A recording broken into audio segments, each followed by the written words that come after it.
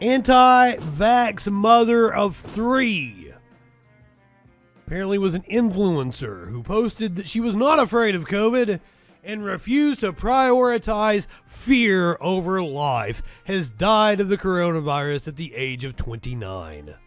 Bridget Jackson from Port Huron, Michigan. The Daily Mail points out that she's a woman, has died of COVID-19.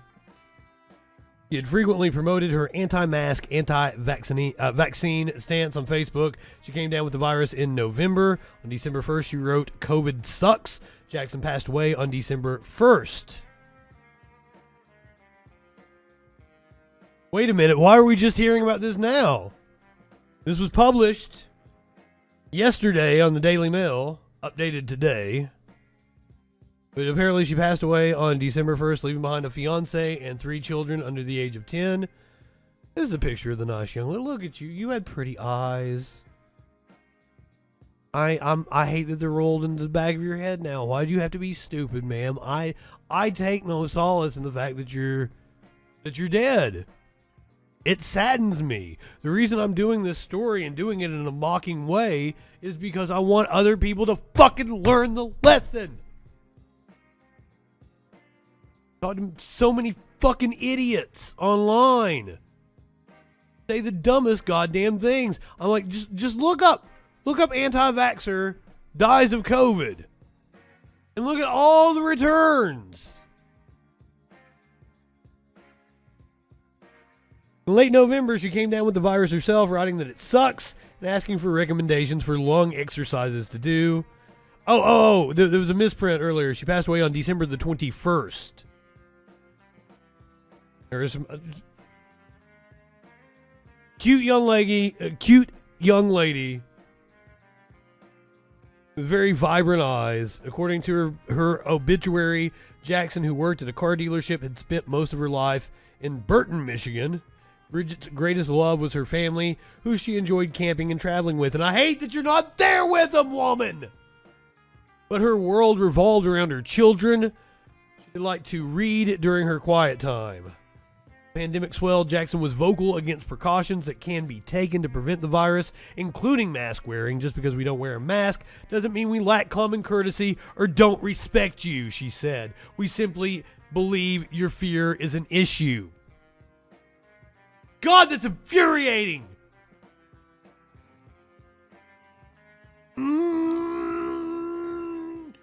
Why are you people so fucking stupid? And I can't blame her. Because if logic is this weird thing, like, it's kind of ass backwards. You have to learn how to logic things, because the way you think things should be, the way your brain normally interprets the world without training, is fucking wrong. So if somebody hasn't had critical thinking skills instilled in them, they are highly susceptible to propaganda. And we live in an age where it's constant streams of wanting you to consume content. And the content that resonates the most, that people will cling to, fear-mongering.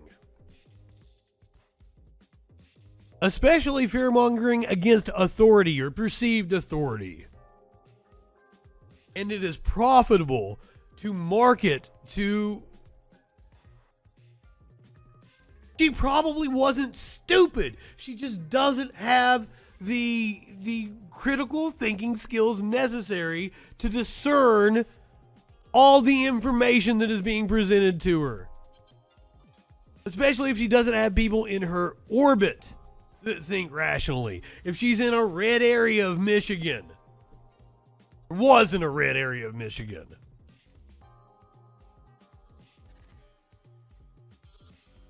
and all the people around her are reaffirming her biases, I feel sorry for you, Bridget Jackson. I really do. And I feel sorry for all these people that are falling for the right-wing nonsense. Well, I feel compelled to do this show.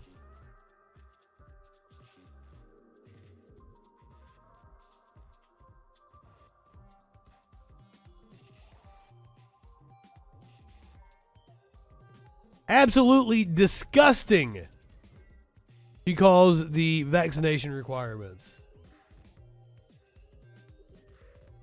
Posted that COVID-19 is not your enemy, fear is.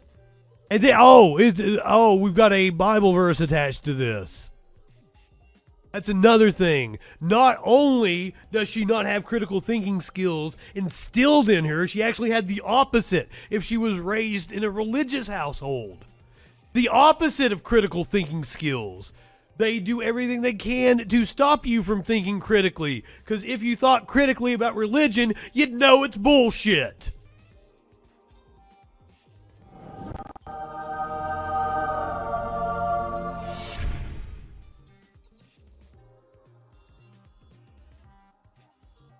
And I'm so frustrated because, like, the CDC, the Biden administration, they've just got to the point where, like, what's the point? We can't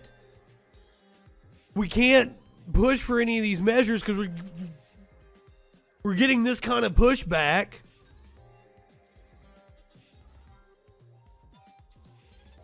So they've just thrown up their hands. They've literally said that they've reduced the time in quarantine because if everybody that needed to quarantine for 10 days or 7 days, it would bring everything to a halt. And we're already seeing it. We're already seeing canceled fucking flights. Whole sectors of the service industry are shutting down. These people are not going to be taken care of. Well, there's not fucking an eviction moratorium.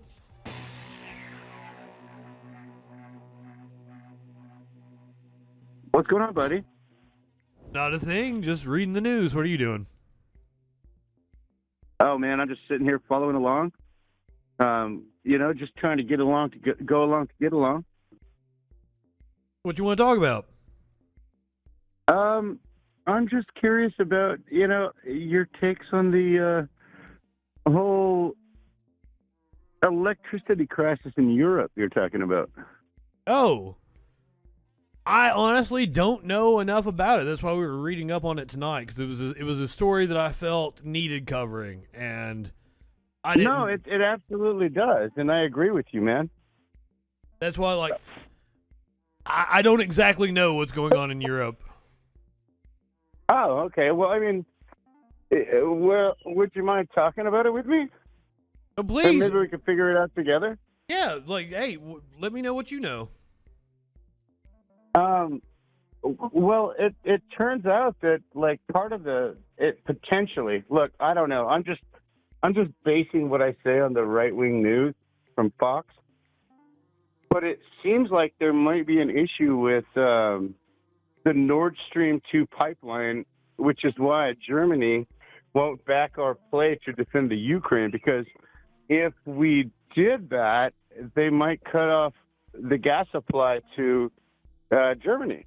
Yeah. Oh, Germany gets like over 50% of their gas supply from Russia. So yeah, tenfold increase in home heating prices. I totally understand that. I'm amazed that Germany is not more energy efficient, though. Well, I mean, what they used to, they can't be. They don't have the natural. That's why they lost the war. Yeah. World War II, right? Germany and Japan were conquering lands to try to, intercept natural resources from other countries because they're just like a small, isolated. You know what I mean? I thought they'd be a lot more green, is what I mean. But maybe it being the dead of winter is a factor. Well, and it's probably a factor, but I mean, yeah, what does green really do for you? I mean, it's far less efficient, and I mean that's just a fact. Look, I am a Seattle transplant living in Texas. Okay, I've been trying to change things, dude. I'm a Beto bro. But we got hit really hard with reality last winter with all the green energy stuff that was signed by, oddly enough, the Republican governor, not Abbott, but the one before him. And the windmills froze up, and even the natural gas lines froze up. No, it was the natural gas that was the cause of a lot of the problems. Like the whole windmill freezing up. We covered this. I have a horrible memory, so remembering something that I covered like last year is kind of hard on me. But if I remember correctly, like it wasn't a problem with green energy so much as it was the. Well, I mean, the solar panels were covered with snow. They couldn't really see. They store energy. Huh? They store energy though. Like it doesn't have to. No, be sunny. they don't. They actually power battery packs that store energy. The panels themselves don't store any energy at all. They're battery chargers, is what they are. Battery. That's where the energy goes, to a battery.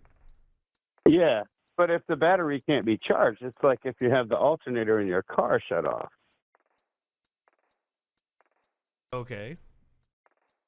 Well, I mean, like, you know what I mean? Like your battery in your car is going to power your headlights and your radio. You can drive along until the battery yeah, gets below. I know how it works. You got to have something recharging that battery, and that's what the solar panels do.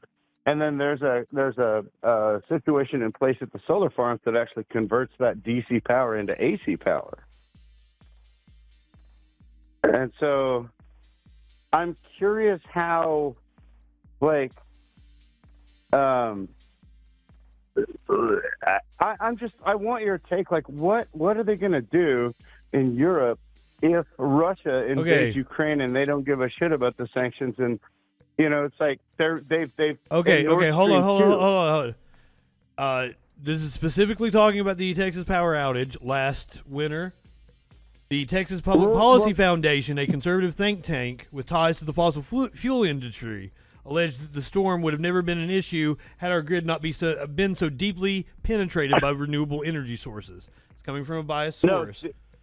No, and I but agree. But this focus on windmills ignores the evident fact that, as Abbott acknowledged on local TV, every kind of power generation fell short in this storm. In fact, significantly more natural gas and coal went offline than renewables. But that doesn't suggest fossil fuels were uniquely to blame either. They were responsible for more production, so it's no surprise they were more of a source of failure. Grid operators say it simply doesn't make sense to pinpoint any one generation source for criticism. No, you're right, and that was what I was trying to tell you. But my point is, like, you blamed the outages on green energy. I blame the outages on the former Republican governor of Texas, Rick Perry. If you don't remember, I remember he went on to oversee the Department of Energy at the federal level. Fuck too. See, you understand where I'm coming from. Yeah. Yeah. And so I don't see how, like, supporting Nord Stream 2, which the Biden administration is doing, is going to help prevent. What do you mean supporting Nord Stream 2? Texas. Huh? What do you mean by supporting Nord Stream 2? That's just a deal between Russia and Germany. What do we have to do with that? Yeah, but He kills the Keystone Pipeline, but yet he keeps the Nord Stream 2. What did the Keystone Pipeline? What did the Keystone? Who did the Keystone Pipeline belong to? Who were they shipping oil to, and what kind of oil was it? Okay, it was crude oil. It was actually mostly, it was oil from Canada, from the oil Canada. It was a Canadian pipeline shipping shell oil, not crude. Shipping what? Shell oil. Well, no. Look, shale oil is crude. Very oil is dirty oil and has to be refined. No, Where crude where oil was is just oil where that was hasn't been refined. where was Canada shipping shell oil to? They're shipping it here, and they were shipping it No, off no, to the no, no, fucking- in Europe. no. That pipeline went down to the Gulf to send it to another country. It had nothing to do with the United States. It was just a pipeline that passed through the United States. They were shipping Well, I shell. don't- They were shipping shell. The U.S. doesn't deal with the shell oil because it's too expensive to refine. They were shipping it to China. That's not true. Because, Yes, it is.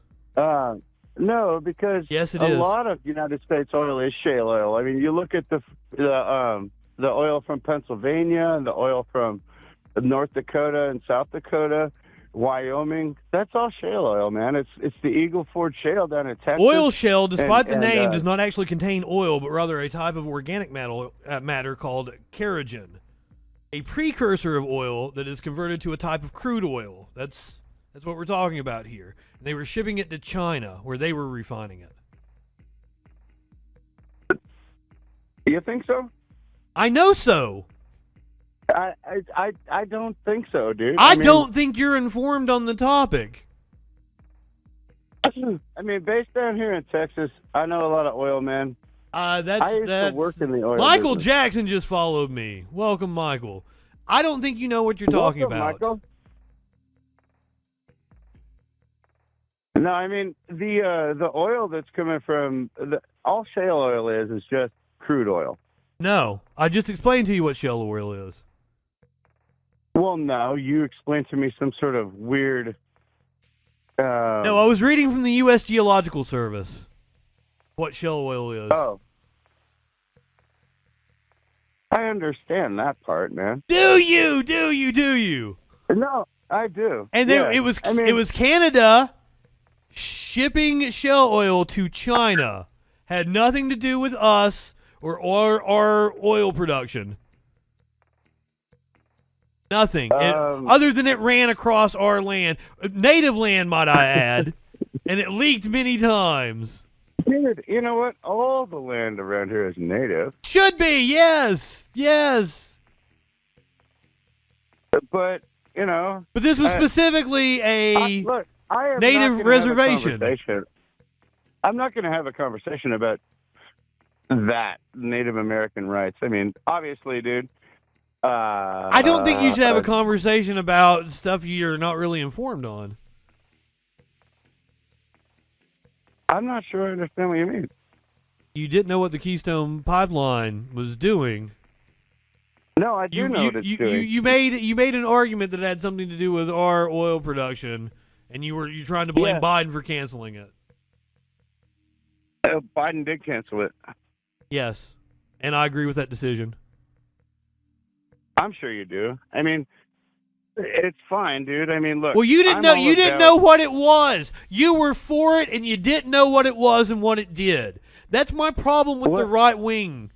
You understand? Like, you guys are I'm never not right-wing. informed, and right wingers No, always say that. I'm not right wing. I'm center. I'm actually on your side on a lot of issues, man. Right wingers always think they're fucking in the center, but you're spouting right wing talking points at me. How's that? The whole Keystone Pipeline shit. Yeah, but the Keystone Pipeline was when he shut that down. Our gas prices did go up a fair bit. Yeah. That had nothing to do with the Keystone Pipeline for the reason I just explained to you. That had to I do don't with believe rising you. demand. I don't see how that's possible. That had to do with rising demand and OPEC not releasing more barrels because they wanted to drive How up the could price. How could there possibly be rising demand when the half the country is shut down? Half the country is shut down. What are you talking about? Where do you live? You live in New York. You can't even go outside without paperwork. Don't live in New York. That's not true. The entire fucking country is wide the fuck open. There are no restrictions. There haven't been restrictions since March of 2020. And even then, we didn't even shut down half the country. You know that, right? At the height of lockdowns, we didn't shut down half the country. Over 50% of our economy was still functioning. We didn't. The government did. When I say I'm part of the government, I vote for the government. When I say we, I mean we as a country. There has not Right. been any sort of lockdown measures since what, May, June of 2020. I don't know. I was just in Yeah, California. you don't know. No, I do. What can't you do where you're at right now? Where I'm at? Yeah. What can't you do? You can go to a movie, can't you? You can go out to a restaurant. What can't you fucking do? I live in California. I mean, I live in Texas, so In I can do California. whatever I want. I can show you my friends in California went out to dinner this past week. I don't know what you're talking about. Did they show their COVID papers or have to wear a mask or? Well, that's dependent on the venue because there's not a lot of fucking local municipalities that are enforcing anything. And why wouldn't you want them that's to? True. That's true. They're not. What, are you against mask mandates or some shit?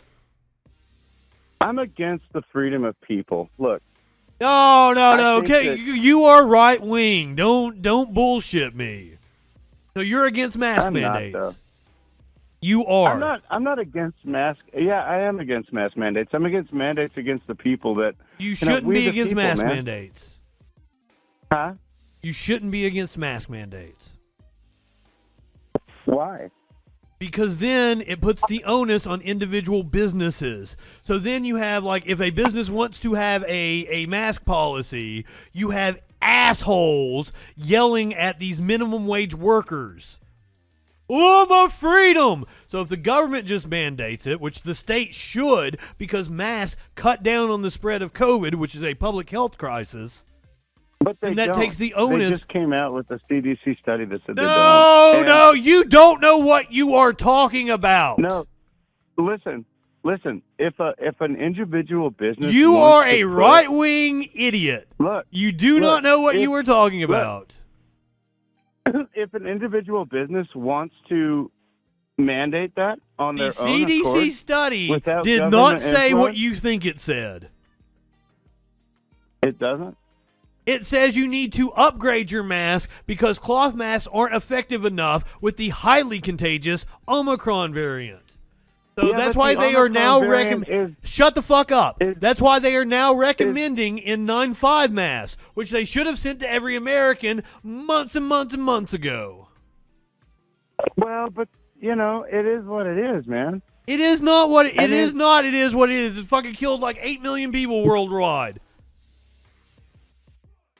More people have died of COVID in the United States than died of the 1918 flu pandemic. And I find that just outlandish. That is an indictment of I our do too. system. And it's because of assholes like you that are like, oh, I'm a freedom. I shouldn't have mask mandates. And you're not a centrist. Hey, You're a hey, far-right nut hey, job. Hey, Justin. Dude, you are. I like you. I would love to get I like together you for a too. beer with you. Smoke a cigar. You're a fantastic guy. I don't smoke anymore. It makes me sick. Oh, really? I'll smoke some pot with you, but yeah. I can't. Last No, time I that's smoked a fine. cigar, I'm all aboard, I man. hurled. I'm on board. Let's do it. That's the one part of living in Texas I don't like, man. That shit is not legal here. I might come down to Texas sometime soon. It'll be after the pandemic. Yeah, we'd love to have you, Justin. But like, I what? do think you are a national treasure, my friend.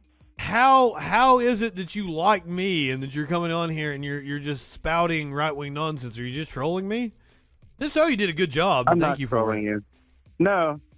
Look, I'm too old to troll people, man. I don't have time for that. I really just wanted to interact with you a little bit and get your point of view, like man to man, face to face. Well, not face to face, obviously, but I feel like your heart is in the right place. You're telling me you feel like my heart is in the right place, but I don't think Yeah. you're informed enough on the issues to have the opinions that you have. That's fine. So I you're feel the trying to same say way that about I'm you. wrong, but yet I'm far more informed than you are on like Okay. everything that you threw out here, right? See what I'm Well, I talking guess about? so. Yeah, I mean, you got me. Mm-hmm. You absolutely got me. of the people that have came to my YouTube and commented, they seem to be the most good faith, though they're still not very good faith. Caller, you're on the Troll Patrol. What's going on? Hey, what's up? This is Jeremiah. How y'all doing? What's up, Jeremiah? My friend, I feel like I know you now. We've discussed back and forth so much. How are you this evening? Oh, so far doing quite well. All right, so the first thing I want to ask you is, why are you so concerned about trans issues?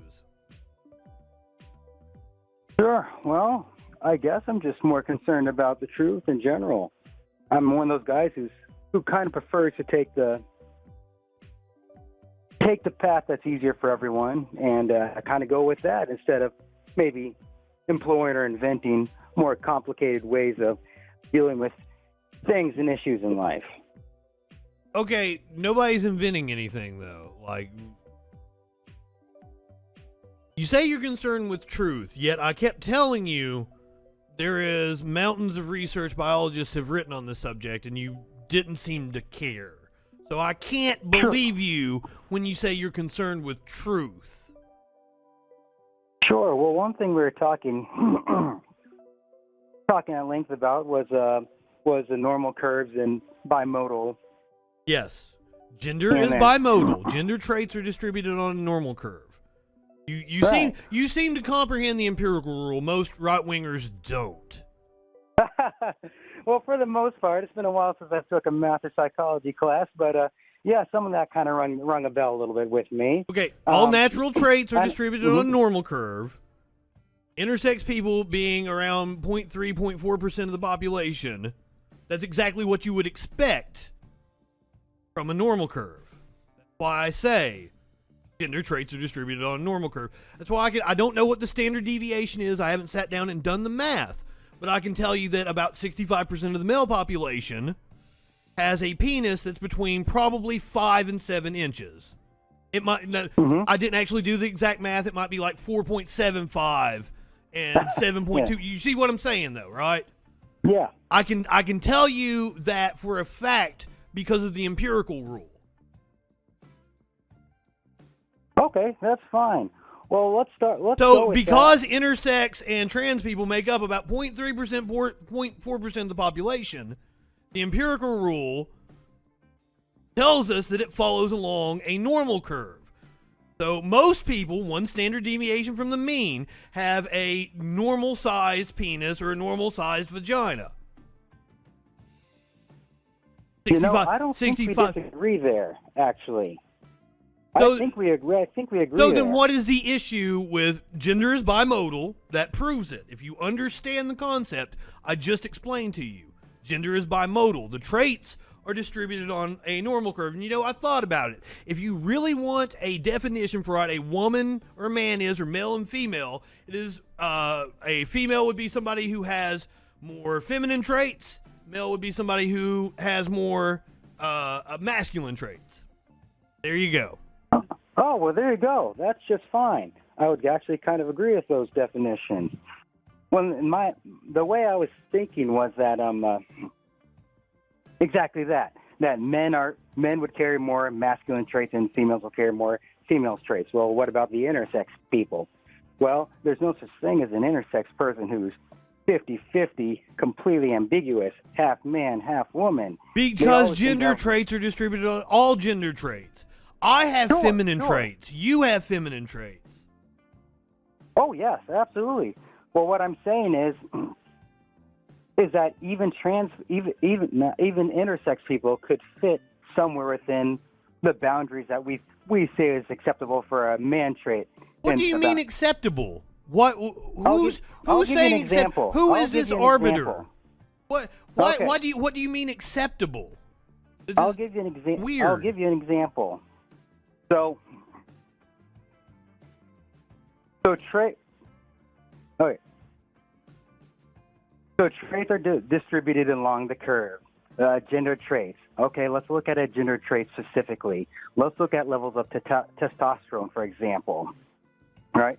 Some guys have less testosterone than say the standard guy usually has, Okay. right? And some girls have more than the standard girl has, right? Yes. Well, take an intersex person who has say a lot of male presenting characteristics. Let's say their testosterone is a little more in line with a female, right? I don't see any reason to not categorize that intersex person as a man, since they have mostly men. I don't see any reason not to let that person make their own decision. That's not up to you. Well, why is it up to them? Because it's their life.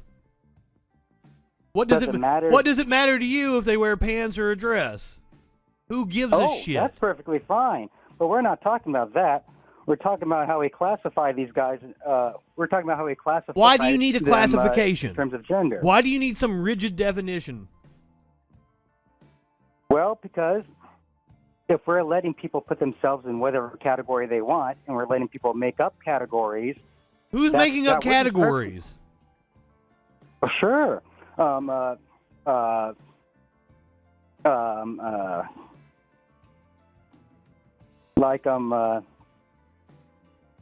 You talking about like non-binary? Like non-binary, gender blender. Yeah, because they don't identify with the male or female traits. What's wrong with that? Why does that have any bearing on your life?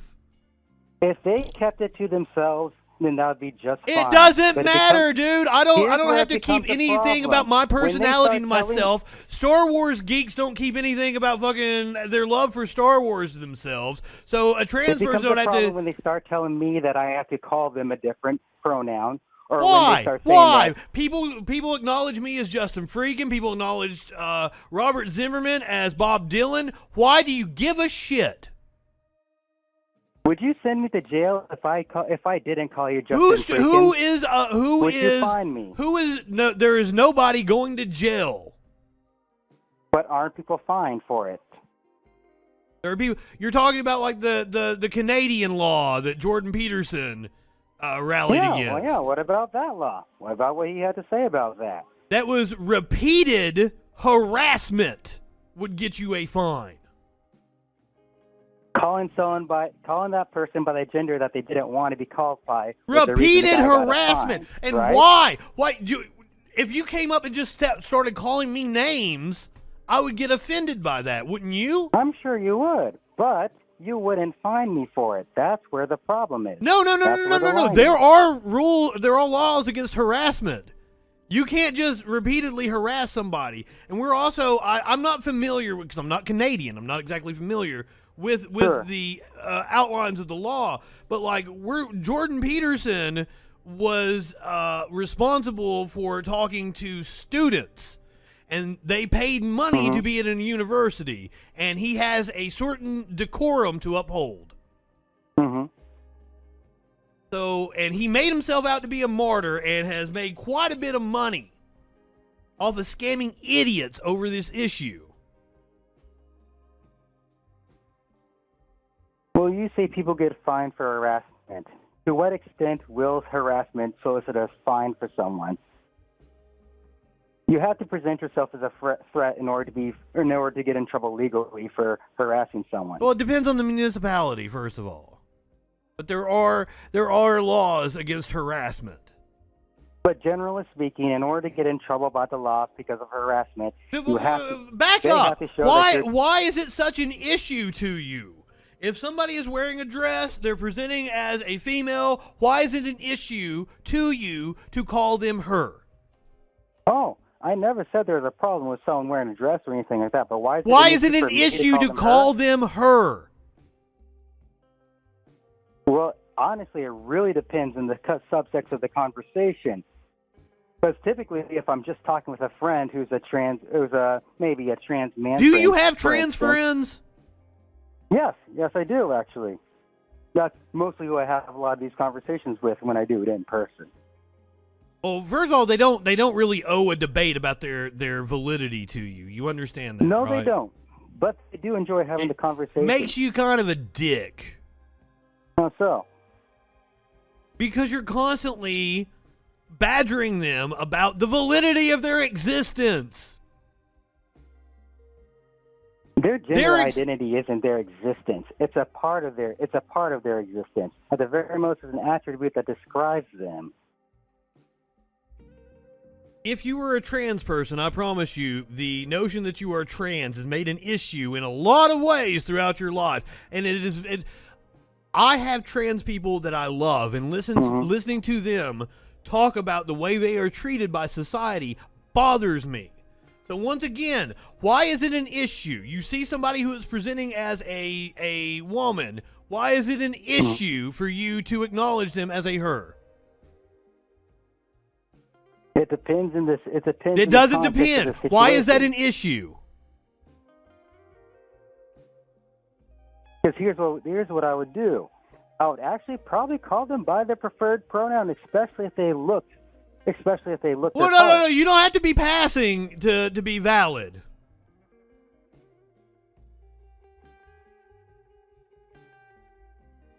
So you should do it out of just common courtesy. Yes, there are very unattractive cis people. Well, I don't mind common courtesy. That's not the problem. It doesn't seem like it. What is the problem? I don't see any problem. You are not articulating a problem. You are articulating a bigotry, it seems. Well, I don't believe that. Your beliefs have nothing to do with anything. I don't believe. Yeah. Well, you asked me why I would have a problem with it. Because I don't think their view correctly matches with reality. But it does! I've explained it to you how many times now? Okay, well, let's take a look at your explanation. Male and female are words that we came up with to describe phenomenon in nature. You agree with that, right? They're just labels that humans created. Yes, I believe that's a description of male and female. I didn't say it was a fucking definition. And gender traits are distributed on a normal curve. We've agreed with that, right? That can be fine, yeah. Gender dysphoria is a real thing recognized by the DSM. You know what the DSM is, correct? Oh, yes, I know what it is. Then what does the DSM say about gender dysphoria? What is the treatment for it?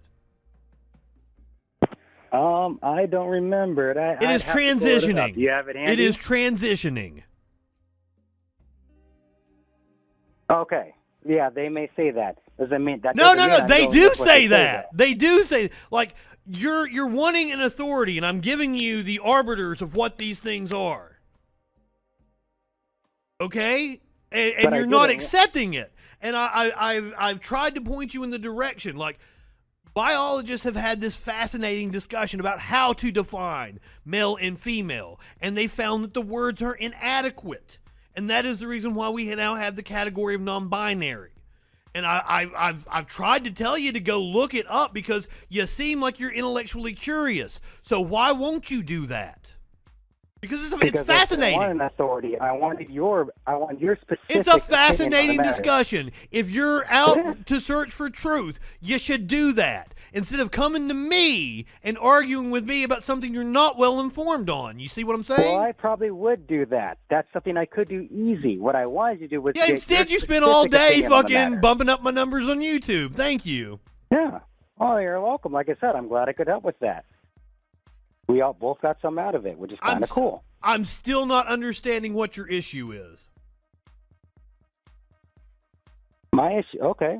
Well, we're talking about intersex people. I'm saying it would be just as easy to throw people who are mostly male presenting into the male category, and it sounds very easy to put people who are mostly female presenting into the female category. And I'm saying it has no fucking bearing on your life whatsoever, and that gender dysphoria is a real thing, and that some people may choose to live as a male, some people may choose to live as female, and it has no bearing on your life whatsoever. And the fact that you have spent this much time on it is sad, and you should seek professional help because I think you have issues with your own gender. Why did you switch the conversation? Or you have watched some trans porn and your PP got hard and now you've got some repression issues. Why did you switch the conversation before the ad hominem? I didn't ad hominem anybody. You learn what the fucking word means. Do not throw around words you don't know the meaning of. What do you mean I switched the conversation? You attempted to attack my person. But before that, why did you No. change the Ad subject? hominem is when somebody uses a personal insult as supporting evidence. If I prove my case and then call you a moron, that's not an ad hominem. You don't have to use it to support your case, but that's neither here or there. Why did you switch the subject? What subject did I switch? All right, we were talking about intersex people and whether or not it's necessary to have that group as a gender, or a blanket term for genders in between, or to just take people who are intersex and they just put them in one group or the other group. Why is that an what's so hard issue about for doing you? that? Well, one, there's been fucking mountains of research written on this issue, and you do not want to acknowledge it. Research about what specifically? How to define male and female. The exact issue you say you're concerned with. But you've already defined it just a little bit ago. You said a male is someone who has mostly male attributes and a woman is someone who has mostly women attributes. I think that's a fine definition. Why do you need to tell an intersex person how to live in life? Why is that important to you? How is it useful to society? Wait, specifically, how is what useful to society? You're like, well, if they've got more male traits, who is the arbiter of whether they have more male traits or female traits? Oh, well, we already know which traits are. We already know what the gender traits are. Testosterone levels, estrogen levels, bone mass density, obviously genitalia, chromosomes. We already know the traits, so it's not hard to decide where you rank on each of those. And biologists and geneticists have had this discussion about all those different categories, and no matter how you defined it, it left a person that you would consider a woman, out. And to think I could explain so it in just the 1 minute term, talking. shut the fuck up. The terms are not broad enough for what we see in nature. Well, and how about we do one for science? Why do you need why is your brain not capable of having more nuance? It's not a black and white issue. As most things aren't.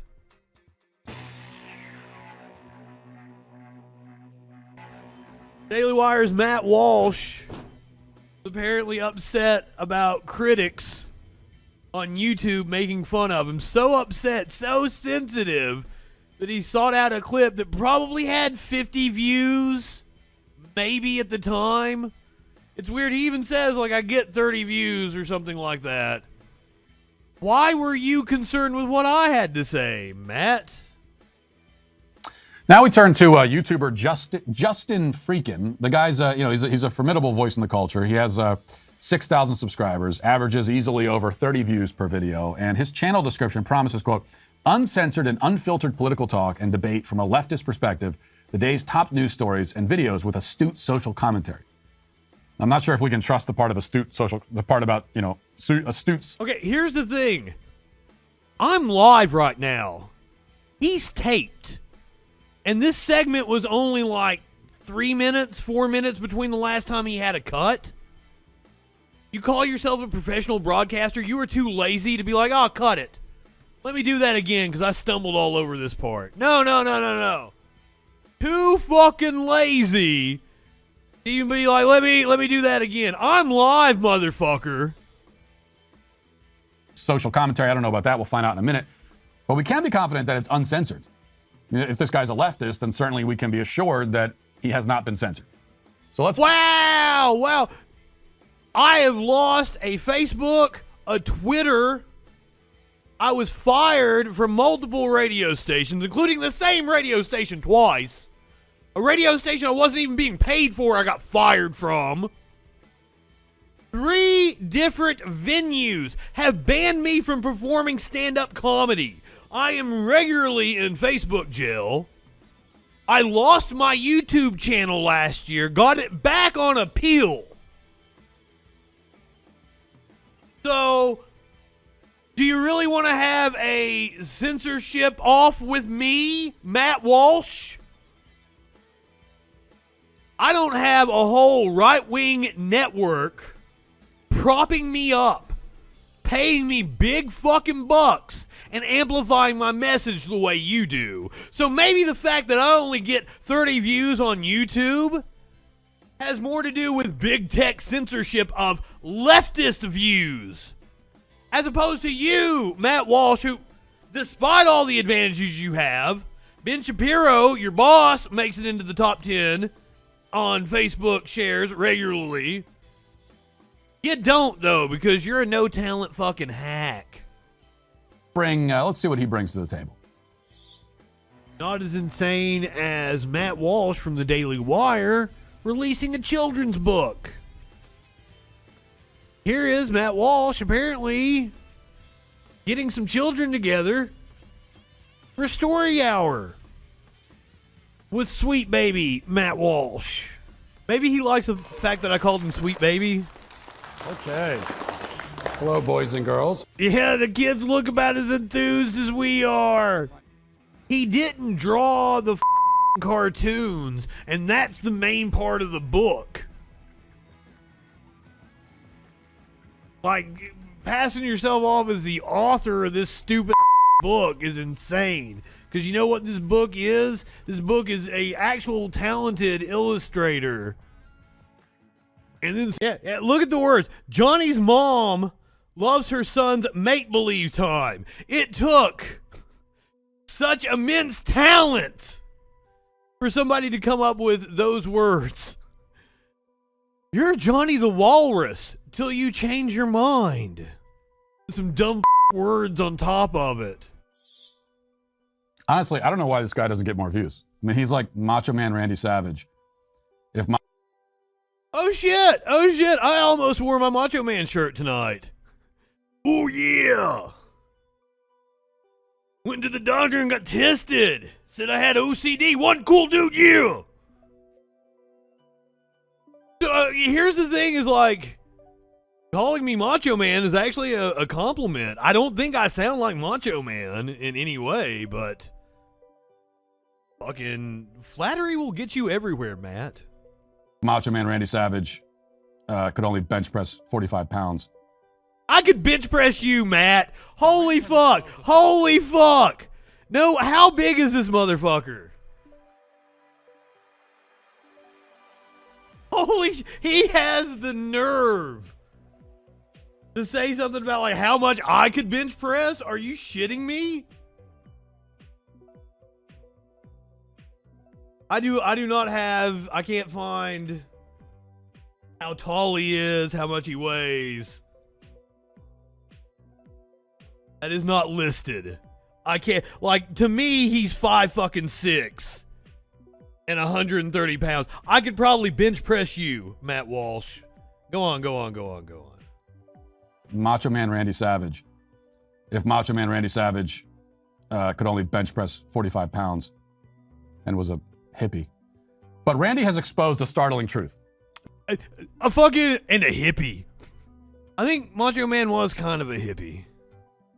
But I've exposed the startling truth. What, that you're a hack? That I did not illustrate my own children's book. I have tried to keep this hidden by putting the illustrator's name on the cover. I was hoping to hide it in plain sight. And my plan almost worked until Seth Rogen. That is not the point I was making. The point I made was that the actual work in constructing that book fell on the illustrator. Like, how long did it take you to write that book, Matt? Half an afternoon? Did you do it in one sitting in like fucking 20 minutes? Seriously, Matt, what the fuck? Rogen's unemployed cousin foiled the plot. All right, let's finish this up with a somewhat larger account. This is Vaush or Vosh, I don't know. That's all? That's all I get? So now, first of all, him mentioning how many views I get is a logical fallacy known as the bandwagon fallacy, or otherwise known as the ad populum fallacy. The flaw in this argument is that the popularity of an idea has absolutely no bearing on its validity. And right-wingers are incredibly fond of this. They'll say it about, like, Tucker Carlson. Oh, Tucker Carlson's the best news source because he's got the most viewers. Bull fucking shit. As I've pointed out, the flaw in that logic is WWE had like 3 times the viewers Tucker Carlson had during the Attitude Era. So, like, I could conclude that Stone Cold Steve Austin is a better source of news based on the fact that he had more viewers. It makes no fucking sense. And that's the bottom line.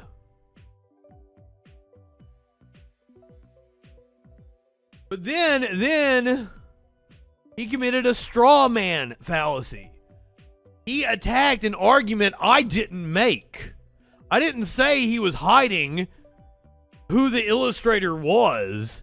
I said that the illustrator was the person that actually did the work to construct the book that Matt Walsh is now bragging about him being a best-selling children's author. Matt Walsh didn't do anything. Matt Walsh's kid could have wrote that fucking book. I want evidence that Matt Walsh actually put pen to paper and wrote anything for the book.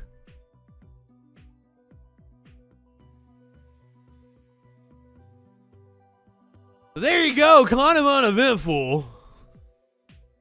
Attacked an argument that I didn't make, but hey, I like that you played those clips, because first of all, the actual clip of me watching you read your stupid children's book wasn't that good. That's not one of my better clips on YouTube. It is not one that I would point out to people and be like, hey, watch this as a good example of what the Troll Patrol is. You want to know why? Because you're fucking boring, dude.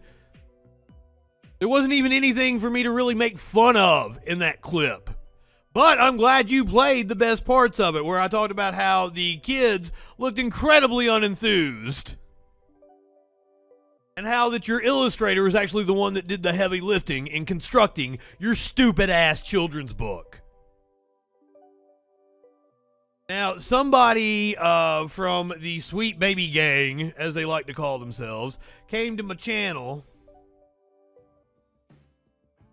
You're so mad. Maybe don't talk shit about Matt's appearance, looking like a gay biker. How am I mad? This is the comment I wanted to point out. Species dysphoria.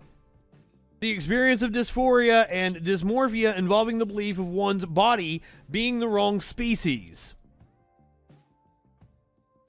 My response back was cool. What does the DSM say is the treatment for body dysmorphia? Talk about unhelpful. The treatment for body dysmorphia is to transition. The DSM. That is the what? Let me get the fucking title right for those dumbasses that might not know. Right wingers. Well, my chat's probably familiar. The DSM is the Diagnostic and Statistic Manual of Mental Disorders. We are on the 5th edition. I thought the 6th edition came out. This might just be what's on sale right now. I think the 6th edition has come out.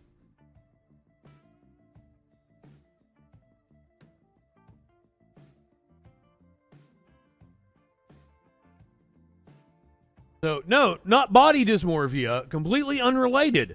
I commented on species dysphoria. If anyone thinks they are the wrong species, it's species dysphoria. It's not body dysmorphia or gender dysphoria. This book is about a kid who thinks he's a walrus, hence species dysphoria. That help, he said. So now, using the Socratic method, we try to ask them questions and walk them through the logic. What does the DSM say is the treatment for species dysphoria? The answer to that is there is no species dysphoria in the DSM.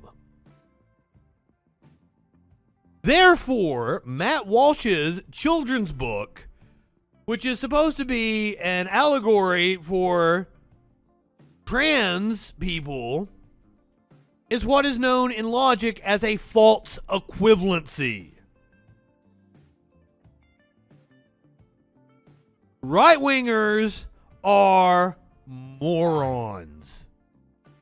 They do not have the critical thinking skills to understand how stupid they fucking look. And this, ladies and gentlemen, is why Matt Walsh said Justin Freakin, the formidable voice in the culture. that I'm a formidable voice in the culture. That's astute political commentary, bitches. Caller, you're on the Troll Patrol. What's going on? Hello. Is this Justin? This is Justin. My name is Josh Overton from YouTube Analytics. How are you doing today, sir? You didn't have to tell me your name, Josh. Okay, well, I just need to call you to say that we have two serious issues. Okay, now this is serious issues now. Okay, hit me with it. I can't This is not wait. a laughing matter. Okay. First is your use of narcotics on the show, and that's a serious illegal offense. You do realize that? What narcotics do I use on the show? I think weed, and I've heard methamphetamine, but I'm not sure if that's true or not. Other way, I will have to be informing law enforcement. Well, that's not. Second. Hold on. That's not true. I get accused of that a lot, but like I don't like uppers. I only like You downers. kind of look like you take methamphetamine. No offense, sir. Hold on. I naturally bounce off the walls. There's no use for methamphetamine. I actually like shit that brings me down. Wait, you take? I'm gonna ignore the prostitution that you just admitted to, but Wait, whoa! What prostitution? You said something about I take girls off the walls. No. You are Extremely misquoting me. inappropriate for business discussion. This, Okay, well, our second issue. this is a whole on tape. your ratings. The My ra- second problem, let me speak, sir, is your ratings. Now that's a serious issue. Now What do you you're mean? currently at one viewer on your live stream, right? No, I am not. Well, I am not. I'm from YouTube, and that's what Well, I maybe I on see one YouTube. Maybe viewer. there is one viewer on YouTube. You see, you guys banned me. I haven't been on YouTube until the start of the year after all my copyright strikes went off my channel. Not copyright, misinformation because of what Trump said and what Now, there's no misinformation, sir. Everything Marjorie that we Taylor have, Greene said. We don't just ban people out of nowhere. And we Okay, have good communication with you.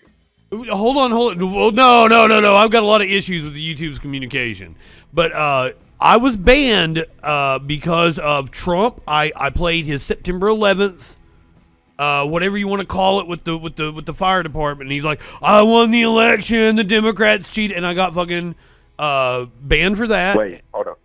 Do not talk about Trump like that. Why not? Do not talk about him like that. This is not a political discussion. I'm just stating the facts of what happened. Well, sir, no matter what happened, or you claim happened, I may No. have been informed. So the second issue is my ratings, but you guys you've only been letting me broadcast free and clear for like a few days now.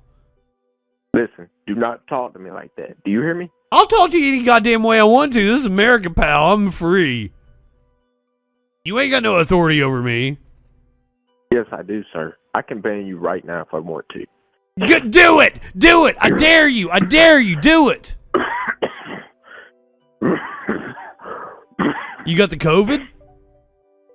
I might have the COVID, but Are you vaccinated? yes, sir, I am. Okay, good As a on matter you. of fact, Good on you. Okay, cool. I'm not an idiot, sir. I am vaccinated. Good. We're not idiots around here. I hope it's a very mild case if you do have the COVID. I hope you recover quickly. I appreciate that, but I am going to have to take this information to higher ups. You're going to have to Just so escalate. You're Okay. clear. Can I ask you, the my- methamphetamine use is unacceptable. My- on my our friend- platform. my- we don't do that. Violence, none of that. All right. Can you Google ABC Company? That's who you represent, right? ABC Company? ABC, no, That's the parent company of Google, YouTube, and all that shit. that is not true. It is true. So I think I've just caught you up. Like somebody it's who not worked for YouTube would know that the parent company is called ABC Company. That's literally the name of it. I have no words. You pick up your for this phone. right here. I want you to use Google right now, and Google the name of Google's parent company and tell me what it says. Alphabet Company. Okay, I'm sorry. I call it ABC Company. Alphabet Company. That's still not true. It is true. Put a stick in my ass. Put a fork in you, you're done, is what it sounds like. All right, sir. You're getting me really angry here. And I wouldn't like you when you're angry, right? I am your worst nightmare. What you gonna do, brother? I'm gonna ban you, Hulk Hogan. I dare you, do it right now. I am free and clear. I am free and clear. I don't even have a warning on my YouTube. I'm good to go. There is nothing that you can ban me for. There's nothing I can ban you for. Mm-mm. Well, then I'll just have to inform law enforcement of your methamphetamine and weed usage. I do not use methamphetamine. Sorry for the street slang. What state am I sitting What's in? that? Is this legal in my state? You were sitting in New York City, sir. I'm pretty sure. New York City. At least that's what your caller ID says. Well, it's legal in New York. Then what are you talking about? Well, This is not an illicit drug. I don't do meth. Methamphetamine is not legal anywhere, sir. I don't do meth. And I Do not definitely, raise your voice with me. if I did meth, if I happen to have a tutor and a piece of welding glass in my desk to do meth off of, I certainly wouldn't do it here on the Troll Patrol. I would. All right, well, this is getting extremely violent towards me. I feel threatened. Violent. How is it violent towards you? Calm down, sir. Okay? Okay, take a deep breath. Bend out. Look, all we're asking you to do is to not do that stuff on the air. That's not what our platform is about. Do you hear me? I think Are you it there, is. sir? I think it is. No, we don't. Tommy Do fucking we- John's got a No, we channel don't. on there, doesn't he? Snoop Dogg's got a channel. Well, he only smokes weed, sir. I'm only smoking weed. And he's a celebrity. Oh, you saying I'm not a celebrity? No, you're not. Then why you bothering with me? Because you are a threat to our channel. We could get sued for stuff like this. How am I a threat to your channel? What could somebody sue over? I'm sorry, our platform. But Do you your know what channel Section is a threat. 230 is? 230 what now? Section 230. You can't get sued over anything I do. Section 230. Section 230. It's been in the news for quite some time. You don't know what Section 230 is. That's what protects platforms from being able to be sued in court for what a person is doing on their channel. You have no clue what you're talking about. You must be a right winger. Are you? No, sir, I'm not. But Who'd you vote for in 2020? I am feeling very threatened. Who'd you vote for in 2020? 2020? Yeah, 2020. Who'd you vote for? Bernie Sanders, sir. In the oh, hell yeah. But who'd you vote for in the general election? What do you mean? Oh, Joe Biden. Okay. Fine. All right. I'm sorry I called you. I'm just saying, don't do none of that stuff on the air no more, and we won't have no problem. But I've gotten reports. Did you just turn on my Google Home? We've had to shadow ban you temporarily. Shadow ban me. Don't pay attention. Don't pay attention to the Google Home. Well, now, okay. So, what's it doing over there? Because it's been acting weird here lately. It's doing nothing. Do not pay attention to that.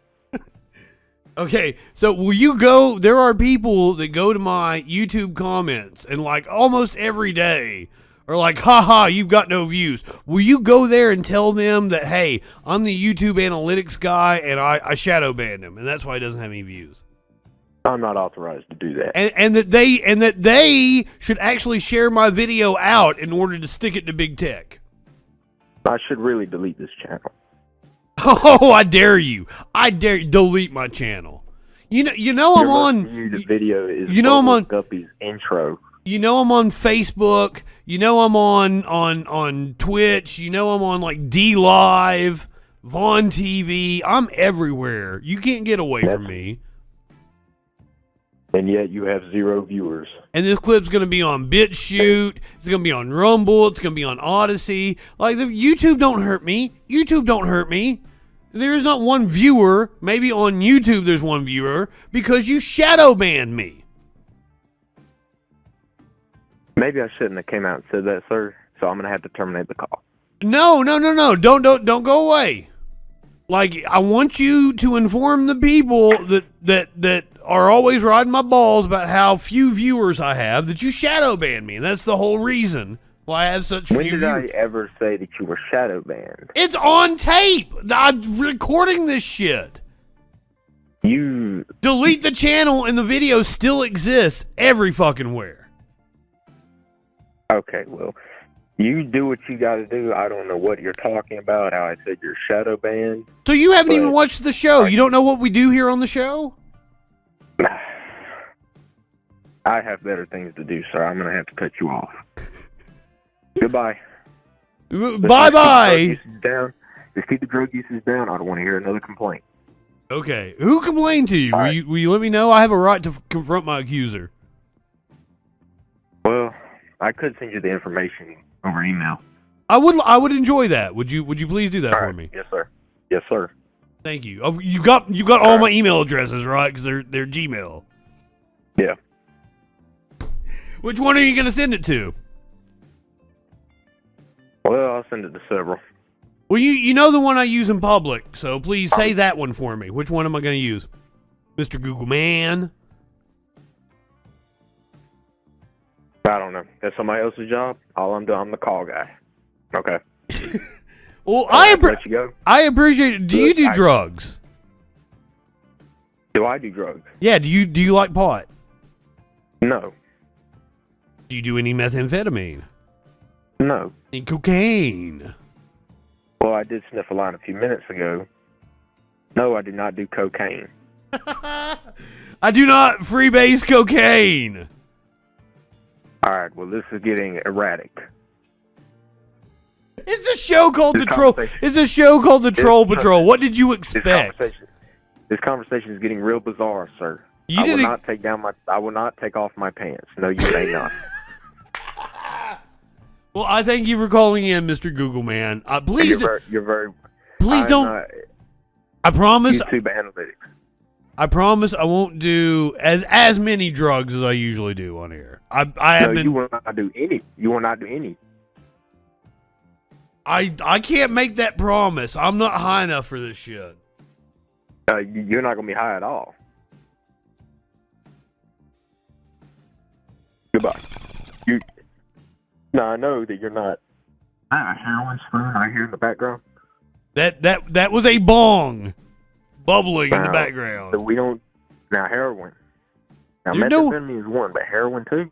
No heroin. We've got a whole bigger issue here. Thank you, Mr. YouTube Analytics guy. I appreciate it. I'll even rate the quality of the call as good. Oh shit, that was fun. We didn't even get to anything yet. I was still running down what we were going to talk about on the show. I missed a number of calls last week, and if that was the call that I missed last week, and they have been faithfully calling in for like 3 nights straight, I appreciate you doing that. That was a good bit. And just to reiterate my point, hey kids,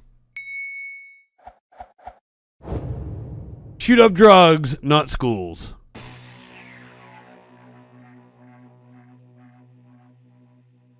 All right, hopefully this is the last time I actually talk about the Super Bowl halftime show. We did this last night, but I wanted to bring this up because apparently Charlie Kirk responded to his stupid ass tweet he sent out.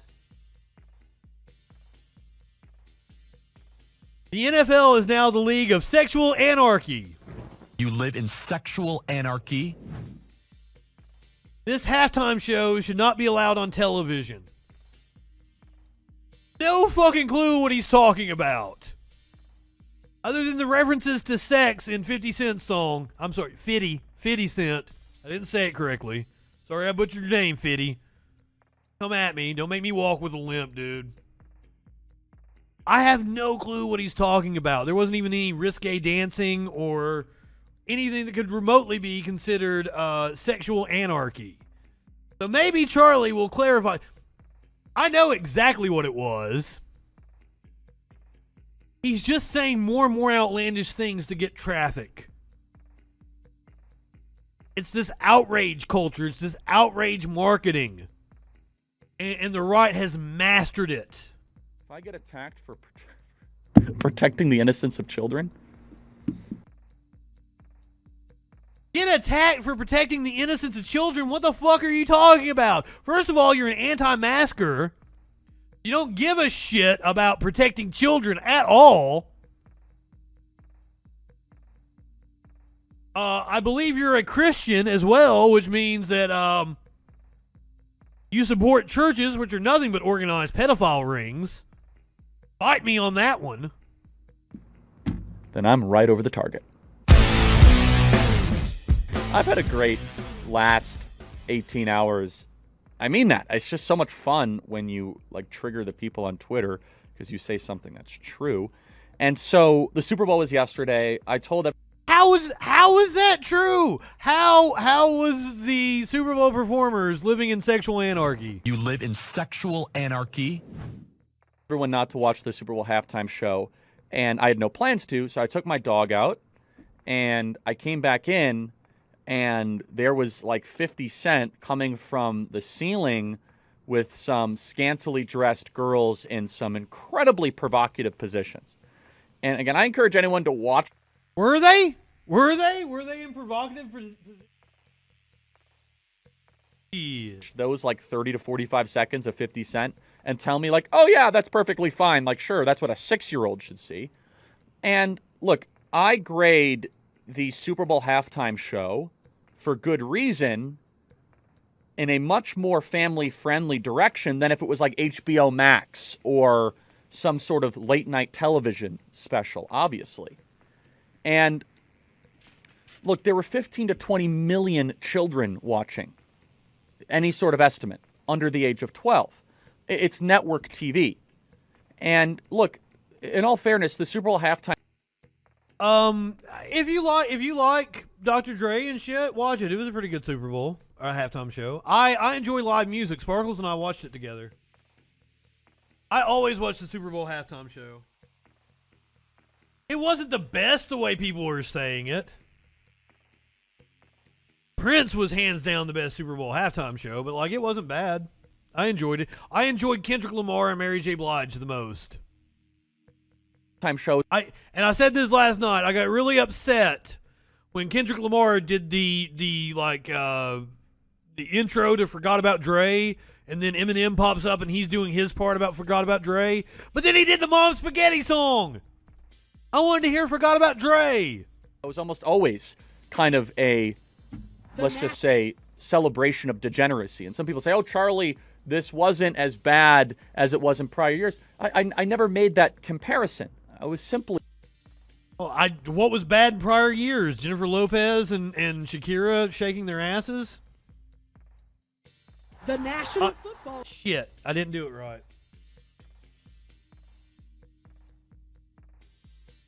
This is what he's referring to as sexual anarchy here. I'm going to let him continue to talk, and we'll watch 50 Cent. And talking about 50 Cent's coming in, and I'm not going to read the lyrics. Oh, yeah. I mean, The tit. If you read In Da Club by 50 Cent, I think that all of a sudden you'll be like, oh, well, yeah, that's not meant for network TV. And look, our well, they kind of shook their asses a little bit, but like we are making excuses for women literally bent over twerking. And someone sent me a message. Oh, Charlie, I do that move in the Super Bowl all the time. What, you mean the long snapper when he snaps for the field goal, or the that for the punt, twerk, or do you mean the woman in the halftime show? And so, look, I take this all in stride. I love the criticism. It's terrific. And by the way, I got criticism from every direction. It's fine. And we have really short memories when Snoop Dogg literally had a film where he tried to kill Donald Trump, or Eminem doing whatever he did. I'm not even talking about that. That was like the duration. Like 50 Cent was only out there for a minute and a half. It was such a small part of the performance. Main point, and I will continue to use my platform in good cheer to do this, is the protection of the innocence of children is a basic societal good. That's it. It's not about trying to like play some sort of moral referee. What I tweeted was very, very clear, and it went totally viral. The NFL is now the league of sexual anarchy. This performance should not be allowed You live on in television. sexual The anarchy? only change I would make is I should say it should not be allowed on network television. That's all I was saying. I'll probably tweet the exact same thing next year. And people said, well, it wasn't as bad as J-Lo and Shakira. I don't care if it's as bad as J-Lo and Shakira. What was bad about J-Lo and Shakira? Like, Shakira did the little ass wiggle shit? Fuck. Judging what I was watching. Look, Twitter's not real life. AOC came and attacked me because somehow I'm defending the innocence of children against scantily clad women. Stop hiding behind children. Like a long snapper. Will somebody think of the children? Look, the Super Bowl halftime show has a reputation. People say it's a spicy program. Okay, listen. Spicy, it's supposed to be boundary pushing.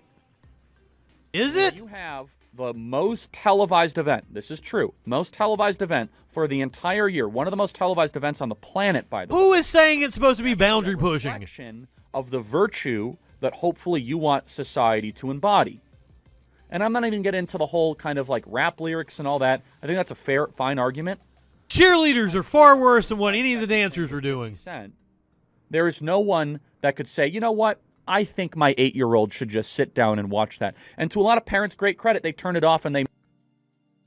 If I had children, I don't like kids. Fuck kids. Not literally. Don't literally fuck kids. That would be bad. But if I had kids, I would not care if they sat down and watched that performance. I see nothing wrong with it. I was in show choir when I was a kid. There was nothing wrong with the dance moves. I don't see what your issue is, Charlie. They made the kids go out of the room for the halftime show.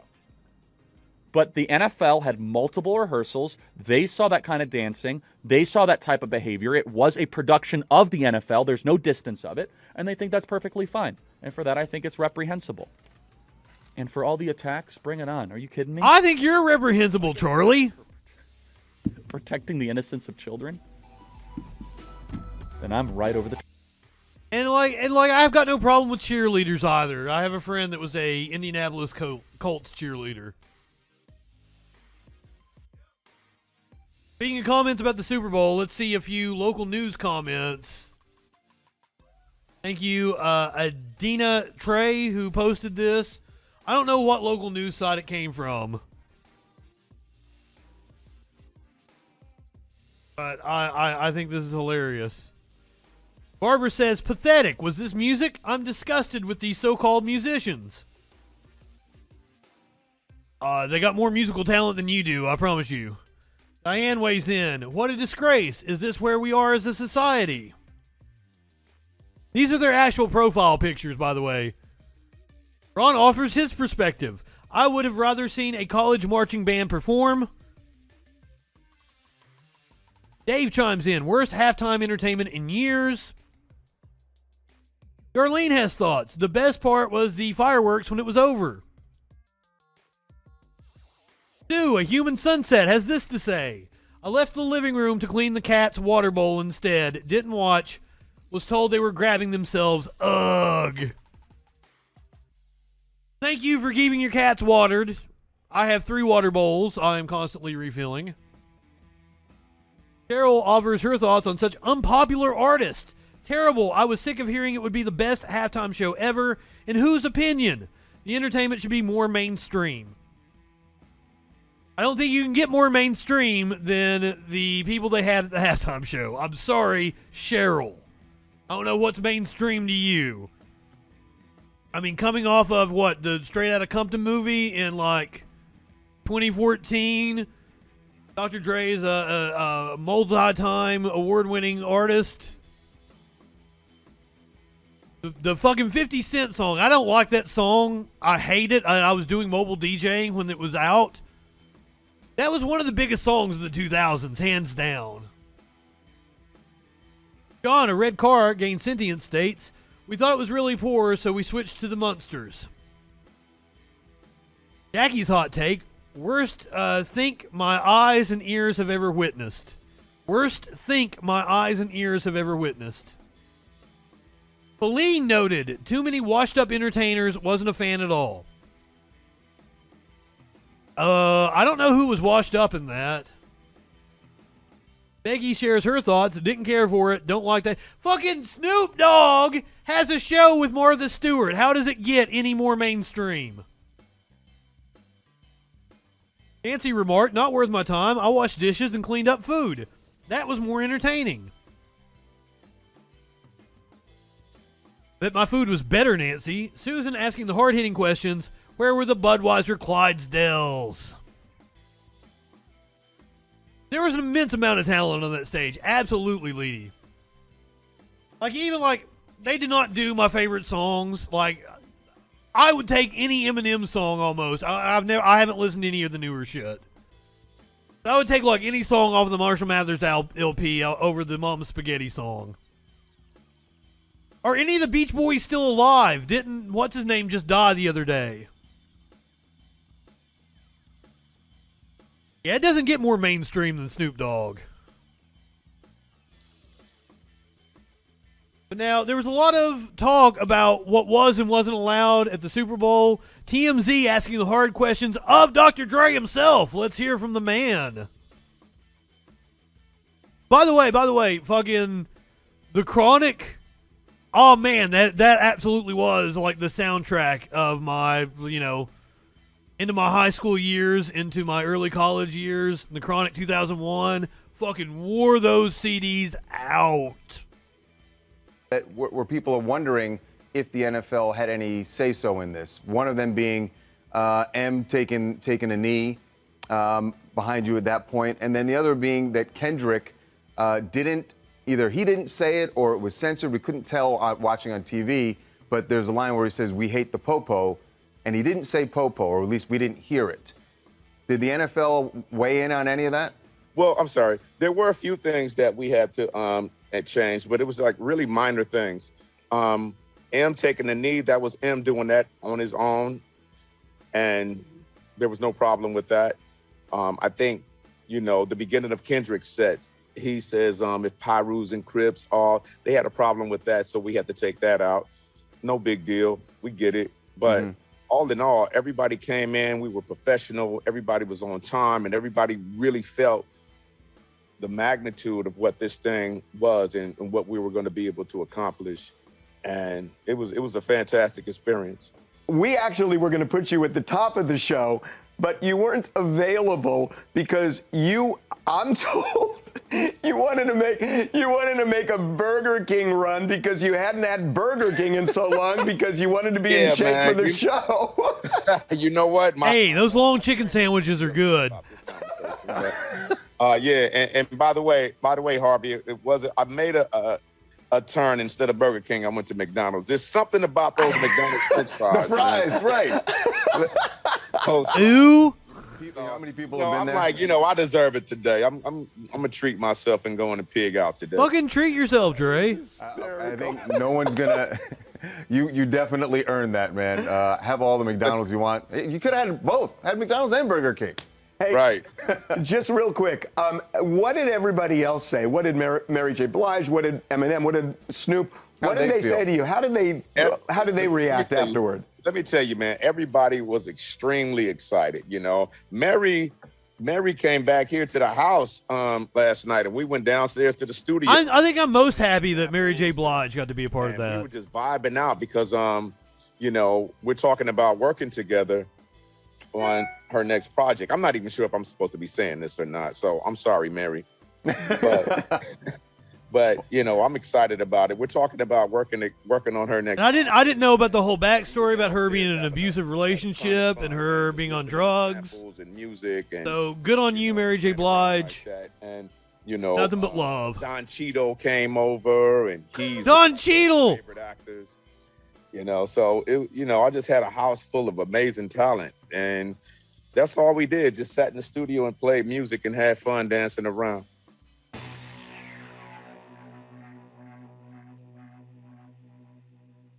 Caller, you're on the Troll Patrol. Hey, how's it going? Pretty good. How's it going with you?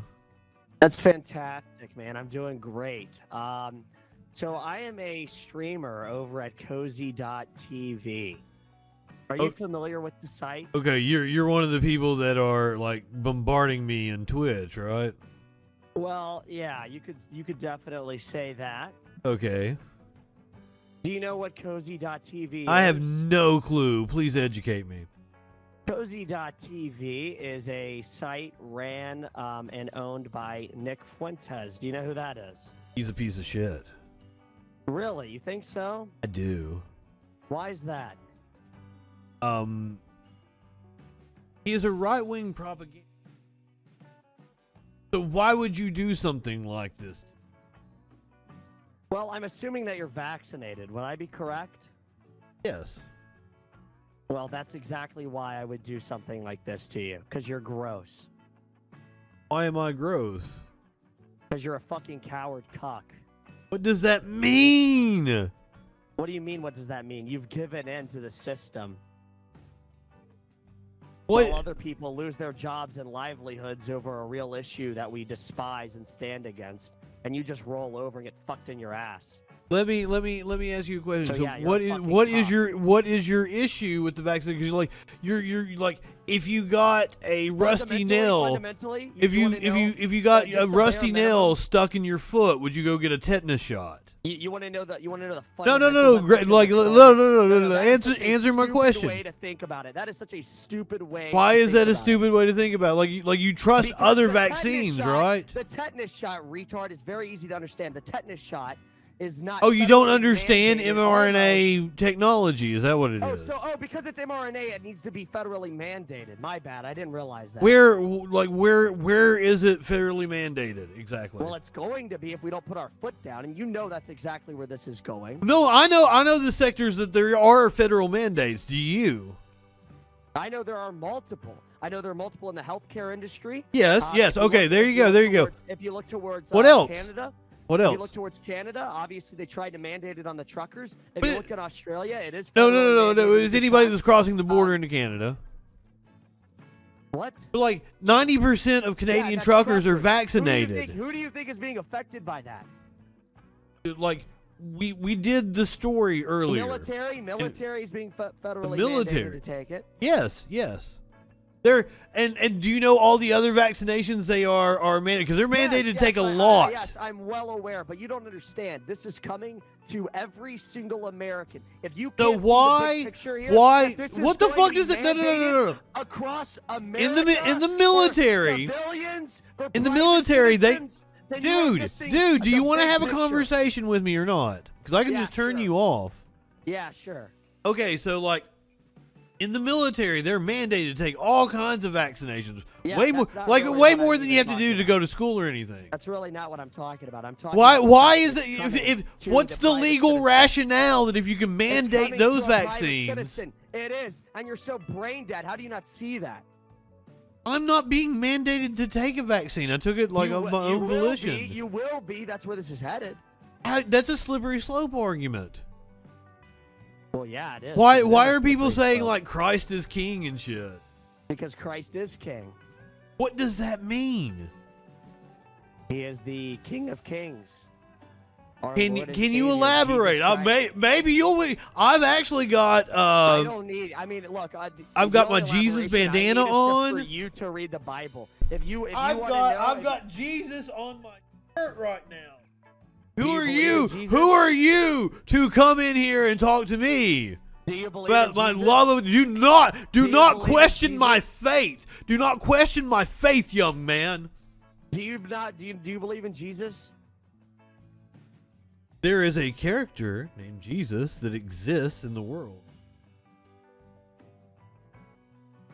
Oh, so you're a literal fucking.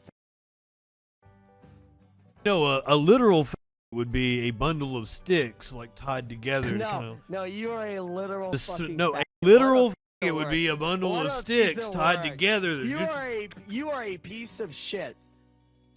Why? Like you're Do making you happen to be accusations. Jewish, by the way? You're Do you happen to be making Jewish, by the way? accusations. I'm not. Not that there would be Alright, well- anything wrong with being Jewish. Well, I Jesus was wondering. Jewish. Well, you're denying Christ. It's very odd. How am I denying Christ? You're denying. There is the a denying the mythology truth that exists Jesus around a Christ character named died on the cross for our Christ. sins and rose again on the third day. That is mythology. That is not That mythology. didn't happen. Well, prove it No, then. well, there are 40,000 affidavits that corroborate one another's stories. And in a court of law, I would say that would be pretty damn good proof. What 40,000 what people affidavits? corroborated. What? No, I mean, I'm talking in a legal sense, right? If you want to put this in perspective of a court of law, 40,000 people. Where's this documented court of this law at? throughout history? Okay, like there are no Almost contemporaries. exactly every There single time. there are no There are like quite a few written in there are the no Bible. contemporaries like from And that is just Christ's the truth. time. Now, if you want that to ignore existed. that truth and continue to be retarded, No, like then like you let's can. talk about like What primary does your sources for flag- the what does your Bible and flag shit. Say, by the way, what does your It- flag say, by the way? It back says there? right wingers are morons. It has Really? Wow. what's called the moron snake. It's in the Why? it's in the Why are they emotes. morons?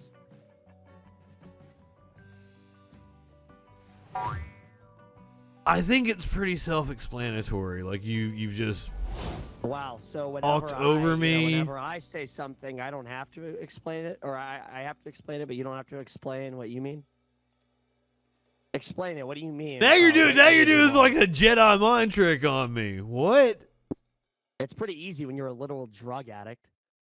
I'm a literal drug. You like using the word literal. Yeah, yeah, because it's literally the truth. I mean, aren't we all? Like, do you like caffeine? No. not a Chocolate? fan. You're not a I'm more of fan. I drink bubbly, not soda. But yeah, you're a literal drug addict. So You so have a fix really that good shit, voice. okay? So fix that shit, okay? I like you sound like you're cute too. Stop being a. Do you? Seriously. No. Stop Like I'm being a openly faggot. pansexual. Like this is not any Yeah, were you revelation. molested as a child? Were you molested? No, had a perfectly fine childhood with Is it- parents is that it loved like- me. Is it Probably. a sick? Is it like? Is it some type of trauma? I'm sure that's probably what it is, right? No, there's no trauma in my life. Yeah. Okay. I know that's not the truth.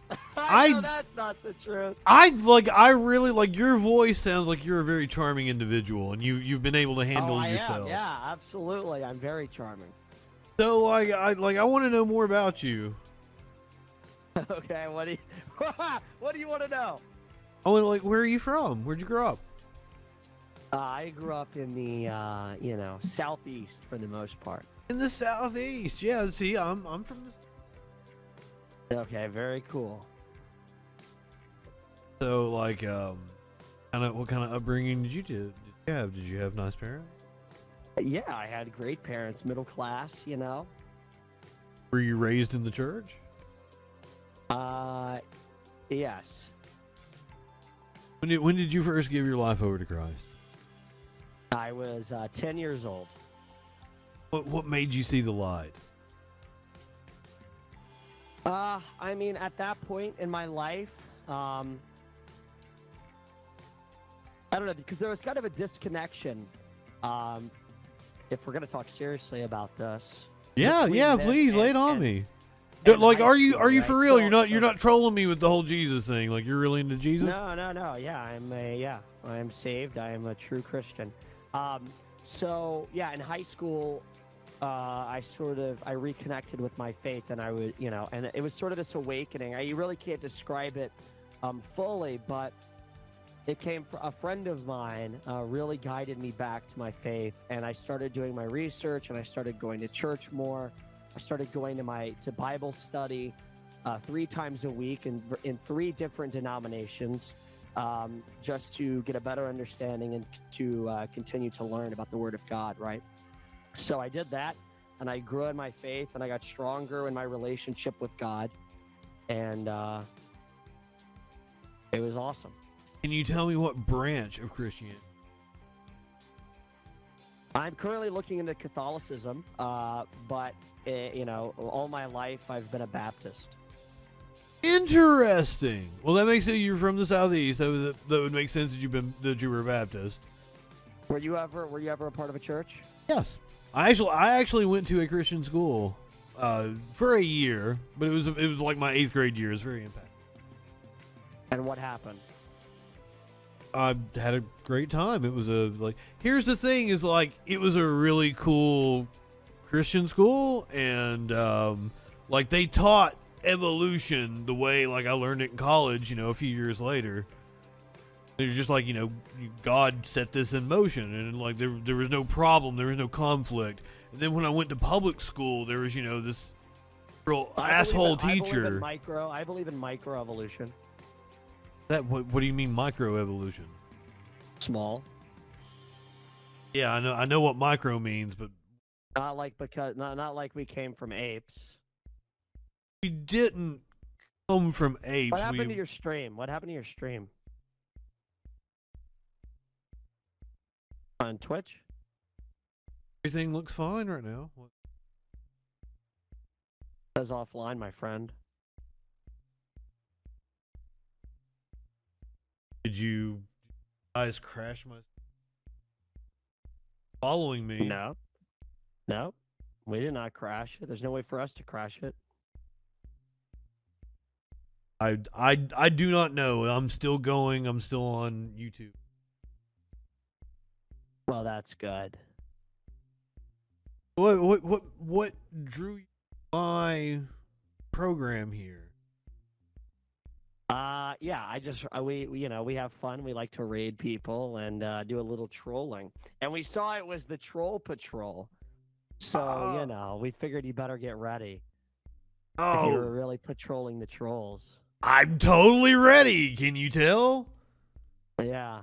I think you may have gotten banned on Twitch. Why would I get banned on Twitch? I said it, I think.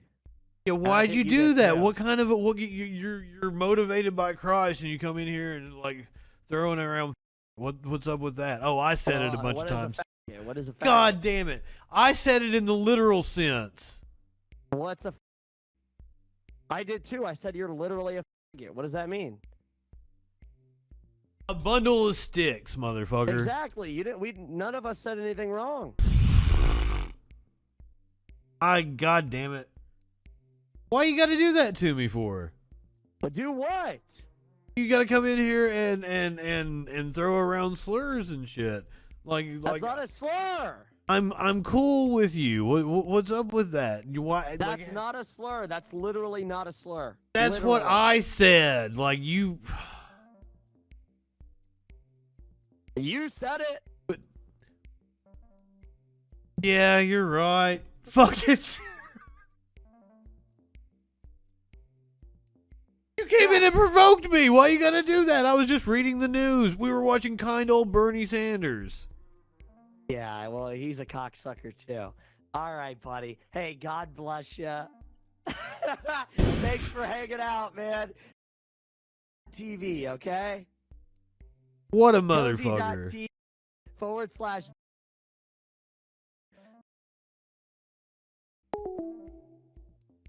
Fuck all the way off.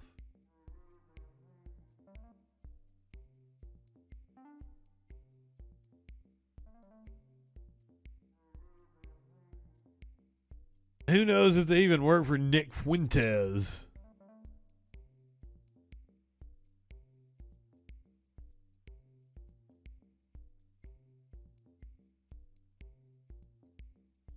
Oh, but I love taking calls from randos. The call was the best part of that. That was good content.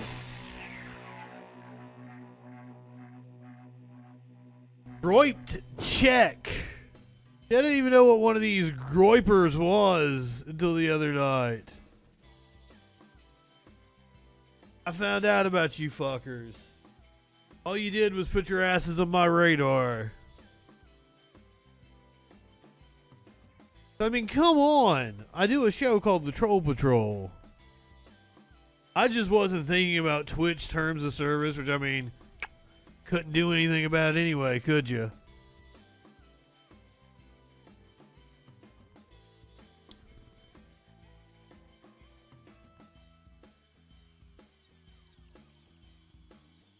I was hoping I could hop in and speak to Dalton. It's not as easy to talk to Dalton as it is to talk to me on my show. Apparently he's been banned everywhere. I wonder why.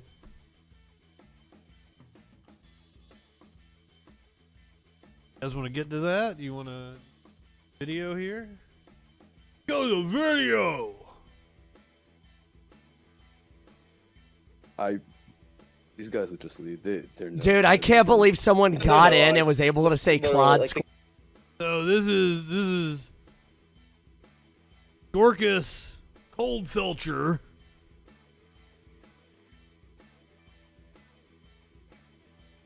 Oh, they're back with me.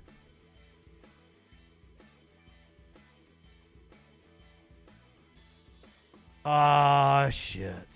They'll take care of you in the Discord.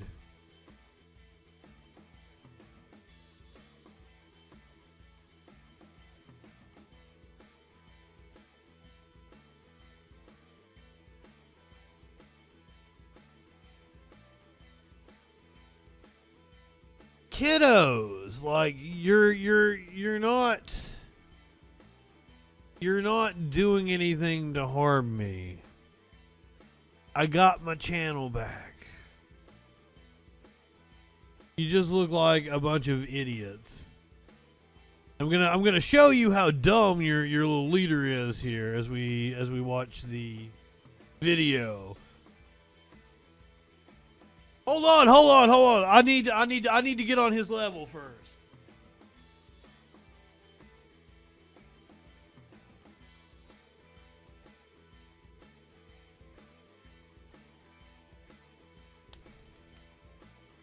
Got my glasses going on now. Oh, yeah, baby. I summoned you. Maybe I did summon you. I don't think I did because he kind of stumbles across me here in a second. So he's trying to pick on our friend David4269 over here. Trying to make fun of his looks. That was so legendary. Whoever did that, big 07s to you. I don't know who it was, but God bless you. Big 07s to you, yeah. Like this is, like we're getting not high enough for this shit. Suck a dick. Suck a dick. Yeah, that's such a fucking cope. That is such a cope. This will get spread out more if there's more views. It will get promoted more. No one's watching this garbage. No one's watching this garbage, you. Everyone's tuning out as soon as we leave. And then once we leave, you'll be back to zero. They'll be right back to zero viewers. You know why? Because you put out garbage content. I'm fucking hilarious. You're literally... Hey, you're actually pretty trite. And you probably get fucked in the ass. You're probably molested, you gross fucking creep. See, that is projection on Dalton's part. Is that making you laugh, bitch? Dalton wants to take a dick in the ass, and he probably should, and he would feel a lot better if he would give in to the repression. Seed, bitch. Now he's calling me a gross fucking creep. I don't know. Yeah, you're a gross fucking creep, dude. You know what? Fuck Look it. at I'm your just gonna fucking give him a facial win. hair. I'm gonna end the stream. I don't care. End the I'm gonna give fucking him the stream. win. Hey, at least he can grow some facial hair. What do you put milk on your lower lip? Let the cat fucking lick it off, dude? Fuck yeah, total Groiper victories. Like, how old is this kid? 17? I feel bad. 07s in chat to your fucking selves. I better see 200 picking on a 17-year-old. 07s in chat right now for yourselves. Hell yeah, boys. Fucking Groiper victory right there. Moop sent $3. Let's go, Moop. He is feeding. Let's go. That's so based. That is so based. We are fucking winners here. Old Codfelcher over here. We don't fuck around. Fucking around is all you do, dude. Let's see. What else is under politics to check out? I love that the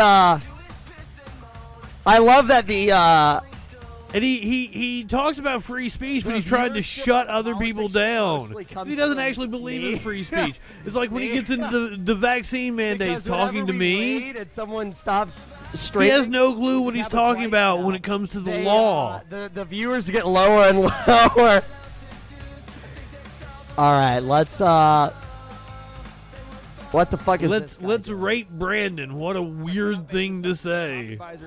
Klaus Schwab. The dude's microphone is got a flag insignia on it. I believe he's on your side. What you would call I don't based. know what this guy's doing. This guy looks like he's Dalton on the radio, so he may not be listening to chat. He's got to be fucking playing. The Troll Patrol. Yeah, the Troll Patrol, bitch. The nightly news, interactive political talk. Oh yeah, you're going down. Am I? Am I going down? Justin Freakin, you're about to end your stream, okay? So get ready, bitch. You're about to end your stream. You better be patrolling this troll, because I'm wild. I'm wild, and I will make you end your fucking stream. I will make you fucking cry. Claude, literally rip you apart. Oh, you didn't make me cry. You didn't make me end my stream now, did you, Dalton? On the rise. Moo. Here we go, chat. I wanted somebody to try to make me cry. I wish somebody would stand toe-to-toe with me. Get it in the chat, okay? Get it in the chat. Oh, couldn't get your stupid link in my chat, could you? Is that while the vast majority of people in our country... Hey, like, I was stupid high. We were watching Bernie Sanders, and you had to just intrude on a good time. Can't even see the fucking screen anymore. That's cock. It's almost so annoying. They'll have to turn it off. I want to... Wait, are you guys not able to type in the link? No, they're not able to type it in. Are you guys not able to type in the link? You are a billionaire. No, they're not able to type it in. And what kind of advertising are you going to do for yourself anyway? You would have done a much better job of winning people over if you'd actually just went ahead and called in and not pulled your little fucking spam techniques, you stupid fuck. This moment For the podcast, I'm getting like for you than any time. I'm still getting bombarded in the chat. I've taken it off the screen for the actual live stream. Emotes and shit. CEOs, heads of large corporations. They are all in the Discord because I shut them down on Twitch. I'm gonna give them a call. I'm gonna give them a call. And let me just give you a few. Oh, I'm so glad you called. Everybody in America is worried about the high price of gas. We drive around. No one else call because I'm gonna call. Okay. They were yesterday. But while gas prices are soaring, shock of all shock, oil company profits are now higher than they have been in over 7 years. Gas prices are soaring and hold on, I fixed it. Large oil companies are making huge profits. In fact, in the last caller, you're on the Troll Patrol. Hey, how's it going? Pretty good. How's it going with you? That's fantastic, man. I'm doing great. He was nice to me. So I am a streamer over at cozy.tv. Are you familiar with the site? Okay, you're one of the people that are like bombarding me in Twitch, right? Well, yeah, you could definitely say that. Okay. Do you know what cozy.tv is? I have no clue. Please educate me. Cozy.tv is a site ran and owned by Nick Fuentes. Do you know who that is? He's a piece of shit. Really? Piece of think shit. So? I do. Why is that? He is a right-wing propagandist. So why would you do something like this to me? Well, I'm assuming that you're vaccinated. Would I be correct? Yes. Well, that's exactly why I would do something like this to you, because you're gross. Why am I gross? Because you're a fucking coward cuck. What does that mean? What do you mean? What does that mean? My glasses are far cooler. While other people lose their jobs and livelihoods over a real issue that we despise and stand against, and you just roll over and get fucked in your ass. Let me. So yeah, you're a fucking cock. What is your issue with the vaccine? 'Cause I would absolutely debate anybody, but you guys lost your privileges. Just the bare minimum. I'm not going to bring you on so that you can. You want to know the fundamentals? That's No, such no, a no. retarded. Like, That is such a stupid way to think. Not going to bring anybody on so that they can violate the terms of service on my Twitch. Because you're not acting in good faith. You didn't earn the trust. I will debate anybody. As you can see, I was wide open. People could call in, but no. You don't get to come in here and drop all this hate speech and then think I will treat you as an honest actor. What the fuck is wrong with you?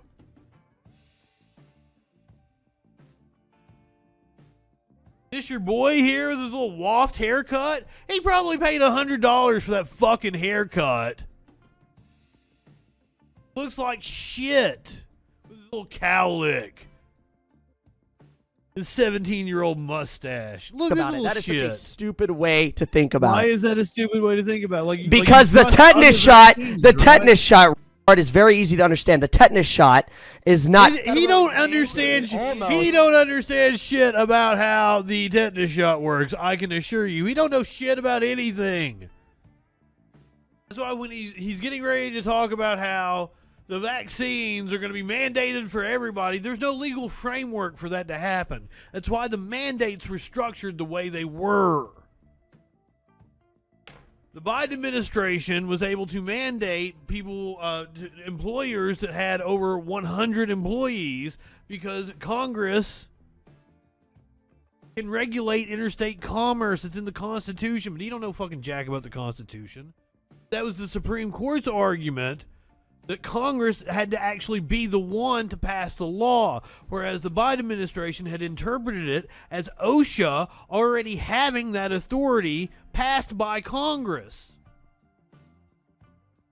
But this asshole don't know shit about the law or how the country works, even though, like, people in his chat are saying America first. They don't know the first fucking thing about America. Stupid fucks. Technology. Because it's mRNA, it needs to be federally mandated. My bad. I didn't realize that. No, that's called a straw man argument. I never said that. Well, it's going to be if we don't put our foot down. I'm saying you don't understand it because it's mRNA. No, I know the sectors that there are federal. See, that's the thing. I knew exactly where it was mandated, what the legal authority was that the administration had for healthcare workers. It's taking grants from the federal government. If you are a hospital that takes grants from the federal government, which is all fucking hospitals, they're going to take the free money, then you can stipulate that they have to be vaccinated. There's absolutely nothing wrong with that. But you don't know shit about the law. The military doesn't have fucking freedom. They're mandated to take all kinds of fucking experimental drugs. Fuck off. The military can be mandated to take the vaccination. There's no issue there. This guy is a dumb fuck. But saying, like, all the regular citizens are going to have to take the vaccine is just fucking stupid. That's what it's called, a slippery slope fallacy. I can't stand these assholes. They don't know shit about logic. They don't know how anything works. They want to get up here and they want to run their cod filters. Mandates. Do you? I know there are multiple. I'm not even a fucking boomer. I'm not even a Gen Xer. If you look towards Canada, if you look towards Canada, obviously they tried to mandate it on the truckers. If you look at Australia, it is federally mandated at this time. Is anybody crossing the border into Canada? What? Like 90% of Canadian truckers are already vaccinated. The Canadian Trucking Association has condemned the stupid mandated to take it. trucker convoy. And do you know all the other vaccinations they are Yes, doing? 'Cause they're making I'm law. well aware, but you don't understand. This is coming to every single American. If you can't see the big picture here, that this is going to be mandated across America for. See, he has no goddamn clue what he's talking about. There's no legal framework for it to be mandated across America. That's what I was saying. That's why it is in the sectors that it's in. That's why it's structured the way it was to be constitutional. But this jackass has no idea what the fucking Constitution even says. Right-wingers are absolute fucking morons. Morons. Dumbest fucks walking the planet. You can get a t-shirt with the Right Wingers and Morons logo. You can get a flag like mine that's behind me.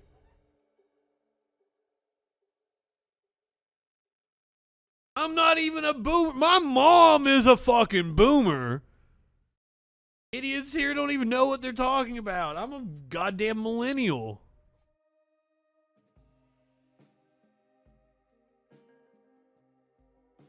Is it safe to come out of the shelters? I always love it when somebody says, you're a moron, and spells it with the possessive your.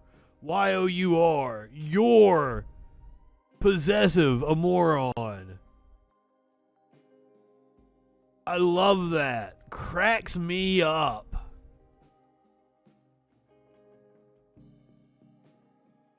Orgel says it's Civilians for private citizens, military, then you are missing the big Dude, picture. Do you want to have a conversation with me or not? Yeah, 'Cause sure. I can just turn you off. Yeah, sure.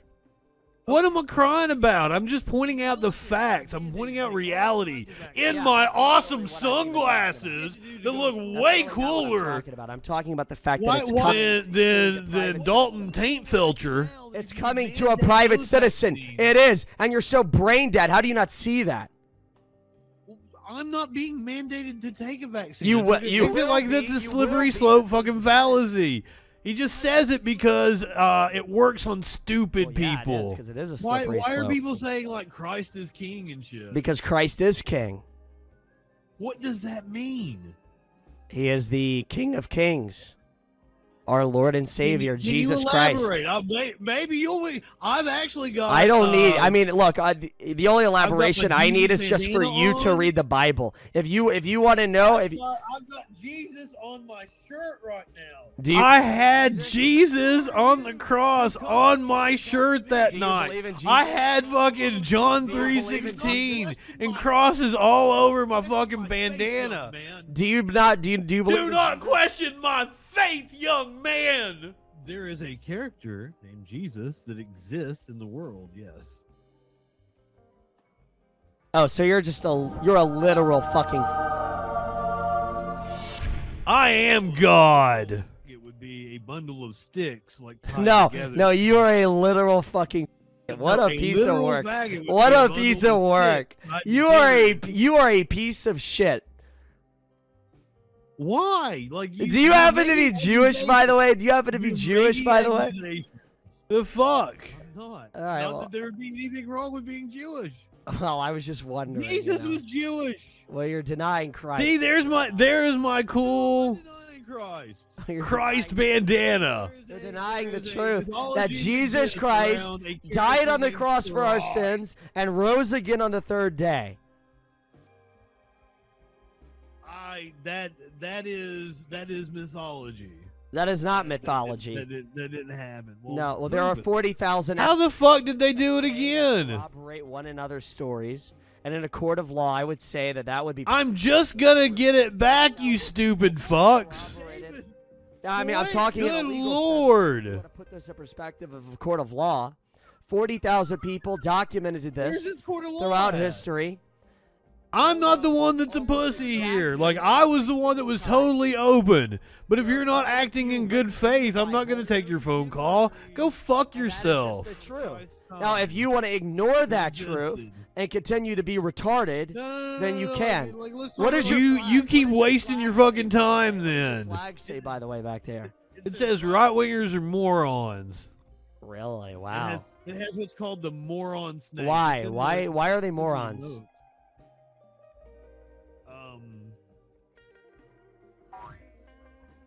Is that what they just go and they fucking keep reporting? Wow. So whenever I What, like, look at you fuckers. I don't have to. What is wrong with you people? Why would you do that to me? And then you want me to take your fucking phone call? Fuck all the way off. Jedi mind trick. I'm just gonna get the Twitch back again tomorrow. I'm a literal drug. They know what you're fucking doing. Yeah. Yeah, because it's literally the. Oh yes, like I mean, as if you're doing anything worthwhile. No, not a fan. Chocolate? I'm You're more- wasting your fucking time. Soda. But yeah, you're a literal drug addict. So fix You that have shit, a really okay? good voice. So fix that shit, okay? You sound like you're cute too. Stop being a. Seriously, stop being a. I'm openly pansexual. Like this is not. Yeah, were you molested as a child? Were you molested? No, I had a perfectly fine childhood. Is it a like? Parents that loved me. Is it a sick? probably. Is it like? Is it some type of trauma? I'm sure that's probably what it is, right? No, there's no trauma in my life. Yeah. Okay. I wonder, like, so much of these right wingers is projection. I wonder if this motherfucker has had some kind of trauma in his life. Like you're a very charming individual, and you. Oh, I am. Yeah. He came out of the church, so it wouldn't surprise me that a youth pastor used to fucking diddle his privates. What do you want to know? That's why he talks about it nonstop. I grew up in the, He accuses other people of having trauma in their life because a fucking priest molested him.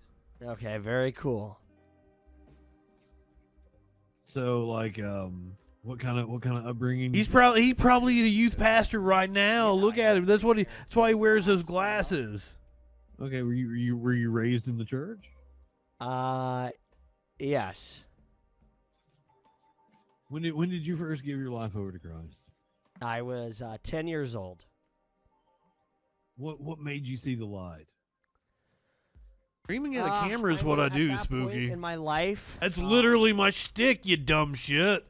And I'm better at it than Godfelter.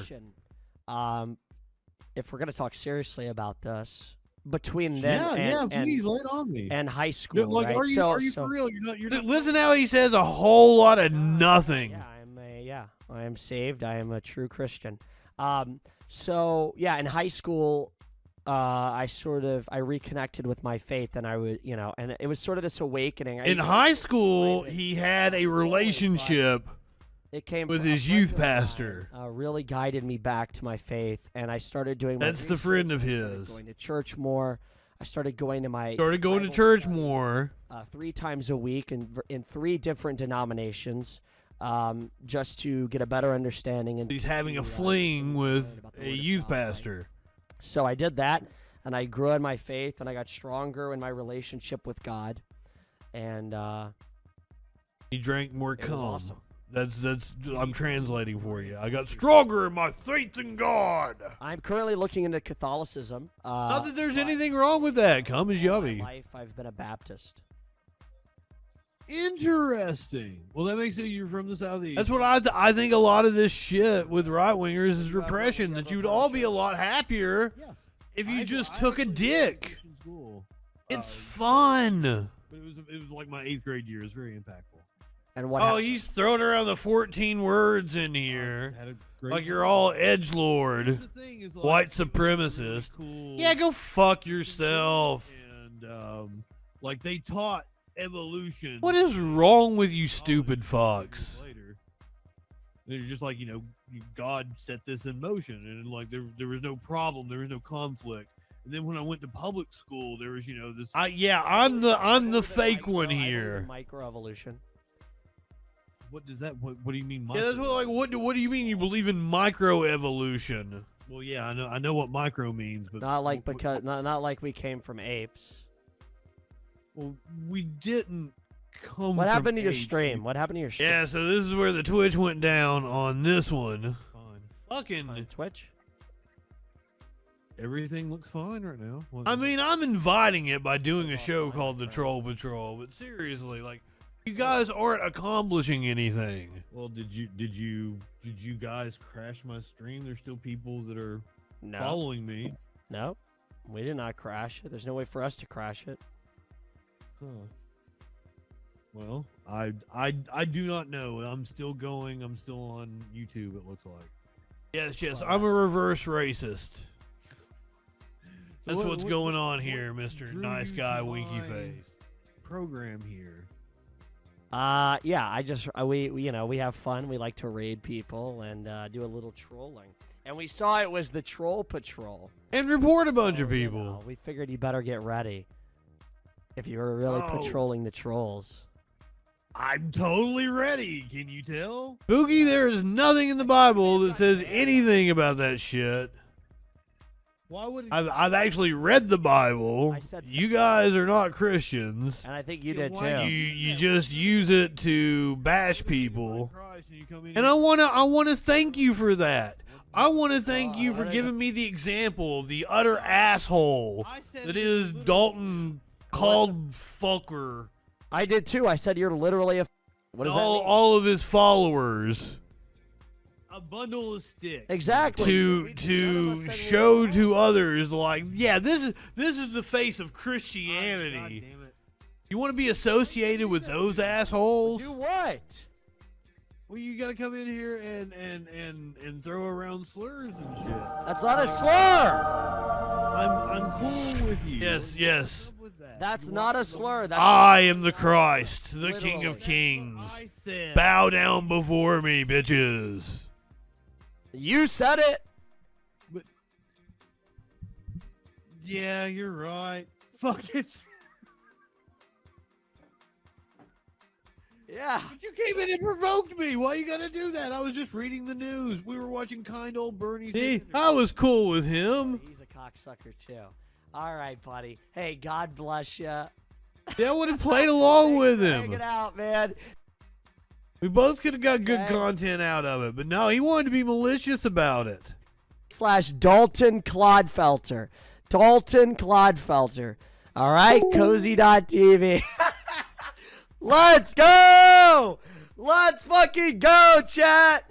Holy shit, dude. That was You didn't make me cry. You didn't make me end my stream. You had to go to nefarious means to end it. There's no blame on me if he said it too. Fucking assholes. Drugged up boomers. Yeah, exactly. Yeah, like I'm a drugged up boomer. That's so cack. That is so cack, dude.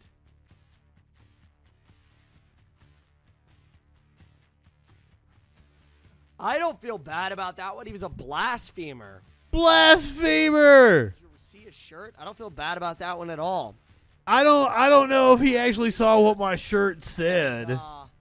And he literally said, you know, Troll Patrol got trolled. They are a private company. They can do whatever they want, and they will see what happened to me, and they will give me my Twitch back. What was the USSR like? He's like muted. So that's not going to work. My glasses are so much fucking cooler. You didn't know shit talking about. Just come in and report my Twitch. Like, that's such a childish move. And then you expect me to answer your phone call. Because I would totally answer anyone's phone call. That's one of the reasons why I love having open phone lines. If I'm going to have a bunch of assholes trying to purposely get me banned, I'm not going to be able to do that. That's the problem with idiot-ass right-wingers. You fucks ruin everything. And you say you stand for free speech, and you don't. You say you're followers of Christ, but nothing you do reflects the teachings of Christ. It's just a way to justify being assholes. But I think there's a lot of fucking so-called Christians.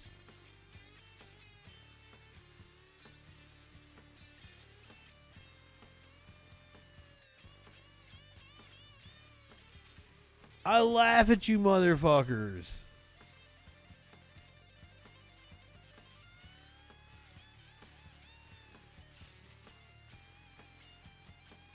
Hell, even the people that are watching on Twitch knew where to find me on YouTube.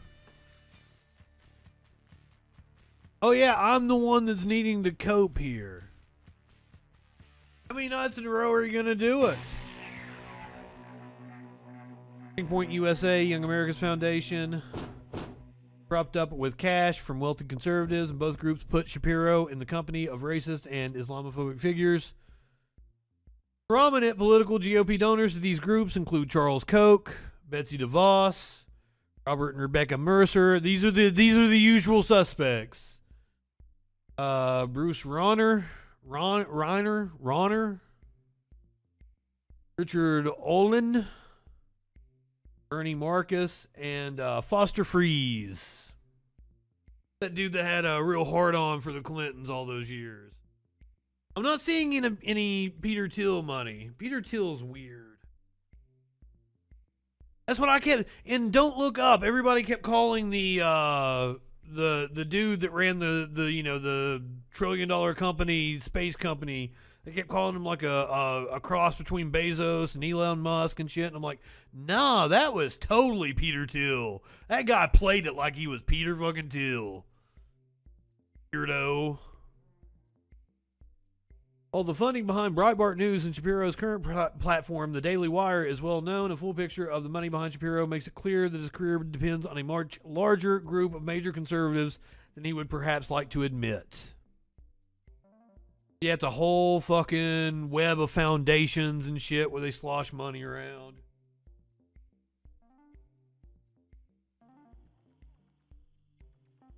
All right, speaking of funding, Jeremy's Razors. This is apparently the greatest commercial ever because the Daily Wire wouldn't be hyperbolic at all.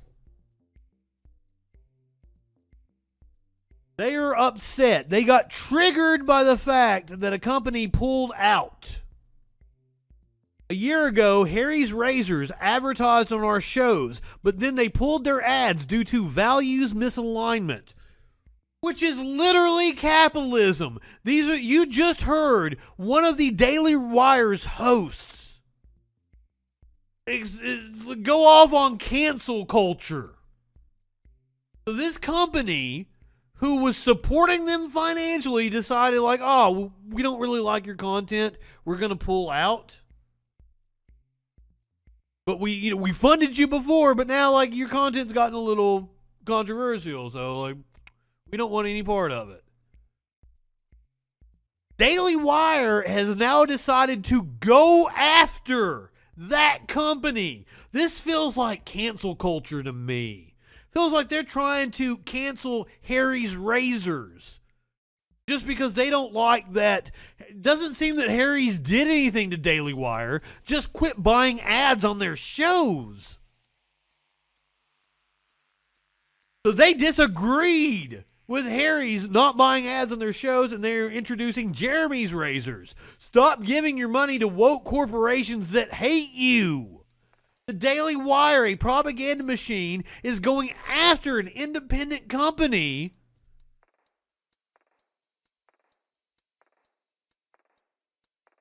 they're trying to cancel culture.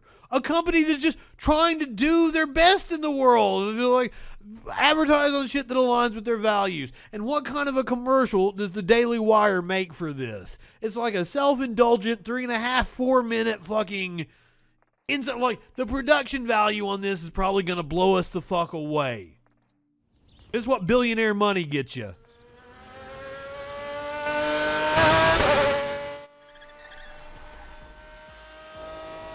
That's a fucking, is that a Lamborghini, a Ferrari? It's some fucking high-end sports car. I don't even know. I'm too poor to even know what the fuck that car is called.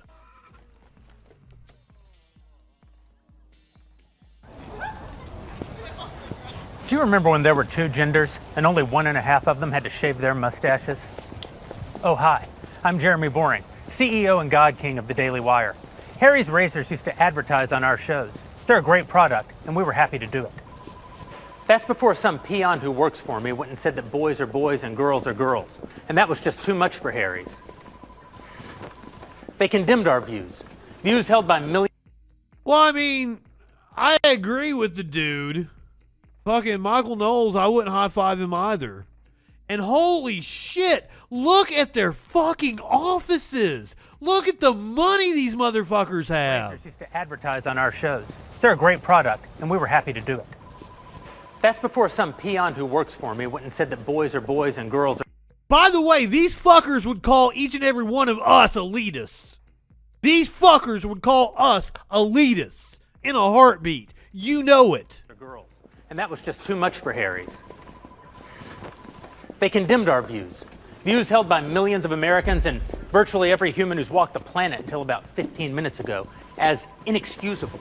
And they dropped their ads from our network because of what they called values misalignment. You're damn right our values are misaligned. And it's not just Harry's either. Gillette razors used to be the best a man could get. Then they decided that men are too toxic. Unless you're the kind of man who teaches his daughter to shave her beard. If that makes sense to you, keep buying Gillette. But if you've had enough of the woke bullshit, and you're tired of paying companies like Harry's and Gillette to hate you,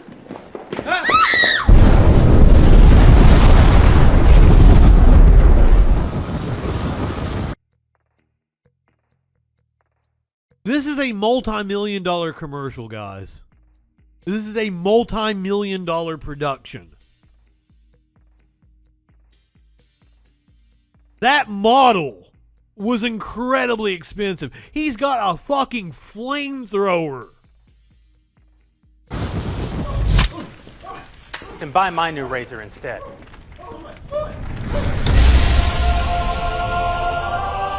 Behold Jeremy's razors. Yes, they're real. Yes, they're fabulous. But Jeremy, you say, you're a svelte silver fox with a salt and pepper beard that's the envy of lesser men. I am not envious of your shitty-ass beard, dude. And I want to be clear that shaving with the Jeremy's razor won't actually make you look more like me. Yes, you're giving me fierce. You're giving me power. Could make you look more like this guy, though. And that's the most homoerotic moment you'll ever... Yes, I was getting ready to say that was incredibly homoerotic. The fuck? And we're 2 minutes into this. There's still another 2 minutes. Get from a Jeremy's razor commercial. What kind of man shaves with a Jeremy's razor? I don't know. How about cowboys, firefighters, those guys that shot Osama bin Laden? I mean, no, none of those guys have ever even heard of a Jeremy's razor, but imagine how much more manly they'd be if they had.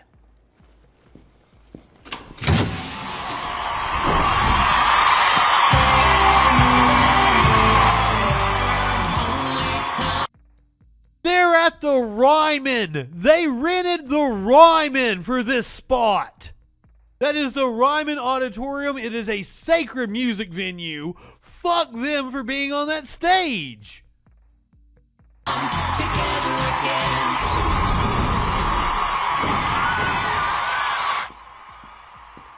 Right now, you're probably wondering... I'm not sure. Look that up, Dip. Joke. Sure it is. That doesn't mean it isn't real, or that it won't be the best shave of your life. I will. Harry's Razors doesn't want your business. I do. They seem to hate you, and I can't say that I love you, but I don't mean you any specific harm. Kristen Beck. Our country's in trouble. Conservatives are being canceled by Hollywood, the media, universities, and now Harry's Razors. Stop giving your money to woke corporations. So, very good point. Talking about SEAL Team 6 and their manliness.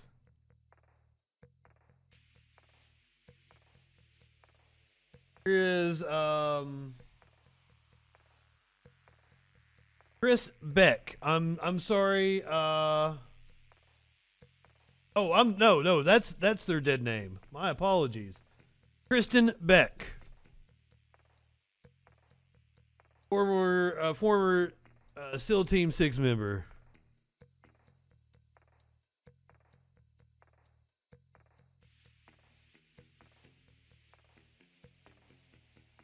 The props, everything. There's one of the cigar store Indians. There's a cigar store Indian statue of Elizabeth Warren. Fuck.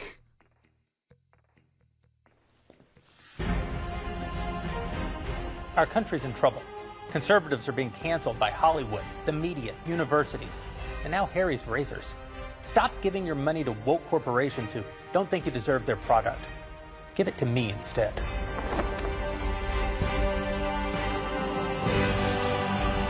Head over to IHateHarrys.com and pre-order your Founders Series razor and shaving cream set today. How much does that stupid shit cost?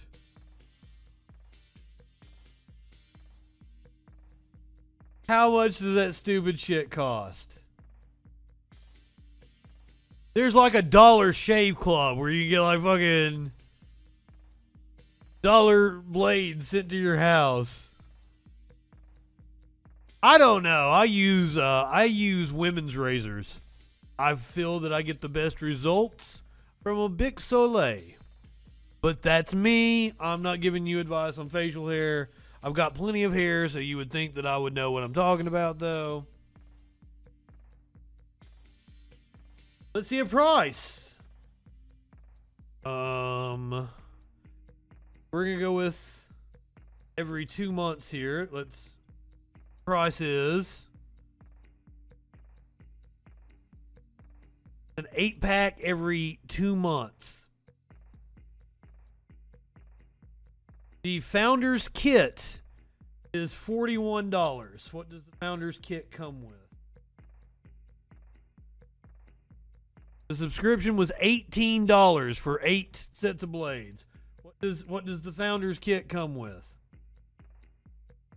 Only $59.99. A travel case, a Founders Series razor, 8-blade subscription, shaving cream, and post-shave balm for $60. Rip-off. Absolute rip-off. That shaving set is like $20. You get shit like that at Christmas at any fucking box store. It's $20 fucking dollars. Rip-off. The Daily Wire is a rip-off. They are grifters.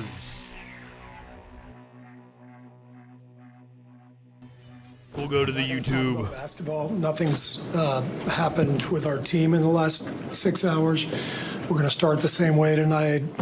Any basketball questions don't matter.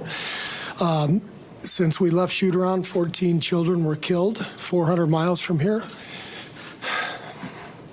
And he's right. In basketball, it doesn't matter. They're in the fucking finals, conference finals. They're one series away from the fucking championship. Fucking shit. And a teacher. And in the last 10 days, we've had elderly black people killed in a supermarket in Buffalo. We've had Asian churchgoers killed in Southern California. And now we have children murdered at school. When are we going to do something? I'm tired. I'm so tired of getting up here and offering condolences to the devastated families that are out there. I'm so tired of I'm sorry. I'm tired of the moments of silence. Enough. There's 50 senators right now who refuse to vote on H.R. 8, which is a background check rule that the House passed a couple of years ago. It's been sitting there for 2 years. And there's a reason they won't vote on it, to hold on to power. So I ask you, Mitch McConnell, I ask all of you senators who refuse to do anything about the violence and school shootings and supermarket shootings, I ask you, are you going to put your own desire for power ahead of the lives of our children and our elderly and our churchgoers? Because that's what it looks like. It's what we do every week. Yep. So I'm fed up. I've had enough. We're going to play the game tonight, but I want every person here, every person listening to this to think about your own child or grandchild or mother or father or sister, brother. How would you feel if this happened to you today? We can't get numb to this. We can't sit here and just read about it and go, well, let's have a moment of silence. Yeah, go Dubs, you know. Come on, Mavs, let's go. That's what we're going to do. We're going to go play a basketball game. And 50 senators in Washington are going to hold us hostage. Do you realize that 90% of Americans, regardless of political party, want background check, universal background check? 90% of us, we are being held hostage by 50 senators in Washington who refuse to even put it to a vote, despite what we, the Americans... Because they are bought and paid for. They won't vote on it because they want to hold on to their own power. It's pathetic. I've had enough. It's not about power. It's about fucking money. It's about money. Once again, here's how much money they have taken from the gun lobby. Ted Cruz, Steve Scalise, John Cornyn, Lindsey Graham, Mitch McConnell, some of the most powerful lawmakers on Capitol Hill. Devin Nunes, Ron Johnson, Kevin McCarthy. And as I said, like, it's not just the GOP. This is breaking it down. The GOP. There is Tester. There's Manchin. There are others in the Democratic Party that also are on the take from the gun lobby.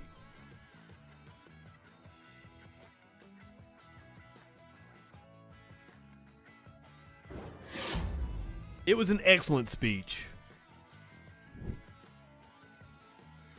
Content warning.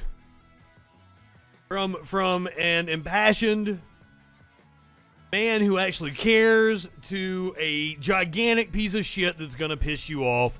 Here is Steven Crowder, who is probably doing his show with a whole... Yep, there's a gun on his fucking desk. He is wearing holsters. He's got two guns on his body right now. Definitely going to be doing some note-taking today.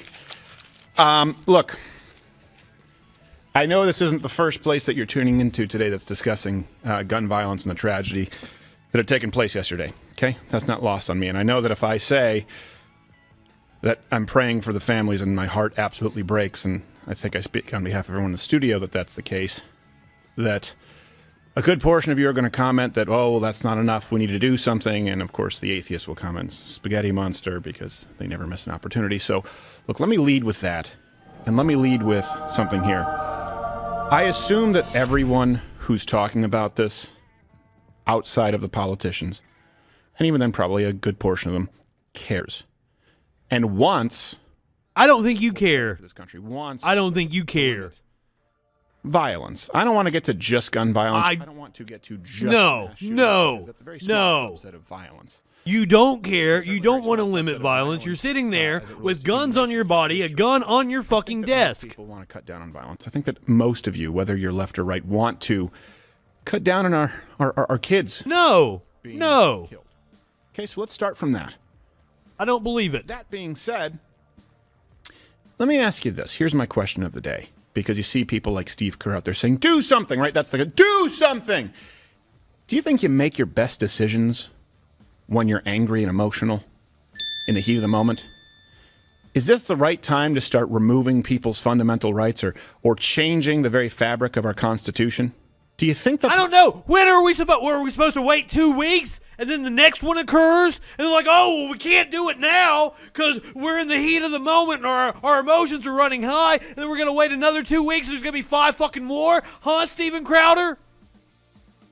Fuck off. It happens every day in this country. There are more mass shootings than there are days, Steven Crowder. So exactly when are we supposed to calm down and make this rational decision? And hey, Steve Kerr, who you're bashing right now, put forward common sense legislation, background checks. Apparently the kid in Texas did indeed have issues with the law, did indeed have mental health issues. And if a proper background check was conducted, it would indeed have prevented him from purchasing the firepower needed to kill 19 children.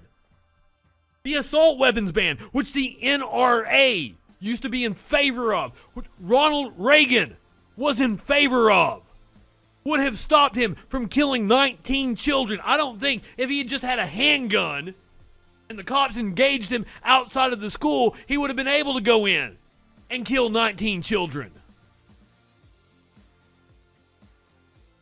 Tones, yeah, calm down. Your children just died. Jesus. When you have the best judgment. I also want to today, look, let me lead with two things. We're going to get to the top 5 myths, the claims that are being made right now in the wake of the tragedy that had just taken place in Texas and has taken the life of, at the time of this. The top 5 myths concerning the tragedy in Texas is your first one about how your audience is slandering an innocent trans woman? Your audience. Guarantee it. If I was to go to your Twitter, the people who aren't dunking on you probably think it was a trans woman that shot up fucking Texas. If I'm not mistaken, is it 19 people now?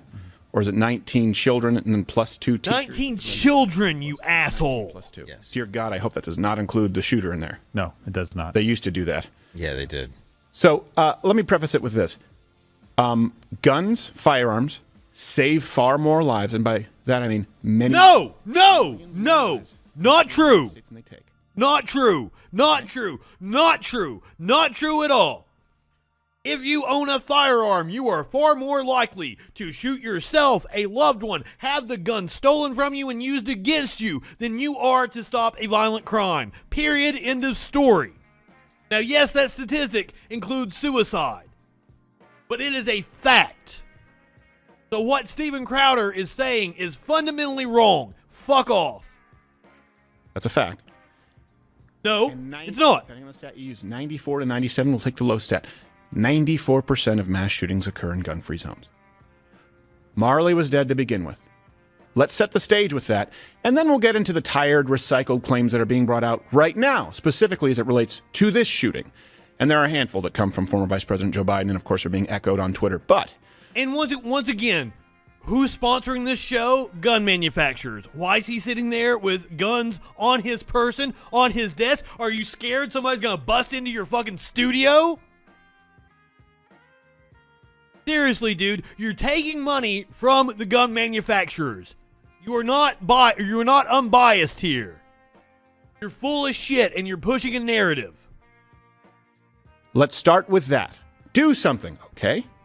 3 million defensive uses of firearms a year versus in the teens of thousands as far as homicides, depending on the year. Far more lives are saved by firearms in this country. By the way, that is just an estimate. If it saves one life. That is just an estimate that he's throwing out there by a pro-gun organization. Shootings occur in gun-free zones. If it saves one life, okay, 94%. We need to, if we're going to talk about doing something, we need to start with the highest percentage plays. Let's just all assume that we don't know we don't have causation here, but we have to look at the strongest correlations. Gun-free zones, fatherless households. Right, we can look at these. Then we go way, way, way down the list. Oh, wait, that there's a correlation that it's always an AR-15. It's not even close. It's not even close. So just to afford everyone here the same assumption that we are affording you right now, that you care and that we care. And that being said, I don't. Is funny. I don't have that assumption about you. Really, really good at our jobs. I don't know. You're not. You're not. Yeah, I'm mad, and I was mad yesterday. Think about it. I was just mad at Europe. I was mad at Europe in general. People were like, "What are you mad about today?" Remember, I walked in, I was like, "Europe." You're like, "What? Why? Just, why not? Do I need a reason?" And today, school children don't get murdered on a regular basis in Europe. But I get angry and frustrated with the people who think that they have the corner on being angry and frustrated. It's like being in a marriage with Amber Heard where only one person can have an emotion.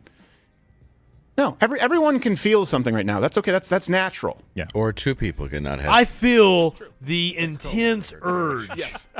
Also, well, to take my fist, and then he was dead inside. Right. Where she just started to nut. I'm trying to think of a way to say it that won't give me terms of service on Twitch. Once you poop in a bed, it's pretty hard to feel. It's her unless bed you're drunk. Too. I've always said that's fine. Yes. But even then, Very it's not if you're a forgivable. woman, because women do not poop. So, my question is, what do you think we can do? And should we hold a bit before we make some decisions? That's a No. And the background check legislation that Kerr mentioned would be a good place to start. I personally think we should outlaw the commercial sale and manufacture of guns. That's my stance on the issue. I've got nothing against personal gun ownership.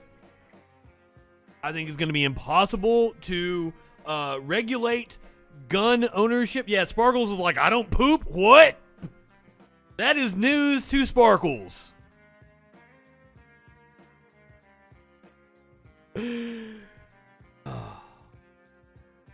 think it's going to be hard to regulate the personal ownership of guns going forward, especially when we're talking about 3D printing.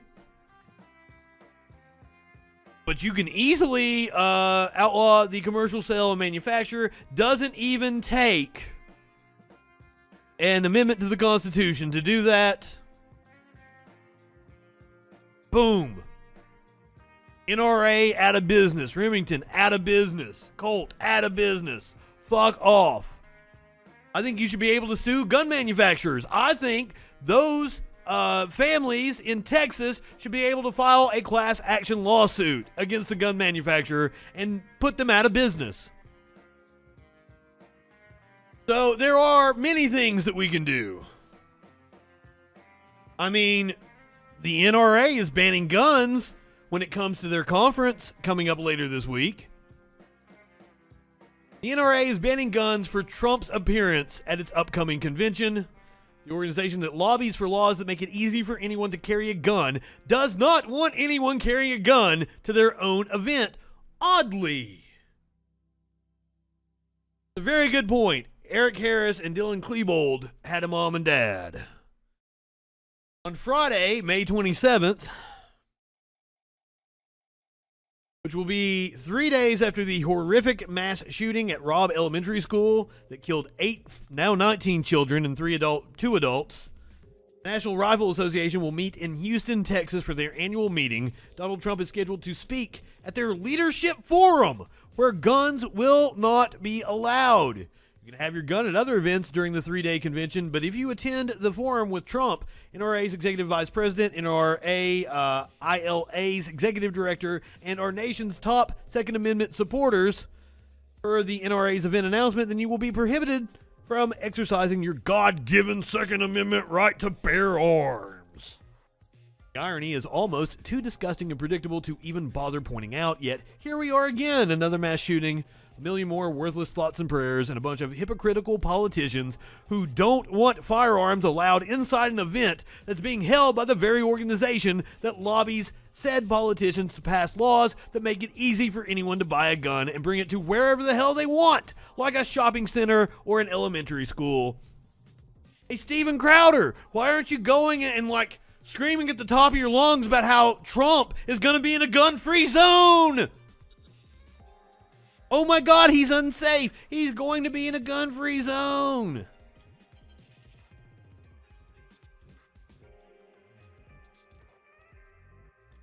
Trump is refusing to pull out of this NRA speaking spot in Texas.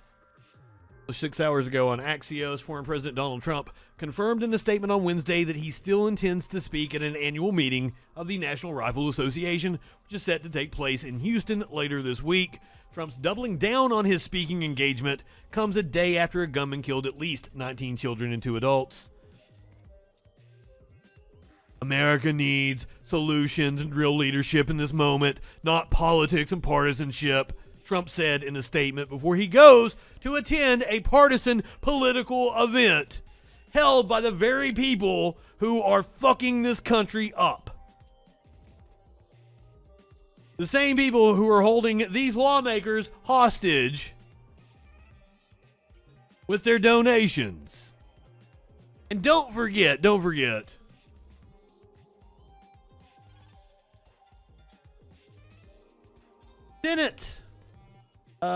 Senate Intelligence Committee found that the NRA, the conference that Trump will be speaking at, was a foreign asset to Russia ahead of 2016. The Republican Senate said that the NRA was a foreign asset to Russia. Exactly, sitting cow. Can you imagine a Trump speech without partisanship? The problem is the prevalence of guns. It's so goddamn obvious. And I'm not somebody who is anti-personal possession of guns, but goddamn, there is too fucking many of them. I've met a lot of people, and most of the people that I have met in my life have no business owning a gun. So something has to be done to regulate gun ownership. Like so many other things, it's the capitalistic incentive seeping in. We've got the NRA, which is nothing but the lobbying arm of gun manufacturers. Their only goal is to sell as many guns as possible, which is the reason why their answer to gun violence is more fucking guns. Because they don't give a shit about solving gun violence. They love it. They revel in it. No press is bad press, so turning on the TV and seeing mass shootings every day in this goddamn country is no skin off their back. It's just another day in mass shooting USA.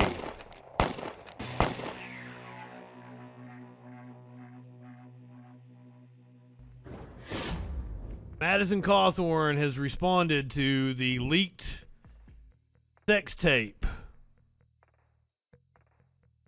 Representative Madison Cawthorn responds to video showing him being crass while naked in bed with his cousin.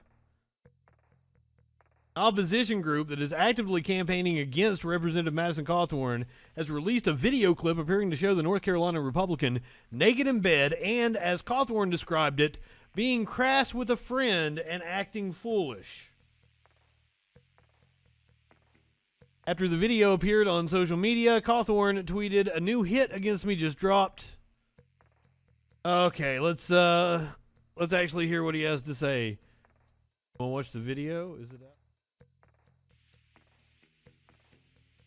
Can we watch the video? Hey everyone, Madison Cawthorn here. Now, I'm is sure it too much? Outlandish stuff the media has been putting out about me over the last few weeks. I've really never seen the swamp launch such a coordinated attack against any individual in politics except for Donald Trump. And even though we know the fake news lies about fighters in Congress, like me, I'm sure that many of you still have questions that are reasonable. You know, why are they attacking me?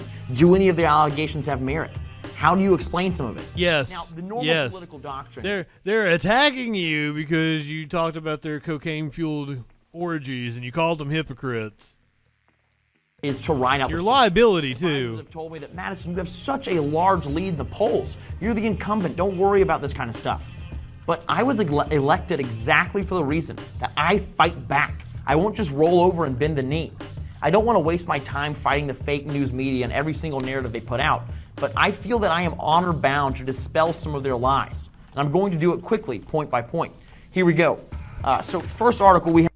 But before you dispel their lies, allow me to take us over to the Daily Mail, because of course the Daily Mail is the publication that has the video for us. GOP Congressman Madison Cawthorn seen in nude thrusting video.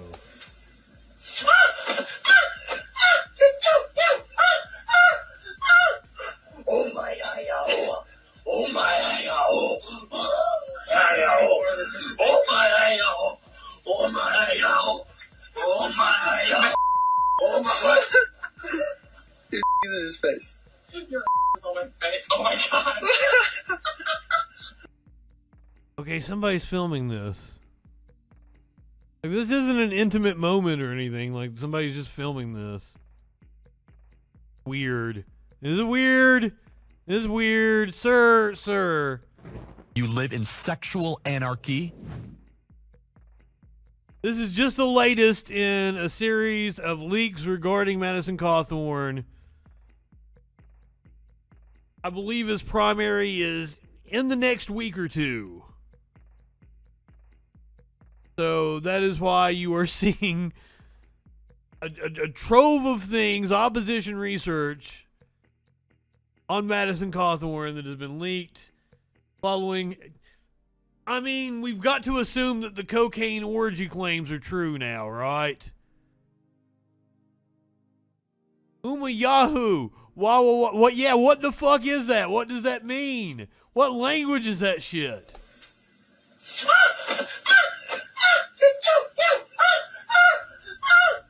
Oh my oh. Oh my oh. Oh my oh. Oh my oh. Oh my oh my Dude, he's in his face. Your on my face. Oh my god. I don't fucking know what to say. I don't know what it, but that is the leaked video. Now let's hear Madison Cawthorn, who has only just begun to fight for us. We have up is from the Washington Post. Now, this is an article that is alleging, and really it's spreading a lie that an ex-staffer told about me, and it was recorded coordinating with a Democratic super PAC that I have closed congressional offices. Nothing could be further from the truth. We have as many offices as possible with our congressional budget. We were really the first freshmen to have all 5 offices up and running on day 1. In just days, U.S. Congressman-elect Madison Cawthorn will get sworn in as the youngest serving representative. Who gives a shit about this? We want to talk about you humping the dude. In his hometown of Hendersonville. We want to talk about the dude grabbing your crotch. How about all the times you got caught in an airport with a gun? 11,000 constituent inquiries and passed 3 pieces of legislation in the minority, and really that's unheard of in the House. It isn't gay if it's your cousin. Okay. I don't know what the rules are. Politico, and now the headline reads, Rep. Madison Cawthorn, exclusive photos. And this article is pushing a ludicrous narrative that I'm some kind of drag queen on the side, aside from being a congressman. And really, this is just poor journalism. We'd like you better if you were, sir. Not exactly the same journalism. You kind of look cute. Fox or Newsmax. And really, with about 5 minutes of investigation, they could have found that this was taken well before I was in Congress, and even before I was running for Congress. But it's like he's 26 or something like that? Dude, it was like when you were 23. It was like a whole 3 years ago or 4 years ago. The fuck are you talking about? Like, you still get judged by the shit you did in high school, dude. You ain't even had your 10-year graduation yet. Fuck off. Like, seriously, like, I'm sure your resume has, like, the clubs you were head of in high school. You probably ain't had fucking real job yet. Jesus. Yes, you're a congressman, I know. What have I done with my life, right? Yeah. And I don't look that cute in drag. But ask yourself this. Have you ever taken a dumb photo on vacation? Most people have. The media thinks that playing a goofy game on a cruise ship with my friends and family means that I can't serve in Congress. What was the game? My mother was literally in that crowd, and if you think I'd do something inappropriate in front of my mom, you clearly don't know what a Southern mom is like.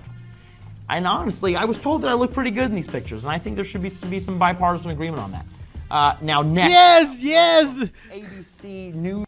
Sir, there was indeed bipartisan agreement. We all said you looked cute in the outfit. Yes, sir. You got exactly what you wanted.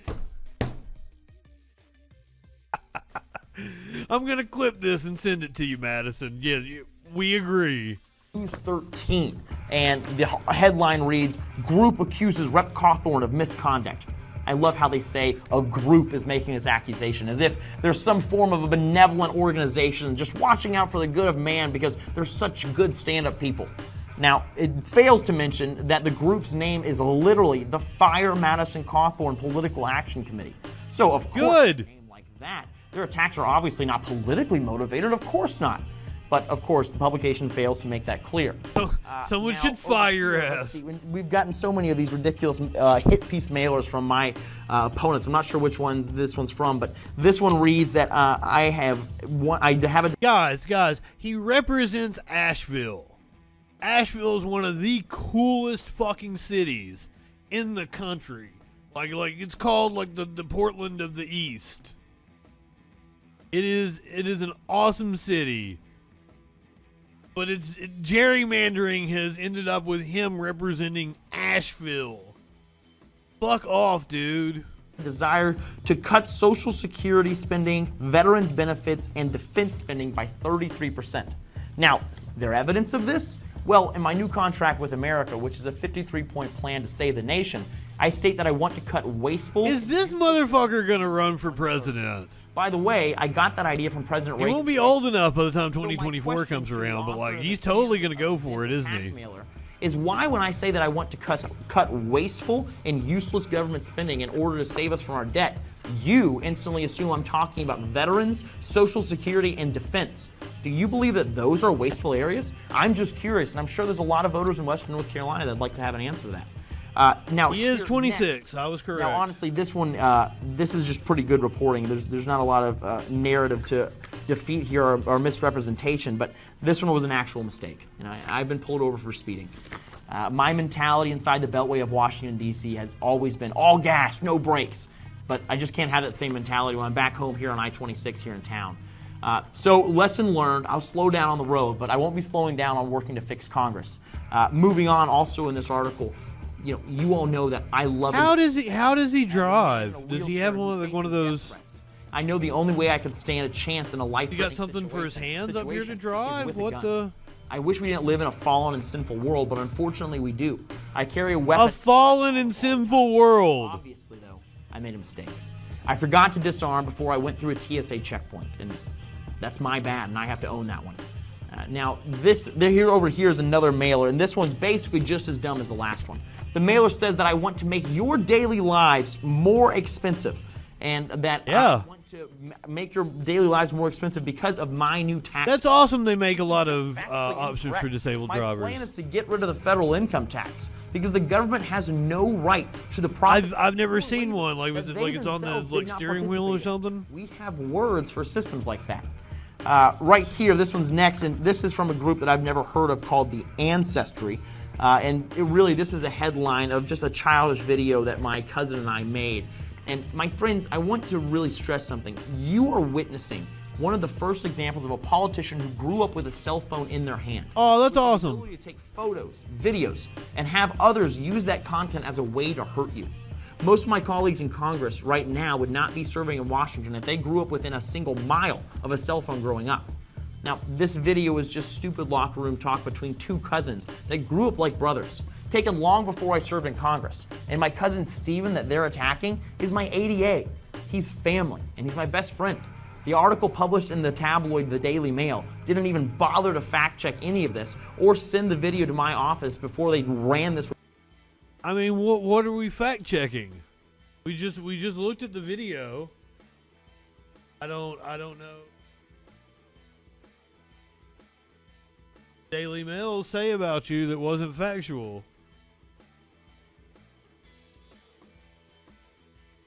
Congressman Madison Cawthorn seen in nude thrusting video. Madison Cawthorn leaked tapes, cocaine and orgy claims, encounters with cops, calling Zelensky a thug, lingerie photos that put his future in the spotlight. But will voters stick by him after he claimed it's just a blackmail plot? Republican Congressman Madison Cawthorn seen in bizarre nude thrusting video. Nothing is not factual. That's all the article. Oh, here we go. Read article.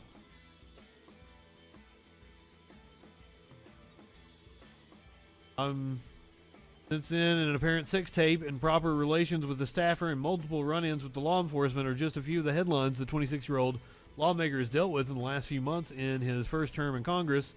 Cawthorn dismissed the slew of bombshells as a coordinated drip campaign. Sir, you ain't got no drip. You ain't got no drip. With misinformation. The media lies. It shouldn't surprise any of us. Right here, this is an article published out of New York. And this one is really just pushing an allegation that I have been involved in insider trading. It's ridiculous. This is another example. Oh, yeah, I forgot about that. Facts simply don't matter to the left. A quick search would have revealed that the information that I had insider knowledge of was publicly available on Instagram. Now, make no mistake, I believe in decentralized cryptocurrency as a way to remove centralized government control of our finances. Are you asking if there's Madison Cawthorn porn? Are you saying that the art community has already like drawn him into shit? Is that what you're getting at? I don't even want to fathom. I don't even want to fathom that. God damn. It's how shallow their claims really are. Western North Carolinians know I'm fighting for them in Washington, D.C. I mean, I am a dickhead. What is up, Lady B? Beat the rhinos and the establishment cronies that are trying to beat me, and unite the Republican Party so that we can. We just watched his leaked video. I call Washington D.C. elites out on their bullcrap. I expose the corruption that goes on. This was his response. And they hate me for it. That is why I'm under attack right now.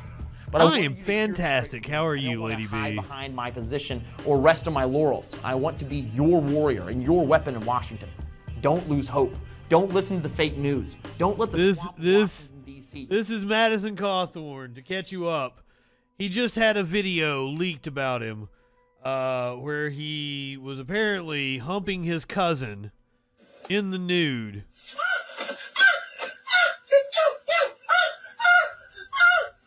Oh my, oh my, oh my, oh my, oh my, oh my.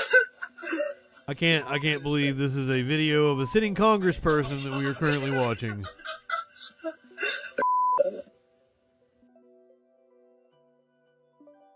And I'm almost certain that the Republicans leaked it. It had to be the Republicans.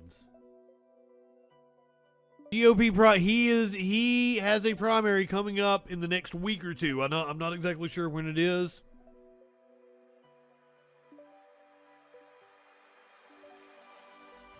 The North Carolina primary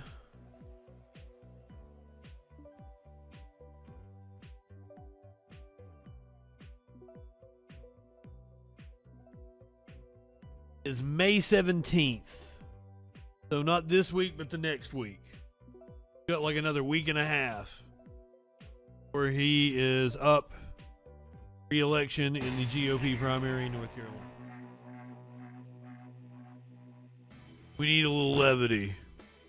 Our descent down right-wing idiot madness. Jordan Peterson became an absurd video game villain. People have been sharing a clip from one of his Daily Wire bits, videos he did, that they have juxtaposed with video games, making him the villain. Objective complete. Up yours, woke moralists. We'll see who cancels who. Oh, apparently he's not on the Twitter anymore because Elliot Page. Maybe I talked about that one of my last streams. I want to say that Sparkles and I even mentioned it on the Freak Show. Possibly, but that could have happened. Like the last 2 weeks have kind of been a blur. Up yours, woke moralists. We'll see who cancels who. That was Jordan Peterson inside of Control. What is it? Is this Fallout? Up yours, woke moralists. We'll see who cancels who. Oh.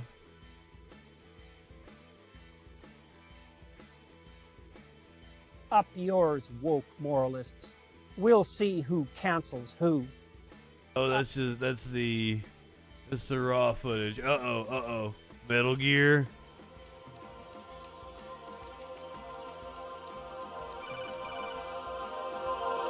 A few days ago, I penned an... Up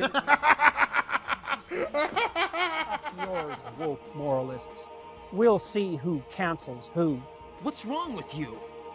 Oh. What's wrong with you, indeed? That's my favorite. I'm a huge Metal Gear fan, though. That makes me biased. A few days ago, I penned an irritated tweet. What did you say? Up yours, woke moralists. We'll see who cancels who. What's wrong with you? What's wrong with you? Oh, what else we got? Up yours, woke moralists. We'll see who cancels who.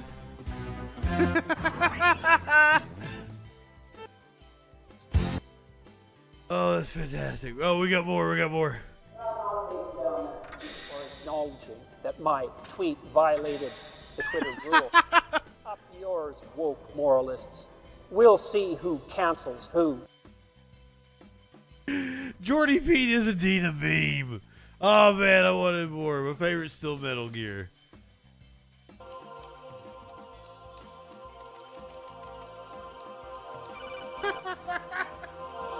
A few days ago, I penned an irritated tweet.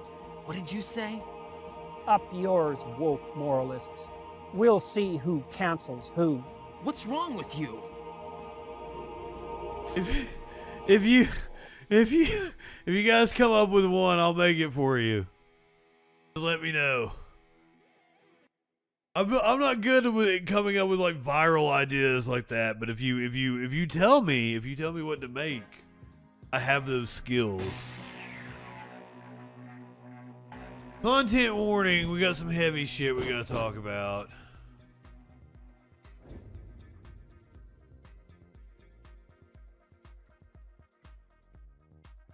Going from racing in the streets of Chicago to violence in the streets of Chicago. Video of the Chicago Police Department shooting that paralyzed a 13-year-old boy has been released. The cop who fired shots did not have his camera on. I believe it's the security camera footage. ABC News or ABC 7 Chicago has obtained the frantic body camera video of the Chicago police shooting a 13-year-old boy from earlier this year on the city's west side. That 13-year-old boy is now paralyzed after the shooting on May 18th. We're not naming the officer or the boy because neither has been charged with the crime. The cop should. The cop absolutely should.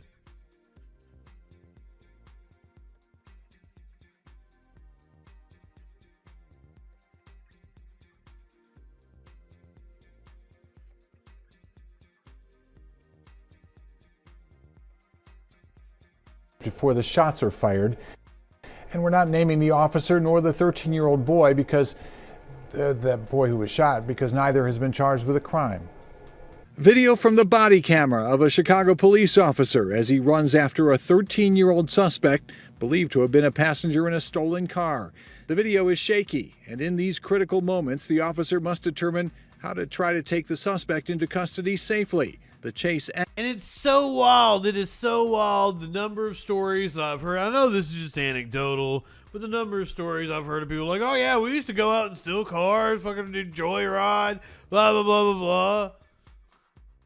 You didn't get shot in the street for it. It's a 13-year-old. Ends when the officer fires at the boy. This is an active young boy who is fighting to be able to walk again. The shots critically injure the boy. The video shows the boy split seconds before the gunshots appearing to raise his hands in the air. The officer's attorney, however, in a statement says the officer believed the boy was armed with a gun. Investigators, however, say they found no gun at the scene. Let's be clear. What the video shows is an cops are useless boy running away from the police, puts his hands up, obeying what he heard from the officers, and without cause or provocation is shot. In his statement, the officer's attorney writes, police officers are required to make split-second decisions, and the law not only understands that, but allows for it. Illinois law tells us that we are not supposed to look at these situations with 20/20 hindsight, but rather we should judge the actions of a law enforcement officer from the perspective of a reasonable officer. After the boy is shot, shooting an unarmed 13-year-old is not reasonable. We have blurred the shot due to its graphic nature. Police tell us they were concerned about fire safety near the pumps at the gas station. The civilian officer take the toys away. Is continuing to investigate and has issued no determination. But the family's attorney says it should be clear. The officer should be held accountable for his unjustified and unconstitutional actions. Yes. The officer involved also did not have his body camera on in the moments leading up to the shooting. The video you saw is from a different officer's camera. He has been relieved of his police powers as the investigation moves forward. Now, a spokesperson for the Chicago Police Department tells us he cannot comment at this point while the COPA investigation is continuing. Judy? I tell you what, it has come to this, that now the fucking kids have got to be armed so that they can take on the cops. We have body camera footage of a 4-year-old who shot at police at a McDonald's. Oh, this 4-year-old is based. Probably lucky to be alive. 4-year-old shoots at 2 officers. Open! Got the door. We're gonna crack the window if you don't open the door. Arm the toddlers. Get on your phone. Well, ladies, gentlemen, and the non-binary, I can you blame the kids for wanting to be armed and for wanting to take shots at the cops? You just saw the cops shoot an unarmed 13-year-old. Wait till you hear the next story. I believe this 4-year-old was justified. Open the door. Open your door. Come on out. Come on out. Hold on. Step out. Step out. Get out of the car. Down. Wait, he ain't 4 years old. Get your arm out. Get your arm out. Get your arm out now. Drop the gun. Wait, he's pointing a gun at a kid. Kids.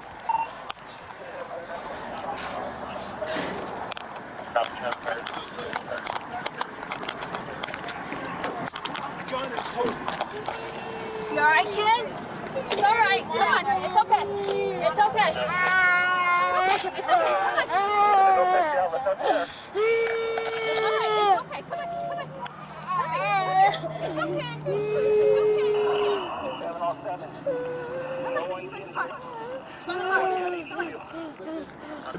Was the kid strapped? Where did the kid get the...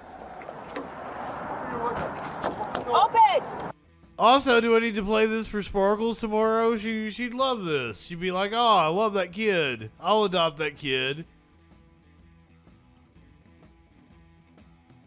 12-minute video shows the moments leading up to the arrest of 27-year-old Sadat Johnson, as well as what took place after one of his children shot at police at the drive-thru.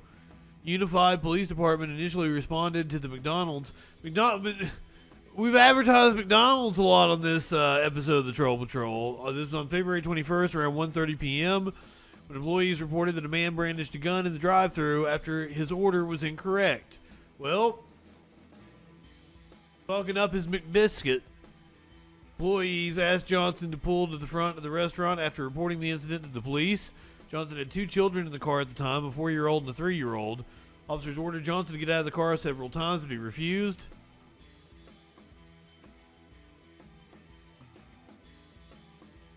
As officers were trying to take Johnson into custody, an officer who turned around saw a gun pointing out the back window and screamed "gun" moments before a shot rang out. The officer used his hand to sweep the gun away as the gun went off, hitting the upper part of the McDonald's building. The officer then yelled at the person inside the car to drop the gun, and after looking inside the car, realized it was a small child. Lucky that the kid didn't get fucking shot. Is it the whole video?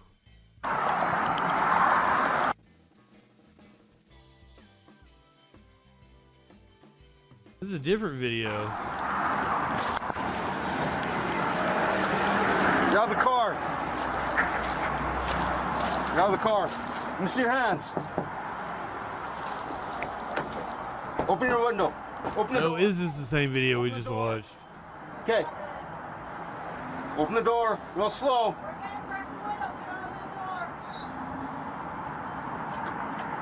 Okay. That's a different body camera, isn't it? Put down your phone. They're loving it. With the right hand, open the door. Open the door. Open your door. Come on out. Come on out. Hold on, I got my. Hold on. Step out. He's even sporting their colors. He's wearing red and yellow. Down. Gun. Get your arm out. Get your arm out. Get your arm out now.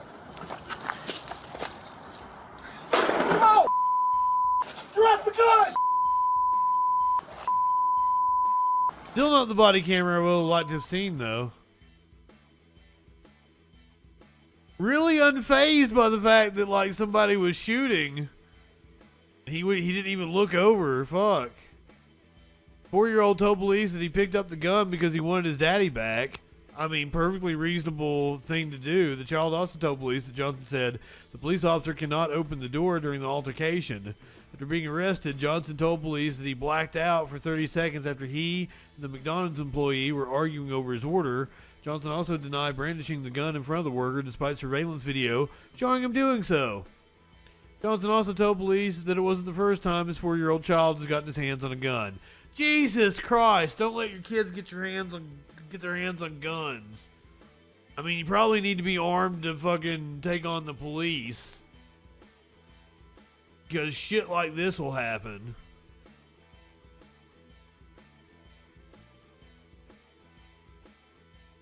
Former Sullivan County Sheriff's Office employee, the Sullivan County, Tennessee, accused of seeking sex with a young child. A former Sullivan County corrections officer facing federal charges accused of seeking sex with a very young child. John Allen Biggins, arrested by Homeland Security agents in Henderson, North Carolina earlier this month. According to court documents, Biggins was using a site on the dark web to seek sexual activities with children, one as young as 4 years old. Investigators... My God, see, you've got to be armed as a 4-year-old to protect yourself from perverts like this. To release the details of the alleged plot to abuse the young child due to the very graphic and disturbing nature. Court documents show Biggins also admitted to abusing another child previously. A Sullivan County Sheriff's Department spokesperson says Biggins was fired immediately when they learned of the Homeland Security investigation. That amazes me. I'm surprised. But he was just a corrections officer. He wasn't an actual cop. If he was an actual cop, he'd be put on paid leave for at least a few years. They might even stand behind him, protect him and shit. It's insane. Watch out, watch out, watch out. So let me set this up for you guys. We did this story a couple weeks ago. This happened in Knox County, outside of Knoxville, Tennessee. It is a sheriff's office. This is July 5th. The woman that you just heard, a puppy dog in they're trespassing in somebody's backyard, and a puppy dog who, good on the puppy, should be attacking strange people in their backyard, attacks the woman. Her partner tries to shoot the dog. So, content warning when it comes to that. He does not hit the puppy dog, though, luckily. Watch out, watch out, watch out. Watch out. Are you okay? No, you shot me! Oh, God! Are you okay? Stop it! Ah! Echo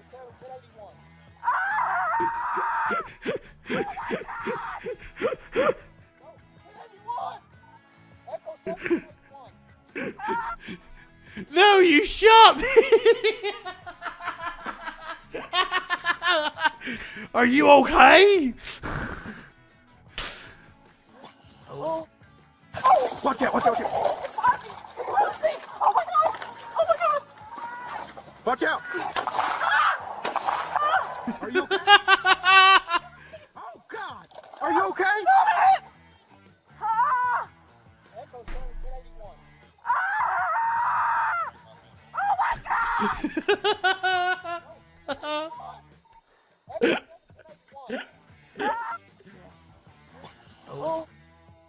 Watch out, watch out, watch out. Oh, my God! Oh, my God! Watch out. Are you okay? No, you shot me! Oh, God. Are you okay? Oh, God!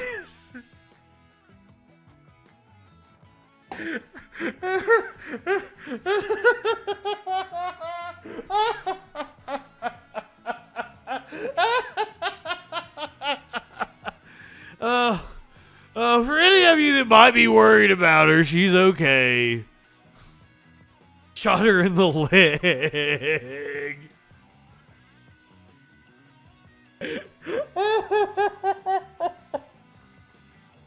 Oh, absolute fucking idiots.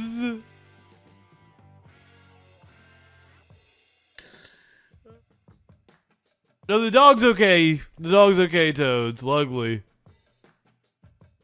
What a stupid fucking asshole indeed. Oh, God. I can't get over it. Watch out! Watch out! Oh God! Are you okay? Oh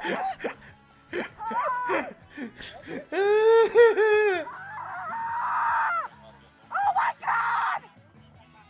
Oh my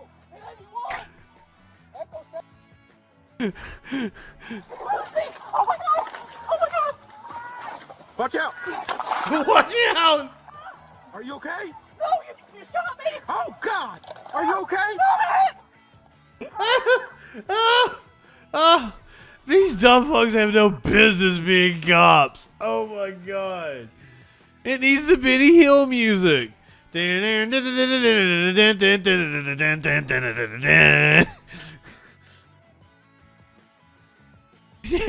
Yeah. Feel more sympathy for the residents who had to put up with this nonsense. And like the poor people, you tried to shoot my fucking dog? Why did you try to shoot my fucking dog? You stupid ass fucking don't go on people's properties and shoot their dogs. If you're on their property and the dog attacks you, good. You deserve it. Don't pull out your fucking gun, you stupid fucking pussy. God, I shouldn't even... You're too good to call you a pussy. Pussies are too good for you. Pussies are tough and resilient, the exact opposite of a cop. Warm and inviting, tough and resilient are the qualities of a pussy. That does not describe a fucking pig at all. I've hung out with moonshine drug hillbillies who are more responsible with guns. Hell yeah. That's exactly right. She was resisting. She was resisting. Ah.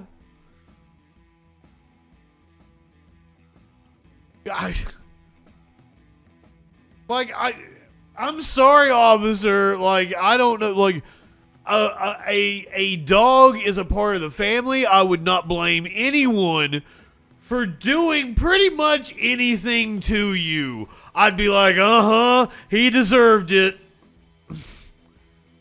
No matter what kind of crazy fucking thing you can go, some kind of fucking Saw game you make the copper play. I'm still gonna be like, he deserved it. He shot a fucking puppy.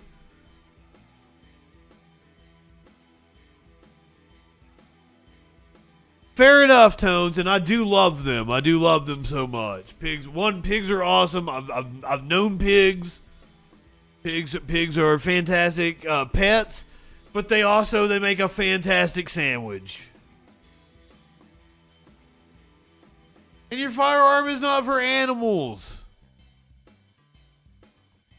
Unless you got some kind of mutated bear or something. Then maybe. Then.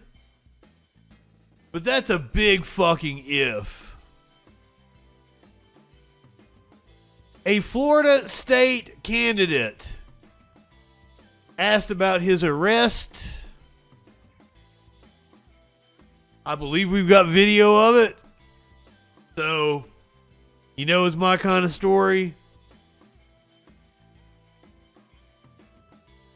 Investigates new questions about a local politician who's running for office. I'm John Bachman. I'm Tanika Hughes. This is Jacksonville Beach City Councilman Chet Stokes. He is a Republican candidate for the State House representing parts of the beaches in Duval County. Of course he's a Republican.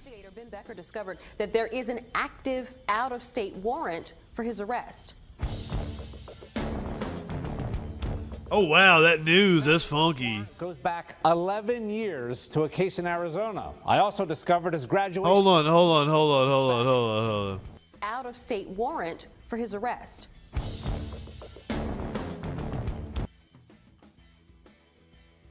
Action News Jax investigates.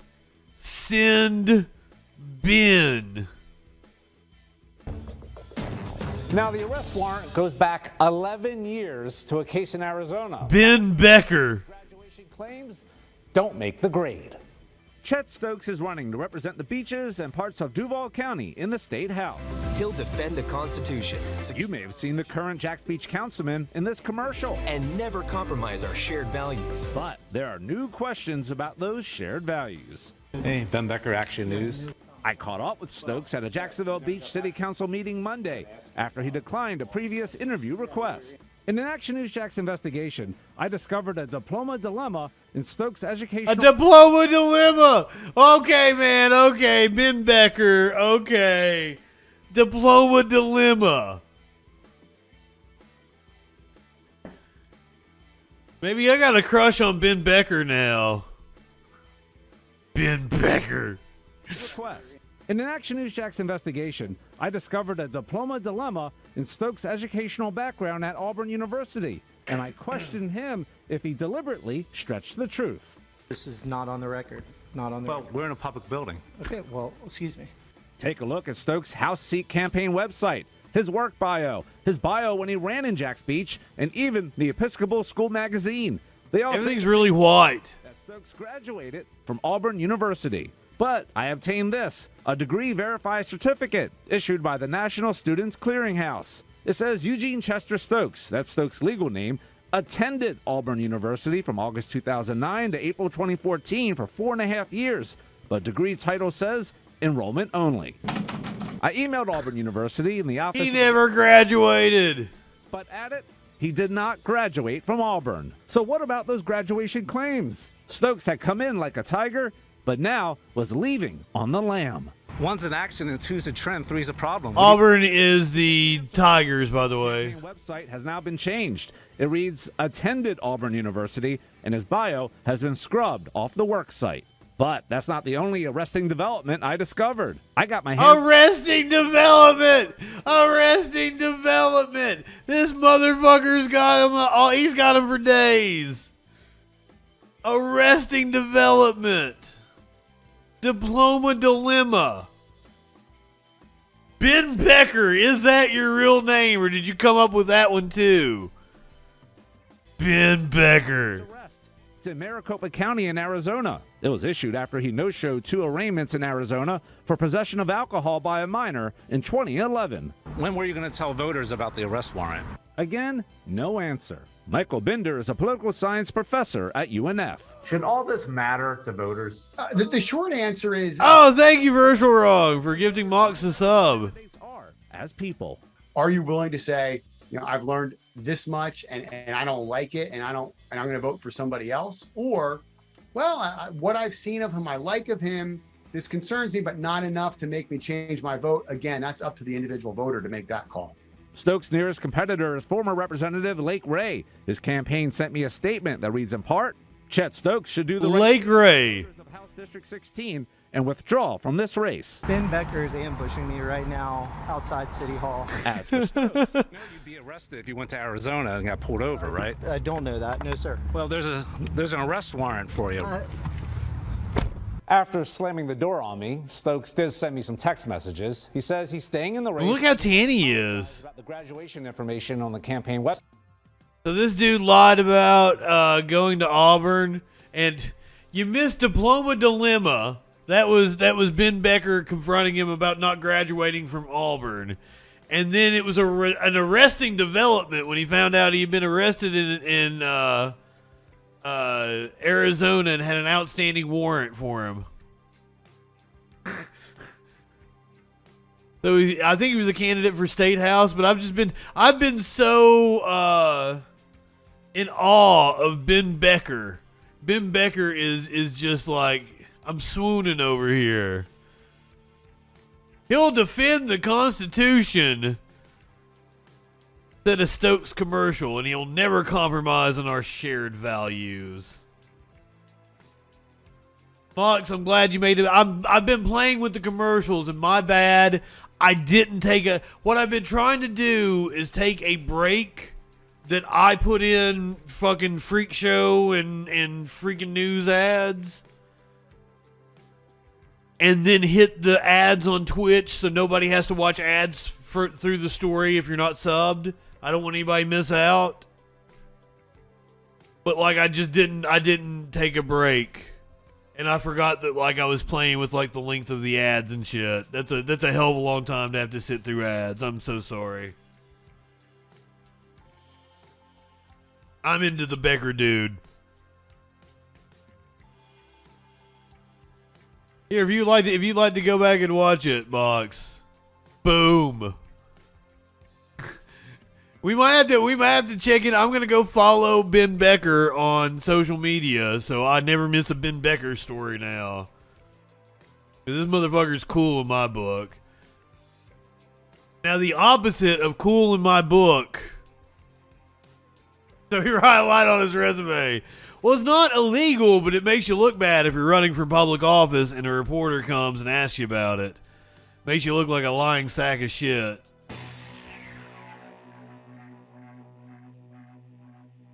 Now that was all fun and games, and I think that suit will ultimately get thrown out. But what is not all fun and games is the fact that police had to respond to a bomb threat phoned in to the Boston Children's Hospital last night.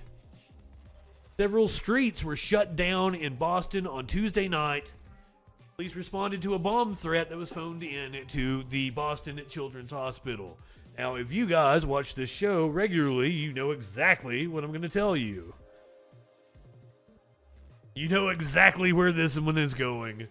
Longwood and Brookline Avenues were taped off as multiple police cruisers lined the area immediately outside of the hospital.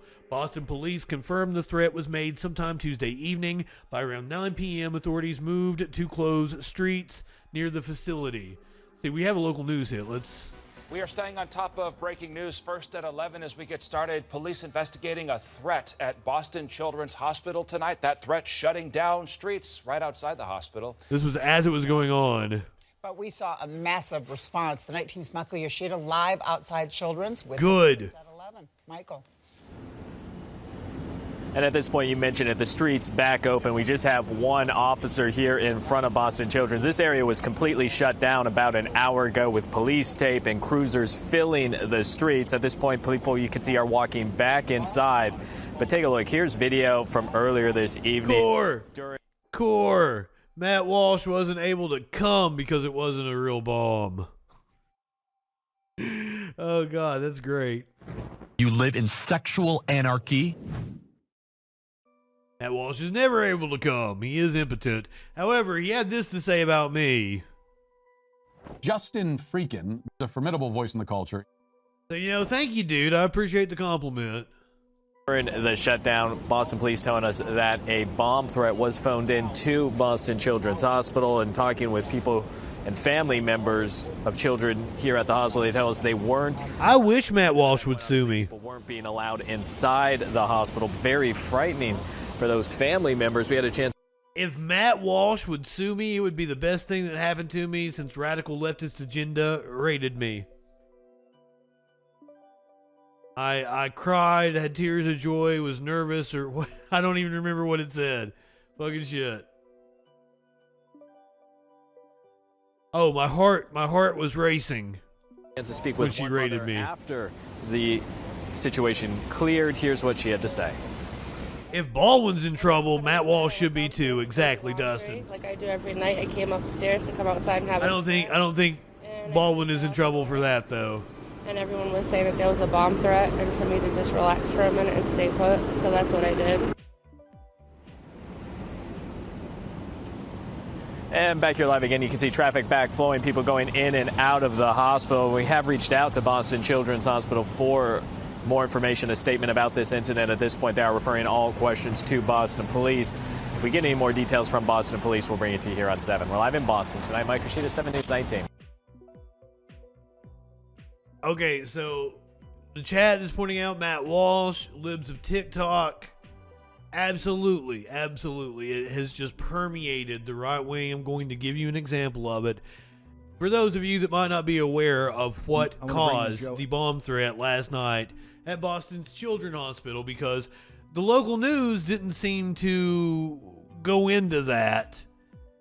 It was the right wing being incredibly upset about it was like a 30-minute spot where doctors at the Boston Children's Hospital talked about being caring towards trans patients. That's all it was. They talked about being caring towards trans patients.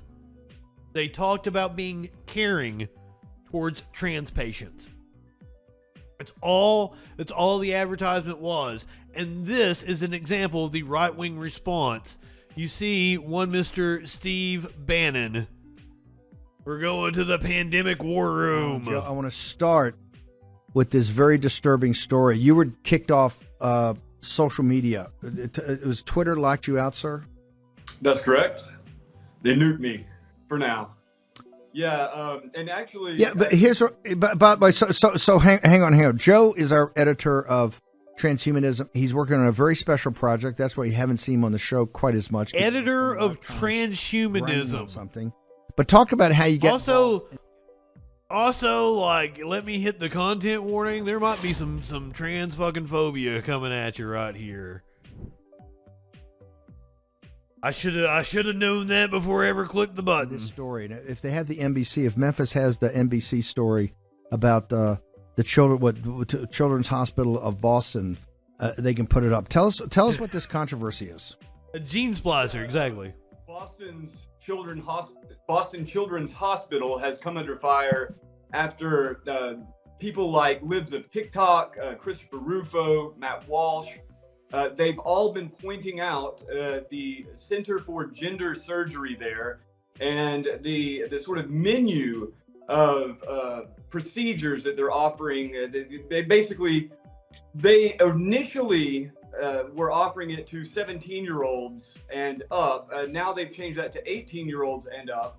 But they appear to be offering puberty blockers and cross hormones to children. Puberty blockers need to be administered like before they hit puberty, or they're not puberty blockers. And really the really striking footage was from Boston Children's Hospital themselves. Actually, if Memphis has that cold open and can play it, I think that might really open the eyes of the I'm on Getter. I put my shit on Getter all the time. Guys, I've got followers on Getter. I've got followers on Parler. I got like 200 followers on Parler. I've got like 80 followers on BitChute. Who the fuck is watching me on BitChute?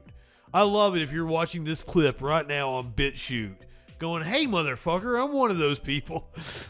Do we have that? Can we play the cold open? Okay, let's go ahead and play it.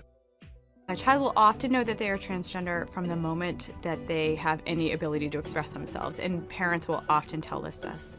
We have parents who tell us that their kids, they knew from the minute they were born practically, and actions like refusing to get a haircut or standing to urinate, trying to stand to urinate, refusing to stand to urinate, trying on siblings' clothing, playing with the quote opposite gender toys, things like that. They always sort of knew something was maybe off and didn't have the understanding to know that they might be trans or have a different gender identity than the one they had been assigned. So that is a growing population that we are seeing, and that's being recognized as being trans and able to be treated.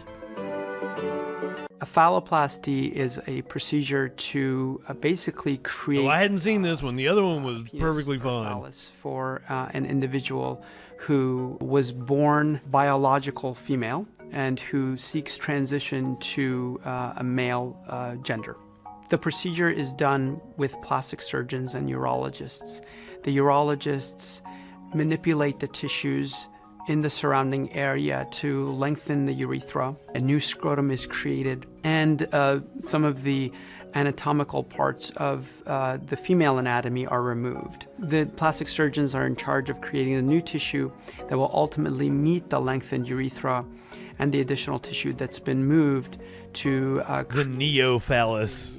neophallus. We typically utilize tissue from elsewhere. For example, the forearm or the thigh is used. The plastic surgeons are also responsible for providing sensation by doing the nerve coaptation so that the new phallus will have sensation. I can't take anymore. I assume that's not aimed at children. Yeah. No, I can't take it. I can't deal with it. I just can't. It's I don't know. It's something so bizarre. People should understand. I know you went to school in Boston, over there, Boston University. Yeah, you should understand. You should try to take the time to understand. Cambridge.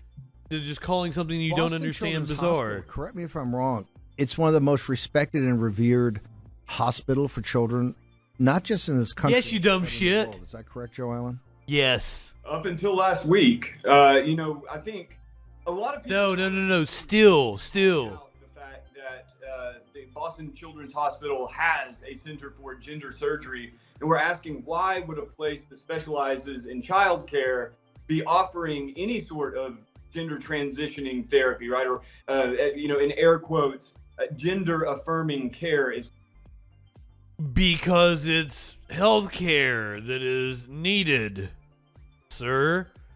You just said they have an impeccable reputation, so maybe they know what they're talking about, and some dumb fuck that's talking to Steve Bannon on Rumble and BitChute actually doesn't. Is what they call it. And I think in the wake of these videos being released and publicized by people like Libs of TikTok or not to knock anybody that's broadcasting on Rumble or BitChute. Rightfully so. Subscribe to me on Rumble and BitChute. Tremendous pressure, emails, phone calls. I'm surprised there aren't. McGritty, welcome. Good evening. Right now. And love your face. When you have something like hormone therapy, it's horrific enough. But when it was realized that they're offering... Anybody that may be showing up, let me go ahead, give you the content warning. We just talked about the bomb threat that Boston Children's Hospital received last night. I was explaining where these threats came from, and it was from right-wing media. Dude listed everybody that was guilty. Libs of TikTok, Matt Walsh, Christopher Rufo, and specifically you fucks. You have blood on your hand. Vaginoplasties, phalloplasties. It really gets to the heart of what this is. I mean, this is surgically facilitated mutilation. And how many stars is that? If we take Boston 8 stars. Why are there 8 stars on that flag? 18 on up. But again, this being a part of the Children's Hospital indicates that they intend for that to be some part of the progression of care for young children going into adulthood to undergo these sorts of things, which, as anybody who's looked into this knows, almost invariably ends in some sort of complication. Well, I mean, to be fair, I give less than 0 fucks about Christianity. That people who don't receive these treatments. That's not a slight on anybody. Oh yeah. It is performative. The one difference is really, aside from the mutilation itself, is that when you have a medical facility offering these sorts of things, they stand to profit. The only people that have seen Matt Walsh's movie are people that paid for it. It's behind a paywall. Structure that goes on top, right? You have. I mean, I've seen enough of it. Right? But I could get it for through illegal means. I would not pay for a Daily Wire subscription to watch that movie. And only people that actually care about Matt Walsh know that Matt Walsh or that movie exists. So there's not like a barrage to take them down. Now I know he says that he got a cyber attack or a DOS attack or whatever. No, the Daily Wire just has shitty servers, and when they debuted that movie, they spent a shit ton of money advertising it, and the amount of people that they had crashed the servers. That's all that happened.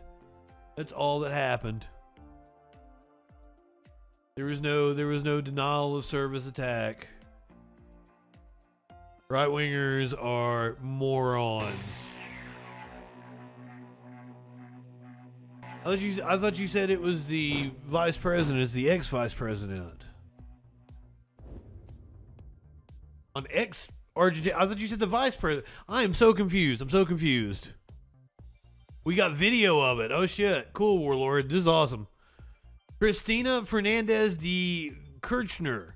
Assassination attempt on ex-Argentina president. A man has been arrested. It's something.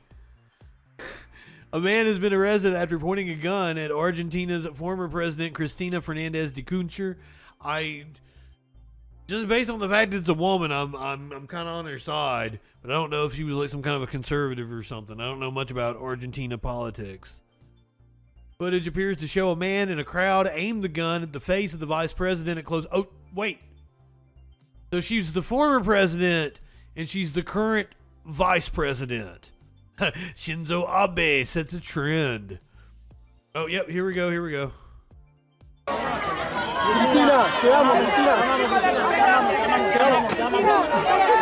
Wow. Whoa.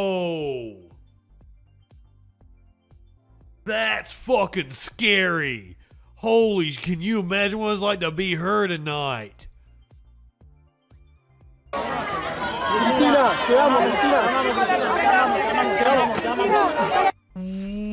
Whoa. Like it jammed her, it misfired her. It was right in her fucking face. Jeez, that's wild.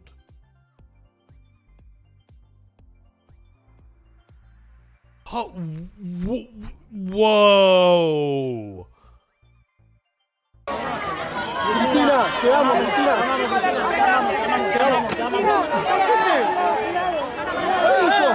What, you think the gun sounds empty? I mean, clearly you didn't shoot her in the face, but whoa.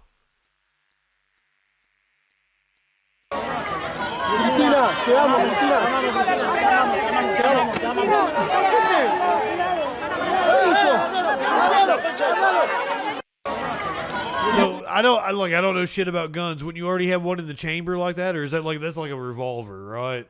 You want to already have one loaded, or is no? That's because that's a handgun. That's a handgun, right? Is Flash still here? Flash knows about this shit. Flash be eating this up.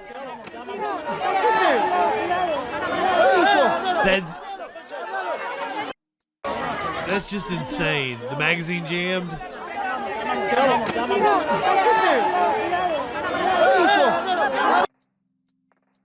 You have to pull back the slide and chamber around. So wouldn't they have done that before they tried to shoot her in the face?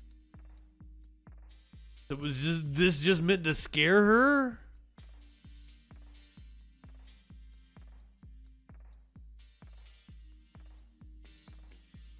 The politician is in the midst of a corruption trial and was returning from court. She denies the charges. Argentina's economy minister, Sergio Massa, called the attempted shooting an attempted assassination. When hate and violence prevail over debate, societies are destroyed, and situations like these arise. Footage shared on local media showed the man aiming a gun inches away from her head and appearing to attempt a shot. She then lowers her head, but no shots were fired. In another video posted on social media, others in the crowd appear to try to block Miss de Kirchner from the suspected gunman. A police spokesperson told Reuters news agency that an armed man had been arrested near Miss de Kirchner's home, and a weapon was found a few meters away from the scene. They said the man could be of Brazilian origin. In recent days, hundreds of protesters have gathered in support outside of the 69-year-old's home. Nice. In the capital while the trial is underway. You live in sexual anarchy? Miss de Kirchner is accused of defrauding the state, being involved in a scheme to divert public funds while she was president between 2007 and 2015. If convicted at trial, prosecutors have asked that the ex-president face 12 years in prison and a lifetime ban from politics. However, Miss de Kirchner is the Senate president. What is her title? She's the vice president. Well, maybe that's a thing like the U.S. You're the Senate president when you're the vice president. However, Ms. DeKirchner is the Senate president and so enjoys parliamentary immunity. She would not be imprisoned unless her sentence was ratified by the country's Supreme Court or she loses her Senate seat at the next elections at the end of 2023. Ms. Kirchner has faced numerous other corruption trials following her time as president. The verdict of this trial is expected to take some months. Well, that's wild. Thank you, Warlord, coming in with yet another banger that was indeed needing to be watched. You know what?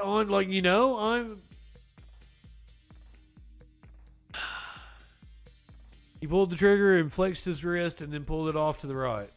What does that also, if you look at the angle when he jerked his wrist, he wouldn't have hit her. It was way off to the stage left. It looked like it was right in her fucking face.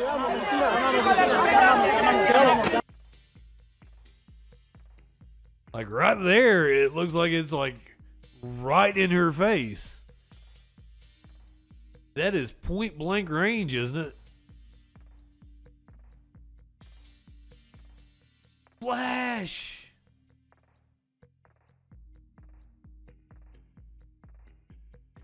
You getting a better look at it right now? Now make it any bigger. I can't go to Twitter because I'm banned on the Twitter.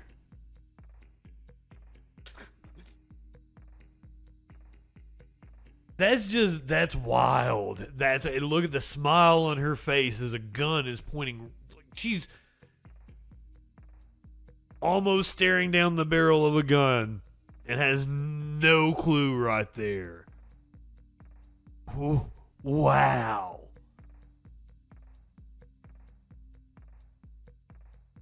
Maybe go to the range a little first. Just some amateur, just some deranged dude pulling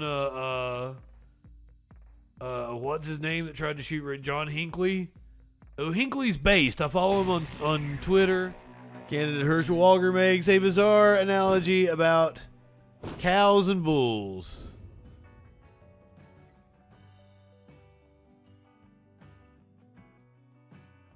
Here we go. One time.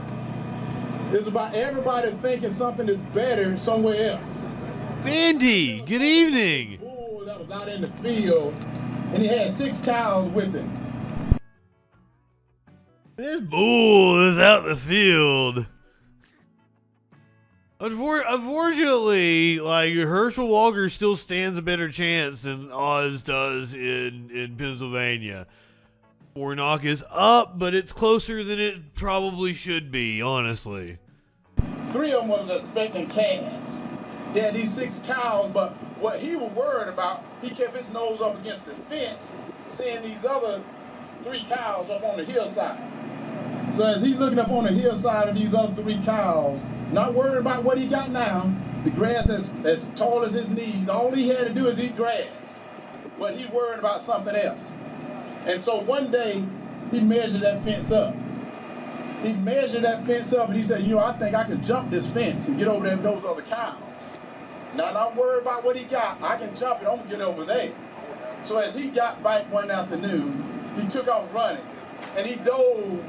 And as he made it over the fence, his belly got all cut up and stuff. And he rolled up and he got up and he knew he would have made it on the other side. Sky Comet. There's this bull. And he's got 6 cows here, and there's 3 cows over on the ledge over there. And no idea. No idea whatsoever. I'll tell you this little story I heard one time. It's about everybody thinking something is better somewhere else. And I remember talking about this bull that was out in the field.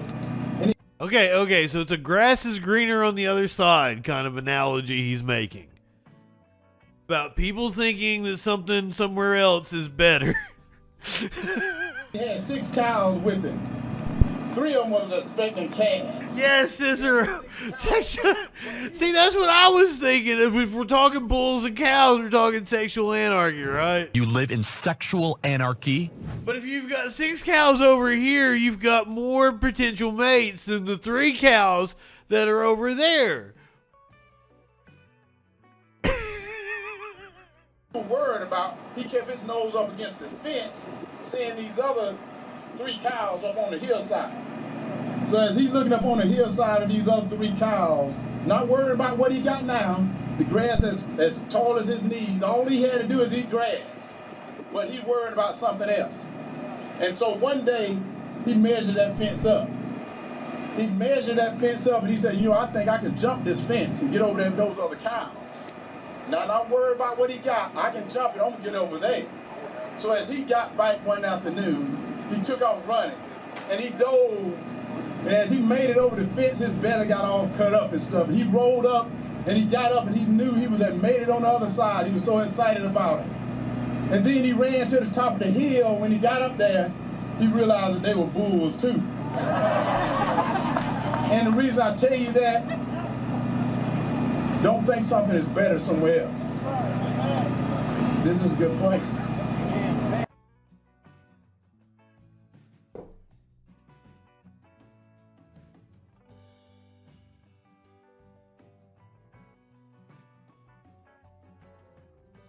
So there's a lot of things wrong with that. First of all, like the bull didn't recognize there were other bulls, with the horns and everything. He didn't the fence had the power, like he could see them well enough to mistake them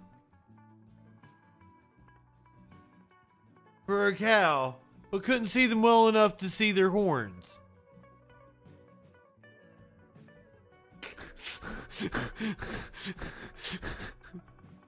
Yeah, Skycom. That's what went through my head. Was like, maybe he'd like a little dick yummy. Maybe he not exclusive. He got 6 cows over here. Maybe he's gonna take the 3 bulls from the hillside. They're gonna go back down. They're gonna hang out with the 6 cows, cause it ain't no fun if my homie can't have none. It ain't no fun if my homie can't have none.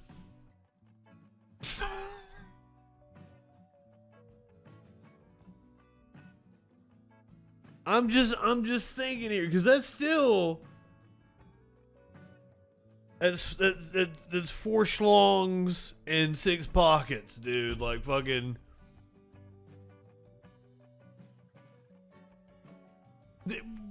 Also, Dustin, very good point. One I hadn't even thought of. Only thing that's gonna work a bull up to jump a fence is the smell of a cow in heat. He's just bisexual. There ain't no way he's gonna mistake him for cows. The moral of the story is re-elect Reverend Warnock. Sitting cow, good evening. I'm sorry, I shouldn't even call him Reverend Warnock. Senator Warnock is a much better title. A much more prestigious title. This was great. I'm glad we did this.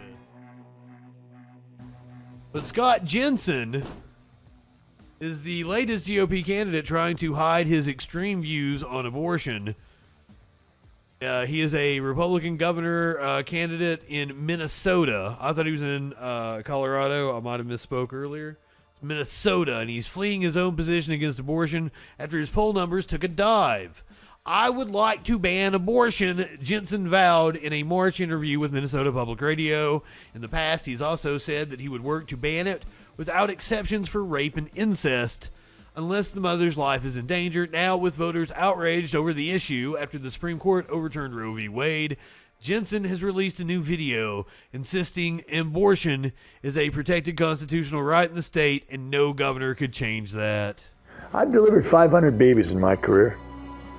Abortion is divisive, and Tim Walz is weaponizing the issue. In Minnesota, it's a protected constitutional right and no governor can change that. A Republican just accused a Democrat of weaponizing abortion. A Republican just accused a Democrat of weaponizing abortion. I've delivered 500 babies in my career. Abortion is divisive, and Tim Walz is weaponizing the issue. In Minnesota, it's a protected constitutional right, and no governor can change that. And I'm not running to do that. I'm running because we need safe streets, excellent schools, parental rights, and more money in the family budget. That's what I'll fight for. Let's focus on the issues that matter. First of all, sir, whose baby is that? Is that your baby? Is that just some random baby? Did you hire a baby actor? Did you like call a casting agency like, hey, I need a baby? This is like, I have so many questions about this. I delivered 500 babies in my career. Abortion is divisive, and Tim Walz is weaponizing the issue. In Minnesota, it's a protected constitutional right, and no governor can change that. And I'm not running to do that. I'm running because we need. If you were listening to the podcast audio, like it's nighttime lighting in a discreet middle class home. This guy's sitting on the couch. He's got a burp rag over his shoulder, and he's like, the way he's holding the baby's weird. Nobody holds a baby like that. I'm not right. Like, I don't know much about babies. I don't like babies, but like, people don't hold babies like that, right? Stark raving. People don't hold babies like that, do they? Like, that's not a thing that's happened. And he's over here like 500 fucking babies. The baby is rejecting that dude. You're always coming in here. I don't know what you're talking about. The aspect ratio is not fucked up. I'm just cutting off part of the screen where to make it fit. I keep telling you I don't have the size monitor that I fixed this for. I'll have to completely redo my graphics.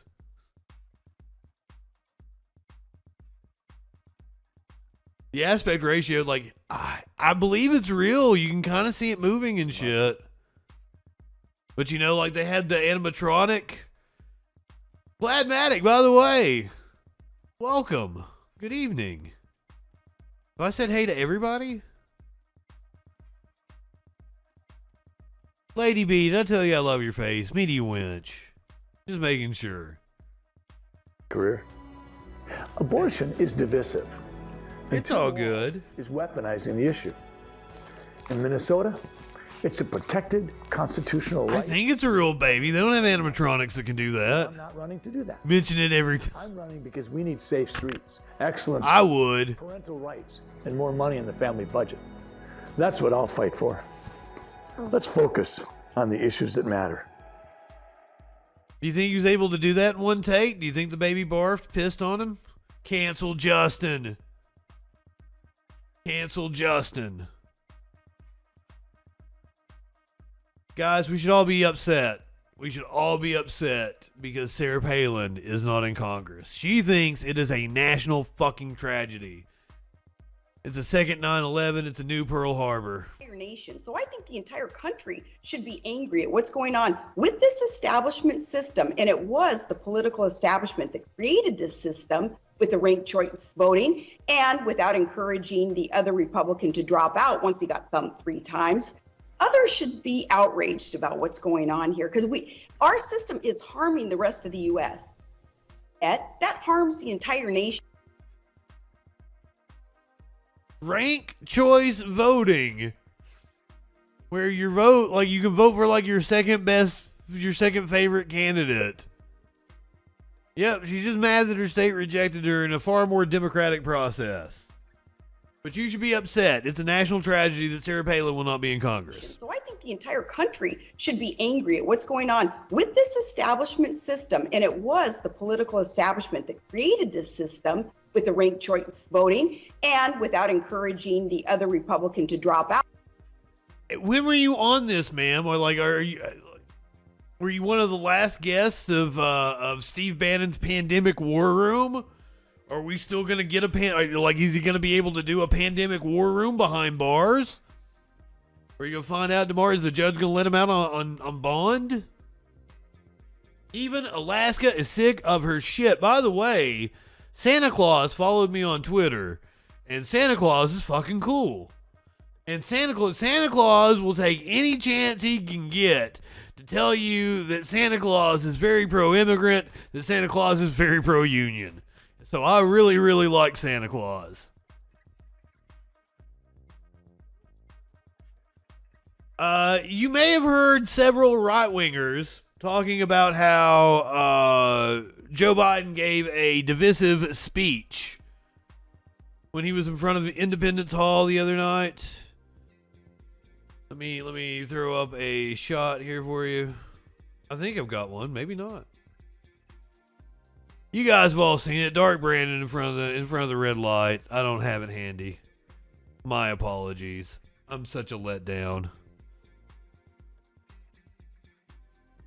Well, Lauren Boebert, she went on and she thought that Joe Biden's speech was different than divisive. He didn't actually give a divisive speech. Lauren Boebert had a different take on it. So I give her props for not saying the same thing every other right winger does. Independence Hall and gave one of the most disgusting and decisive speeches in American history. A speech that was laughed at and mocked by nearly everyone except for the lefties. The American people, Joe Biden stood in front of Independence Hall and gave one of... Did you guys check? Did you guys catch that? It wasn't a divisive speech. It was a disgusting yet decisive speech. The most disgusting and decisive speeches in American history. A speech that was laughed at and mocked by nearly everyone except for the lefties. The American people...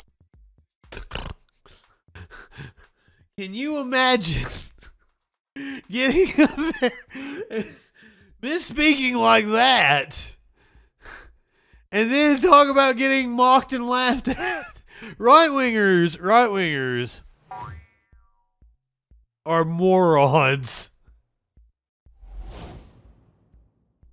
They can't feel embarrassment. Learn to feel embarrassment. It would save the rest of us a lot of time. Mark Cuban has some words for Elizabeth Warren. As I said earlier, I had to look and make sure this wasn't a story from 2020 during the presidential primary. Mark Cuban lashes out at Elizabeth Warren for going after billionaires. Screw you. You're everything wrong with politics. Elizabeth, taking a shot at Senator Elizabeth. Of all the people to level the criticism, you're everything wrong with politics. Elizabeth Warren is who you choose to lash out at. How is that possible? Investor Mark Cuban speaking out, taking a shot at Senator Elizabeth Warren over her push to tax billionaires. I don't mind being taxed more. I wrote a blog 20 years ago saying it's the most patriotic thing you can do after military service is pay your taxes, because that's what allows everybody, to live and to prosper. But yeah, the idea of just soak the rich, billionaire tears that sell that cup. Mm-hmm. Screw you, Elizabeth Warren. You're everything wrong with politics. Okay. Okay then. All right.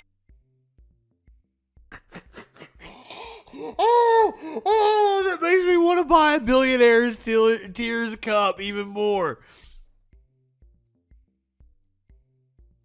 Oh my God.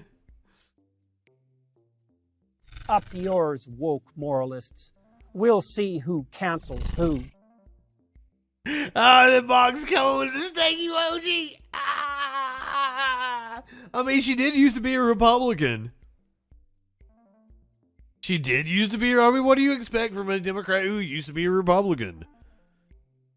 He was a Republican during the Reagan years. Come the fuck on. So like you can't Kikyo, good evening. Welcome. Oh my god. So like I understand the criticism of Elizabeth Warren, but overall, like you watch her in the Senate, she's pretty good. I totally agree with anyone who thinks that, her not throwing her support behind Bernie in the primaries was a really dumb move. If she wanted to be anywhere near the presidency, that was the path. I thought that then. So but like the data was weird. Like Elizabeth Warren had a different coalition than Bernie Sanders. They were going for two different voters. And that's why like her joining with Bernie would have made all the difference in the world, I think. That's why the Democratic Party was so scared of her and her doing that. I don't know what offer they made her. Clearly she's not something in the administration though. It's quite possible she would have been both vice president and secretary of the Treasury. Exclusive interview and never before seen footage with Marjorie Taylor Greene. These are like the best cheese curds I've ever had too. These are fucking amazing. They've been so good. I've got like just a couple handfuls left. I might eat them during this Marjorie Taylor Greene interview. As I appear to have run afoul of probably the worst woman in American politics, Marjorie Taylor Greene. I mean, she is. On our show Tuesday night, MTG, Clan Mom as we call her, right, defending our capital against the fried insurrection cheese curds held in sight on January 6th. That's who she called. They say ignorance is bliss, but when it comes to Congresswoman Marjorie Taylor Greene, ignorance is hateful and dangerous. It was a 5-minute transphobic tirade masquerading as feminism. Yep. From people like Greene, people who are always trying to reduce our lives to bedrooms, bathrooms, or locker rooms. That could be Marjorie Taylor Greene's motto. That could be every day when she goes to work, I'm still here. Stupid don't get tired. And not just Congress, Marjorie Taylor Greene, who every day is fighting to be the dumbest person in Congress. Welcome to the right wing. It's not family values at all. They hate everyone that isn't exactly like them. And it's just a release for them. It's emotional release, like, because their lives aren't going well. So what are they picking on? They're picking on little kids. They're disgusting.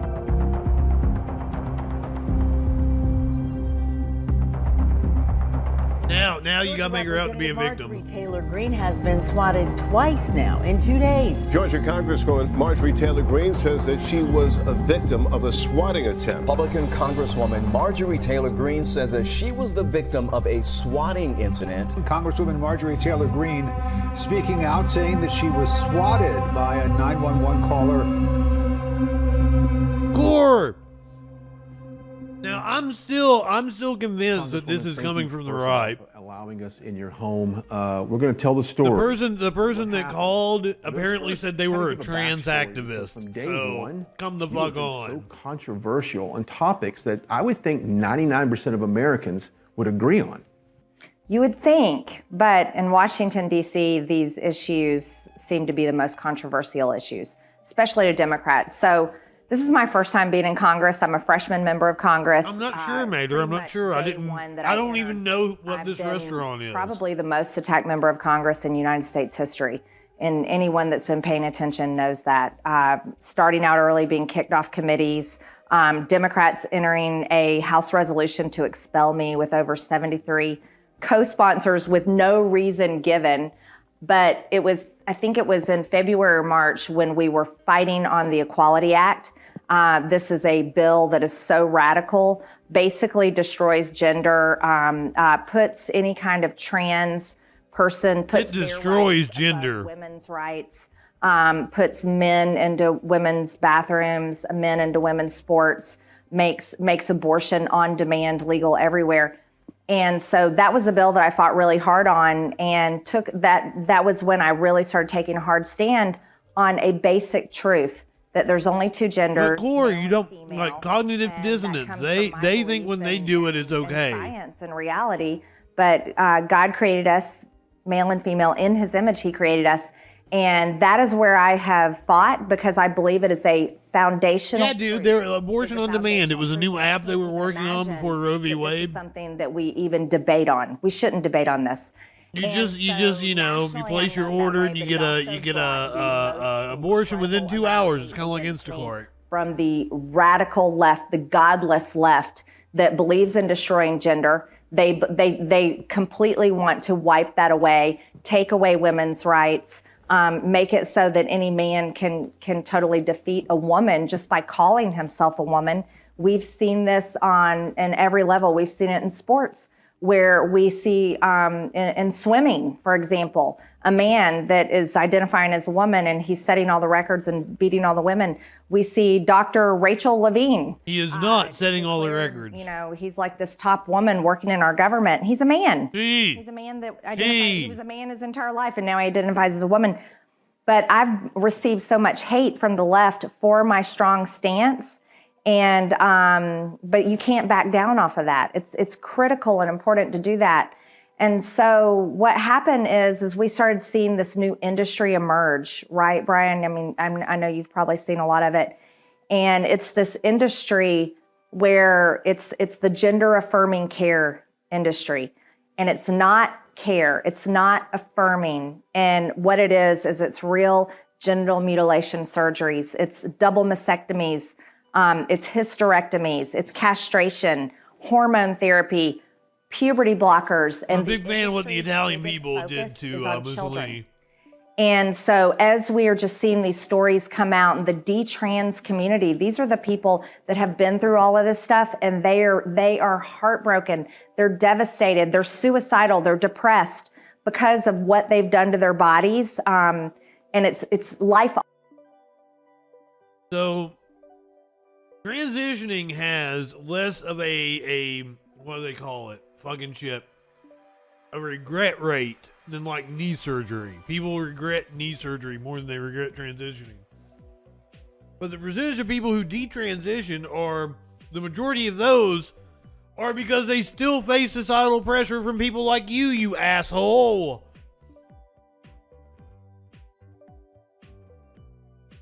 Altering, permanent. You cannot change it. And because of the attack on children, I introduced legislation called the Protect Children's Innocence Act. And I did that just over a week ago. I've got 19 Republican co-sponsors. It's building and growing. And my bill is such a critical piece of legislation. If it goes into law, it makes anyone that is performing or involved in gender affirming care on anyone under 18, it's a Class C felony. RB, I'm not high enough for this shit. Crime. And I believe it's so important to do. Q, did you get to the Kobe or something? Thank you very much. Their very identity and the core of who they are and how God made them, then we can do nothing.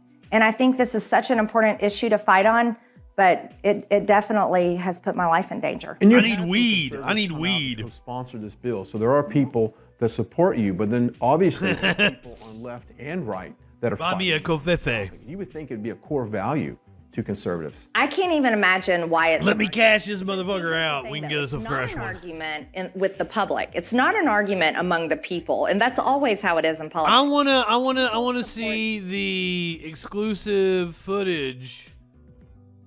Oh, here we go. Let's get to it. Kids, and allow these school teachers or psychologists or social workers, whoever they are. How did I get that close to the 911 call and she's still on about fucking trans kids? No, parents, you are violating trans kids' rights. Parents are violating that. Those are states we can't trust. We cannot trust those states, and that's why it's important to make it a federal law. So that's the backstory on what you're about to see. Now, it all started in the early morning hours on Wednesday with a 911 call. Let's listen in. Floyd County 911. Yes, the address I'm calling about is. Okay, what's going on? My name's with the Veterans and Military Crisis Line, and we got a call from I'm not sure. The caller reported that their boyfriend had come to the home and that they shot him 5 times and that he was currently in the bathtub. Okay, well, caller refused. It is 2.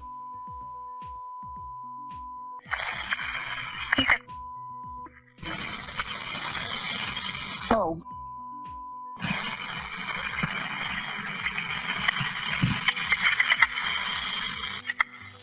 So they called a veteran crisis hotline?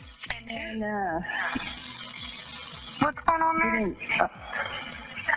Okay, so the caller stated that she reported that their boyfriend had come to the home and that they shot him 5 times and he's currently in the bathtub. Caller refused to provide names, but insisted on providing the address, ensuring that we had it correctly.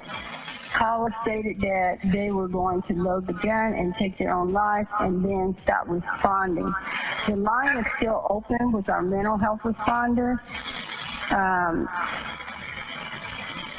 Okay, who's calling this? What company are you with again? Veterans Crisis Hotline. Okay, and tell me the address one more time. It is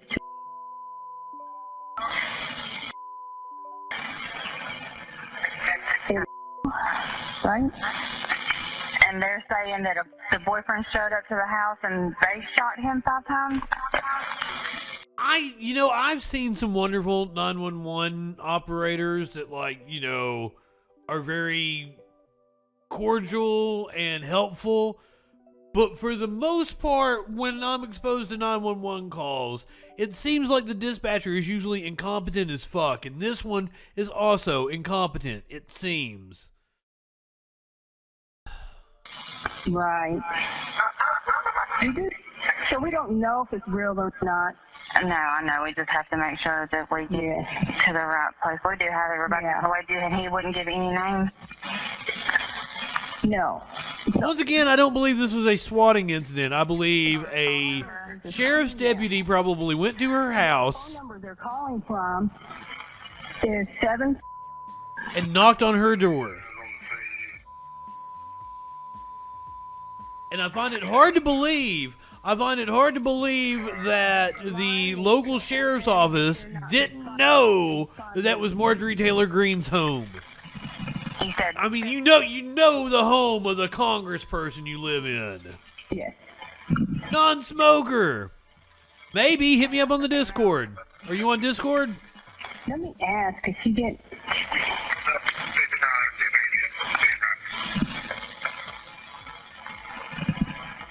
I know I'm not high enough for this shit right now. So she's typing. While she's typing, could I get your badge number or ID, please? 21. Okay, thank you. She says she cannot. Okay, so she cannot tell. They're using an app, text to talk. We don't. I'm helping another crisis line. So if you're just joining us, this is the 911 call to the dispatcher from one of Marjorie Taylor Greene's quote-unquote swattings. Right. So she doesn't. I don't think a SWAT team went to her house. Female voice. I would say a sheriff's deputy knocked on her door and just asked her if she was okay. What else was I going to say? They said they maybe they took a walk around her place. Auto guns and a handgun. So now some person called into a military and veterans crisis hotline and reported that they had shot their boyfriend and left him in the bathtub and was going to take their own life. Make sure I have this right. Their boyfriend came over and whoever's at the house shot the boyfriend? Now that's a swatting. That's what swatting is. Going in with like flashbangs, knocking doors down and shit. That's a swatting. No, what they did. Reported that their boyfriend had come to the home. They shot him. But I just a dispatch would have to know, like, oh, that's the congressperson's home. Yeah, they're telling you not correct. The what? Right. Okay. That's a very disturbing call. Obviously, a lot of uncertainty there with the 911 responder. Walk us through that night. Well, it was Tuesday evening, and Congress is not in session, so it's been really nice. I'm finally at home, getting to spend time with my family. You know, you could resign and be at home if you really like that much. My daughter and her husband were visiting me that night and spending the night at my house. We'd had a great time just hanging out that evening. Went to bed early, which was wonderful, and just went to sleep, not expecting anything. I live out in the country. It's rural Georgia, so it's nice and quiet, and the only thing we hear at night might be the crickets or just country sounds. So I was really shocked to hear a doorbell and knock at my door at just after 1 o'clock in the morning. Even if you take it at its word, like the incident would be domestic violence. And I jumped out of the bed and I saw flashlights going around outside my bedroom windows. I could hear people walking, and I meat cakes. I could see a little bit of lights outside. We are watching Marjorie Taylor Greene give an interview after her swatting. It was not a swatting. She's not describing a swatting. She's describing a welfare check. So we just listened to the 911 audio. Tuesday evening, and Congress is not in session, so it's been really nice. I'm finally at home, getting to spend time with my family, just catching up on normal life things. I don't necessarily think that her husband were visiting. I don't necessarily think that it was Marjorie Taylor Greene's camp that did it, but I am positive that it is a right-winger that did it. Positive. Me that night and spending the night at my house. We'd had a great time just hanging out that evening. Went to bed early, which was wonderful. I'll hit you up after the stream, non-smoker. Went to sleep, not expecting anything. I live out in the country. It's rural Georgia, so it's nice and quiet, and the only thing we hear at night might be the crickets or just country sounds. Sometimes your neighbors shoot off some guns. Really shocked to hear a doorbell and knock at my door at just after 1 o'clock in the morning. Not expecting anything. Welcome, good evening. No one should be coming to my home at that time. And I jumped out of the bed and I saw flashlights going around outside my bedroom windows. I could hear people walking, and I was very frightened. I could see a little bit of lights outside. Yeah, cops suck. A car light, and that's what I saw, and I thought, oh gosh, something's going on. So I got dressed, and that was when I was preparing to go out of my room. Now, something I normally do, Brian. Yeah, RB, the dispatcher might not have familiarity with the area. I understand what you're talking about, that some are outsourced, but the deputies do. The deputies would have to know that that's the congressman's house. Bugs, welcome. Good evening. Thank you for being a freaking follower. I'm a gun owner, and I believe in protecting myself. We know, ma'am. We know. Protecting my kids, anyone that's in my house. Okay, hold up. Toad says hold up. Indeed, hold up. Somebody cash in the weed. I'm not high enough for this shit.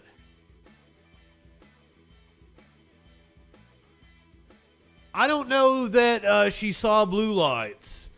She's talking about like they had flashlights. They were walking around like the side of her house or something. They probably went to the back door and the front door. She saw spectral lights. Weed! If I'm going to go to the front door and someone's coming over and I don't know who's coming, I will bring a gun with me to the door. And so this is the gun that I have in my bedroom, and I picked it up, of course, to carry it with me to the front door. Well, Mater, she proved you wrong. She's like, I'm going to prove Mater wrong. I'm going to pick up a fucking gun right now. Inside me said, don't take that with you. And that was like a really strong feeling, and I thought twice about it. Because normally you would think you're home. Absolutely. Late. Oh man, it would have been awesome if she came out shooting. Oh my God, it would have been awesome if she came out shooting. I mean, proper gun safety, you wouldn't have, if you have it in your bedroom, you would have it locked in a gun safe. Right. Middle of the night? Yeah, absolutely. because I don't know who's coming. And I heard people outside my window. But someone said, don't take this with you. So I didn't. I put it down. I put it back down in my bedroom. And that's when I opened my bedroom door and went down the hall. And down the hall. She put it back down. It was just in the floor for the dogs to play with. She has her grandchildren come over. They like to play with it too. Now, mind you, before this, you've gotten threats on Twitter. I mean, you know, the Twitter bots attack you. But this is the first time that anybody has ever targeted you at your home, or first time you've... Damn right, Bugs. Well, I didn't even know what was At that happening point. yet. Yeah. So yes, just for the record, I have an extremely high amount of death threats. I'm at the top of the list as members. Ma'am, would you like to see my Facebook message request? Would you like to see my Facebook? I hold on, I saved one just a little bit ago. I don't think I can read it to the stream. Jesus Christ, no wonder you can't get laid, you stupid fuck. You get a life and you're dumb little simp troll. Of Congress of having some of the most death threats. There are several people on trial right now that because they're threatening to murder me. They're on trial right. Wait. Bugs is cool, isn't he?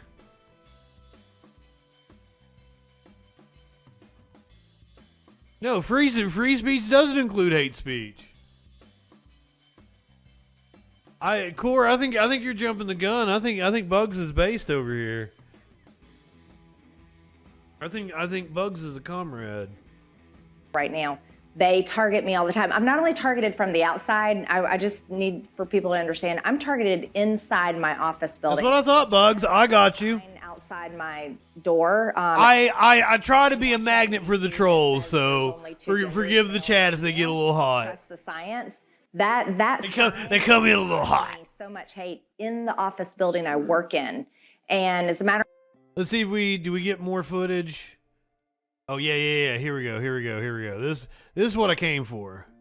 But he still has his job. So this is the garbage that I deal with all the time from the left. Not only am I threatened constantly on social media, people calling our offices, threatening, people calling my personal phone numbers, my family's personal phone numbers. Oh, and I ask for it too. I ask for it. And then in the middle of the night, so if someone's at my home and I don't know who it is, you better bet it's important for me to take a gun. But it was so odd for me to have that feeling not to. Okay, well, your home's got a lot of video cameras around inside and outside. Let's take a look at the first camera. Now, this shot we're looking at right now, that's a shot that shows the cars coming down the road at night. You can see the headlights going down the road. Let's describe, once again, they didn't have their blue lights on. Sound asleep. Sound asleep, and your street is in the middle, let's just say, of nowhere. Yeah. So, as you can see, they didn't come in with sirens blaring.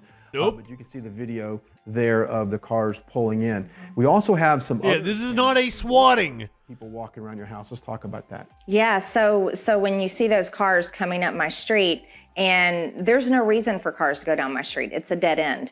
So for cars to be coming in like that, there's clearly a reason. I was sound asleep when that was happening. You can see how quiet they came in. And then the cars stop, and you see. I didn't hear the claim about her saying her son. They gather together, told her and not to bring it. They come quickly up to the house, and then it's obvious who they are. It's the police. Mm-hmm. And you can see them as they. Aren't you pro-police? Kind of staked out around your house, Yes. looking for any signs of activity inside. That's now, right. This next camera angle is front at your foyer here. That's when they. I mean, it get like. Ring the It doorbell. could be a nice section of a rural area. Camera footage there. Okay, so, and we also have to understand the mindset of the police. But she's also like a On multimillionaire. the 911 call, what was being reported? It was being reported that someone had been shot 5 times in the chest. They're in the bathtub of my home. This is not a swatting. That's what This is the same thing. This is the same thing Tim Pool did. This is just the cops coming and doing a welfare check. Swatting would be if they busted down your fucking door, pointed a gun in your face, and told you to get on the ground. That's swatting. This is just the deputies coming to fucking say, hey, we've had a report. We need to check it out. We don't think anything's going on. And like they knew. They even said it on the call. We don't know if it's real or not. the person from the Veterans Crisis Line, her parents Corps. I would like to think I'm pretty far left, but I would say the chat is further left than I am. I'm pretty work within the system. I like electoral politics. That's what we cover here on this show predominantly. I do electoral politics, then criminal justice, workers' rights, in that order pretty much. That would be the main focus of this show, but we do a little bit of everything. Like we're gonna talk some space here at the end. I was the news director of 11 radio stations, a writer for 4 different newspapers. So like I've met Mitch McConnell. I fell asleep at a Mitch McConnell speech because it was on a Monday morning and I've been doing meth all weekend. I believe that several industries need to be nationalized. Am I a socialist? No. Am I a capitalist? Technically, I file my taxes as a small business owner, but you know, hey, I am for a very heavy-handed regulation, at least from the government. I'm for nationalization of certain industries, healthcare and energy being top of those. But if there's one thing we can all agree on, RB, behave yourself. Even Marjorie Taylor Greene deserves not to be judged on her looks and made out to be just an object. Stop talking about her asymmetrical boobie. You live in sexual anarchy? Yeah, her parents own like some kind of a farm or some shit. I'm Bugs, I'm reasonable. If you can bring me a proposal, I'm down to hear it. Are we gonna get more footage? I want to see more footage of what went on. I came down the hallway and I came out of my hallway and I looked around to look at the front door and I saw police out there. And I was like, oh gosh, there's something serious going on. It really upset me because usually, I mean, if police are coming to your house in the middle of the night, there's a serious thing. I thought, gosh, I hope nobody in my family's been hurt or something happened to one of my Fair enough. If police coming to your house, it's a car wreck or something. But when I opened the door and greeted the officers and I said, what's going on? It was their demeanor and just their like body language. They were cops suck. They had guns drawn. They were cops suck. Something serious. And he asked me, "Is everything okay, ma'am?" But it was the way he asked me that had me upset. And I was like, "Yeah," I said, "I was sound asleep. I don't know what's going on. What's happening?" And they were all kind of looking at each other, and they called the sergeant around, and he came up and he was asking me if, he's like, "Is there anything going on in your house?" I wouldn't dare vote third party at this time, Bugs, but that's a conversation for another time. I said, is there something wrong? I have voted third party many times upset over what is happening. And they said, well, there was a report, there was a 911 call, and then he told me. You're at this point in time, you're making a big deal out of nothing. And then he goes, "I think you've been swatted." Did you think that anybody might have been in the house and you just weren't aware of it? I was terrified. They attempted to swat you, possibly, and so but they didn't really do a good job. And I wanted them to come in. I was like, "Can you please look around my house?" I just wanted them to check everything. So I invited them in, and then you can see that on the video when they came inside. And I went back down the hall to go talk to my daughter and her husband and let them know that, what's happening. But you can see that they still had guns drawn because this is where police officers don't know. They don't know if the call is real and they have to take it serious that the call may be real. Or at the same time. But they didn't swat you. Nothing happened to you. They have to be very level-headed and calm and in control. They treated you well, unlike the people we saw earlier in the show. The young woman that they slammed her head into the ground. The young man that they had his head just buried in gravel for 5 minutes. Someone because they believed they were responding to a call. And that's what was happening to me. Do you think that was their intent? They wanted you to get accidentally shot by this? Absolutely. Okay, yeah, here we go. Here's another 911 call. Floyd County 911.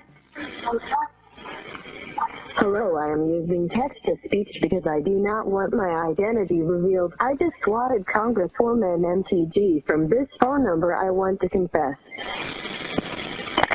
Okay, what's going on? I am the moderator on the Cyberstalker website known as .net. I did this because MTG wants to ban transgender. Yep. This is what proves to me that it is a right winger. .net username, so you may have a chance to unmask my identity. Okay, go ahead.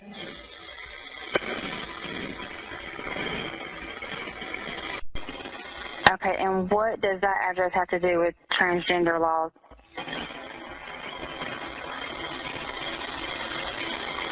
It's the address of Marjorie Taylor Greene.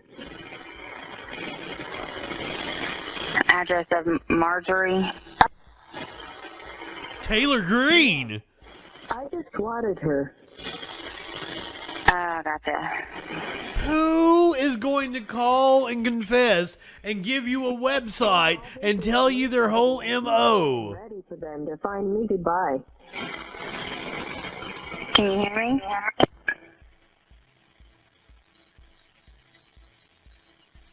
What's interesting is that call came in after the police left. Yes, it is interesting. And they confessed.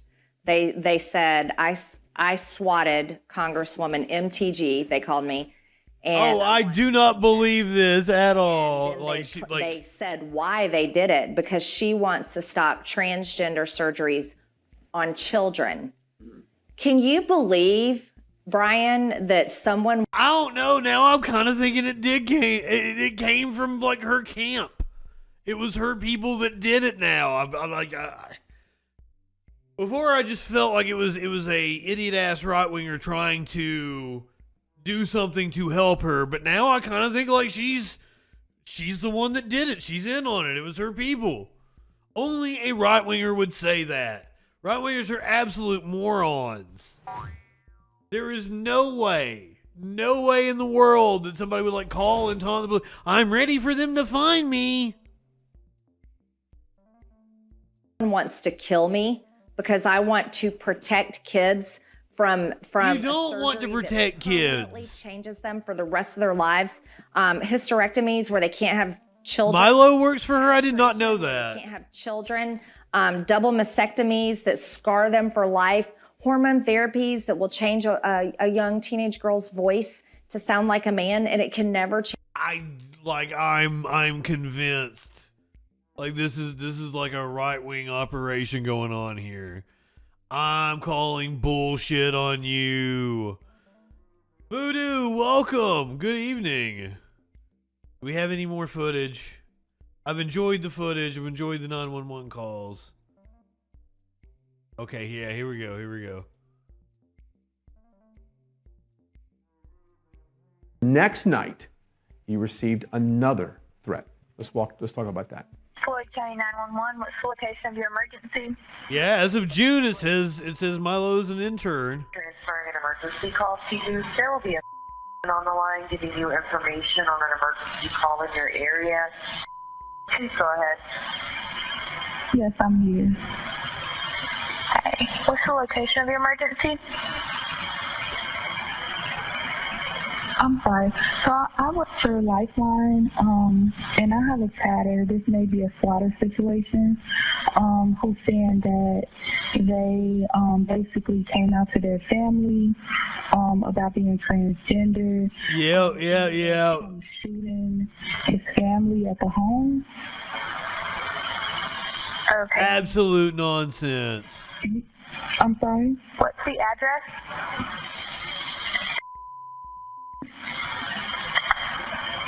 I'm assuming that address was Marjorie Taylor Greene's address. Wrong. Okay, can you just... Borg! Yeah, we talked about that power plant, but like I didn't know it had been severely damaged. We talked about that was like the top story tonight. Okay, is everything okay? I'm sorry if you couldn't hear me. No, I can hear you. I didn't know it was damaged and still maybe on fire. Goddamn. That's what telling me. I work for Suicide Lifeline. He shot his family members, and he's going to. Oh, Voodoo! We're gonna watch the footage, or go watch some footage above the Artemis rocket here at the end. Sure. Yeah, but this call is just—it's giving it all away. Yeah, it is a nuclear plant that they're afraid has been damaged. Okay, and that's the male who possibly shot his family? Yes. And I could give you a last name also that he provided me. Okay, what's his last name? So it's wild. It's wild that they went through Lifeline and a military crisis hotline. They didn't call 911 directly themselves. They went through a military crisis hotline and Lifeline. Let's go for the Queen graphics while we're talking about the next few stories. I ran people off with that. Do we have some Queen fans? Find me somebody to love. Find me oh, wrong Queen, right? Wrong Queen. Here's Charles, King Charles, being a dick. Plebes? Move the shit out of my way.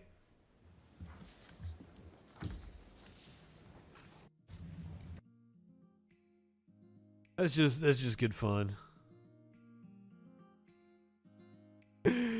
Apparently, there were some fireworks on MSNBC the other day when Ali Velshi wanted to bring up colonialism. My man. Discuss this. The idea that there were people, we just had an historian say that there are many people who are queenists. Who does that fucker think he is? The King of England? They're not monarchists. They liked her. They're either bored with the institution or think that it needs to change, or aren't going to be that into the next king. Give us your evaluation of that. They just aren't into the next king. Frankly, I think when you look at all the opinion polls, we're about 80 to 85% in favour of having a constitutional monarchy, whoever's on the throne. So I think this is extremely overdone, frankly. Rather, I'm afraid to say, as your introduction was, if we had given so much pain to people throughout history. Apparently, the Queen is exempt from inheritance taxes because they don't want to erode the fortune of the royal family. I do not have confirmation on that. That's something I saw on Twitter. Do not hold me to that, but that sounds right. Why was Charles chosen by every single Commonwealth country, many of which are former imperial countries, as the head of the Commonwealth? We abolished slavery. Hold on a second. Andrew, are you really denying what I just said about British colonialism? Are you really doing that, Andrew? Are you really doing that? We abolished slavery. Andrew, this is not a propaganda show. Andrew, I need you to stop. I need you to stop for a second. I need you to stop for a second. Are you really taking issue with the horrors of colonialism, Andrew? I'm certainly taking issue with your remarks about slavery, which we abolished 32 years before you did, and we didn't have to kill 600,000 people in a civil war over it. He's got that. He got a point there. That's fine. That there are people all over the world who were born in colonial countries, because when I was born, the British Empire still existed. That's okay for everybody to think. Which country were you born in? Kenya. Right. And I thought he was from India. My bad. Only supported the appointment of Prince Charles, now King Charles, as the head of the Commonwealth. We've just had a fantastic statement from the President of Kenya saying what a wonderful thing and the President of the United States is going to attend her funeral. And we're going to talk about the President of Kenya here in just a little bit. The fact is... So why on earth do you want to concentrate on only the negative things of an institution which is 100 years ago now? I can read you my opening again. I didn't concentrate on it. I said that there are many people in the world, many millions of people in the world, I don't know if you have social media, but you should check it out, who don't think we should be celebrating the British monarchy right now. Boom. Boom. Do you want me to give you an example of who is not celebrating but is wanting their shit back? They're like, now that the old hag is dead, can we have her shit back? Calls grow for return of crown jewels to India and Africa after the Queen's death. People in Africa and India have called for the return of some of the crown jewels after Queen Elizabeth II's death. The Queen died on Thursday at the age of 96. The crown jewels include a collection of some of the world's most rare and expensive gemstones. Two of the jewels people are calling to be returned are the Koh-i-Noor diamond from India and the Great Star of Africa, estimated to be worth about $400 million each. Their acquisition is steeped in controversy given the history of British colonialism. People have now called on the royal family to use the Queen's death as an opportunity to return the jewels. Can India get back the Koh-i-Noor diamond? Everything in the British Museum that was stolen, wrote one person on Twitter. Sounds like a grand idea to me. Another said, so when will those colonizers give us back that Koh-i-Noor diamond they took from us? A third wrote, Britain should return the Great Star of Africa back to Africa in South Africa where it belongs, or they will forever be thieves. Probably the world's most famous diamond, the Koh-i-Noor, and I might be saying it wrong, weighed 105 carats when it was found in southern India, possibly as early as the 1300s. Which jewel is it on this motherfucker? Is it that one? Is it that one?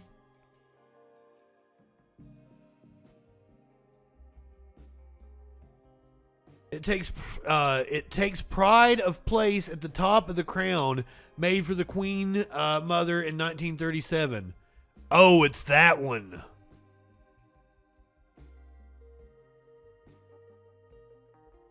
Wait, there are two separate $400 million jewels on that one crown.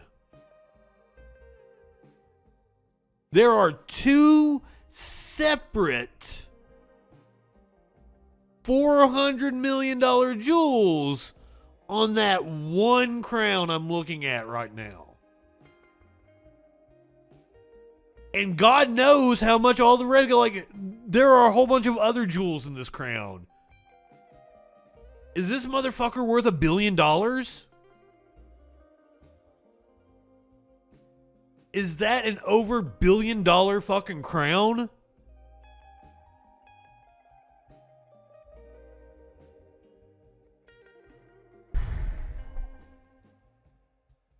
Man.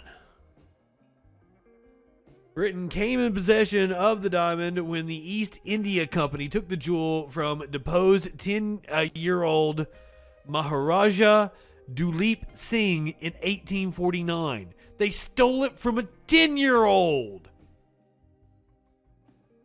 They stole it from a 10-year-old. It was part of the Treaty of Lahore, which declared it must be surrendered to Queen Victoria. The Cullinan diamond was discovered in what is now South Africa and was the largest uncut diamond ever found at 3,106 carats, which is a little more than 1 pound. It was subsequently cut into 9 major stones and 96 smaller brilliants, with the British monarchy owning a number of them. The Great Star of Africa sits in the Queen's scepter, while another stone known as the Cullinan II, or Second Star of Africa, is set in the front band of the Imperial State Crown. Okay, so the two $400 million jewels aren't in the crown. A lesser jewel The stones that make up the Cullinan diamond are valued in total at $2 billion. The Queen also owned the Cullinan's next two biggest stones, which she had set in a brooch and became known as Granny's Chips. Brooch. The imperial state crown, along with the scepter, serves as the principal crown for the British monarch.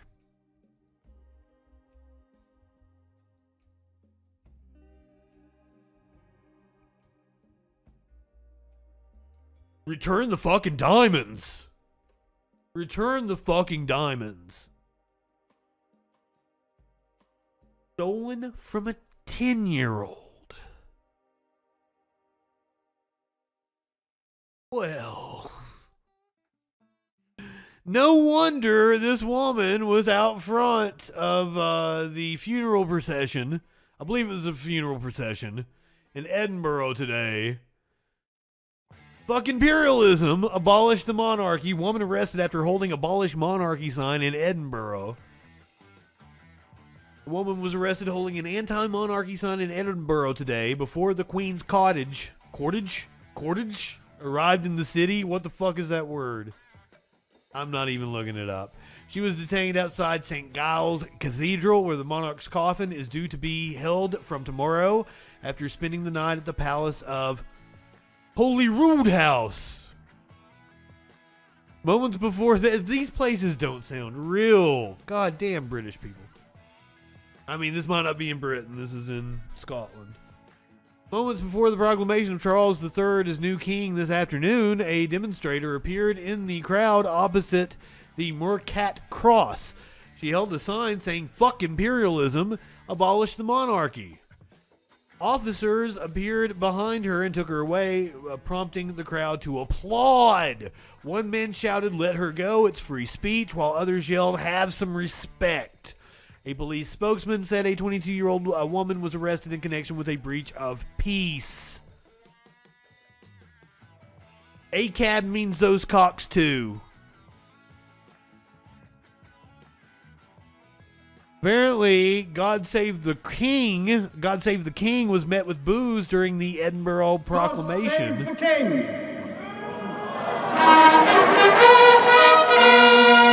King! We therefore, the Lords Spiritual and Temporal of this realm, and members of the House of Commons, together with other members of Her late Majesty's Privy Council. Stop doing this shit.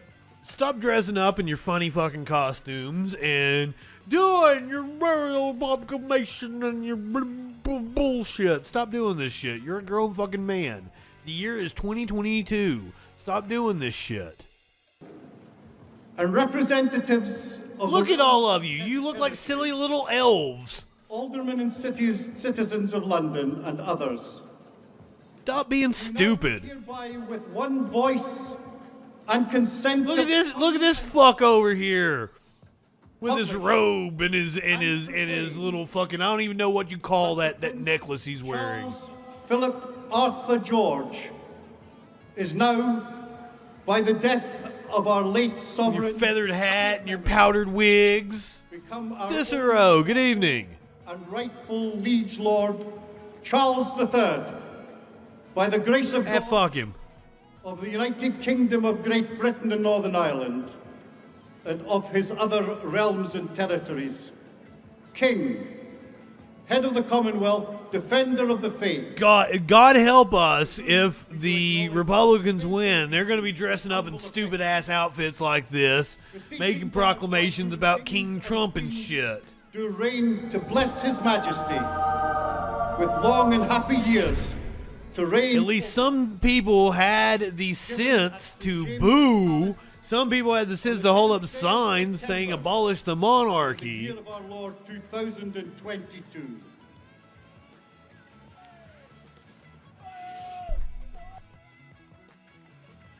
Am I gonna understand Charles III if I haven't seen Charles I and Charles II? Just asking. All right, we are done with royalty stories. It is back to honoring the victims of 9/11 with funny graphics. This is Ken Starr.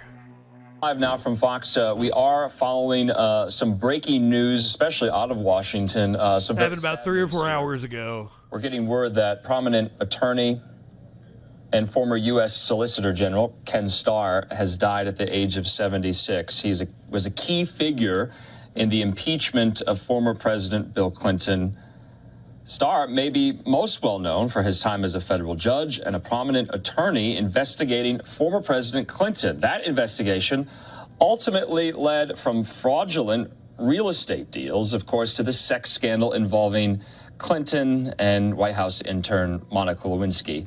For 25 years, Starr taught constitutional law as an adjunct or visiting professor at prominent universities across the country, including Pepperdine University and the Baylor Law School, where Starr would later become the university's 14th president. Starr resigned that post following an external review into the school's response to reports of sexual violence against students. Yep, that sounds about right. Starr was recruited for former President Trump's legal team during his impeachment trial. Starr is survived by his beloved wife Alice, to whom he was married for 52 years, rather. Ooh. Again, if you're just joining us here, the prominent attorney and former U.S. Solicitor General Ken Starr. I do recommend American Crime Story on FX. American Crime Story impeachment is excellent. Throughout the evening hours here on Live Now from Fox, we'll be bringing some former federal prosecutors and legal experts onto the program to talk about. So that was the official proclamation, kind of summation of who Ken Starr was. But, you know, he's best known for his investigation into Bill Clinton.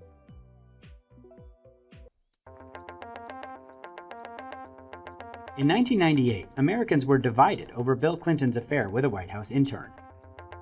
In the 20 years since, those feelings have only grown more complicated.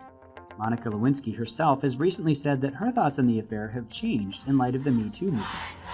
As with Watergate and the current investigations into Russian meddling in the 2016 election, the presidential scandal was also complicated, involving a number of players, allegations, and legal proceedings.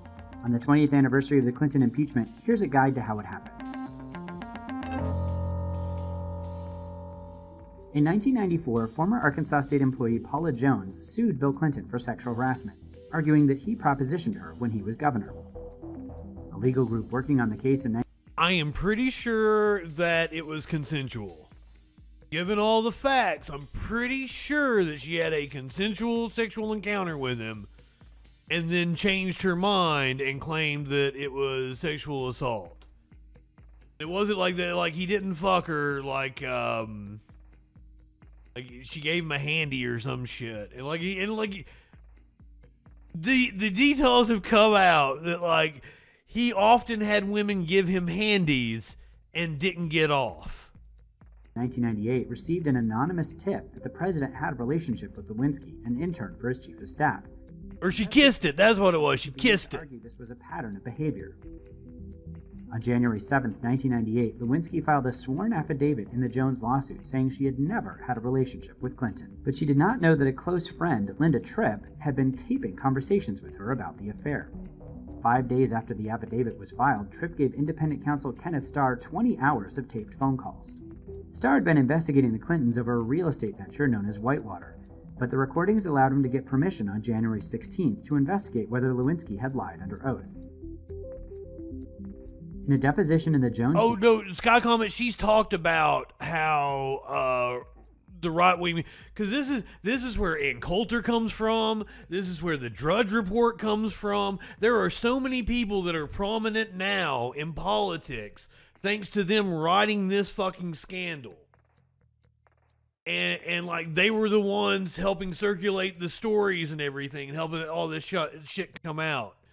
And like Paula Jones has come out and admitted that like right-wing media used her. Like she gave an interview to Playboy and shit about it. The next day, Clinton denied the affair as well. This turned out to be a key moment of his presidency. That same day, online news outlet The Drudge Report published a story claiming that Newsweek was sitting on a story about Clinton's affair with an intern.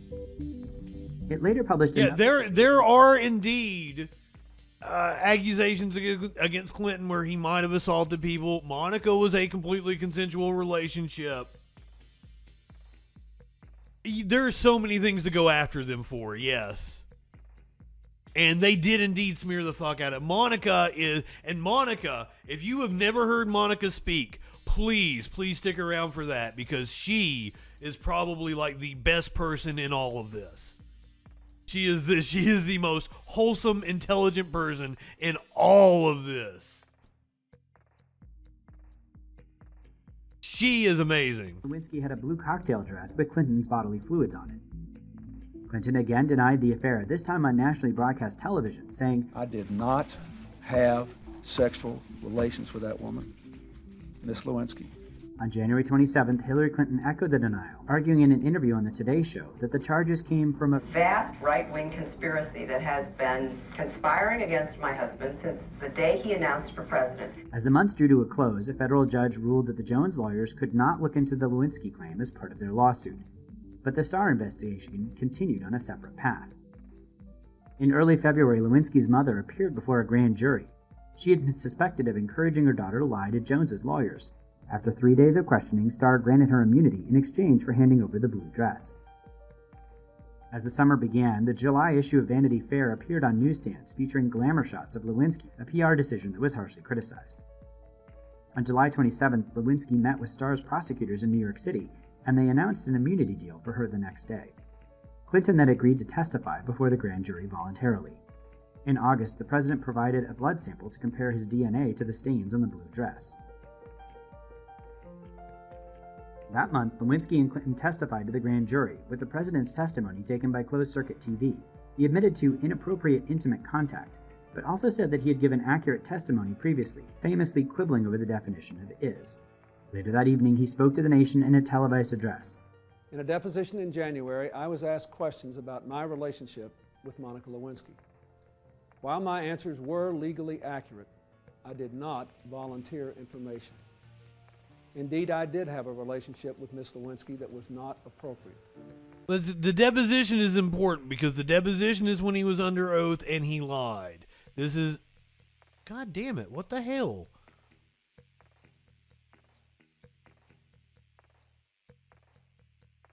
The deposition is when he was under oath and he lied. The famous... Depends on what your definition of the word is. Misleading testimony last January was not, in fact, perjury. The statement of your attorney, Mr. Benedict, Paul Jones' deposition, the statement that there was no sex of any kind, in any manner, shape, or form with President Clinton was an utterly false statement. Is that correct? It depends upon what the meaning of the word is. Yes. If is means is and never has been, that's one thing. If it means there is none, that was a completely true statement. What about the president's testimony in January that he didn't remember ever being alone with Lewinsky? Was that So why is that important? Like, this is brilliant legal maneuvering. I learned this from American Crime Story. I didn't know it before then. So, it depends on the meaning of what the word is. The distinction between is and was seized on by the commentariat when Clinton told Jim Lehrer of PBS right after the Lewinsky story broke. There is no improper relationship. So when Monica gave her written statement, this statement was correct.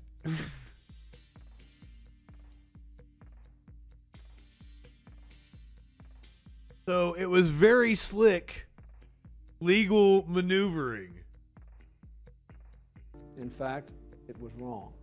The next month, Congress received 2 copies of Starr's 445-page report on the investigation and supporting evidence. The Starr report, along with transcripts Junior, good evening, were later released to the public. On October 8th, the House of Representatives voted to begin an impeachment inquiry. Despite the controversy... No, I mentioned the other day how many crazy things have happened on September 11th. Well, Well, report, along with transcripts of the Lewinsky's Starr were report later released to the public. On October 8th, the House of Representatives voted to begin an impeachment inquiry. Despite the controversy and the impeachment, President Clinton remained popular in polls, and Hillary Clinton saw her poll numbers rise as well. During the midterm elections in yeah, that's the weirdest thing, is that Bill Clinton became more popular. And also, you got to remember, this is the middle of 1998. This is one of the most prosperous years like any country has had in the history of the earth. 1998, we are in the middle of the fucking tech boom, and it is to the fucking moon. So, just to put things in perspective. In November, Democrats did unusually well. In mid-November, Clinton settled the sexual harassment lawsuit with Jones, which had kick-started the scandal, paying her $850,000 and admitting nothing. Paula, can you say anything to us? During a lame duck session on Congress on December 19th, the House voted to impeach Clinton on 2 charges: that he committed perjury in his August 17th federal grand jury testimony, and that he prevented, obstructed, and impeded the administration of justice. As 1999 opened, the Senate began its constitutionally mandated impeachment trial, with the Supreme Court's Chief Justice presiding. On February 12th, 13 months after the scandal began, the Senate voted to acquit Clinton on both charges. The respondent, William Jefferson Clinton, President of the United States, is not guilty as charged. Later that day, Clinton apologized to the American public in an address from the White House. I want to say again to the American people how profoundly sorry I am for what I said and did to trigger these events and the great burden they have imposed on the Congress and on the American people. Burden indeed, because this is just the next step in the evolution of the 24-hour-a-day news cycle and the hellscape that we're living in now. You're coming off of the heels of the O.J. Simpson trial right here. This is literally in the infancy of court TV and CNN transitioning from just like a channel that repeats the headlines every hour to a channel that's trying to participate in the infotainment era that the 2000s would become known for. So this is such a wild moment in time to have lived through.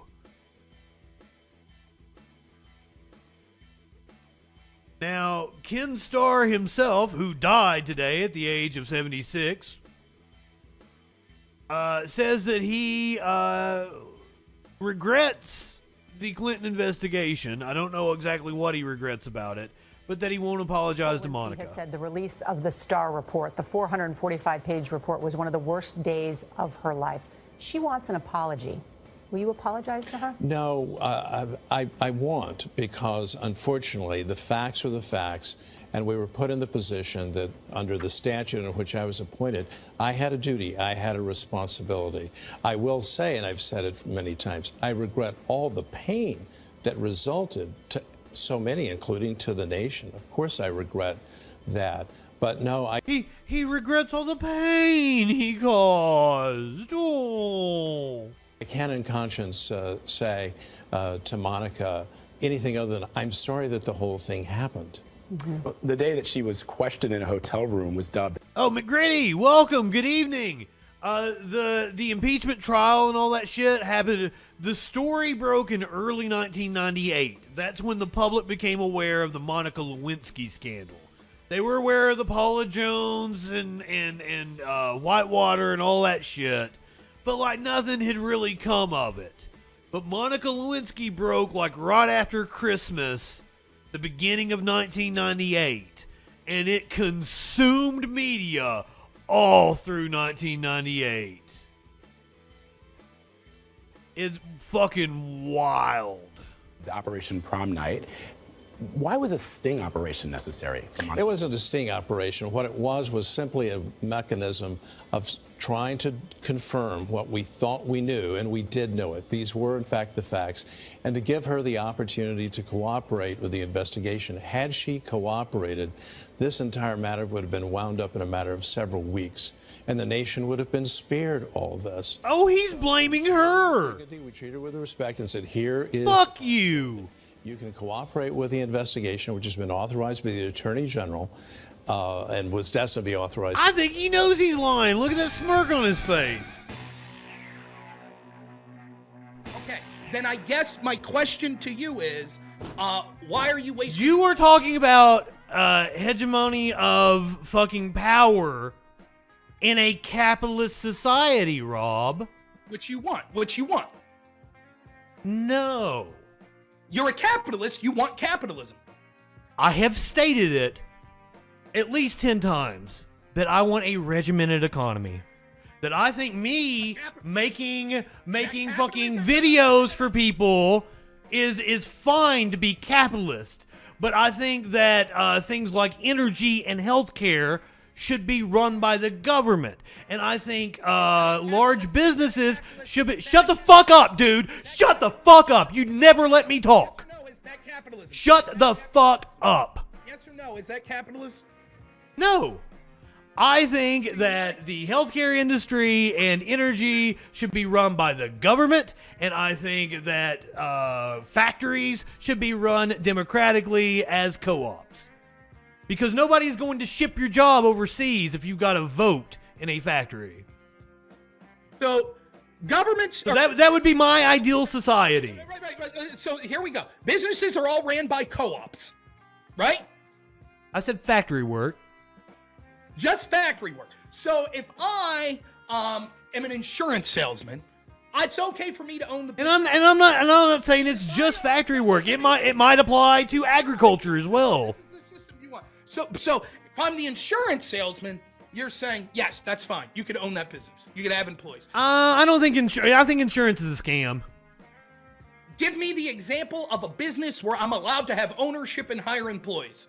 Me, I'm fucking like I am making videos for corporations. It has no bearing on people's lives. It is dependent on my talent. Restaurants would be a good example. They are competing with each other.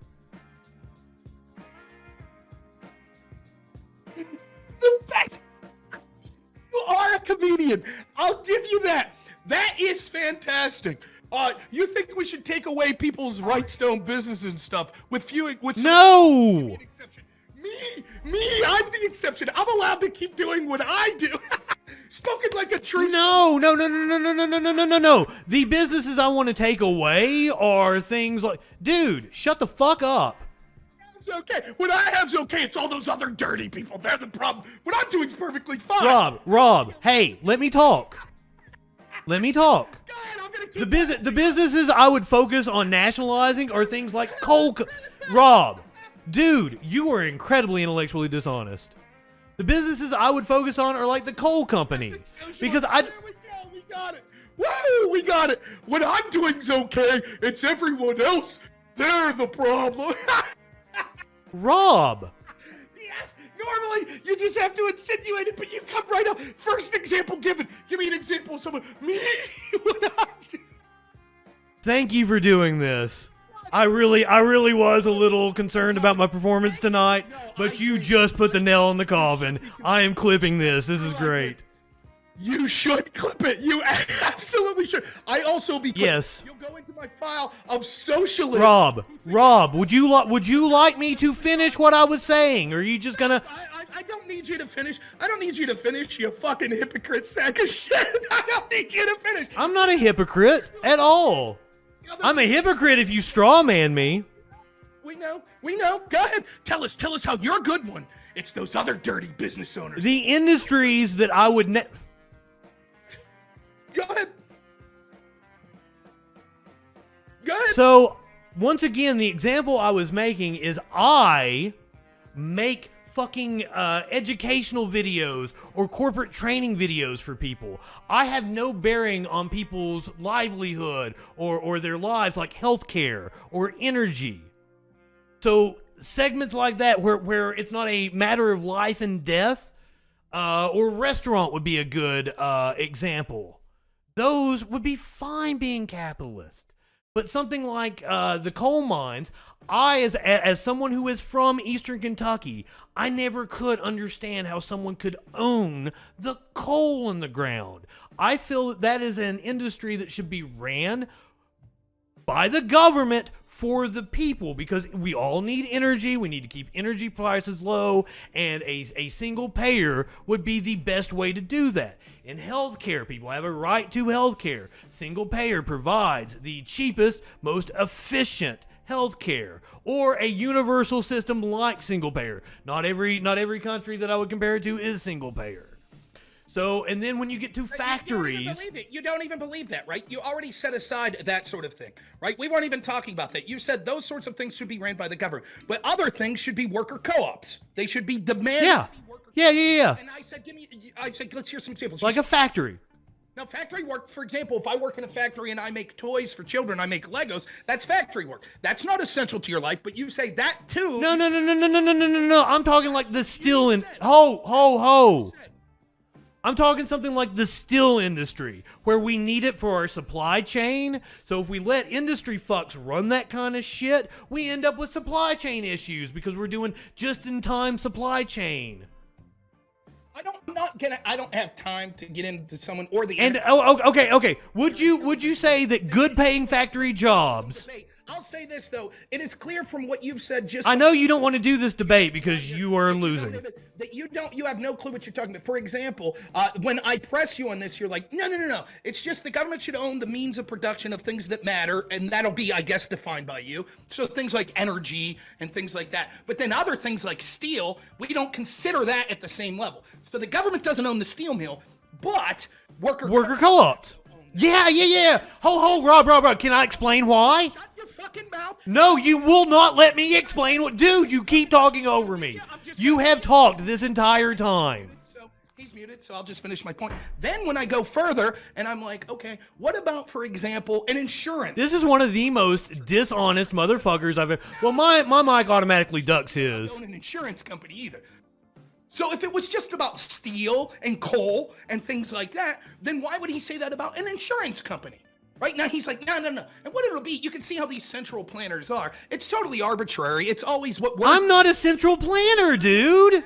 That's exactly what you're doing. You're saying, I've determined that these certain industries should be government owned, then these next industries Let me explain. But the industry that I'm involved in, I can't give you a direct delineation. It'll just be on my whim. But the industry... I did give you a direct delineation. I'm trying to give you more delineations, and you won't shut up. That's not true. Explain how your direct delineation of a steel factory, but not a Lego factory, implies an insurance company. Okay. What? You said the Lego factory could be owned by a private business. The steel factory had to be owned by a worker co-op. The coal mine had to be owned by the government. But an insurance company... I didn't say had to anything. You keep misrepresenting me. What do you mean? Let me explain to you why a steel... Let me explain to you why a steel mill as a worker co-op would be beneficial to the U.S. as a whole. Would you not say that good-paying factory jobs are a good thing? Yes. Now let me ask you a question. If you are a worker co-op, is the capitalist class going to ship your job overseas? I answered your question. Will you answer one of mine? You will not let me talk, dude, and it is really fucking annoying. Will you answer one of mine? You did not let me finish my point, you stupid fuck. God damn. You can finish your point after you answer my question. I'll ask you a quick question. It'll be a quick answer. Do you think eating healthy is important? Yes. Therefore, you're a capitalist. Okay. End of debate. What? Right. That's what you do. Do you think people should be paid a lot? Yeah, I want people to be paid good. Aha! Okay, what's that prove? You asked a question with an answer that basically everyone would agree with. Yeah, sure, I want people to succeed. I want people to have enough money to pay for food and stuff. Okay, how does that prove that we should endorse your system? You asked a question. Do you want race? I'm going to tell you if you'll shut the fuck up. Okay, so explain to me how you... So shipping man... Would you not agree that having a strong manufacturing base is good for the U.S.? I'll answer your question if you answer one after me, okay?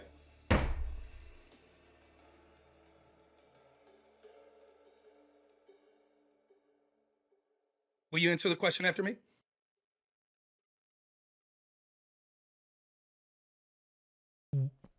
No? Okay. Then I'm not. Would you appreciate the country having more manufacturing? Do you think that would be a good thing? Are you going to? I know you won't. After I answer yours, are you going to answer my question after I answer yours?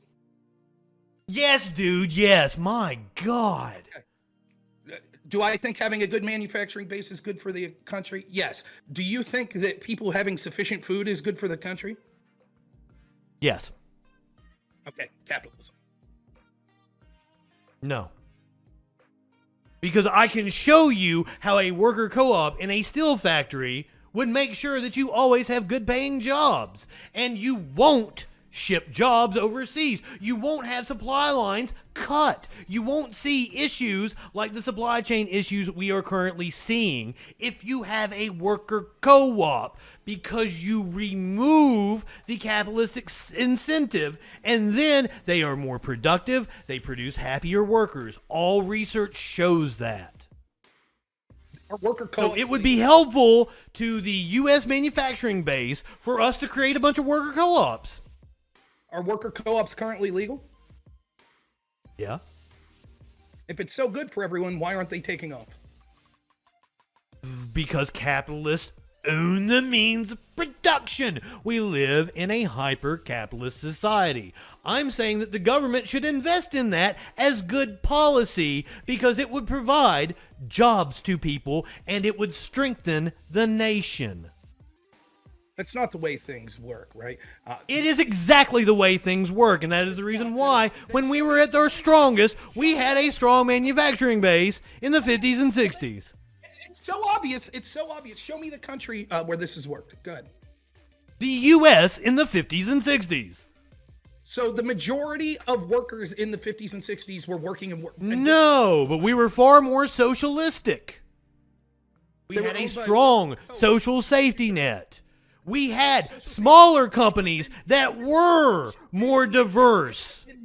Social safety net is different than saying we shouldn't have these companies be allowed to be owned by private individuals and they should be worker co-ops. I guess. Okay.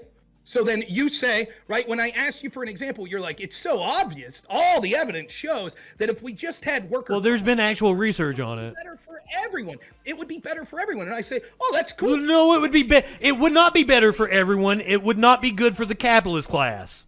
If it's so obvious, then you could show me the country where this has worked out. And you're like, well, in the United States in the 50s. Oh, you mean when private property was largely taking off and we had massive corporations and, we had No.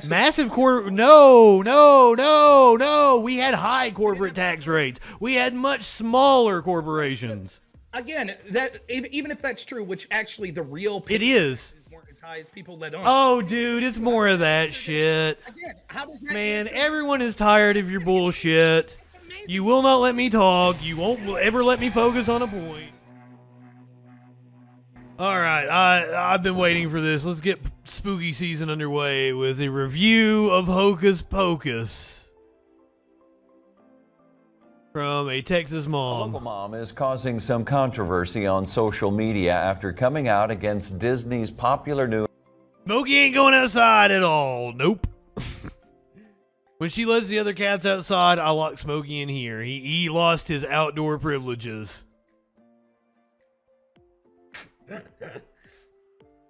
Has anybody seen the new Hocus Pocus? I haven't watched it yet. I fell asleep during the first one. Sparkles and I tried to watch it a year or two ago, and I didn't get to find out if they got to eat the children. I was rooting them on. I want them to eat the children. But apparently the second one has come out, and some people aren't very happy about it. A local mom is causing some controversy on social media after coming out against Disney's popular new Halloween movie, Hocus Pocus 2. News 10's Rissa Shaw sat down with the mother who got emotional over her concerns for She got emotional. media they're consuming. A worst case scenario is that you unleash hell on your kids and in your home. Jamie Gooch is a mother of 3 and the owner of Gooch Family Farms in Troy. I love everything to do with house and home. I believe everything starts here. This time of year, fall harvest is heavily celebrated in their household, but Halloween is not. It grieves me, the thought of exposing our kids to darkness. Gooch says there's a spiritual war being waged against homes in America, and Hollywood is part of the problem. And right now, one film in particular. The whole movie is based. We really are in a 5th, 6th, 7th satanic panic. This is like the 3rd or 4th of my lifetime.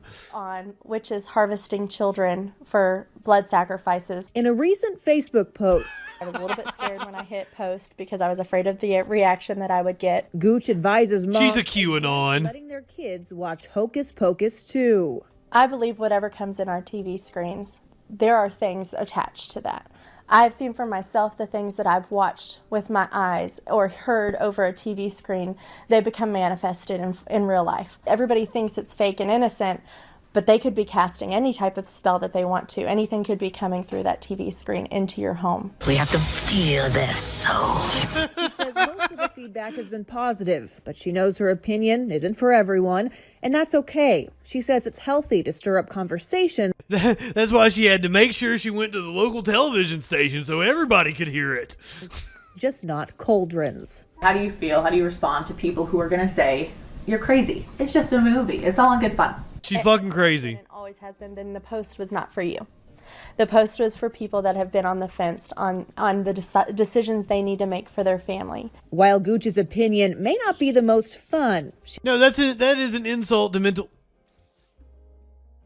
Did the cat just piss on me? That's an insult to mental health. I'm sorry. I shouldn't have said that. She's just stupid. She is a right-wing moron. You know it.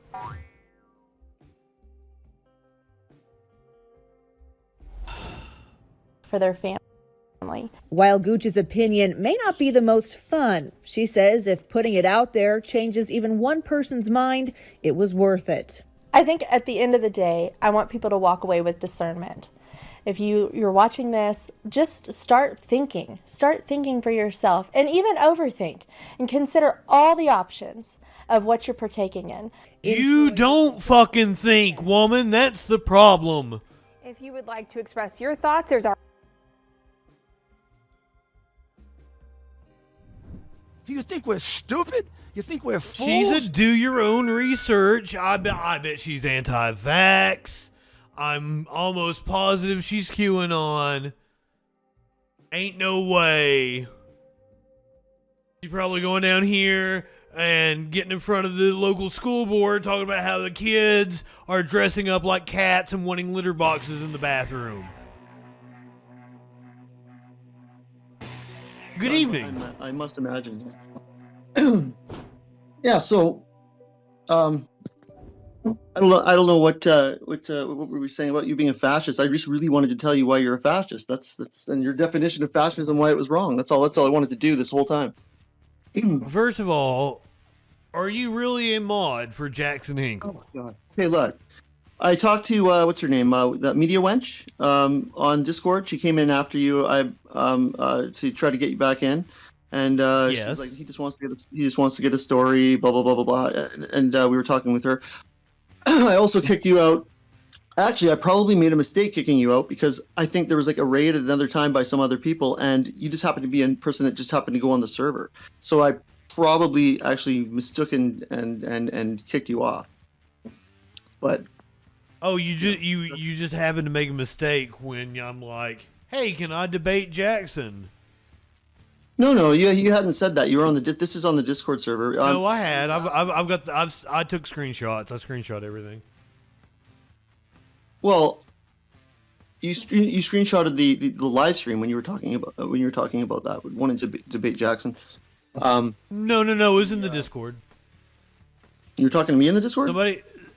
Somebody told me I had to debate you in order to get to Jackson. I'm like, well, hey, hook me up. Let's do it. Yeah, that's fine. But I mean, I'll see what I can do. I mean, people certainly gave him a chance, right? I mean, there's no reason why. Exactly. Thank you. I think I like you. Okay. I'm not so exacerbated about it now. Yeah, I mean, I'm just trying to. I just don't know. I listened to you for a couple days, or a couple episodes, and I'm just like, I just am so fascinated and bewildered about like why you people think like people like Jimmy Dore and people like Jackson are far right. That's just it just blows my mind. I don't necessarily think that they are far right. I think they are grifters. You think they're just grifting on popular ideas? That's just wherever they're going. Unpopular ideas? What do you think they're grifting on? Like, I don't understand. Like what could they possibly be just grifting on? Like the things that they do are pretty unpopular. I mean, like generally speaking, right? I mean, what sort of new wave sort of thing do they catch on to and sort of like you say it's unpopular, but it got Jackson on Tucker Carlson. Okay, well, yeah, okay, so you're saying that sometimes, well, it does work against you, or stuff like that does work for you sometimes. You're right, and that did happen to get him bumped up quite a bit because of the. But as far as it goes, I mean, his PayPal, his way of being paid, everything else has been cut off. I mean, it's not really the optimal way to go just to get sort of like, recognized. It's pretty suppressing. It's not exactly the type. Why did his? Okay, I actually don't know that much about him, so I have no idea about his PayPal being cut off or anything. Well, I like to talk about like facts and data and shit. That's my kind of thing. Well, yeah, no, it's been well known. Like he's been demonetized on YouTube. He's been taken off PayPal. I don't really know who he is, so like the fact that he's been demonetized on YouTube means nothing to me. And also, like most of my videos get demonetized. Just talking about politics. He's been utterly completely demonetized. He cannot make money on YouTube. Do you know why that is, Turbo Jerko? Do you know why YouTube does that? I do know why YouTube does that. He had two strikes on his channel, and then they demonetized him. But what's the reason for giving out the strikes and having the policy that they have on monetization?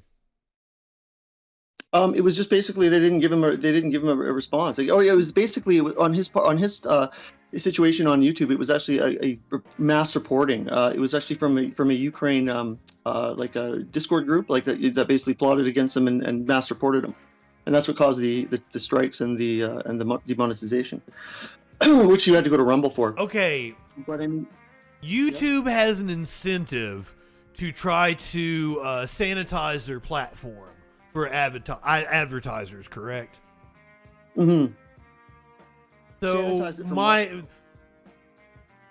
my kind of content where I'm sitting here smoking pot and talking about controversial subjects and shit, like none of my videos are monetized. Like I might not have monetization taken away from me the way Jackson did. But we're talking about like super chat, and all these features are completely removed. He's not allowed to have a super chat. Because they want to encourage a certain kind of speech that is advertiser friendly. Right. Well, sure. I guess, and that's their right.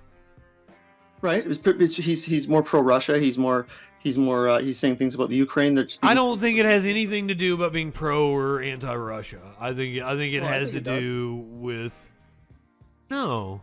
Like, are you telling me that somebody at YouTube is sitting there reviewing his content and it's like, I am demonetizing him because of his view on this? Well, in fact, no. First of all, like almost all instances, perhaps with Jackson because he's a little bit bigger, he has gotten actual human eyeballs. But most of these instances are automation, correct? Most of them are, yeah. Jackson may have gotten human eyeballs on his issue because he is a little bit bigger. Well, they mass reported. It was mass reported by a whole bunch of people. It was But I'm wanting to talk about incentive structures of the system that we live in and how we can change those structures, right? So that YouTube isn't incentivized to stifle certain kind of speech for their advertisers. Well, I mean, you were just kicked off of Twitter, weren't you? Yes. Yes. I mean, what did you get kicked off Twitter for? Probably mass reporting, right? I think so. I think it was a bunch of the fans of the Christian rapper that I debated the other night. I don't understand. What are you laughing about? I'm just laughing at debating a Christian rapper. That's funny. You know, what happened? It was fucking wild, dude. It was fucking wild. Go back and watch it. Okay. I mean, to get mass reported on that, I mean, that's bullshit. That's unfair. I mean, if you got bullied by a bunch of people, you know, just upset with their person that you were debating or whatever, I mean, that's unfair. I mean, like, you know, I mean, Twitter's a different story, but I mean, but that's gonna happen. It's gonna happen with any group, with any person who's a public figure. Like, that's just gonna happen. The issue that we have is the capitalist incentive to sanitize your platforms for advertisers, and I don't think a lot of commentators really call out what's really going on. Of course not. Of course not. But I mean, you can talk about YouTube on YouTube, and you can complain about YouTube on YouTube. But you framed it like Jackson Hinkle has this, like, they're personally out to get me for my political views, and that's not at all what's going on. I think they're personally. But I would argue that it is very good for his personal brand to act like that's what's going on. I think that's misleading his audience. Okay, no, I see your point, but in lots of senses it is, right? I mean, that's a marketing ploy, and I fucking hate that shit. Fucking win people over with your talent, not with your stupid big tech's trying to cancel me. I'm sorry to talk over you. Go on. Not a big marketing ploy though, man. It's not a big. He would. I guarantee he did not plan on losing his payment methods. I mean, all the payment methods they all ditched him. He cannot use PayPal or anything or Venmo. He can't do anything for his own personal reasons. He can't do. It's all gone. Like, he cannot receive money. That's not necessarily a marketing ploy. I mean, like, they really are after him. There's no nefarious who. Like, who? Like, yeah. Well, for instance, like, if you took a moment to look, I mean, there actually is proof of what I said about the YouTube about the Ukrainian sort of bot army kind of coming in and mass reporting him. Yeah, but like, fucking do people mass report me all the time? Like, it's just a thing that happens. We have to change the incentive structure of the platforms. Sure we do. But I mean, I'm just saying that I don't think that Jackson's using it as a marketing ploy. I think he is. I think it's it's a lot what the right wing does and claims persecution. Right wing? I mean, how do you think that he's right wing? In what way? Well, I don't know enough about him to even say that he's right-wing. I would actually like to talk to him and find out what he actually believes and where he stands on policy issues. I mean, he'll tell you he's a communist. I mean, he'll say every time I've seen him appear somewhere, like, I haven't really heard him talk about policy. It has been an appeal to some sort of cliquey nature. It has been YouTube, Twitch drama, and it hasn't really been about facts or data. He talks about policy all the time. He talks about policy all the time. He's really thorough. I would love to fucking talk to him then. Well, I'm sure that can happen, but I'm just saying, like the other day when you were watching Jimmy Dore, I think, were you watching Jimmy Dore on your channel, or was it you're talking about Jimmy Dore? Somebody brought up Jimmy Dore. A caller brought up Jimmy Dore. I'm bringing up Jimmy Dore just because I'm wondering, like, why you think that he's far right, or why he's right as well. And he talks about policy all the time. I mean, I can't think of one right wing policy he talks about. I mean, I don't see how you'd even think that. Here's my issue with Jimmy Dore is that if everybody is getting behind this presidential run, that is a grift. A third party is not going to win nationally. Anybody who is trying to make a national attempt at a third party is just a grifter. You have to build a party from the ground up. And my thing with, hey, Turbo Jerko, have you ever worked on a campaign? No, I've never worked in a campaign. Have you been involved in a part, whether it's Democrat, Republican, or a third party? Have you been involved in party politics on the county level? Yes, I have. Yes, I have. Cool. That is awesome. That is a rare response to get. So thank you for that. It's a rare response? It's a very rare response, yes. Why? It's a rare response from people that usually are coming from your position advocating for these third-party campaigns on the national level, because people that actually know how politics works don't usually fall for the stupid I know all grift. about the like making a third party, the infrastructure that has to be done, and all these. It's almost impossible. I understand all this. Like It's not impossible. It's not impossible to go out here and win some seats on your county government or your city council. Well, yeah. I'm. But I think the idea is to hijack something else. That's what I'm pretty sure. Like there's a lot of talk about Well, cool. You and I are just one individual, and we don't have a lot of fucking power at the national level. No. But you and I have a shit ton of power if we go and apply ourselves at the local level. And if you do that inside of any kind of party apparatus, you are doing what you can to move that party towards your political leanings. And sitting around and bitching about it on the internet is not doing that. No, I'm just interested in your mindset. Like what when you say like Jimmy Grower's a right wing, I mean like it's just weird when you're analyzing Jackson's show on or his appearance on the Tucker Carlson show. I mean you were commenting on it. You said he mentioned George Soros and Carl Schwab, and you said anti-Semitic going on here. You know that's not anti-Semitic. You know that those about Carl Schwab, and you know who George Soros are, right? You know. Yeah, the World Economic Forum, and George Soros is a investment banker. Yes, I know. But you know that it's not anti-Semitic to call them, evil sort of plotting. It's not anti-Semitic. He called it anti-Semitic. Here we go with the anti-Semitism. It's not anti-Semitic.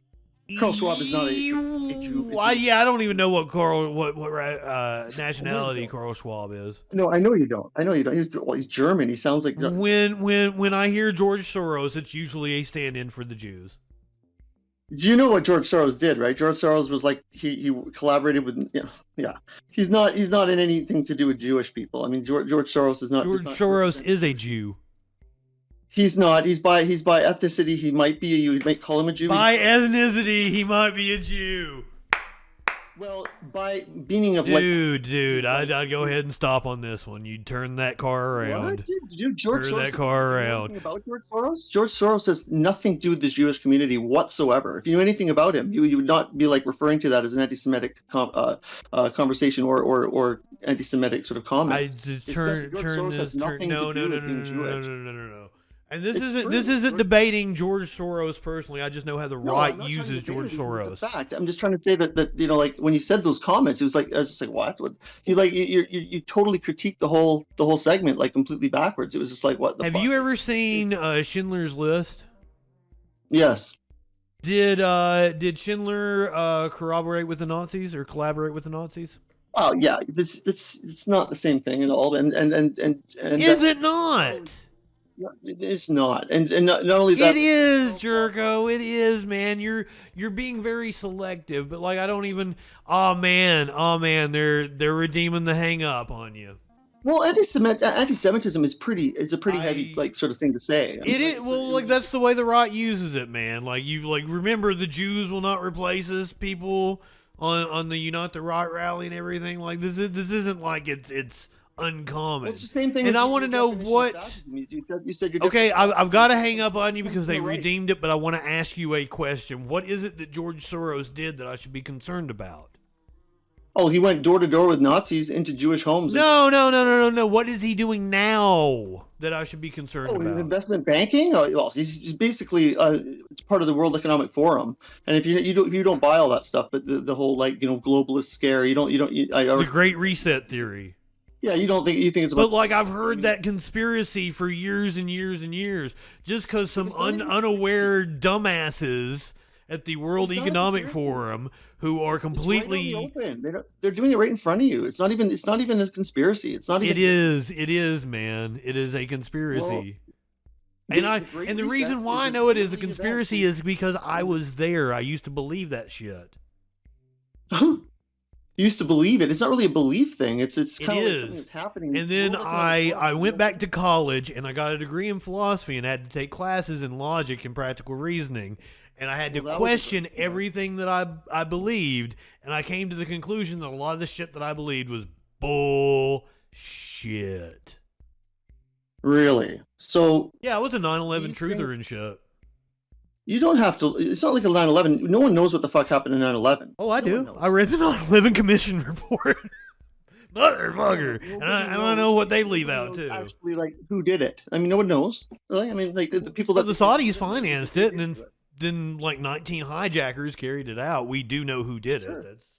Sure. Yeah, sure. I mean, like, whatever's written down might be the way it is. I'm not into... Are you saying that the Saudis didn't finance 9/11? I have no way to find out what well, that's a pretty documented fact, dude. The Great Reset, though, is right in front of your face. No, the Great Reset predates the fucking World Economic Forum using that term. Like, they've just heard that and not known that it was a conspiracy theory and thought it sounded like a good term or some shit. Just some completely unaware old assholes was like, oh, that sounds like let's call it the Great Reset. And they had no clue that was a well-established conspiracy theory. Okay, so they're just going on. I've got to hang up on you, dude, because they redeemed the thing. But like, will you? I've got to, because they redeemed the thing, and the chat is in control. And I would look like an asshole if I didn't follow the chat. But I want you to get me hooked up with Jackson Hinkle, please. I'll talk to you. Thank you, Jerko. It was a pleasure talking to you, and that went a lot better than I thought it would. Have a good night, my friend. About this drag show. Mom blasts school board over drag show for high schoolers while wearing the same outfit the drag queen wore. And I wanted to highlight this story because I actually have the school board meeting. Demanding answers about the outcome of an investigation of an after-school drag performance in May, activist Kimberly Ricks, who I'm pretty sure is on the payroll of, like, Young Americans for Liberty, fucking outlets like that, Heritage Foundation, appeared before the Ankeny School Board in an outfit like the one that a performer in the show wore. And as everybody on Twitter pointed out, that outfit isn't risque in any way. And you'll see here in just a second when you see the picture. During public comments on Monday night's meeting, Rex, who founded Iowa Mama Bears, an organization that expresses views against masks, COVID-19 vaccine, LGBTQ content, and the U.S. Centers for Disease Control and Prevention, asked the board for an apology and a resolution to make sure this doesn't happen again on school grounds. So there you can see a small version of the picture. Let me bring it up full size for you. She's got leggings on. It's like the Andre the Giant leotard. It's got a sleeve on it. It is nothing offensive at all. But she wore it to the school board to make a point. Thanks. Sorry for the poor audio. Hold on. Just to prove it is her. It's a thankless job. Thank you too, Dr. Pruitt. Thank you. All right, Kimberly Rikes. Kimberly Rikes. I didn't say your name correctly.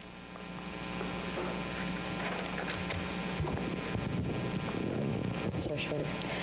I want to start off by making sure that your online feed is working, because every time I come up here, it seems to not work. Technical difficulties, so I just want to make sure that it's still... She's being censored. Okay, I'm standing here today 129 days after the GSA end of the year drag queen show was brought to your attention, and 128 days after you sent an email explaining to parents that the school was made aware of the unauthorized performance that took place at the Ankeny High School, and the whole thing was under investigation. How are we 129 129 days later and 30 days into the new school year, and we still have not heard any kind of apology from you, nor have we heard a resolution on how you are supposed to make sure that this doesn't happen again on school grounds. Sarah and Joy, you guys ran your campaign on transparency. Where's the transparency in this? How are we going to entrust in you, the board members, to do what is right for us parents and make sure that the kids to know what how are we going to entrust you and the board members to do what is right if you do not make it apparent to us parents the outcome of what the investigation was? I get that you could not disclose any discipline action. She wants to speak to the manager. Your employees, but surely you can explain to us concerned parents what policies you have since then put into effect to ensure this never happens again. As you know, you have employees that have flat out violated several of your own policies, included but not limited to dress code, misuse of public property, inappropriate interactions with students, and several security violations. I mean, I cannot even enter a school to help with this classroom party or have lunch with my kids without a full background check. So please explain to me how this 21-year-old man, dressed the way he was allowed into our school. Seems to me that a man who identifies with the LGBTQ community is not held to the same standards as me as a white woman who attended the Ankeny Drag Queen show. I want to know, does this outfit make you turn your head? Does this outfit seem appropriate for anybody here to see? Because if this makes your head turn, if this pisses you off, then it should. So Because you can't see her in the video.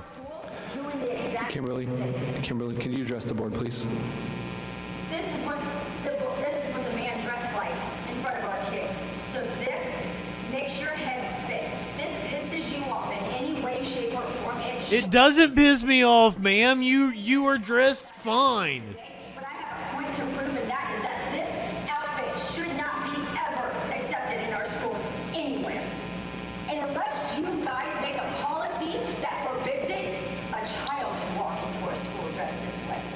An adult can walk in here and do the same thing. An adult can get snuck through the back door and let in to do another performance like this unless you make a policy to stop it today. And this Girl of the gray, exactly. It needs a hat. and stop what just is happening, what's happening in our schools. This guy had no background check because at the end of the day, you guys saw this, you would clearly see he's a satanic worshiper. Satanic worshiper. Facebook, text, Satanic worshiper.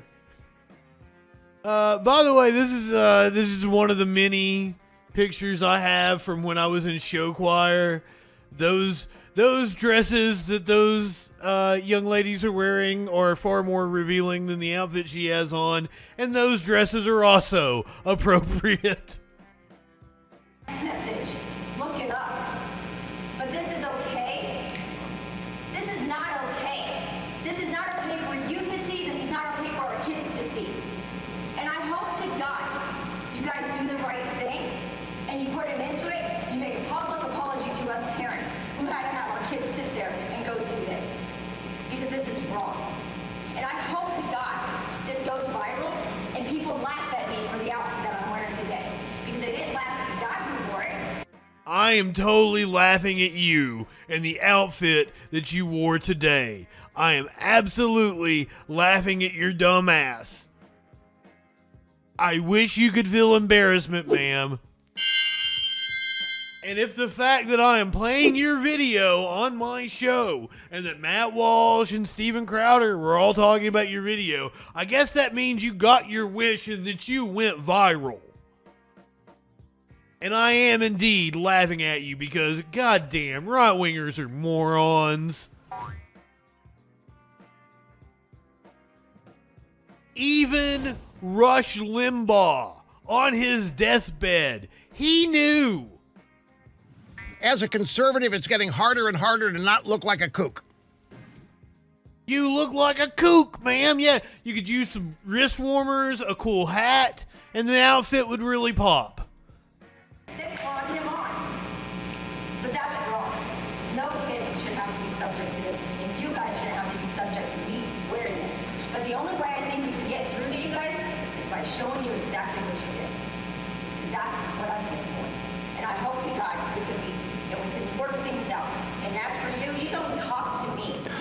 Kimberly, your 3 minutes are up. Yes, I'm sorry. Thank you. All right, next on here we have Lori Lovestad. So there you go. The bigot went to the school board meeting. This happened in Iowa. Maybe Herschel Walker's, working overtime out here, I don't know. Dana Loesch says she don't care about the skanks. I mean, do you want my opinion? You're listening. Not a damn thing. Talking about Herschel How Walker. many times have I said 4 very important words? His abortions. These 4 words. Abortion. Winning is a virtue. What I'm about to say is in no means a contradiction or a compromise of a principle. And please keep in mind that I am concerned about one thing and one thing only at this point. So I don't care if Herschel Walker paid to abort endangered Why do I have the urge to say yes, mommy? Yes. That's just baby eagles. I want control of the Senate. If the Daily Beast story is true, you're telling me Walker used his money to reportedly pay some skank for an abortion, and Warnock wants to use all of our monies to pay a whole bunch of skanks for abortions. And yes, when they're used predominantly over 99% of birth control and it's my taxpayer dollars, you have invited me up in your business and I will use whatever descript I would like to. Thank you. seriously, that woman missed her calling if she's not out here like stepping on men's balls and shit. You live in sexual anarchy. She's absolutely made for it. Does not care about the hypocrisy at all. I wish these people could feel embarrassment. They do not feel embarrassment. And she's doubled down on it. She is doubled down. We're going to read from the Daily Wire here. Apparently The View had some shit to say about her, right?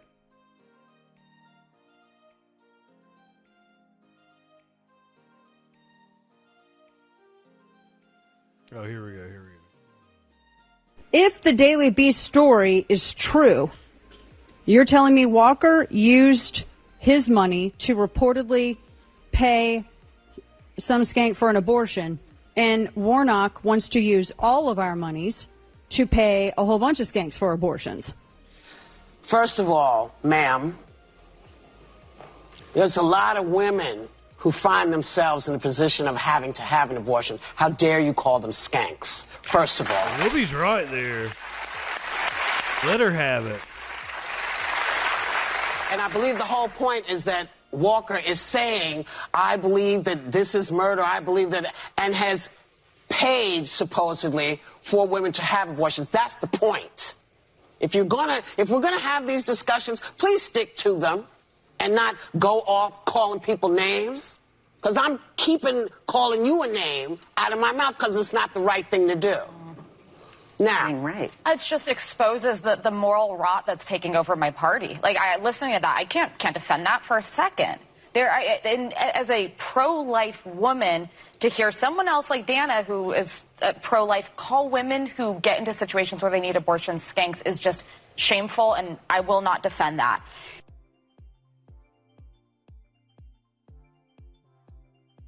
So apparently Sunny Hostin also chimed in on the I just wonder situation. what do Republicans stand for? You have Dana, who used to be the spokesperson for the NRA. And so she's the spokesperson for the NRA. She's a spokesperson for freedom. She's a spokesperson for the AR-15. We should be allowed to kill life with that.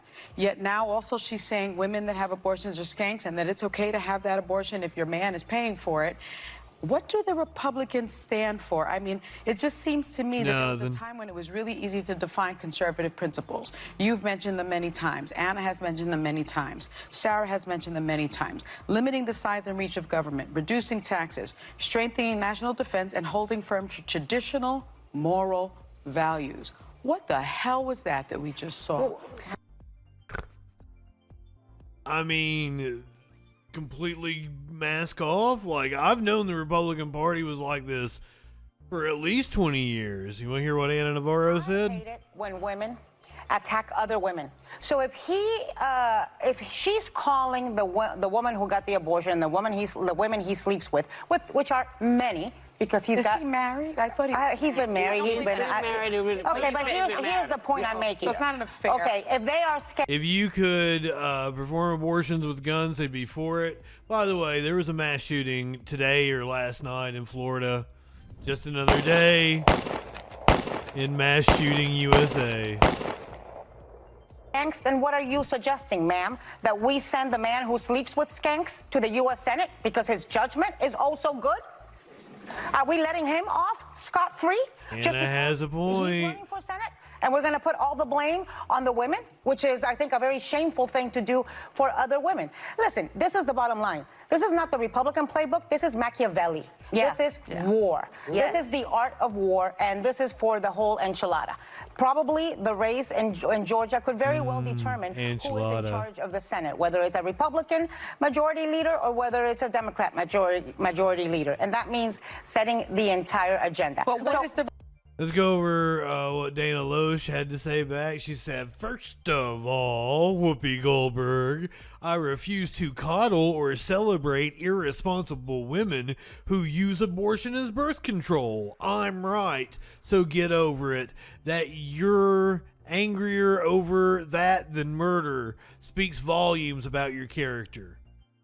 I don't even know what that means. Oh, and Alyssa Farah, good to know you find an honest description of females who use abortion as birth control more heinous than actual murder. Thanks for showing you're willing to put lives on the chopping block if it means the left will validate you. That's what Dana Loesch had to say back to Whoopi Goldberg.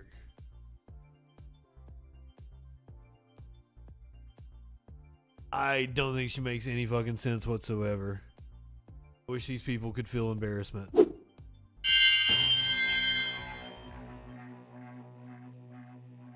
This one's gonna shock you. Supreme Court Justice Clarence Thomas has sparked outrage for saying that he used to be a Prince fan in the 80s.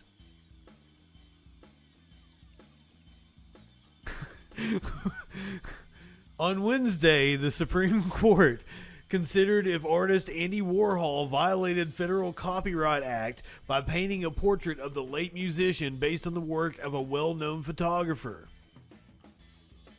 The justices will have to rule on if Mr. Warhol's changes to the photo created something new and different. The district judge should not assume the role of art critic and seek to ascertain the intent behind or meaning of the works at issue, Judge Gerald Lynch wrote for the U.S. Court of Appeals for the Second Circuit in a previous ruling. That is so both the judges are typically unsuited to make aesthetic judgments and because such perceptions are inherently subjective. New York Times Supreme Court reporter Adam Liptick quoted Justice Thomas as saying, "Let's say I was a Prince fan, which I was in the 80s. To which Justice Elena Kagan responded, "No longer?"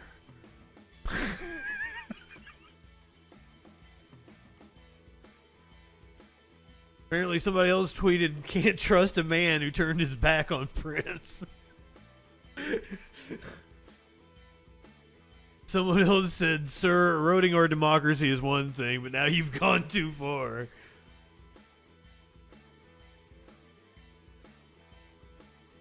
As if there weren't enough reasons to hate Justice Clarence Thomas, or as I like to call him, Old Pube Can.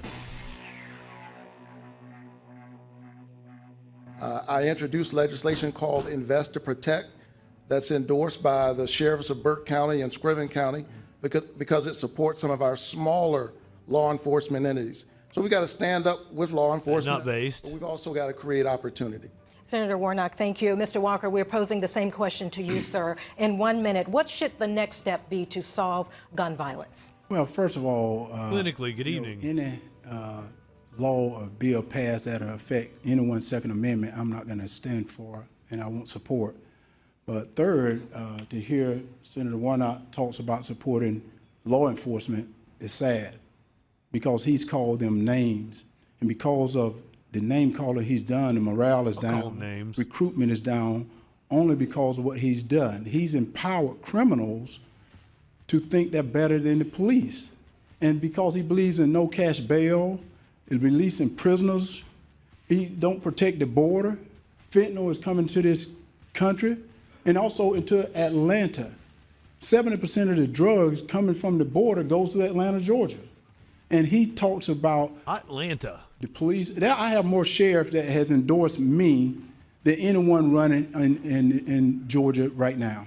And I even have some sheriffs here, and they've endorsed me because they know I have their back, they're gonna have my backs. So to listen to him say that after calling them name, I think is a disgrace. Mr. Walker, thank you. I have a follow-up now for both of you. 30 minutes in, this has been wild. I will give you the opportunity, 15 seconds to respond, Senator Warnock. We will see time and time again tonight, as we've already seen, that my opponent has a problem with the truth. And just because he said something doesn't mean it's true.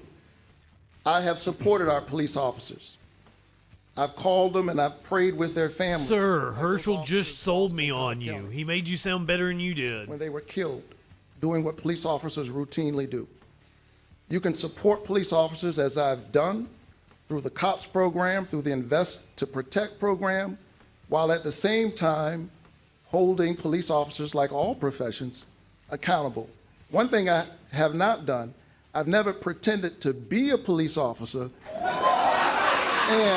and I've never threatened a shootout with the police. Well, and now I have to respond to that. We are moving on, I have gentlemen. to respond to that. And you know what's so funny?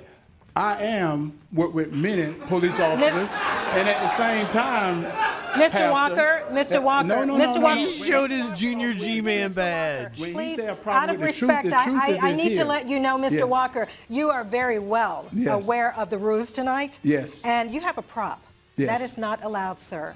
I ask you to put that prop away. Well, it's not a problem. This is real. And he said, I have a problem. I never worked with law enforcement. It is considered a prop, Mr. Walker. Yes. Excuse me, sir. Yes. You're very well aware of the rules, aren't you? Well, Aren't you aware of the he rules? brought up the truth. Let's talk about the truth. Thank you for putting that Yes. prop away. And as a matter of fact, we still have a lot to get to, and we are not going to continue this. We're going to follow up with a question, and this is according like to the 25 CDC, minutes of homicide this. is the leading cause of death for African American youth. Mr. Walker, in 30 seconds, why do you believe this is happening, and what would you do to stop it? Well, what I would do is hold people accountable, which is Senator Warnock not doing. Believing in no cash bail, no accountability, that is a problem. People must be accountable for their action. And the truth lies with Senator Warnock because he said he was going to Washington to represent Georgia. He went to Washington to represent Joe Biden. That's the reason we're in the mess we're in today, because he represents Joe Biden and not the truth for Joe. Kanye West. Oh, you thought I was going to do the Lizzo thing, didn't you? Kanye West stunned Adidas executives by showing them porn on his phone during a meeting.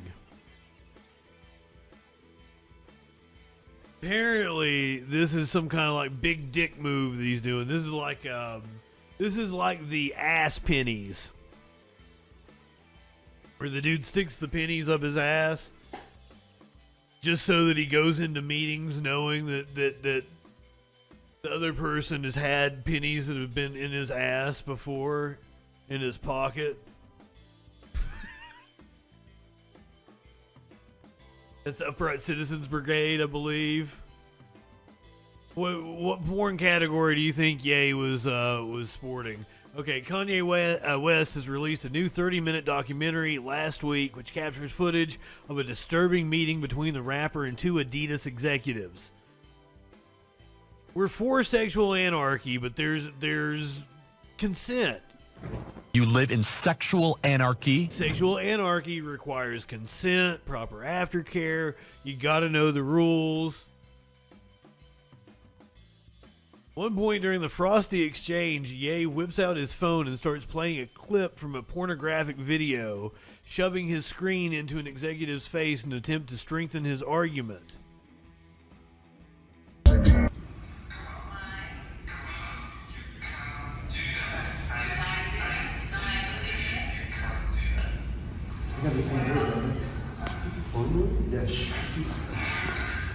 Jesus Christ.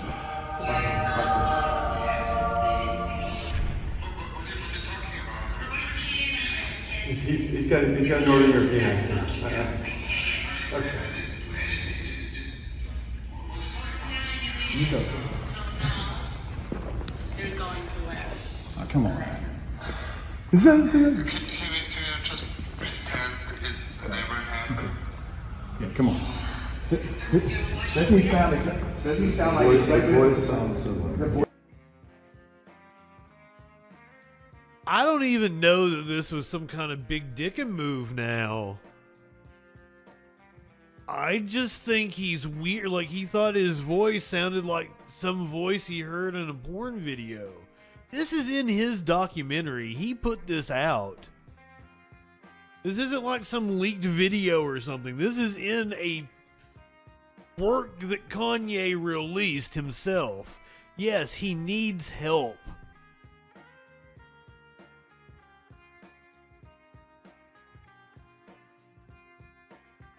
It is very sad watching his mental breakdown, and it's exhausting watching the right exalt him the way they have, like PragerU and Charlie Kirk, Tucker Carlson, lifting him up as some kind of example to follow. It's weird. Apparently Kanye had some shit to talk about Lizzo. And I don't like people talking shit about Lizzo. Apparently we're going to hear some fat phobia in this shit.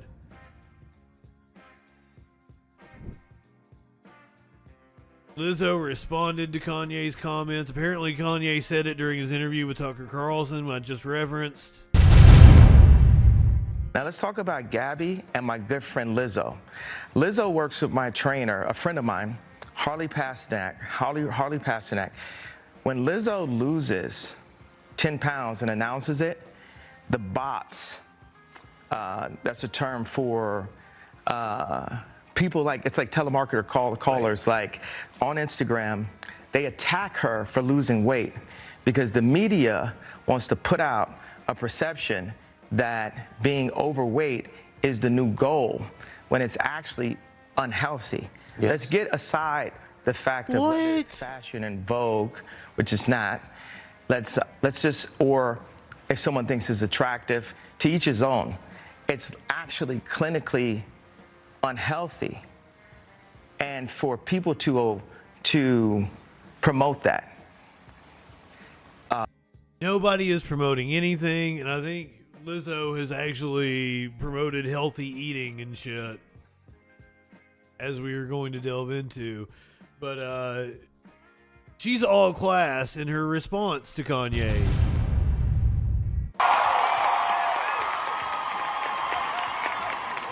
I feel like everybody in America got my motherfucking name in their motherfucking mouth for no motherfucking reason.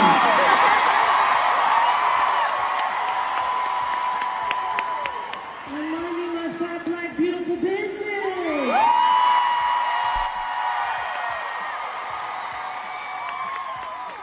Can I stay here?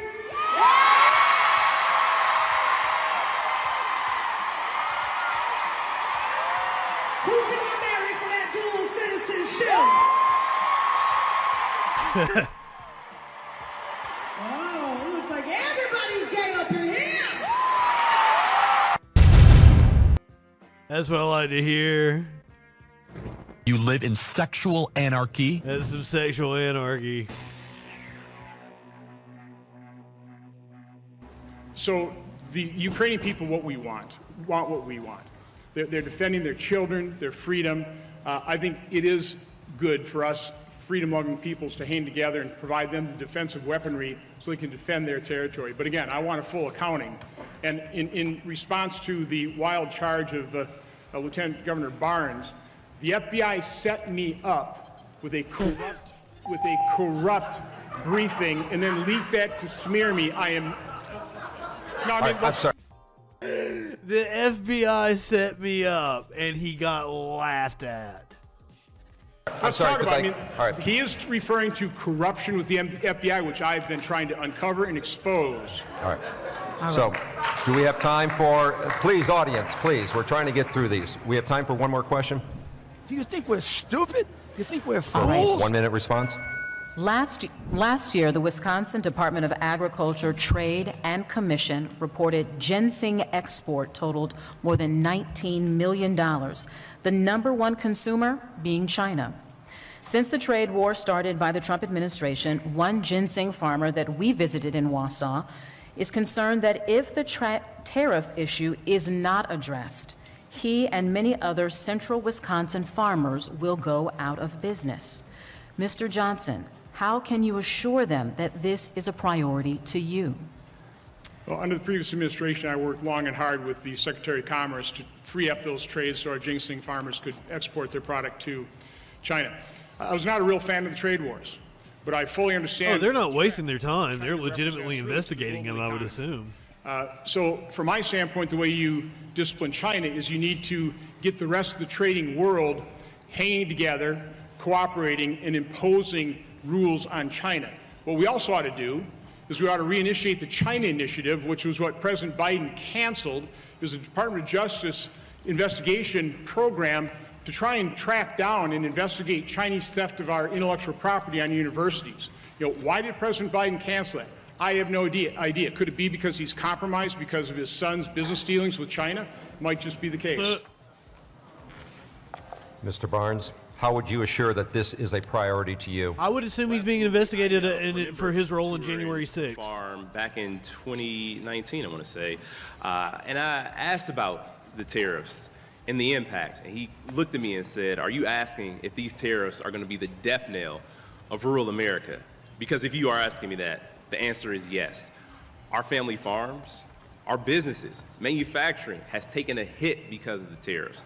And when the former president implemented those tariffs, Senator Johnson wasn't there to stand up for our family farms. He wasn't there to stand up for our small businesses. The reality is Senator Johnson has benefited personally from Chinese investments in different companies. Now, what we need to do is make sure that we are on level playing field when it comes to any of our trading partners. That means a set of labor standards. That also means a set of environmental standards so that people aren't getting over on us. And we need to make sure that the American worker and the Wisconsin farmers put first in any of these trade deals. Mr. Johnson. All right, clinically, I'm a pothead sometimes. Once again, I don't know where he gets this stuff. He just makes it off. Again, he's a performer. He's an actor. Makes it off. Roll off his tongue. So again, I caution all of you, take everything that Lieutenant Governor Barnes says with a huge grain of salt. All right, we are down to one final question here, and both of you have said a lot tonight. The final countdown. When we traveled around the state talking with voters, we heard repeatedly from people tired of divisive politics and attack ads. So our final question here tonight is, both of you have been successful in life. You have 30 seconds here. Mr. Barnes, you go first. What do you find admirable about your opponent? Ooh. Well, no, seriously. I do think, the senator has proven to be a family man, and I think that's admirable. That's absolutely to be respected. He speaks about his family. He's done a lot to provide for them. I absolutely respect that. Mr. Johnson. I mean, likewise, I appreciate the fact that Lieutenant Governor Barnes had loving parents, a school teacher, father that worked third shift, so he had good upbringing. I guess what puzzles me about that is with that upbringing. The both parents thing kind of sounds like a dog whistle. Why does he find the founding of America awful? Oh. We did not. Well, no, seriously. I do think, the senator has proven to be a family man, and I think that's admirable. That's absolutely to be respected. He speaks about his family. He's done a lot to provide for them. I absolutely respect that. Mr. Johnson. I mean, likewise, I appreciate the fact that Lieutenant Governor Barnes had loving parents, a school teacher, father that worked third shift, so he had good upbringing. I guess what puzzles me about that is with that upbringing, why is he turned against America? I mean, why does he find the founding of America awful? It's somehow it puzzles me. We did not. We said something admirable. And it is now time, somehow we have made it to the end of this debate for closing statements, and I appreciate both of you gentlemen. Ron Johnson took a question, what he found admirable about his opponent, attacked his opponent in that question, and then said he would be a unifier and bring people together. Just the audacity, the caucasity to pull such a move. Wow. And I believe the moderators called him out. And like Barnes not saying anything about it, he looked like the stand-up guy. I think Ron looked shitty in that exchange. I give that one to Barnes again. I gave the first one to Barnes, but apparently Ron Johnson's polling has gone up since the first debate. So I don't understand. They've ratcheted it up to a whole new level. We thought it was too much cowbell before. They gave it 10 times the cowbell. As soon as the Democrats obtained dual control of the houses of Congress and the White House at the same time, they said yes to everything Joe Biden asked for. Cowbell? We brought in record-breaking revenue to the federal government last year. Over $4 trillion, more revenue than we've ever brought in the past. More revenue than just a few years ago the federal government spent in a whole year. And I'm talking Social Security to defense and everything in between. The problem is, while we brought in... I think he said cowbell. We spent nearly $7 trillion. This happened because Joe Biden had a dual backstop in Congress. What we need, now more than ever, is a Republican-controlled Senate. If you want that, and to bring inflation under control... That's an interesting position, Mr. McMullen, to get up here and say we don't need more cowbell. Where was Senator Lee when President Trump was spending recklessly during an expansionary period? Senator Lee will say that he was voting no. But I'll tell you what, it didn't work. We still added to the debt during that time. We're adding more now, and on and on and on. The job of a senator, especially representing our state, has to be to stand up to leaders of both parties, to Joe Biden and to Donald Trump. That's what's required, Senator Lee, because both parties are spending recklessly. And you vote no. And let me say, Senator, I think it's right that a senator should be willing to stand even alone and vote no. And you're very good at that. But you know what? It can't be the only thing you do. That's not the job of the senator. The job of a senator... It does seem that Mike Lee's official position is less cowbell.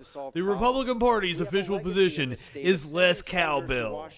That alone disqualifies. I got a fever, and the only prescription is more cowbell.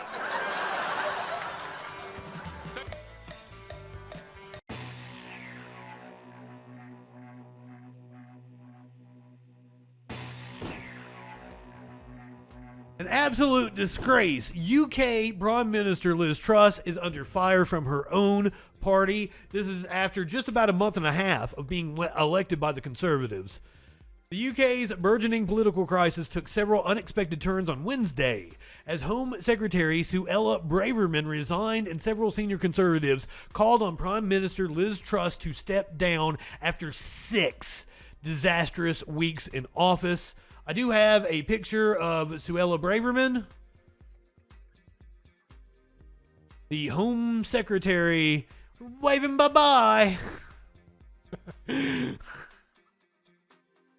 This whole affair is inexcusable. It is a pitiful reflection on the Conservative Parliamentary Party on every level, and it reflects very badly, obviously, on the government of the day. This is according to senior Conservative MP Charles Walker. Do we actually have those comments? Yes, we do. I want to hear what he has to say.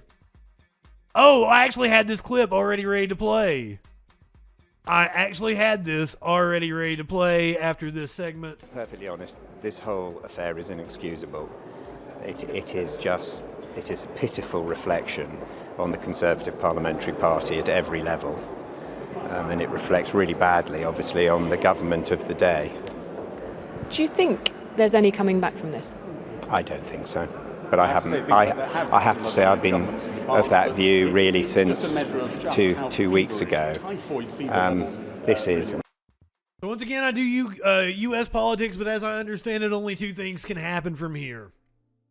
Liz Truss can call an election, and apparently she needs Parliament to sign off on that. Or the Conservatives can hold an election for a new leader. They can oust Liz Truss through a vote of no confidence. I'm wrong? Liz Truss alone has the ability to call it? Or was I wrong completely? Or Parliament has the ability to call it?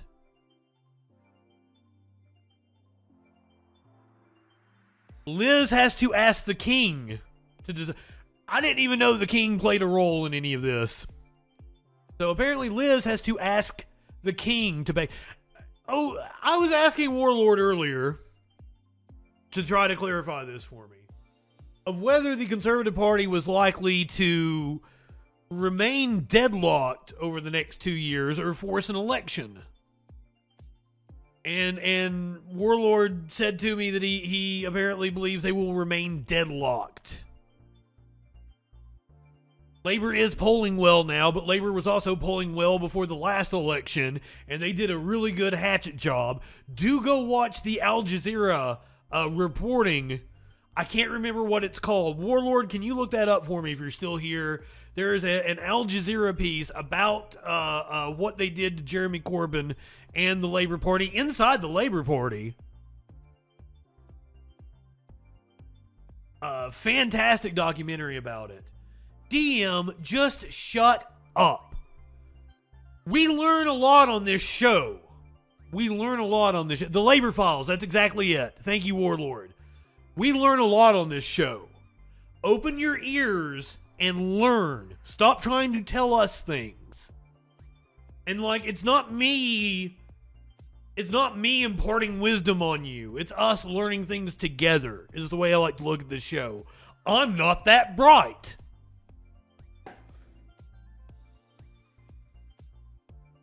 DM, we're talking about British Parliament. Has nothing to do with the topic at hand. Shut up and learn. So I would think that if the Conservatives were wanting to continue to govern and govern successfully, they would have kept Boris Johnson in power. That replacing Liz Truss was basically electing a fall guy. Absolute disgrace as a Tory MP. Let's go back to the beginning of this. This whole affair is inexcusable. It is a pitiful reflection on the Conservative Parliamentary Party at every level. And it reflects really badly, obviously, on the government of the day. Do you think there's any coming back from this? I don't think so.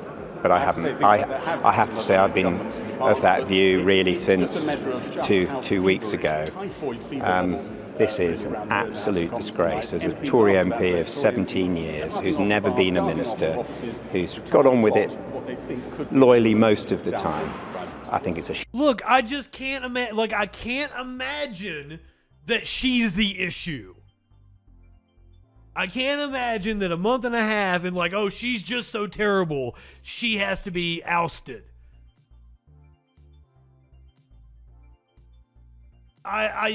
This has to be just a fall guy for just the complete and utter failure of the Conservatives. Shambles and a disgrace.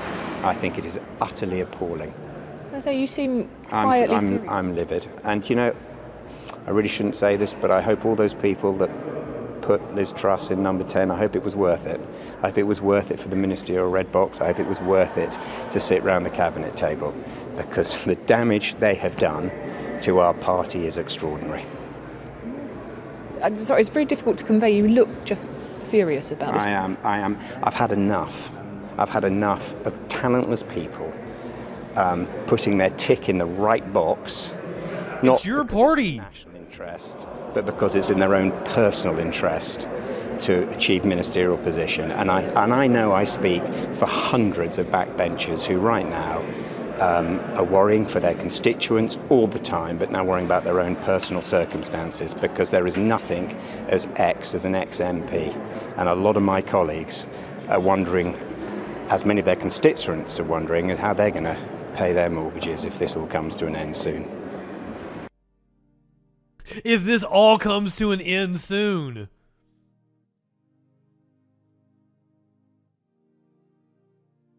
But senior conservative MP Charles Walker. Walker's comments came after Truss's chief whips had told conservative MPs that they could be effectively expelled from the party if they refused to vote with the government over fracking, which Truss wants to legalize, but many conservative MPs oppose. Now, we have a piece about this wild fracking vote that happened today.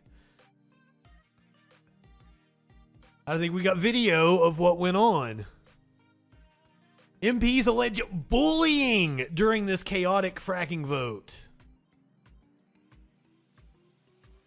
People were shouting very aggressively. They were pointing at them. They were very closely surrounded, and there were ministers and government whips all around them, and to all intents and purposes, one of them, to my mind anyway, this is what it looked like to me, was basically pushed or pulled through into the division lobby. Have you ever seen anything like that? I have never seen that. I mean, look, I'm not naive. I've been here for 21 years. I know that the whips sometimes can be quite assertive, but it's normally the force of reason, not the force of force.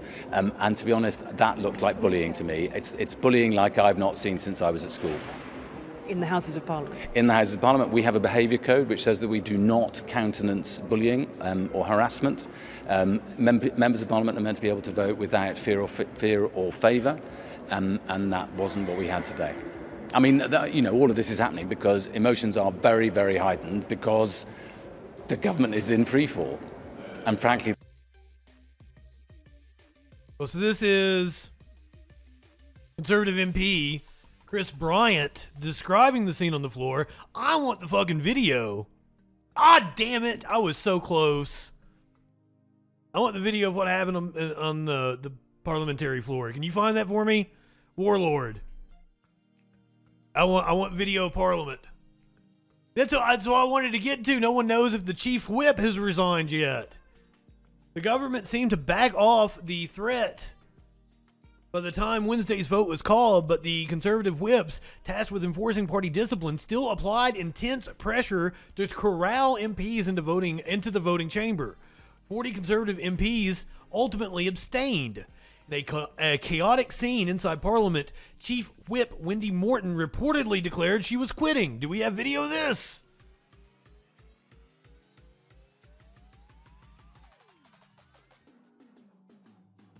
Ah, Bloomberg.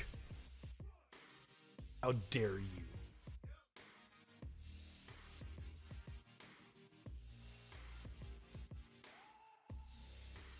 Apparently, we've got comments from Truss on this whole situation. The only mandate she's ever had is from members opposite. It was a mandate built on fantasy economics, and it ended in disaster. The country's got nothing to show for it except the destruction of the economy and the implosion of the Tory party. I've got the list here. 45p tax cut, gone. Corporation tax cut, gone. 20p tax cut, gone. 2-year energy freeze, gone. Tax-free shopping, gone. Economic credibility, gone. And her supposed best friend, the former Chancellor, he's gone as well. They're all gone. So why is she still here?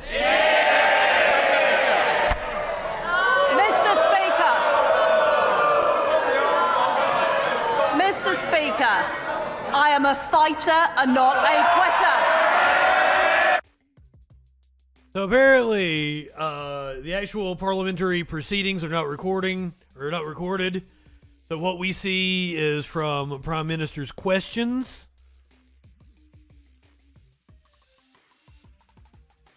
As of Wednesday evening, Morton and her deputy were still in their jobs, according to the BBC. Braverman did resign, officially for violating security protocols by sending a sensitive email from a personal account with a blistering letter implying that Truss herself should be the next to go. I mean, it really seems like Liz Truss is not going to outlast the lettuce, but who would want to step into that job? At this point, you're basically setting yourself up to have exactly this happen to you in what, a couple more months?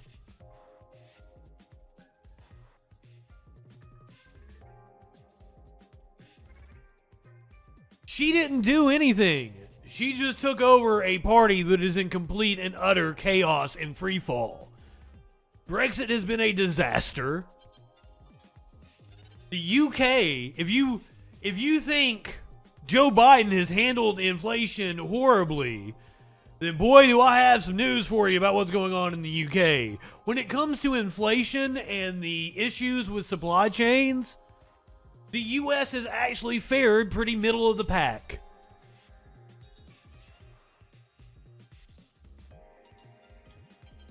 That's why I laugh at right-wingers who want to talk about Joe Biden causing the country to fall apart. What is the inflation rate in the UK right now? It's like 16-17%. She did implement the tax. I thought she came to power, she was going to implement a tax cut, and it was incredibly unpopular, and she backed off of it. That was the last reporting we did on the issue, but did they actually pass that? Warlord, can you verify that for me?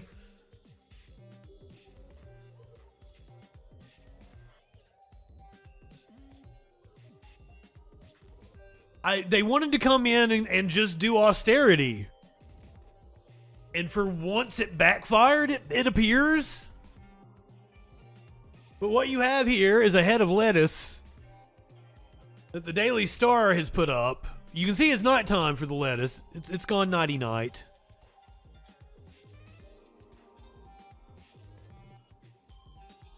I mean, at this point in time, wouldn't it be best for the UK to be like, hey, EU, we apologize. Can we kind of like come back in? But I'm not blaming Brexit. I'm not blaming Brexit for all of the UK's problems either. That can't possibly be true. Situations are far more complicated than people like to make them out to be. What's not complicated is she's not going to outlast this lettuce. Possibly. I had questions about the lettuce. What is the temperature in the room that the lettuce is currently kept in? Is the temperature a crisp 60 degrees? If so, I think the lettuce will last longer than Liz Truss. If the room is 72 degrees, then I don't think the lettuce will outlast Liz Truss, because I don't think she's going this week. I probably won't last another month, though. Humidity is also a factor.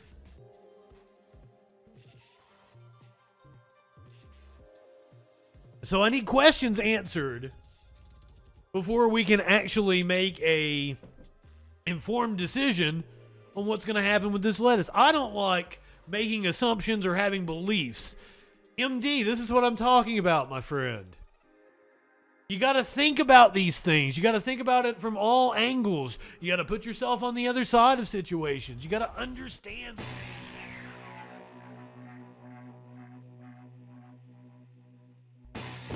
Who is almost certainly not going to be going to Congress is Sarah Palin.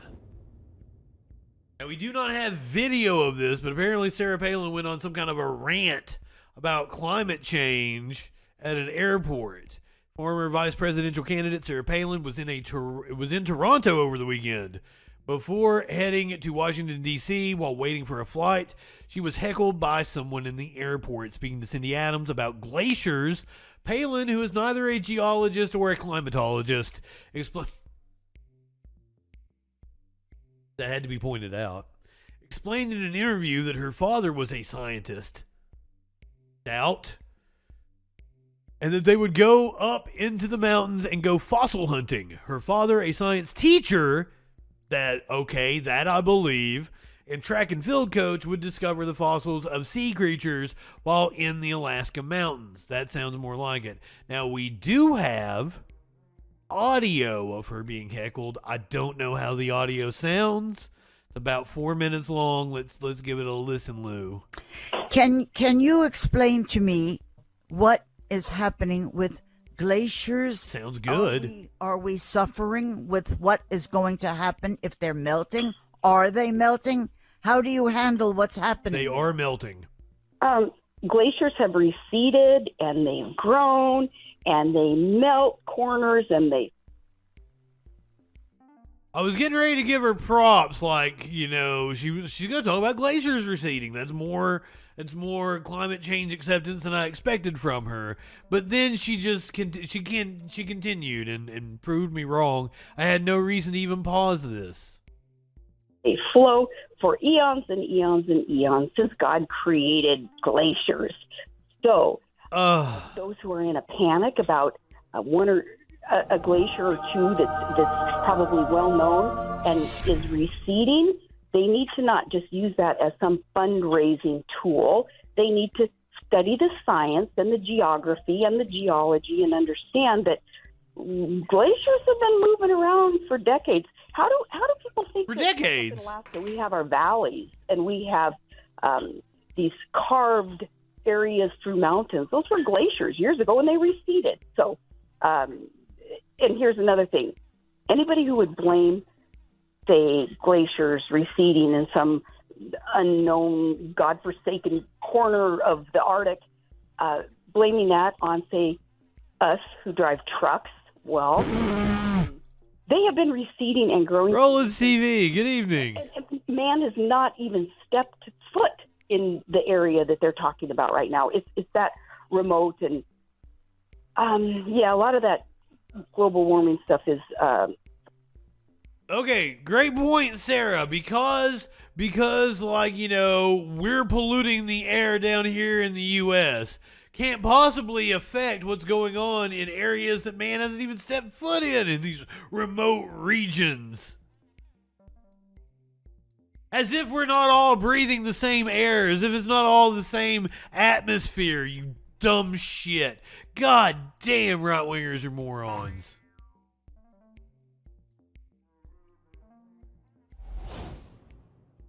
Dumbest fucks walking the planet. Raising tools is what they're using. Then you're telling me that it's not climate problems, that you're telling me this has always happened back in 1492 and back in the Stone Age? Well, A, it's not a problem anyway, but B, it has. Since the beginning of time, we've had glaciers recede and grow and carve through mountain ranges, our valleys, and I fossil hunt with my dad, which maybe that's a uniquely Alaskan chick thing to do, but we go up in mountains in Alaska and we look for fossils. We find them, Cindy. We find Lord Locke, good evening. Way up high in the mountains of Alaska in fossils. It's awesome. It's amazing. I mean, it's like you can see God's hand in it. And that tells me, and my dad's a scientist, so he tells me that this earth has been moving and Science shaking teacher. and revolving and changing since the beginning of time. Like a grade school science teacher. Newfangled phenomenon that the weather changes, that the climate changes. It's happened since the beginning, and it's going to keep happening no matter what. Absolutely, Lord Locke. Footprint does to it. You know, that's very heartening to hear that. I always thought that this was a crisis and we were all going to drown in 20 minutes. I didn't realize what you're saying. Why don't you say, are you saying this everywhere? Is this the first time I am hearing this because I'm stupid? You're asking these questions because you're smart. You are common sense Joe Sixpack. That's what you are, and that's good. No, the average person knows that, but can we hear this again? By the best to it. You know, that's very heartening to hear that. I always thought that this was a crisis and we were all going to drown in 20 minutes. I didn't realize what you're saying. Why don't you say, are you saying this everywhere? Is this the first time I am hearing this because I'm stupid? Is she being sarcastic? I'm not like, I'm assuming, by the way, Sarah answered that, like, they're in agreement, and also the fact that Sarah Palin is on this show to begin with. But, like, you could take it like that interviewer is being an asshole and mocking Sarah Palin. Thought that the footprint does to it. You know, that's very heartening to hear that. I always thought that this was a crisis and we were all going to drown in 20 minutes. I didn't realize what you're saying. Why don't you say, are you saying this everywhere? Is this the first time I am hearing this because I'm stupid? You're asking these questions because you're smart. You are common sense, Joe Sixpack. That's what you are, and that's good. No, the average person knows that, but who has the microphone? Who buys ink by the barrel full? It's the liberal radicals who use, say, global. Everything on TV has a conservative capitalist bent, Sarah Palin. What are you talking about? Who buys the fucking microphone? The capitalist fucking class? Idiot. Warming as a fundraiser for all of it. Oh, somebody's interrupting me, Cindy, as I'm speaking. Hey, I'm voicing my opinion. Yeah, I don't need. Okay, you can move. It's not a public space. It's public space. Okay, I'll lower my voice. Oh, tell him to go screw himself. Pardon the expression. I just mumbled it as he walked off. Too bad about him. I don't know who he is. He's probably a Democrat. Go. Keep talking to me. I love talking to you. Oh, my God. I don't think she was being sarcastic. You know, the Earth recovers, and the Earth is always going to move and shake. It's always going to revolve and evolve. And but for those who missed it, we read it in the story beforehand. The person who was heckling her at an airport said that she was noise pollution. Called her noise pollution.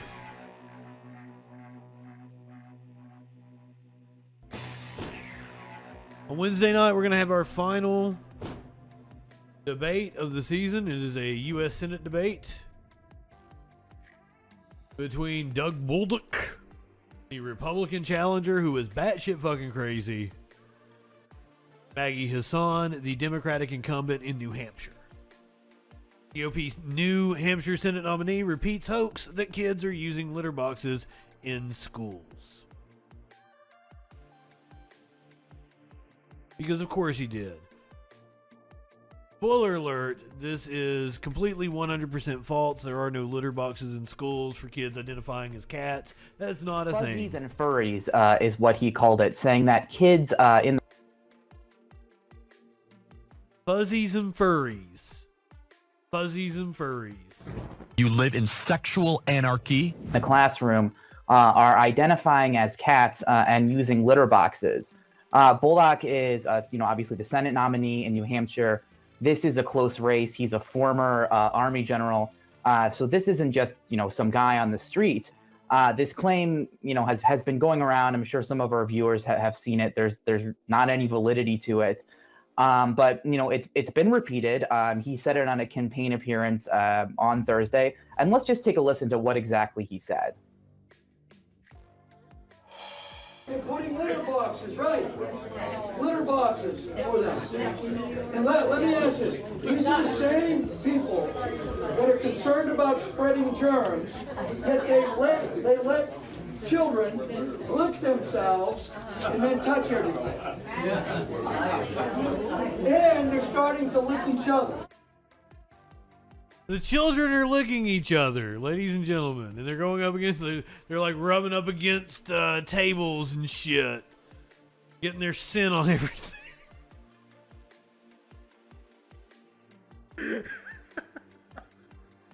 Oh my God.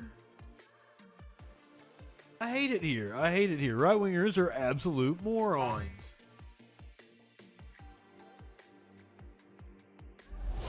Let's hear that one more time. I can't believe I'm having to hear this from a Senate candidate.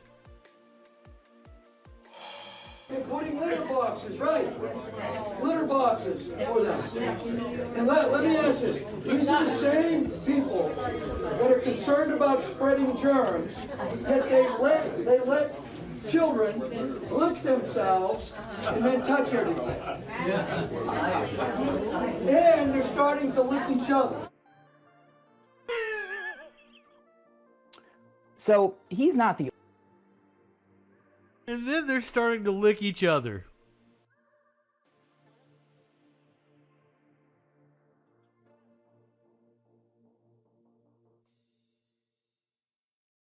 What has the world come to? I'm stunned. I'm fucking stunned. The only candidate in the country who has actually been saying this. In both Minnesota and Colorado, the nominees for governor in those states, the Republican candidates, have themselves spread the claim. This has been repeatedly shot down by fact checkers, by news organizations. By the Board of Education of the school that he was talking about. There's been, dozens, maybe even hundreds of school districts across the country who have had to come out and say, no, we are not putting litter boxes into the bathrooms for children who identify as cats. We reached out to his campaign. We asked them on Friday and then again on Saturday for any evidence they've seen about litter boxes in schools, letting them know we were going to do this story, and we did not hear back.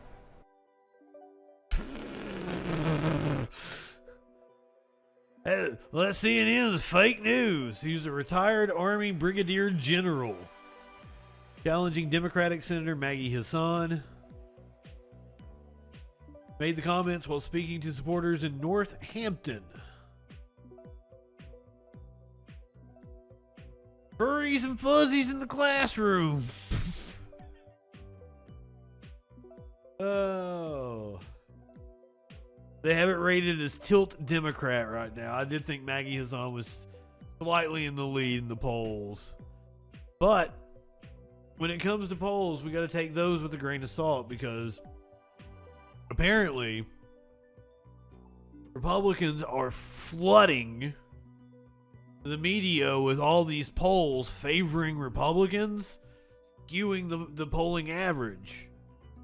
Political expert tells media to stop getting played by Republican polling averages flooding the zone, which makes a lot of sense, and if they want to depress the vote. Content warning. Here we go to the Waukesha parade killer. Dude that drove his SUV into a Christmas parade in Wisconsin. He is now on trial. His name is Daryl Brooks.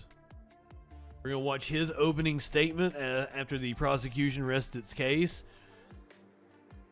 It's going to be interesting to see how this goes, because the entire time the prosecution was presenting its case, he was saying objective. He is representing himself, if those of you who are unaware.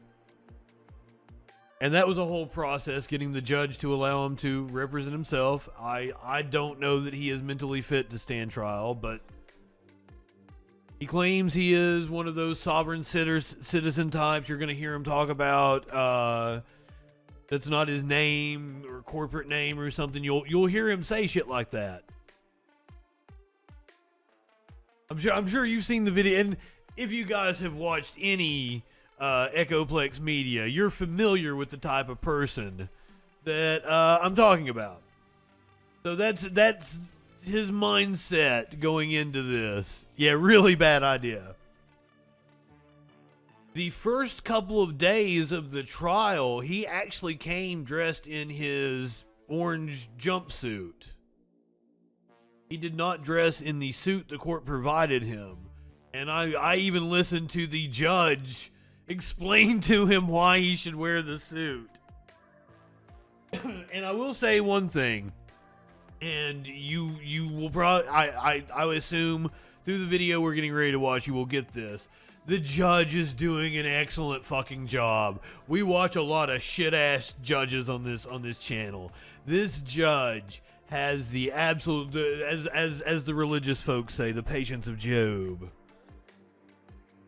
And is doing everything they can to make sure there is no mistrial here. All right, so this is the opening statement from Darrell Brooks after the prosecution rests its case. That I accepted for value in return for And value. that's how I'm going to answer that. So it was let's not verified proof. We still aren't. Sir, there is no requirement in the law that the state or the court establish that. So Actually, your there is. objection's noted. Actually, there is, Your Honor. Subject matter jurisdiction has Sir, to please. be proven for the record. Has to be proven. The jury is not in the room yet. They're bringing the jury in. You know that just as well as Mr. Brooks, you know that. please do not make statements that mischaracterize the law You know it has to be proven or that for the impugn record. the integrity of this You court know it has to be proven and the on the proceedings record. here. You know The it jury has is to be proven. advised to disregard the statements that Mr. Brooks is making regarding subject matter jurisdiction. They are not evidence, and you are to disregard them. Oh, the jury's in there already. I presented this evidence. Just has yet to be proven for the record. The jury will disregard the incorrect statements of the law that Mr. Brooks is stating. Where's lawful law that is incorrect? Mr. Brooks, please. I am going to read one instruction. Thank you, everyone. Please be seated. The Or they were defendant bringing the jury in. an opening statement. The purpose of an opening statement is to give the defendant an opportunity to tell you what he expects the evidence will show so that you will better understand the evidence as it is introduced during the trial. I must caution you, however, that the opening statements are not evidence. With that, go ahead, sir.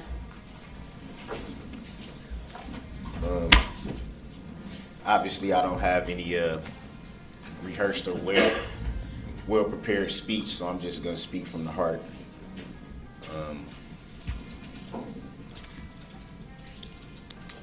I would just like to first say that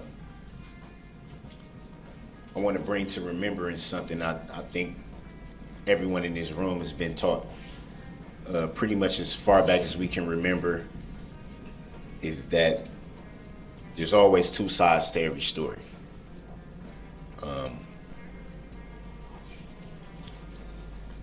And for so long now, roughly a year, there's only truly been one side told of this story. And I've sat back and watched from countless narratives that's been put out there, the way this incident has been portrayed at times, and finally everyone getting a chance to get the full story.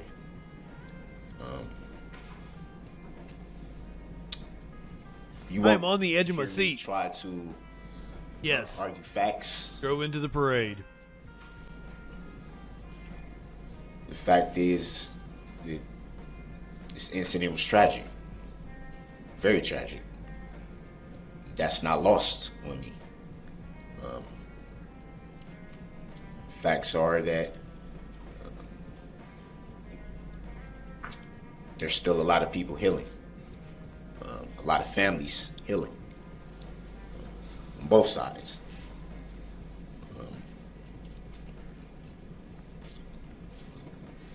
And when I'm confident that the evidence will show, sorry, I'm getting a little emotional. When I'm confident that the evidence will show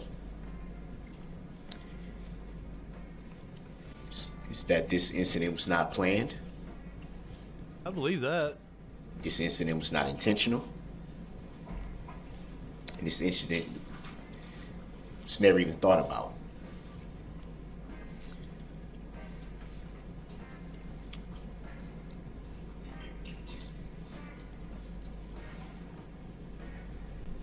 It's easy to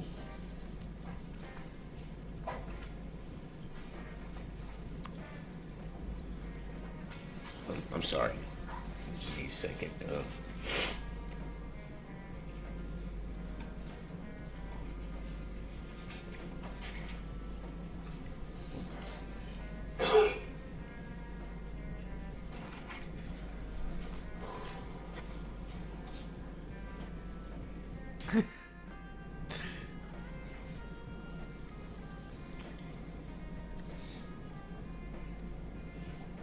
think it's Well,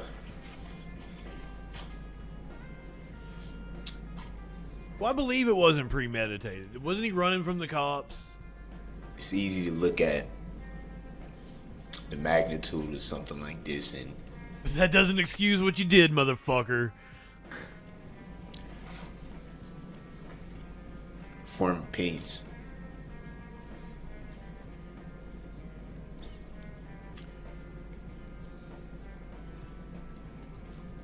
I think it's easy to disregard a lot of factors.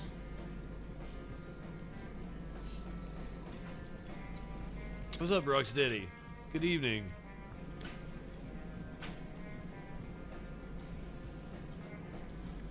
And I think in reference to what I stated earlier, it's easy to forget the other side of the coin. Man, you've already said that kind of shit. You tell us the other side of the coin. Get to it. There's been a lot of suffering involved in this incident. A lot. This is Daryl Brooks. This is the Waukesha parade killer. Obviously, drove his SUV into a parade in Wisconsin. With the families.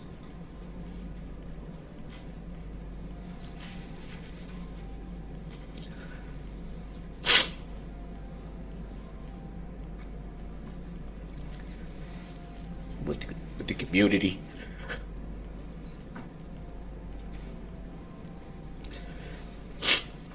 And even the alleged defendant's family as well. There's been a lot of suffering.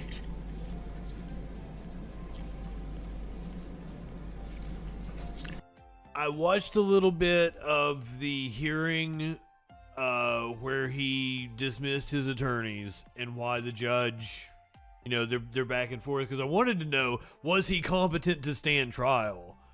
So as I'm watching that, I believe they were begging him to plead out, to take whatever fucking deal the prosecutors would give him. And he was like, no, I want to go to trial. And they're like, you will lose. You can't go to trial. Take the deal. This is all you've got. That to me, that's what happened. I feel that is the reason he is representing himself. And he has these ideas of being like a sovereign citizen. A lot of misunderstanding.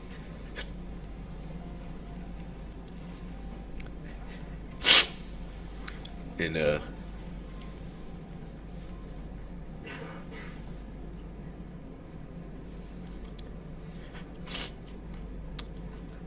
I just want you to keep in mind everything that will be presented in its totality. Keep in mind.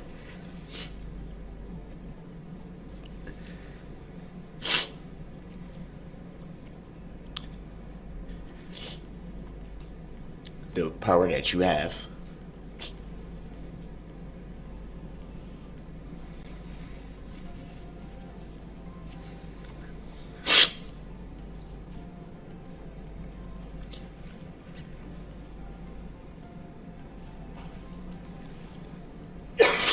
I believe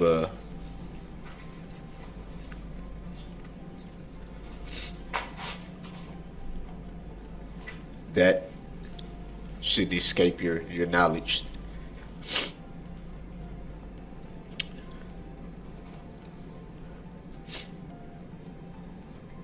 This has been a long process for everybody. Well, he's not getting to the point. 1.25.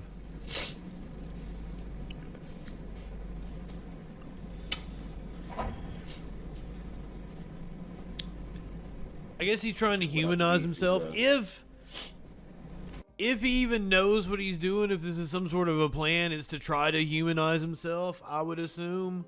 Let's go time and a half. It's still kind of painful. when it's time for you to make your decision, all of you, I believe it. And I pray that it's the right decision.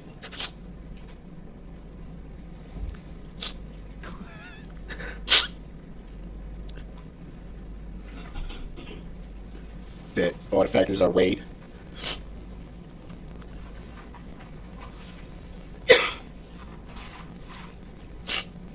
I was really hoping for him to paint a picture for us, and he did not.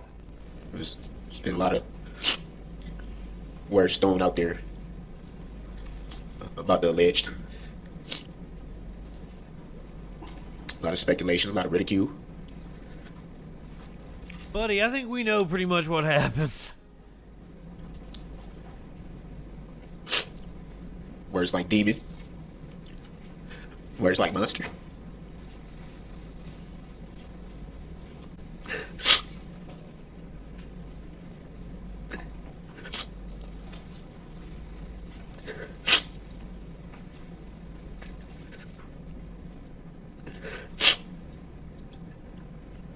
I know a lot of the time I've been before you see me with this mask on. I've had my reasons for that. I believe he had COVID. Now is the time that it's important that you see me. Okay, so, like, they have a separate room they have to take him to, because somebody brought up charging him with contempt. Well, they're just trying to get the fucking trial over, right? So they don't, instead, like, I think he has been charged with contempt, and in lieu of that, they just take him to this other room whenever he gets out of hand, and, like, let him calm down, and sometimes they'll ask him questions via video so they can mute him. It is wild. It is wild. That's why, and I don't mean to laugh at it, because this is people's lives. This is a fucked up situation. Dude, you're fucked up. For who I am. No mask. I don't think you're a demon. I am. I think this is the moment for that.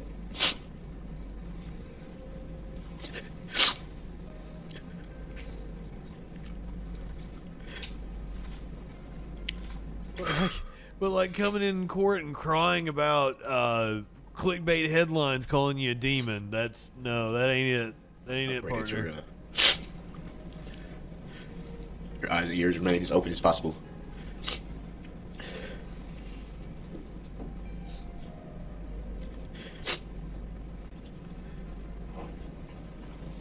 You understand that you alone decide these cases, this matter.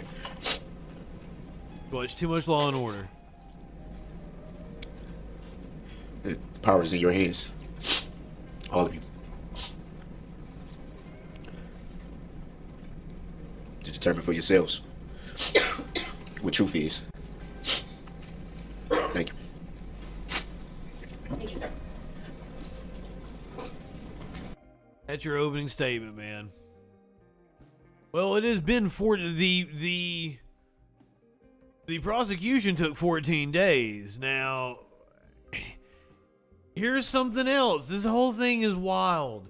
He's focused on calling 13 witnesses. He wants to call 13 witnesses. I'm telling you, this shit is just weird.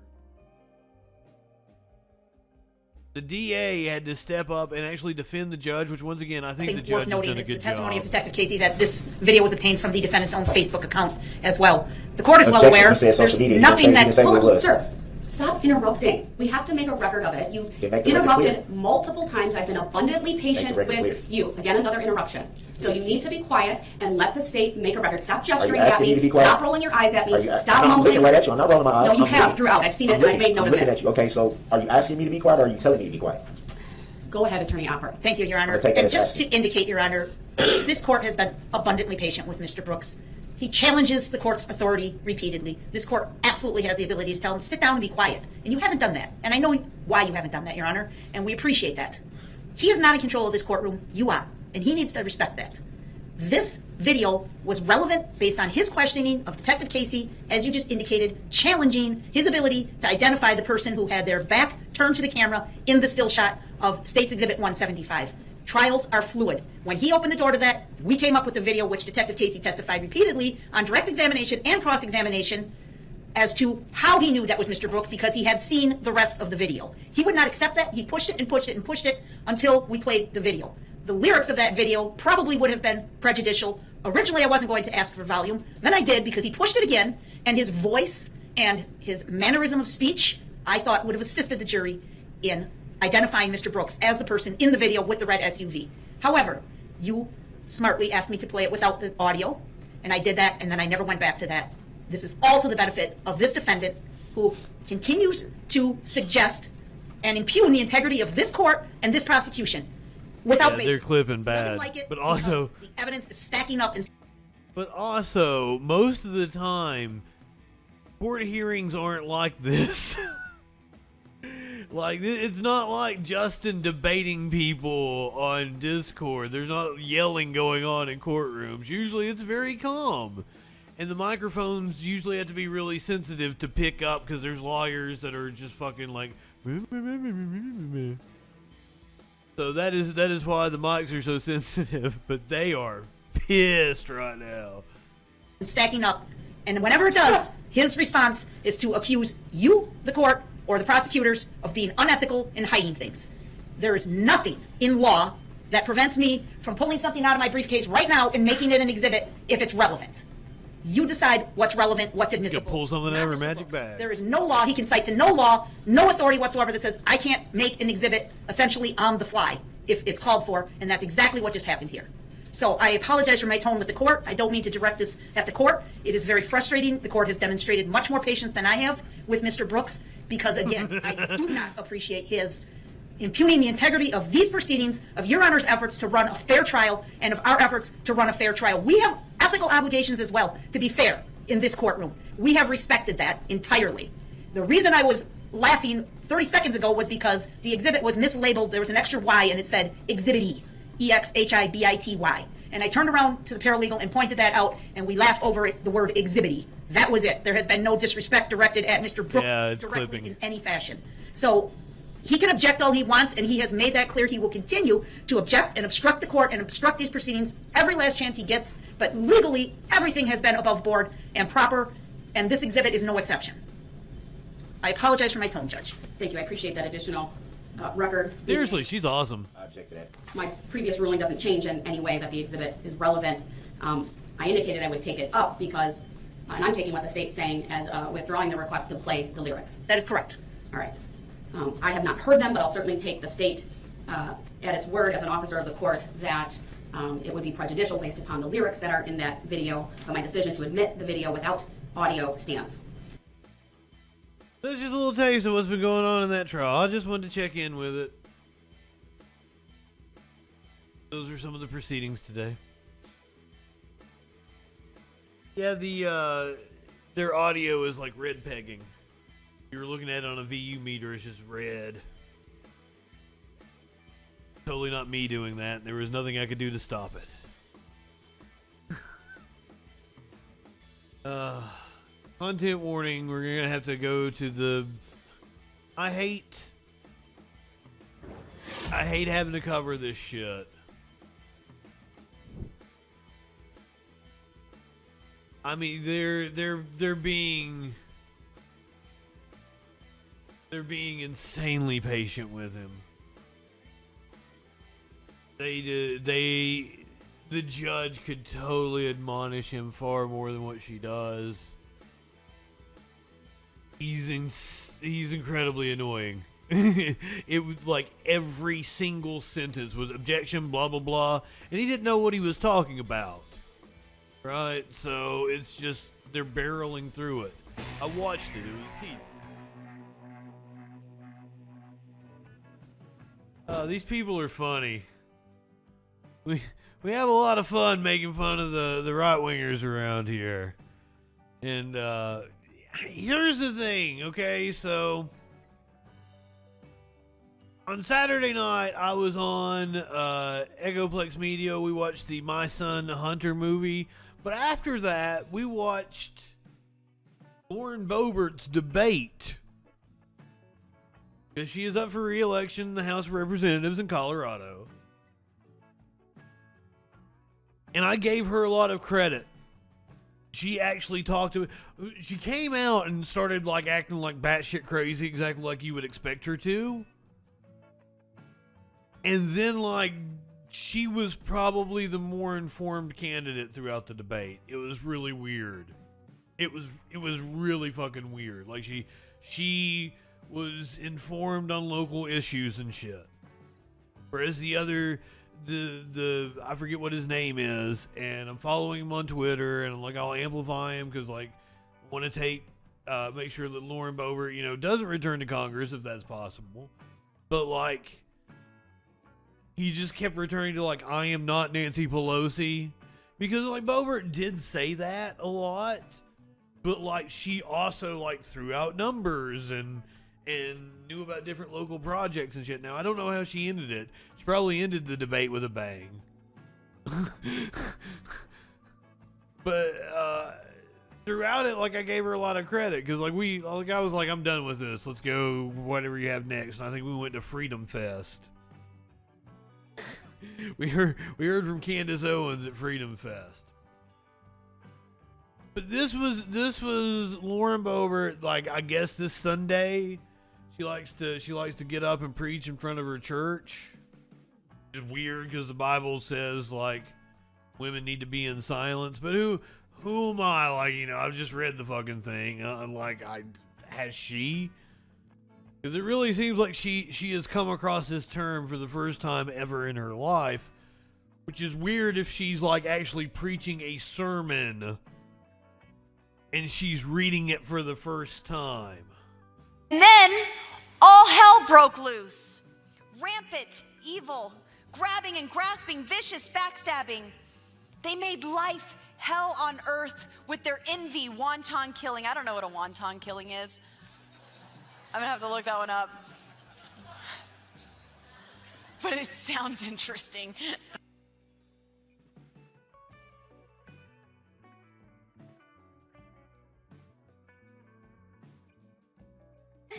All hell broke loose. Rampant, evil, grabbing and grasping, vicious backstabbing. They made... That is what some people will do for some crab rangoons. Life hell on earth with their envy, wanton killing. I don't know what a wanton killing is. I'm gonna have to look that one up. But it sounds interesting, and I don't think I want to be a part of it. You don't like wontons? Fucking wontons are awesome, ma'am.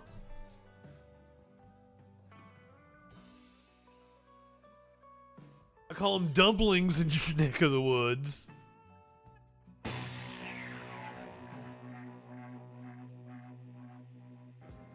We are all very saddened today about the passing of a man we all knew and loved.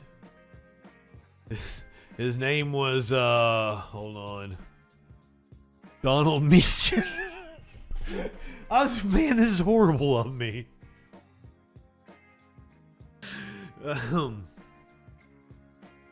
Representative Donald Meacham of Virginia has passed away.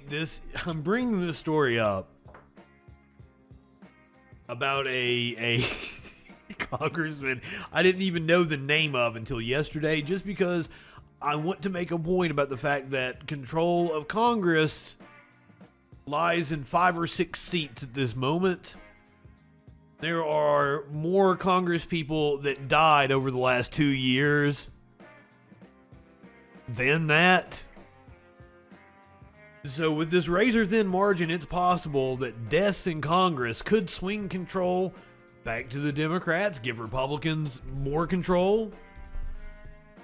Donald McEachin, I can't even say his name right. I don't know. This is a local news hit. He was a Democrat from Virginia, and he passed away yesterday. you so much. We're going to check back with her for more details on that crash. Well, this morning, Virginia is mourning the loss of a longtime public servant and beloved leader. U.S. Representative Donald McEachin lost his decade-long battle with cancer. Fucking even he didn't know how to say his name. Kelly Avellino is at the Capitol here this morning. Kelly, how is the representative being remembered here today? Anthony, there are so many broken hearts this morning. Congressman Donald McEachin was just elected to his 4th term in the House of Representatives. Sadly, I just told you guys to badger the Young Turks to hire me right before I did a story where I laughed at a congressperson dying. That's the kind of integrity they need on TYT. last night word came from his office that he had succumbed to colorectal cancer, a battle he had faced for many years. He had the ass cancer. The statement read in part, "We are all devastated at the passing of our boss and friend, Congressman Donald McEachin. The people of Virginia's 4th Congressional District lost a hero who always fought for them and put them first."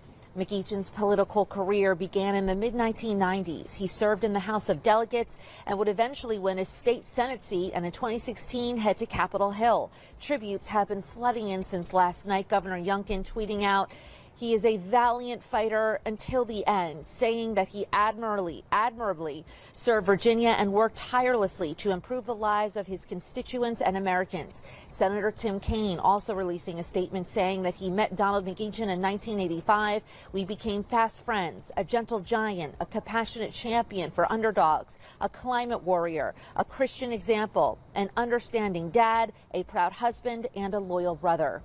Donald McEachin's wife. So unfortunately, Donald McEachin passed away from cancer of the butthole. God's going to put a cancer in the butthole. God's going to put a cancer in the butthole of every sodomite. So I guess, according to this pastor, we know exactly how McEachin came to have the cancer of the butthole. Cancer in the butthole. God's going to put a cancer in the butthole of every sodomite. Every sodomite's butthole will get cancer in the butthole. It'll burn and burn and burn. They won't be able to sit down because of the burning in their butthole. He can't sit down. He's got a burning in his butthole. He's got a fire. He's got a flame coming out of his butthole. So that was Pastor Manning's eulogy to deceased Virginia Congressperson Donald McEachin.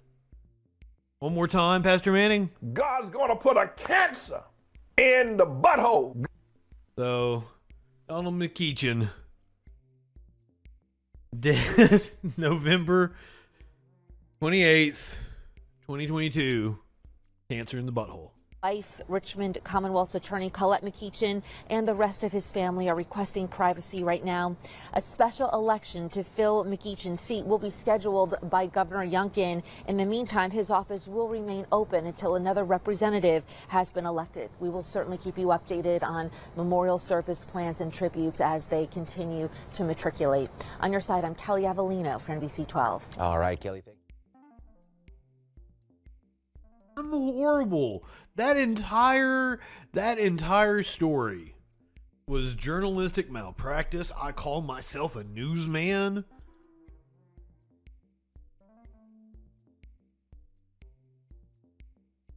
I'm gonna clip it and put it on YouTube.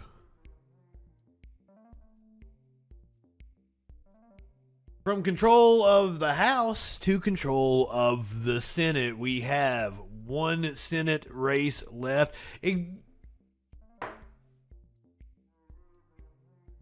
Yes, seriously, colon cancer is a big deal. I encouraged everyone to go get their what's it called? I just did this the other day. I told everyone to go get their prostate exam.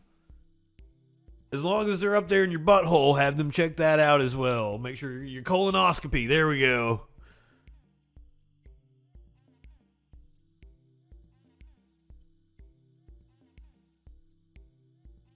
As long as they're up there, make them check out your butthole for cancer as well. As long as they're sticking fingers up there. Oh yeah, that is right. I've had friends tell me about watching it.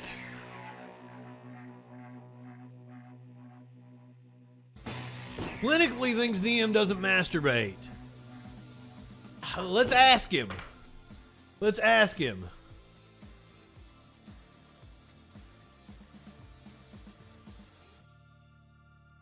We're not gonna talk to him for very long, but we're gonna ask him if he masturbates. Oh, Phoebe's in here. Okay, I can't fucking wait for this, bro. I can't. I need to see Oh, this. are you watching the stream? No, I am not. I have not. I'm playing Modern Warfare 2. Oh, okay. So you don't know what I'm getting ready to ask DM. I have no fucking clue now. I have no clue. Okay. We got to give him one moment. Oh, it surprised me. Surprised me. Okay, this should be fun. The chat has brought it up, so we need to find out.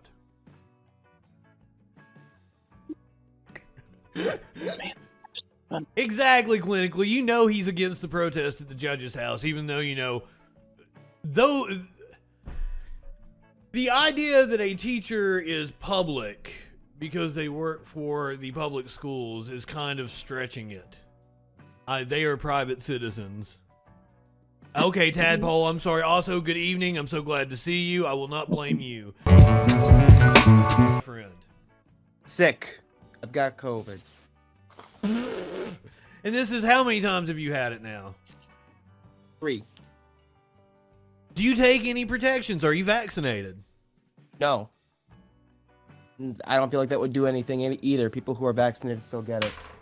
And I'm exempt from vaccines because of my vaccines have caused epilepsy for me in the past. So my doctor has said I shouldn't get it.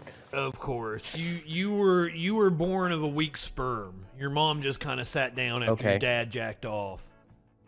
Okay. What did you need from me? We have. I can't blame it on chat. It's on me now. We have a question for you. Will you please be honest with us? No, sure. What's up? Do you masturbate? No.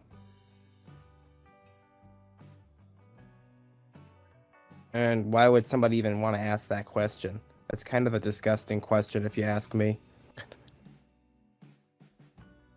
Do you know what an asexual is? What an asexual person is? Yes. Yes. Have you looked into this? Do you think that maybe like this might be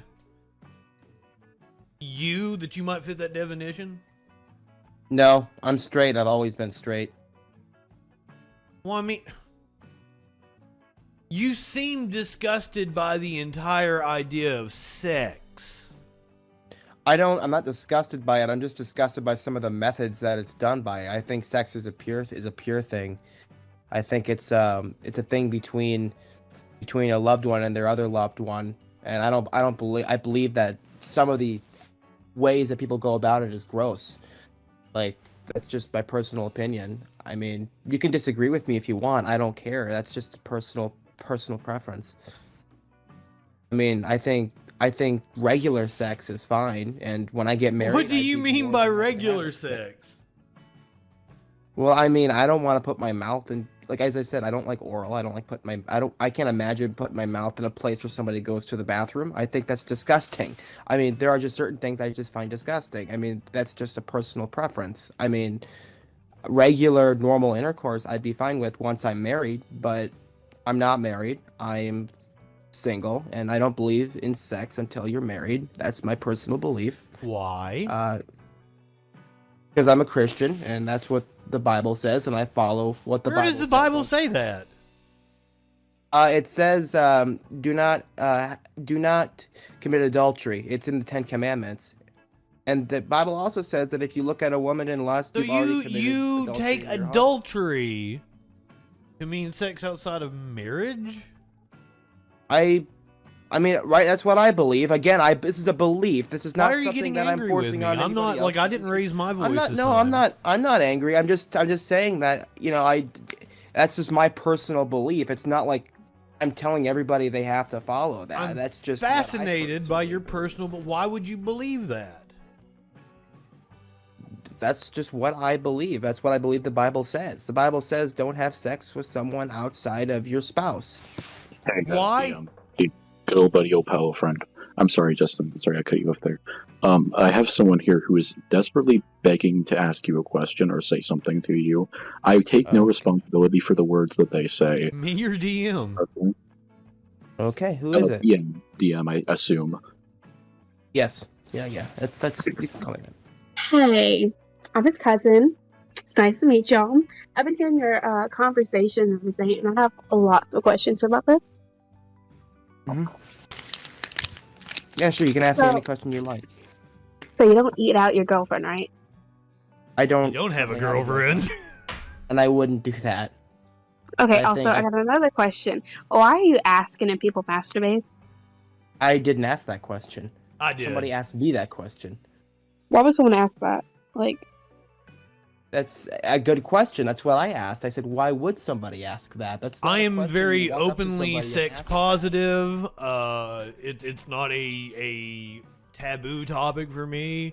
This is also good. Like, this is live on Twitch, and this is great content. Why wouldn't I ask somebody if they masturbate? because it's like a personal question. Tell the truth, like, I wouldn't feel open for example, for him or whatever. I understand why he would not tell people because, Do like, you masturbate? does it really matter if I masturbate? It's my personal business. It's my body. I've done I don't like think I 3 should have- times today. Wait. Maybe 5. Oh. You know that this I'm person's sorry probably that you high, have right? no You know one this to person's share probably that high right now, relationship right? with? I'm so sorry you don't have any. I'm sorry you had to do that to yourself, and you have no one to love and do that to. But Well, that's a wild assumption. have fun. Who, I guess. Who says I don't have anyone to love? Like, I'm going and having dinner with a very nice lady here on Thursday.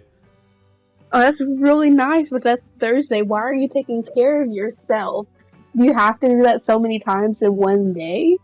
I'm probably what they call a nymphomaniac, ma'am. A nymphomaniac. Interesting. Yeah. Okay, she's still on my phone. I actually Maybe I don't. It's not good to self-diagnose. It is good to self-pleasure. I'm sorry. I went to go get apple pie. I have no idea what she said.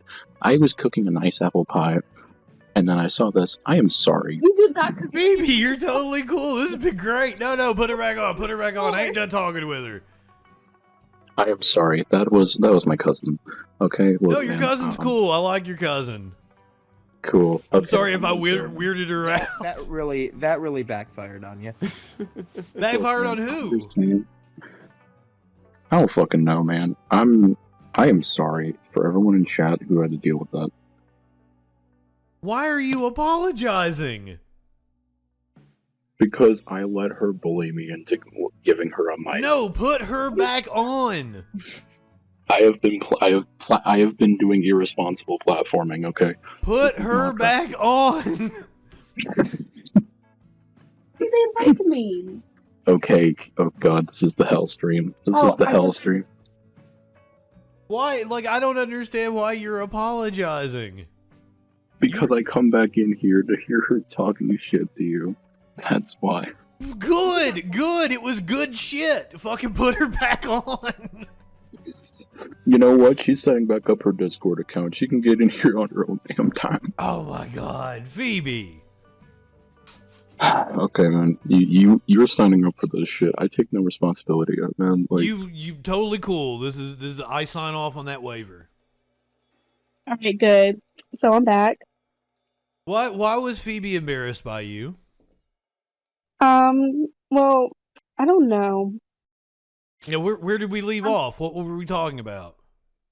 I can't even completely remember because we were interrupted. Exactly. Talking about apple pie that he did not cook. How rude. You were asking him why he asks questions about people's personal sex lives is basically what you Oh, were yes. asking. We were beyond that. I talk about my personal sex life on here all the time. That's nice to know. I guess, I I have Definitely, ideas and for Wonderful. X-rated shows that I might stream to like Pornhub and OnlyFans. Why is the idea of being sex Wait a positive? minute. For you to do that, how old are you? Me? Yes. I'm like 40. Oh. I hope you look a little decent at least. I'm He's on live video right right now. now. Live on like YouTube right now and He Twitch. is. All right, let me go on YouTube. Oh, What's your YouTube? Justin Freakin. Justin Freakin. Justin You live in what? sexual anarchy. Justin Freakin. Freaking. Justin Freakin. Yeah, and Freakin in all caps. I'm gonna get unmodded for this. This is the end. This is the end of my career as a moderator. I don't think I'm the best. Okay, like I can be a good-looking guy if I want to, but I don't cultivate a look of a good-looking guy. Wait, I look a little grungy. Is it the Paul Ryan on Trump thing? Yeah. That's us. That guy, yeah. Um. Yes, it's him. Wait, I look a little grungy. Is it Paul Ryan on I'm gonna wave at you here. That guy, yeah. Chiller, you really don't look that bad for 40. Well, I mean, I don't have any hair up here. That's a thing. But other than that, like I don't think so. Okay, turn that down so that it doesn't echo. Yes.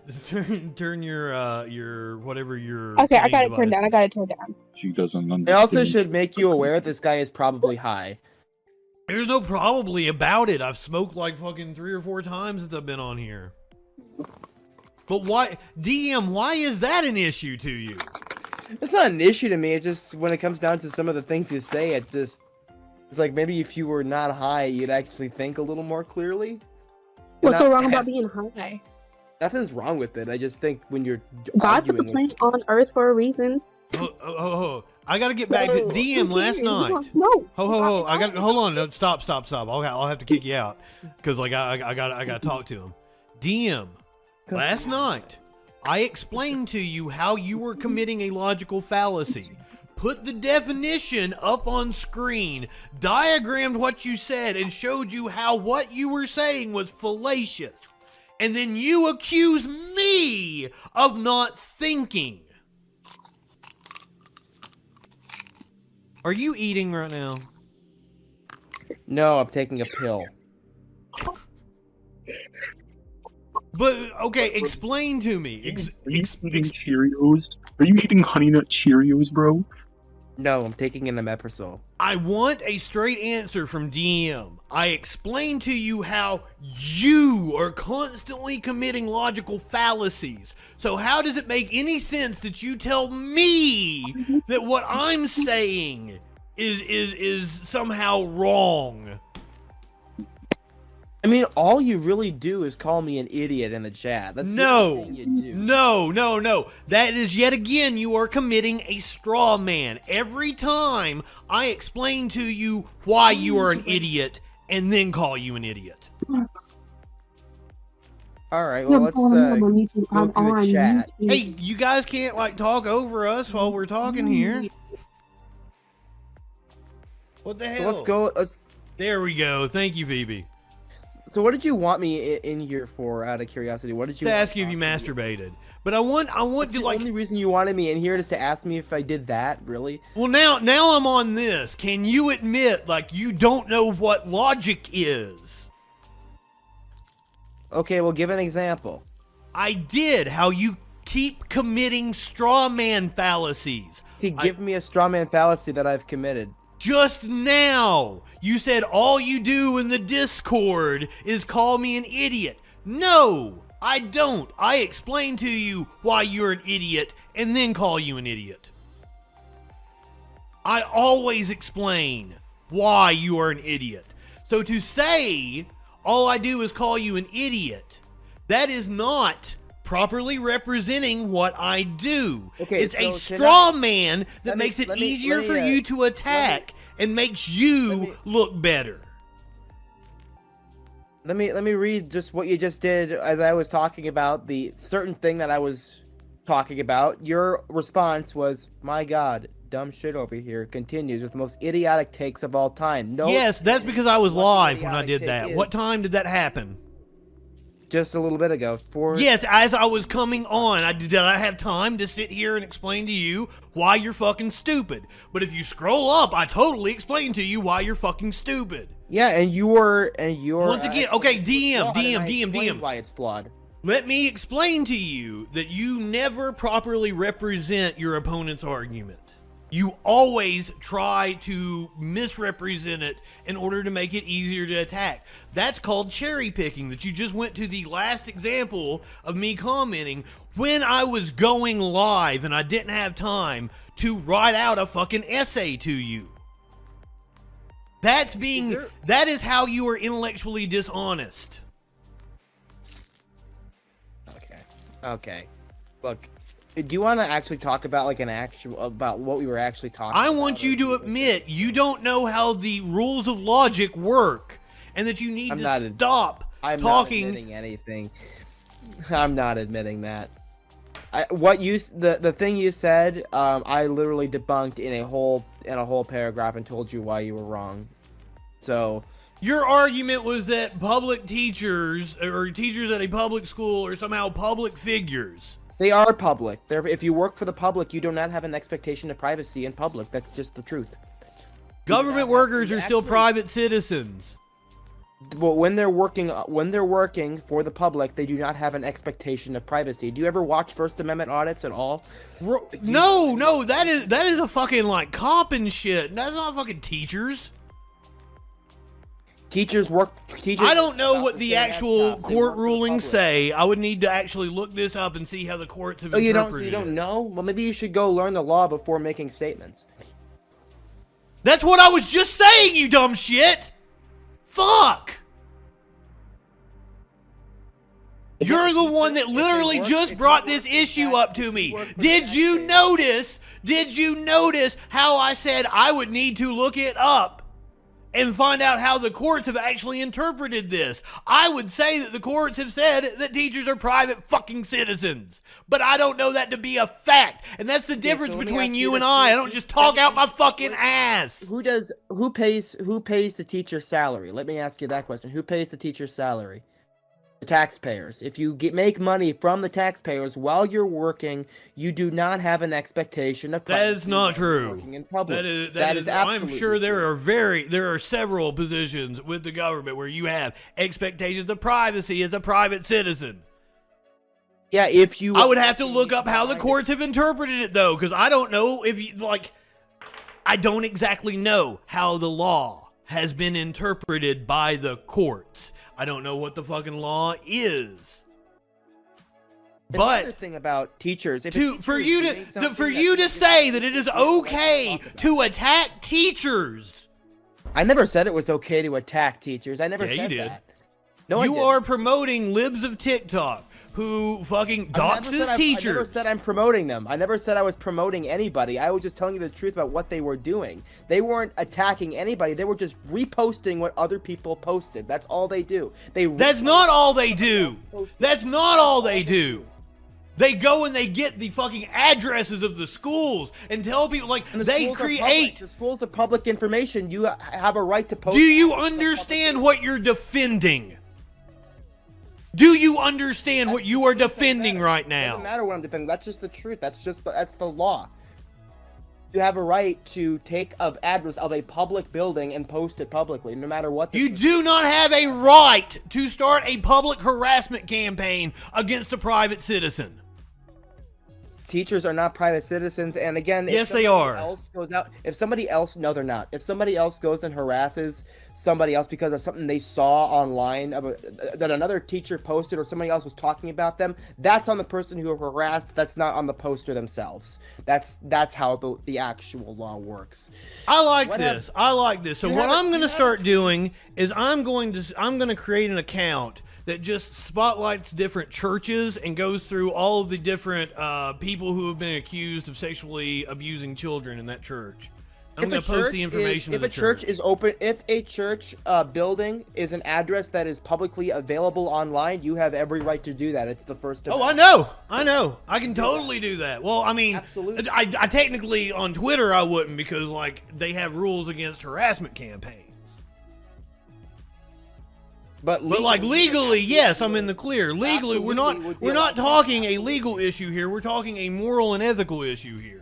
And I think you are bereft of any kind of moral. I'm not talking a moral shit. or ethical issue. I was talking a legal issue. I'm talking a moral and ethical issue. Well, why do you think it's okay to start public harassment campaigns against public teachers? Or against teachers in I never public said schools? I thought it was okay. I was talking Yes, you about did. it, on a legal sense. No, I didn't. No, I'm asking you personally. Why do you fucking love libs of TikTok? Why do you suck their dick? I never said I love them. I never said I love them. Why are you defending them?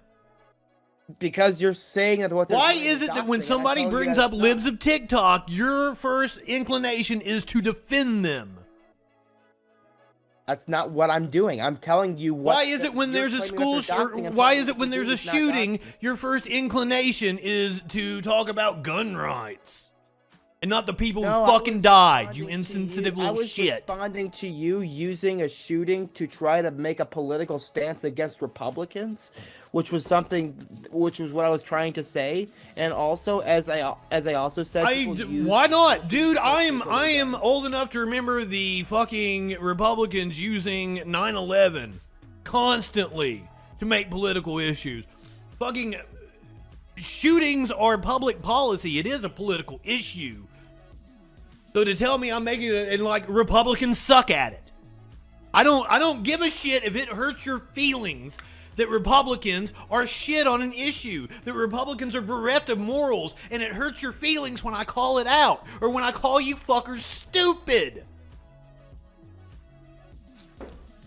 I don't care. So what about that? Oh, I got my feelings hurt because you tried to make it a political issue. It is a political issue, and you're on the wrong side. You're a piece of shit, and there's blood on your hands. Opinion. You can have whatever opinion you want. Exactly. I don't care. Exactly. But it's the truth, motherfucker.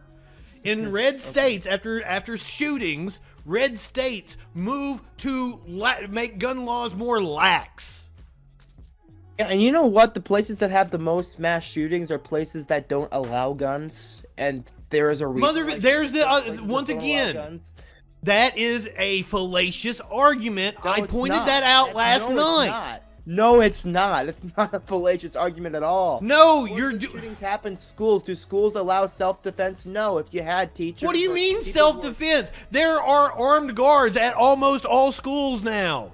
There have been multiple school shootings at schools that had guards. There were cops on the scene at Uvalde. Your argument is false. And also, just because you ban guns doesn't mean people are not going to get them anyway. It's not going to solve the problem. Motherfucker, there needs to be less guns. Your arguments are shit. Your arguments are NRA propaganda. Different country. That's all I can really tell you. If you want less guns, move to a shut the fuck up, you idiot. DM, listen to me. Yeah, I love it when you tell Listen to me. Listen to me. You are an idiot. The NRA is the lobby for gun manufacturers. They make money off of selling guns. Have you noticed that all of your arguments are more guns? I think that we should be able to have more guns. I think if we were armed more, people would be more afraid to do something because they'd be more afraid of getting attacked if they did do something. No. There have been studies done that show just owning a gun makes you more of an asshole. It makes you like 30% more aggressive when you're driving. If somebody comes to my house and points a gun to my face, what am I supposed to do? I don't want them to have that gun, DM. I want laws that prevent them from getting that gun. That's not going to stop anything. That's not going to. Yes, it is. No, it's not. You're dead. You can't grab a gun. The gun ain't gonna save you. The gun's DM. It doesn't happen in other countries. Put a gun at their face and get them before they get DM. Listen to yourself. There aren't. In other countries, they don't have this problem. They don't have mass shootings like we do. So explain that. I think there was a mass shooting in Paris. There are examples of isolated incidents. It does not happen with the frequency that it does in the United States. You stupid fuck.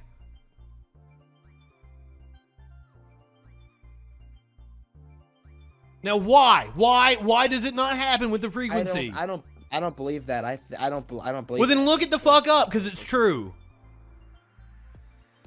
If you don't like America or you don't, the number of firearms directly correlates to the amount of gun violence in a country. Okay. Here's a fact for you. New York City and London have roughly the same population. They're the same population size, so this is a good comparison. They have roughly the same amount of crime.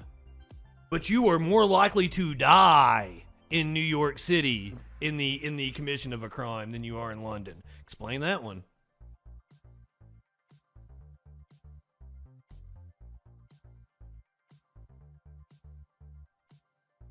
Damn, bro. You good, man? You okay? Sorry, I spaced out for a second. I was reading something. Can you repeat that? DM, I'm done with you. Cyanide, I want you. You like I'm turning my attention away because I'm done with DM and his stupidity tonight. So speaking of Alex Jones and Nazi bullshit, Alex Jones had Kanye West on his show. TMZ is calling it a mental breakdown, and I guess TMZ has covered enough of these to know. We're only going to watch a small clip, as much as I would have liked to have sat here and watched the entire goddamn Alex Jones interview. I would get a takedown notice because Alex Jones is banned from all of these platforms. Content warning, apparently. Ye is getting ready to say some batshit crazy stuff that's going to surprise even Alex Jones. I thought, that's right, you're not Hitler, you're not a Nazi. Coming in hot here. Coming in hot. Yes, Kanye West is not Hitler and not a Nazi. Once again, that's fallacious reasoning by the right-wingers. Not Hitler, you're not a Nazi, you don't deserve to be called that and demonized. Well, I see good things about Hitler also. I love everyone, and Jewish people are not going to tell me you can love us and you can. Oh, we cut to fucking American History X. Hey, have you seen the movie? Do you know what this movie is about? I'm amazed they don't call American History X like woke liberal propaganda or some shit. You can love us, and you can love what we're doing to you with the contracts, and you can love what we're pushing with the pornography. Ooh, why'd you have to show that on, like, could I have gotten a warning for that? I did not know we were gonna get that scene. Yikes. Ooh, Twitch, I'm sorry. YouTube, I'm sorry. I'm sorry. I didn't know they were gonna play the whole goddamn thing. But this guy that invented highways, invented the very microphone that I use as a musician, you can't say out loud that this person ever did anything good.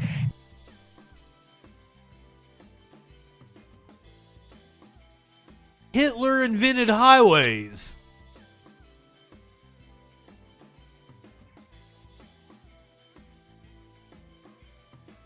Hitler invented highways. Now, the Autobahn was one of the Nazis' crowning achievements. But Hitler did not invent highways, exactly. The Romans, Silk Road. I'm stunned. And they love to take like a kernel of truth because once again, the Autobahn was a crowning achievement of the Nazis. They built several kilometers of the Autobahn. It was one of their works projects. I don't think they actually completed it, though, did they? I think that came later. I'm not actually up on the history of the Autobahn. Probably my biggest education on the Autobahn was by Kraftwerk. And I know we're going to have fun at the Autobahn. Fun. I'm sorry, horrible of me. Hitler invented highways. You can't say out loud that this person ever did anything good, and I'm done with that. I'm done with the classifications. Every human being has something of value that they brought to the table, especially Hitler. How about that one? Especially Hitler. Hey, Ron, you going to do anything to fix Chicago? The most Nazi-like activities I've seen, and the Nazis, in my view, were thugs that shook people down, did a lot of really bad things. But they did good things, too. We're going to stop dissing the Nazis all the time. Okay. Hitler said he loved Hitler. They gave him an award. I'm just saying, I don't like Nazis, and I don't like what some of the mafias are doing either. I like Hitler.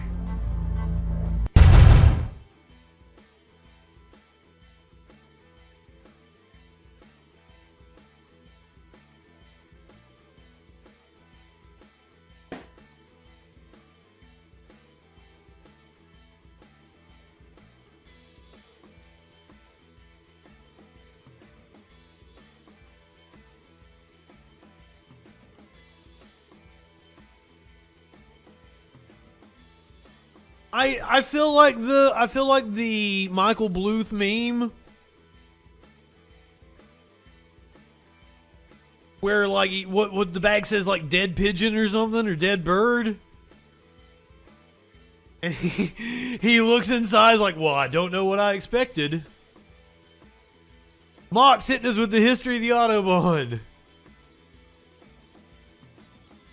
The Autobahn. Few other landmarks represent Germany more than its freeway system. Cologne's Cathedral is distinctively West German, and the TV tower in Berlin is a GDR feat of engineering. But the Autobahn, literally car runway, connects the whole country. Over the decades, it has morphed from a utilitarian piece of national infrastructure to a cultural icon that has spawned artworks, albums, merchandise around the globe, and even the name of an Irish pub. But why has it become so legendary? The Nazis didn't invent the Autobahn. Instead, the idea of constructing motorways connecting Germany's expanding cities after World War I was conceived in the post-war Weimar Republic. The first public road of its kind was completed in 1932, so they didn't even have the idea for this specific road, let alone invent highways in general. So the first public road of this kind was completed in 1932, linking Cologne and Bonn. It still exists today. After Hitler rose to power in 1933, he used the Autobahn for political gain, appointing Fritz Todt as Inspector General of German road construction and tasking him with increasing the Autobahn network. Todt was behind the idea, a jobs creation program which, according to Nazi propaganda, helped eradicate unemployment in Germany. Autobahn workers lived in work camps near their construction sites, though often did not come here voluntarily. They were conscripted through the compulsory Reich labor service. That way, they were removed from the unemployment registry.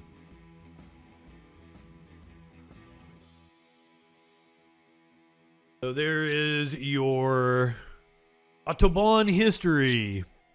Cicero, indeed, Alex Jones was the voice of reason in that video.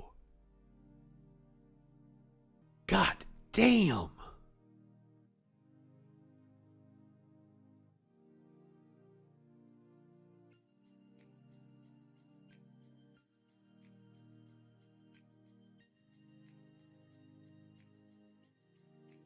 In case you guys can't tell, that video was a little ineffable to me. Like, I'm stunned. I'm left speechless.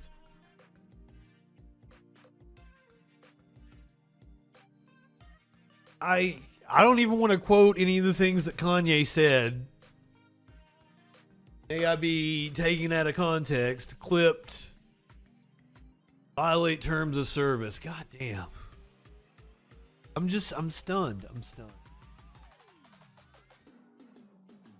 And I knew what I was getting into. I didn't watch the video, but like, Kanye West on Alex Jones praises Hitler. I knew that was all coming.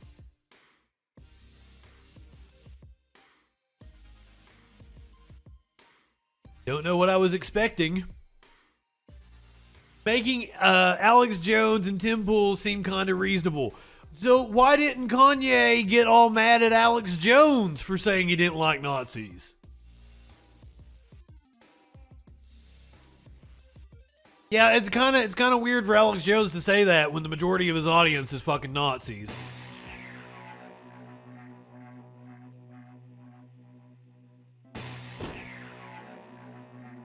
So, Donald Trump over the weekend, in light of the revelations, quote unquote revelations from the Twitter leak, Trump took to Truth Social, doubles down on calls to terminate the Constitution in furious all caps Truth Social post.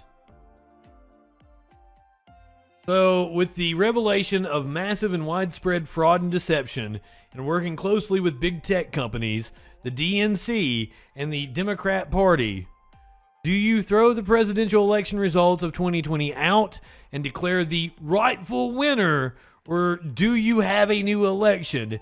A massive fraud of this type and magnitude allows for the termination of all rules, regulations, and articles, even those found in the Constitution.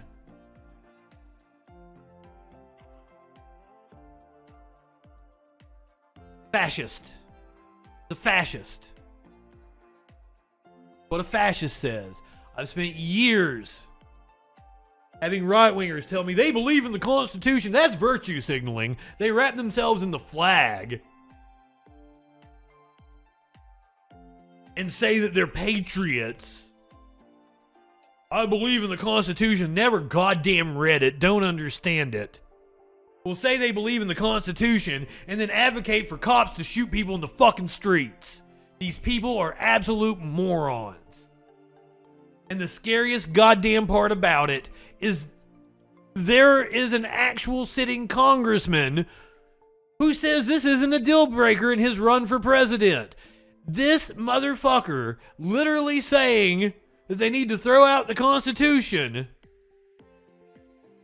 still doesn't convince this GOP asshole that he's a fucking fascist and that he should put party in front of country. This is Representative Dave Joyce from Ohio. So thank you for coming in this morning. Thank you for having me. So the Republican governance group, a group of about 50 Republicans. AR Jesus, you say?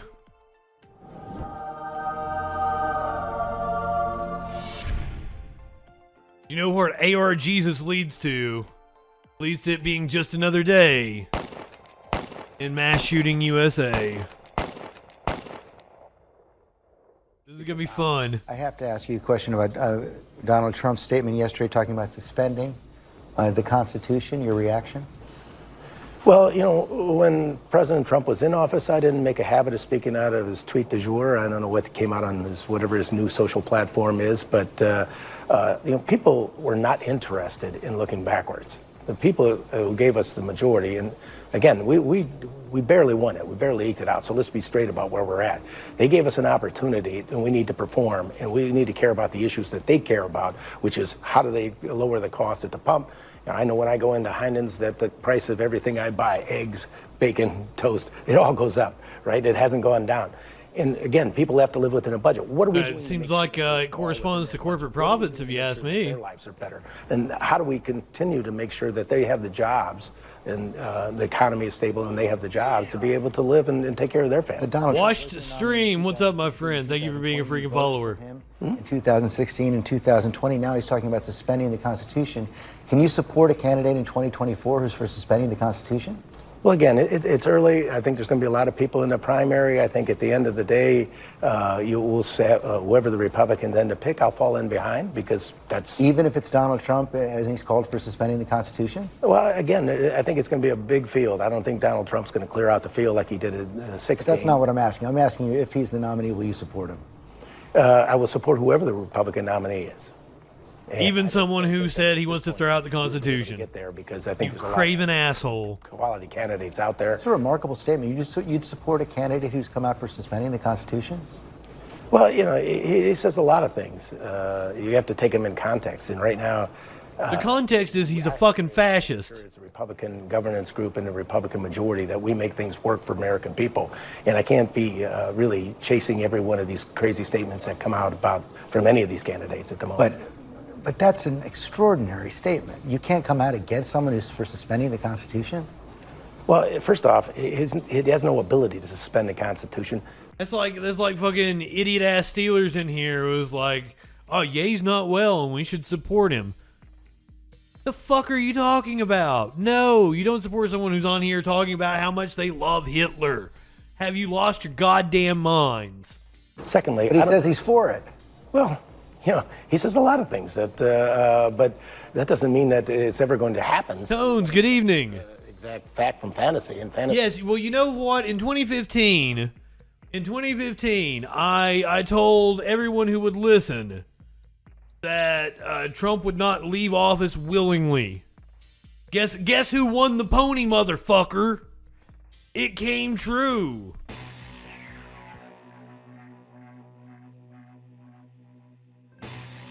We covered this story Monday, Tuesday, earlier in the week. This guy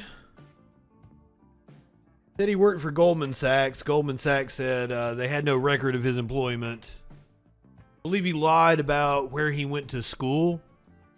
I don't remember the name of the college. He apparently said that his family fled the Holocaust. But we're finding out that's not true. Look, as I always joke, I'm Jew-ish. Throughout his campaign, Republican Congressman-elect George Santos would refer to himself as half Jewish or a Latino Jew, often telling his grandparents' story, how he says they survived the Holocaust as Ukrainian Jewish refugees and converted to Catholicism, changing their surname to Survive. Here's how Santos explained it just last month in an interview with the Jewish News Syndicate. I'm very proud of my grandparents' story. My grandfather fleeing Ukraine, fleeing Stalin's persecution, going to Belgium, finding refuge there, marrying my grandmother, then fleeing Hitler, going to Brazil. Whoa, that's a doozy right there. There's even more to it than just the fleeing of the Holocaust. Wow. It's a story of perseverance. It's a story that may not be true. His misrepresentation. His grandpa lived in sexual anarchy. You live in sexual anarchy? To Brazil. That's a story of perseverance. It's a story that may not be true. His misrepresentation. Want to hear the whole thing again? Yeah, that's first reported by last month. So he had to get some Red Scare propaganda in there. So he fled from Stalin first. In an interview with the Jewish News Syndicate. I'm very proud of my grandparents' story. My grandfather fleeing Ukraine, fleeing Stalin's persecution, going to Belgium, finding refuge there, marrying my grandmother, then fleeing Hitler, going to Brazil. That's a story of perseverance. It's a story that may not be true. His misrepresentations of his family history first reported by the Jewish publication The Forward, and his story contradicted by numerous sources reviewed by CNN's K-File. Records from the Holocaust Museum and the International Center on Nazi Persecution, which keeps records on Jewish refugees, show no mention of Santos's grandparents. One genealogist who helped research Santos's family tree at CNN's request said there's no sign of Jewish and/or Ukrainian heritage and no indication of name changes along the way. I'm so proud to be able to keep our family going forward and showing that not only did we survive, but now I'm able to go advocate and fight for other Jewish people. Santos has not responded to CNN. He's even Jewish. Family history and discrepancies with his resume and biography. People are perplexed. They're asking me, how could somebody possibly tell this scale of lies and get elected? Among the seeming misrepresentations, first detailed by the New York Times and confirmed by CNN, Santos's biography has at times claimed he earned degrees in finance and economics from Baruch College and New York University. CNN found he also said in at least 2 separate interviews he received an MBA from NYU. Today, I stand very proud with the bachelor's and master's degree, all New York educated, Baruch College and NYU for my MBA. A spokesman for NYU telling CNN something different. The university records do not reflect anyone with that name having attended NYU, while a spokesperson for Baruch College could not find anyone with his name or birthday ever attending the school. The record of his work history also murky. His campaign bio mentioned stints at Citigroup and Goldman Sachs. Neither Citigroup nor Goldman Sachs have any records of his employment. Santos listed on his 2022 financial disclosure a salary of $750,000 and claimed he made the same amount last year. Income, he says he earned from the DeVolder organization, which he says is his family's firm.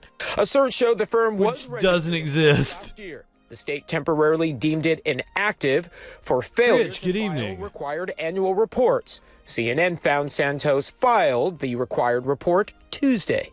Santos's attorney said Santos represents the kind of progress that the left is so threatened by, a gay Latino immigrant and Republican who won a Biden district in overwhelming fashion. So yeah, let's tackle that claim of him being gay, shall we? This is what the left is scared of. And what the openly gay rep-elect George Santos didn't disclose his divorce with a woman. Now, it's possible you can be gay and be married to a woman. There are all kinds of situations where this happens. But I mean, given what we know about this guy already, Republican Congressman-elect George Santos is under new scrutiny after a New York Times report earlier this week uncovered a string of apparent outright fabrications at the heart of some of the most fundamental facts of his life. But the backstory may also be notable for what Santos did not include: a publicly undisclosed marriage. Santos, who claims he has never experienced discrimination in the Republican Party, broke barriers this year when he became the first openly gay, non-incumbent GOP candidate elected to Congress. But according to court records obtained by the Daily Beast, Santos appears to be the subject of a previously unacknowledged September 2019 divorce with a woman in Queens County, New York. The divorce, which Santos has not disclosed publicly, adds new uncertainty to his already shaky biographical and political claims. I am openly gay, have never had any issue with my sexual identity in the past decade, and I can tell you and assure you I will always be an advocate for LGBTQ folks, Santos told the USA Today in October, responding to criticism about his support for Florida's so-called Don't Say Gay bill.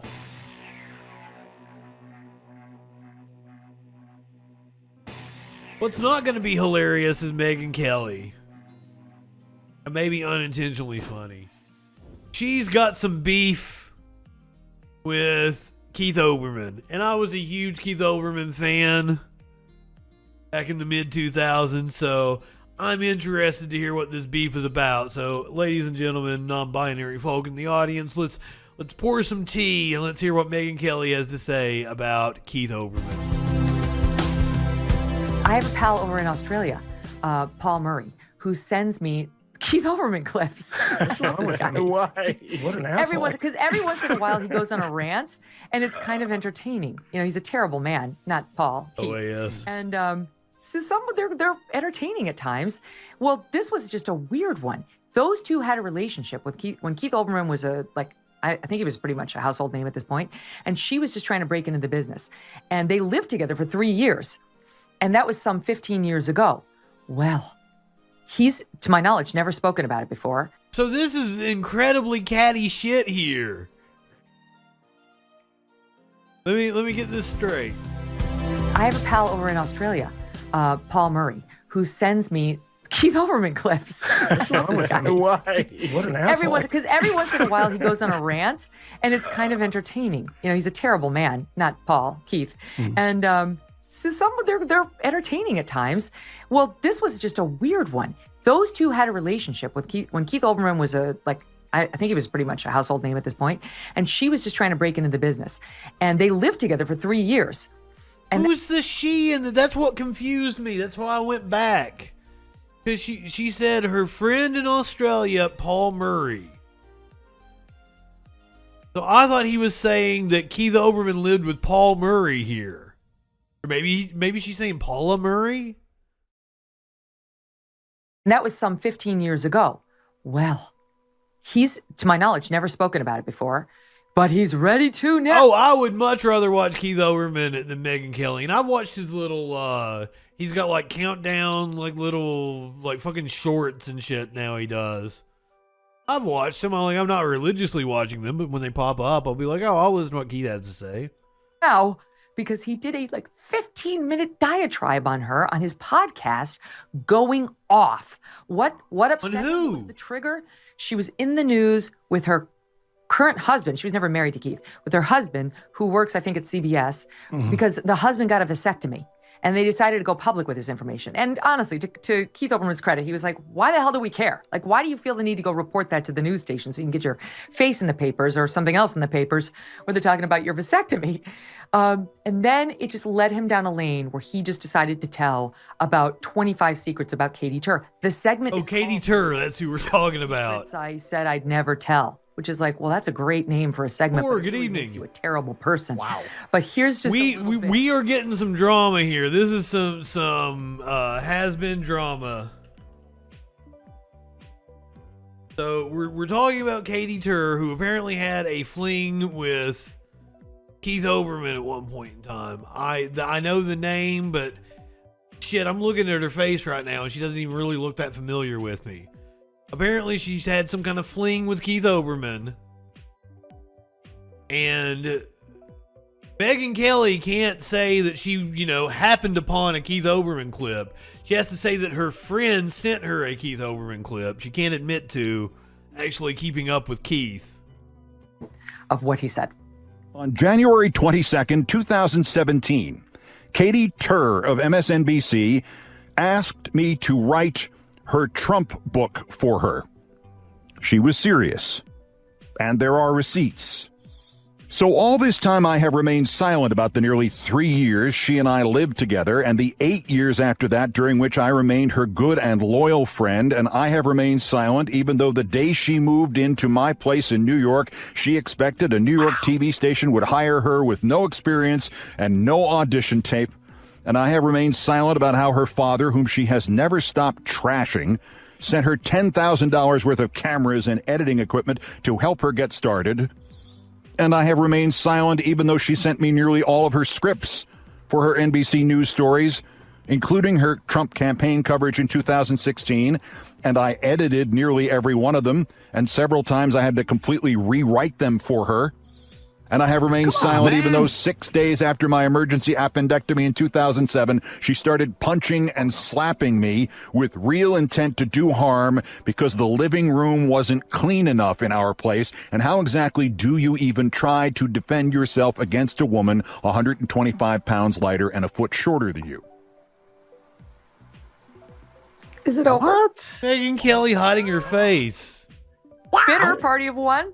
What a disgrace. I mean, that man has been a disgrace. And I'll just say this. I've heard things about Keith Olbermann over the years. And I won't say them. It's not my place to say. But I like this dude. What's his name? Stuff like that.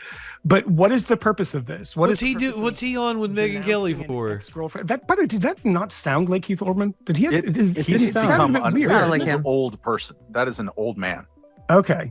Like he's just if you a listen bitter, to the nasty list of person. grievances, he's like, it was on the iHeart app, so it's possible it was compressed in some weird way to make the file size smaller, and it did something to his voice. there was an article about it in the New York Times. The New York Times reported that they reached out to me for an interview, and I didn't respond or declined to participate. But this guy was like a reporter on Vice, wasn't he? Times reporter and said, "Did you reach me? Did you text me? Did you email me?" No. I said, none of what you reported is true. She said, well, I asked Katie Tur if she would ask you to participate. And she told me you said no. And he was like, like, Katie Tur clearly didn't want Keith Olbermann to be consulted for this thing. And his level of outrage over these minor slights it's just disproportionate. I don't know what's happened there, but it's something, it's very train wrecky to watch an ex. Both of these people are public figures, go public with this list of grievances and try to take down a woman who's clearly moved on. She's married to somebody else. Her career's fine. His career. You clearly wanted to cover it. It's very entertaining. I'm sure it's doing. I don't know how it's doing. I don't know. But bitter. I mean, there's something terribly ironic about pushing grievances and while insisting that, you kept these secrets for a very long time and you're chastising her for talking about a medical procedure in public while you're just airing all of your dirty laundry. She asked me to help her write a book. Okay. I certainly don't want to dismiss claims that you've been attacked, that there was some sort of domestic violence in your relationship. The fact that you carried on a relationship afterwards and were very friendly until you decided not to be, like, this is just really strange. It seems like a bizarre. No, that totally happens. Mean guy. He really is a mean guy. And there's just, look, he said some nice things about Stuart Varney, so I should temper my criticism because I don't really know Keith Olbermann at all. I just know that when he makes headlines on Twitter. But he's a mean guy, but hey, he said some nice shit about Stuart Varney, which, why did he say nice shit about Stuart Varney? Or on a show. Sassy, to catch you up on this mess that we're talking about, like we're like 3 parties removed from some messy ass, like, spilling the tea shit. It's 9 times out of 10, he's being absolutely caustic about somebody with whom he was once close. It's like, it's one thing to have strong opinions about the news. Megyn Kelly is upset at Keith Olbermann for being upset at Keith Olbermann's ex-girlfriend. It's not sped up. He gets paid to do. It's quite another to be going after people personally with your microphone. People you used You're going after people you used to love. Anyway, the whole thing is awkward. But that's our business. That a lot of people in politics and in media are constantly guilty of projection.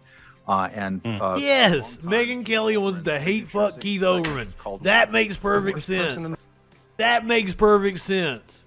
I think Mox hit it out of the park. Megyn Kelly wants to hate fuck Keith Olbermann. She's upset at Katie Tur because she had a relationship with him. Perhaps she's jealous of Katie Tur's success. So therefore she gets a twofer here. She gets to attack Olbermann and she gets to attack Tur. But she kind of nominally seems like she's on the woman's side. I could see Olbermann being a narcissistic asshole. But I mean, Megyn Kelly too.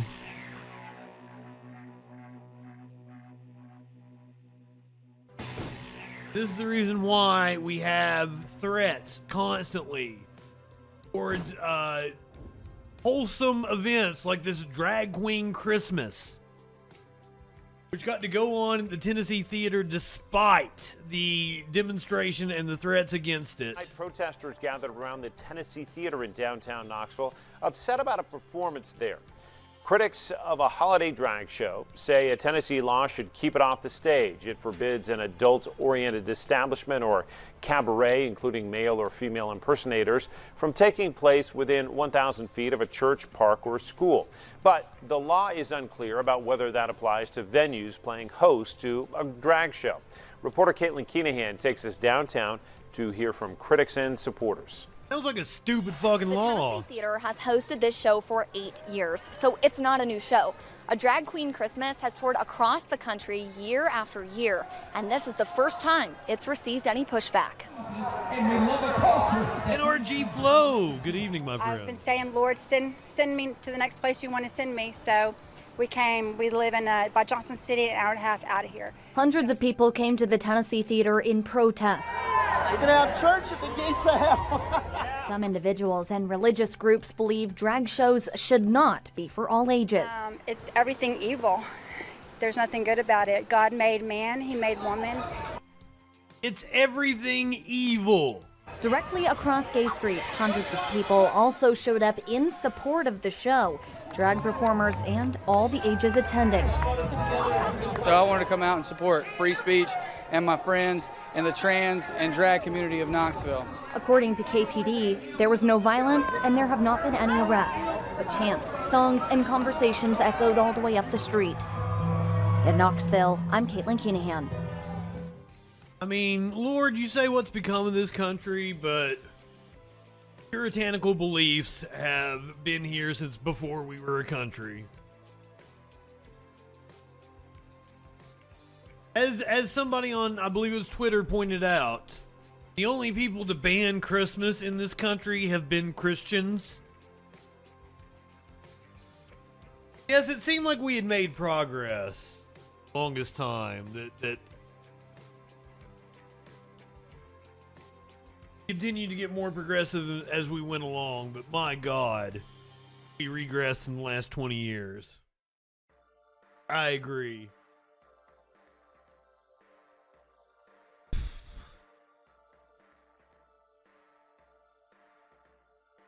Number one person responsible in my mind for the attacks on the transgender community, the drag community, been a man by the name of Matt Walsh. Now, Matt Walsh has said some intelligent things, like the time that he called me a formidable voice in the culture. Justin Freakin, a formidable voice in the culture.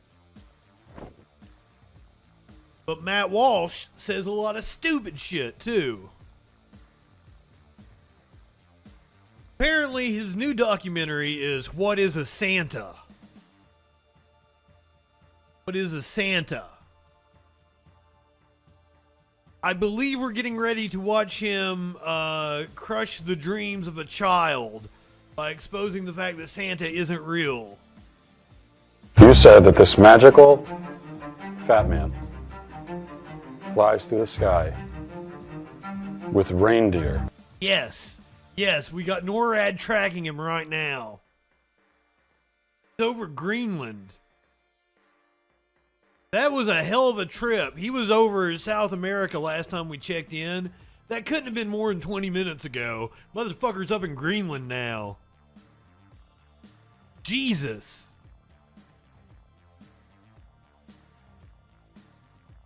A hell of a trip there, Santa. Circumnavigates the globe, delivering presents to billions of children in one night. On Dancer, on Vixen, on Cupid, on... Yeah, I mean, it's funny. And then he just delivers... Kitchen Nightmares Music Indeed. And by God, if the fucking Daily Wire files a takedown notice on this video, I'm gonna fucking scream. But he be's really quiet. And then the kids can't hear him, because if they hear him footsteps, then they'll know. How does he fit down the chimney when he's so fat? Yeah, he goes down to one. It's kind of like... How does he fit down the chimney? So I would just like to say, clearly Jeremy's razors suck ass. Look at that beard that Matt Walsh has going on there. These assholes have their own brand of razors, and his beard looks like shit. When he's so fat. Yeah, he goes down to one. It's kind of like Sonic too. He goes like really fast. Like he goes into this chimney and he comes back. This chimney. Yeah. In truth, in reality, how does he do it? The truth that we're talking about. You said, I'm looking at my notes here. This interview's over.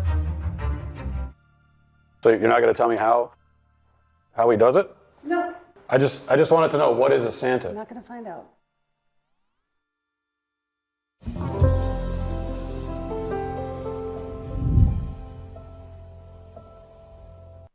Wow.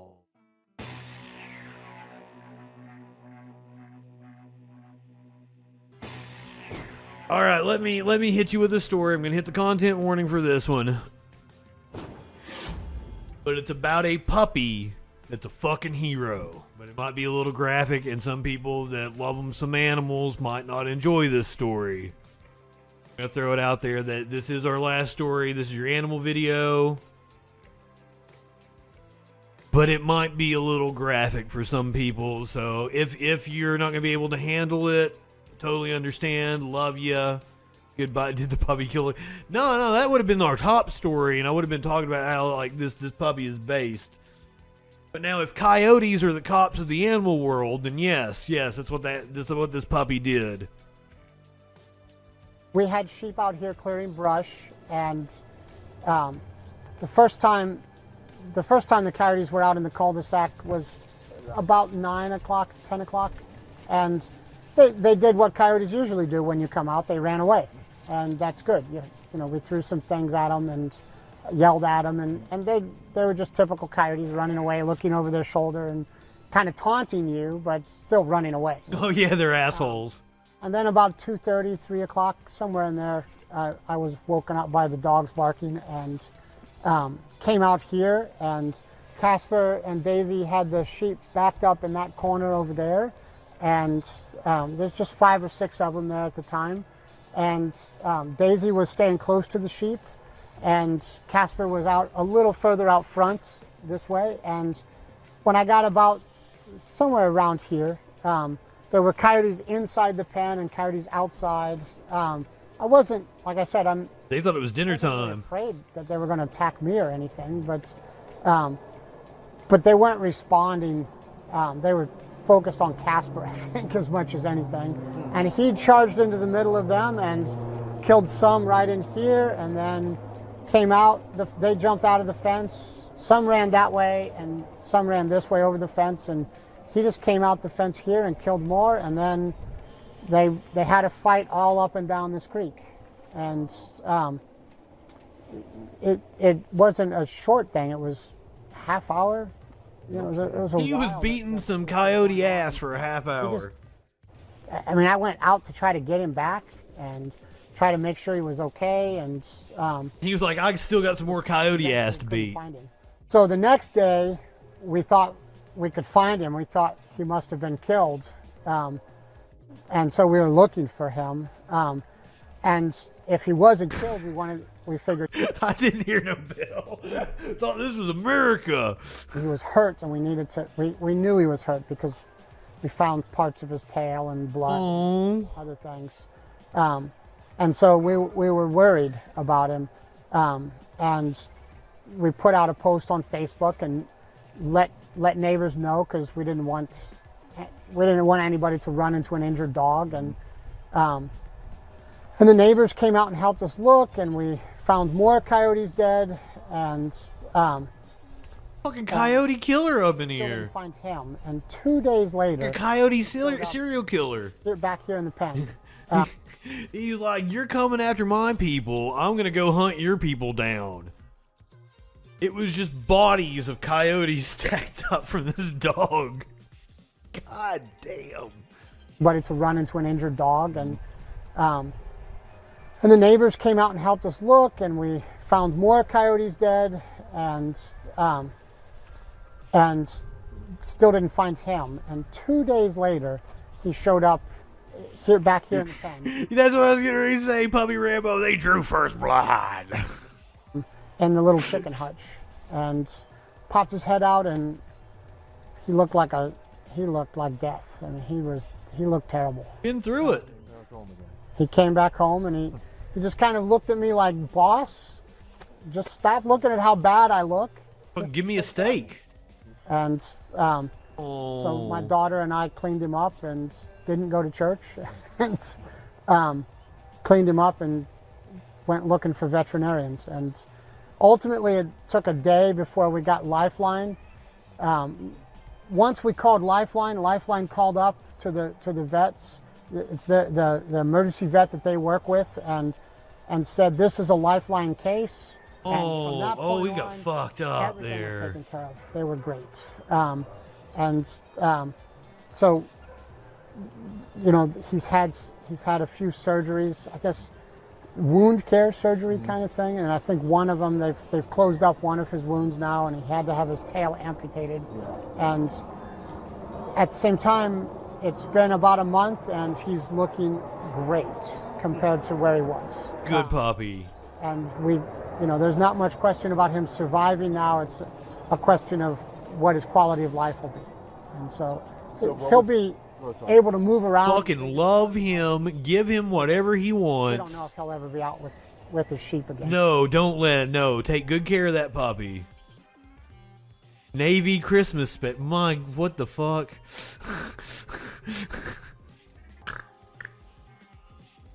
Take it like that puppy just needs to take it easy the rest of his life. He's earned all the lovin's, all the treats, all the milk bones, whatever his fucking favorite food is, he gets it every night.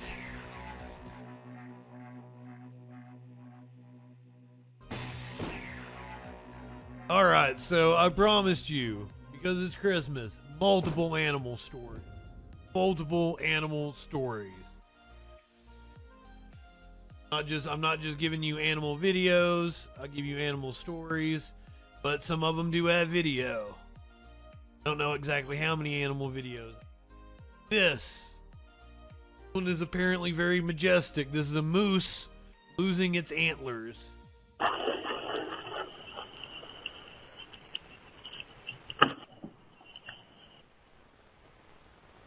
It's very rare. Shedding its antlers is a rare sighting.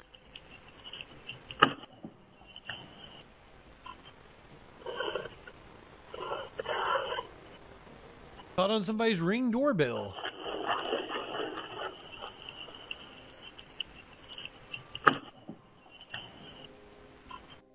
Is it refreshing for them? I don't know. I didn't know that moose lose their antlers. Snowstorm headed towards Alaska the evening of December 15th. Tyra Bogart headed to her sister's house in case the power went out. As she scrolled through TikTok with her niece, she noticed a notification from her Ring camera. The camera set up at her front door had picked up some motion. Curious, Bogart clicked on the notification and watched live as a 1 in a million occurrence happened. A moose walked by and shook its body almost like a disgruntled dog, and then pop! Its antlers snapped off its head. The animal, clearly startled by what happened, quickly ran away.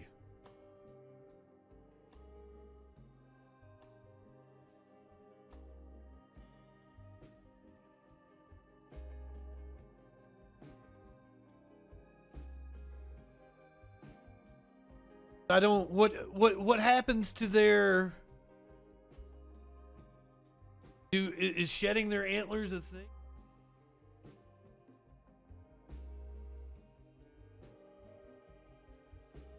Kind of like a snake shedding its skin? Moose shed their antlers once a year, sometime in midwinter, following rutting, which is breeding season. Moose appear to be unbothered by the shed, and new antlers begin to grow several weeks later.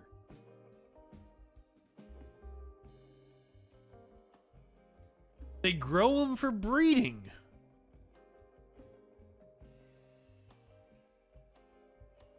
The antlers are very heavy and can become a burden for animals to carry around when they are trying to eat enough to survive in the cold. Interesting. What I love about this stream, we're always learning shit. Always learning shit. Do any of you have a problem with cats getting into your Christmas tree? Any of you have a problem with cats getting into your Christmas tree?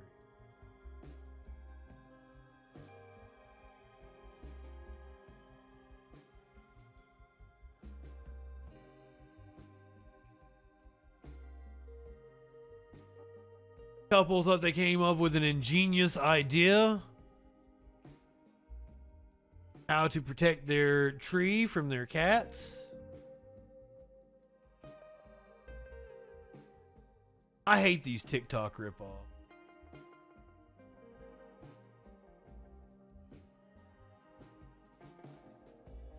can't make it full screen. Bills on Instagram. They decided to hang their tree from the ceiling. Protect it from the cats. Watch what happens. Battle Opossum, good evening.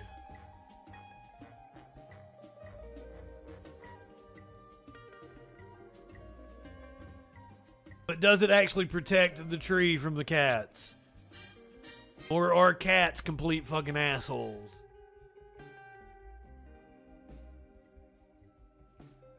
It looked stupid as fuck and it didn't even work.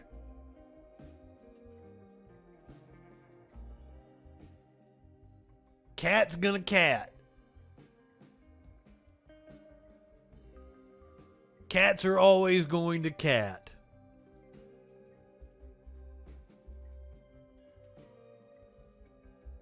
Merely a challenge. God damn us, everyone.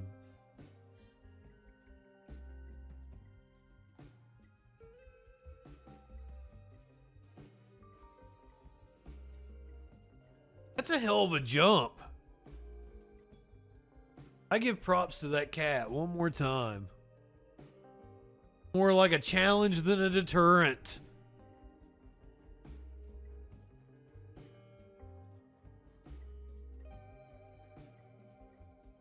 I think we've got a kitten that could do something like that. Weeks.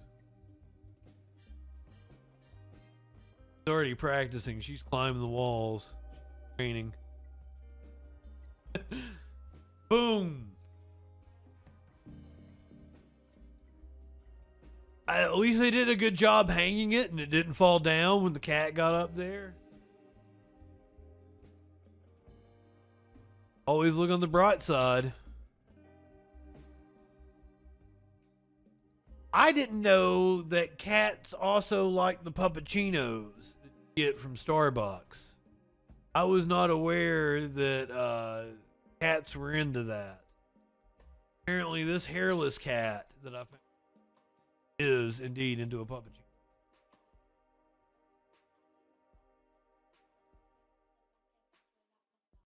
Hairless cat dressed up for Christmas. Got to go out, get itself a puppuccino. The hairless sphinx.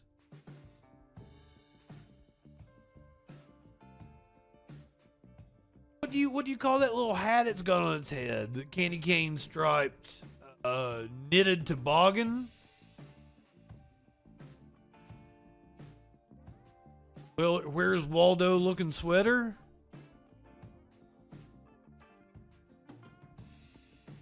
I think it's adorable though.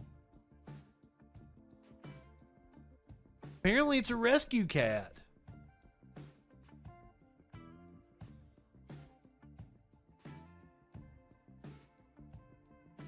Getting spoiled for Christmas.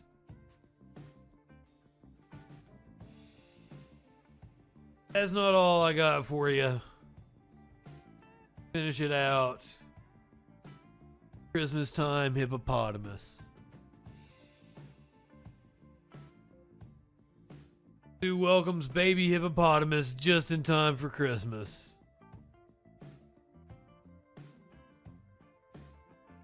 I don't think they shaved it off. I think it's hairless. Baby pygmy hippo.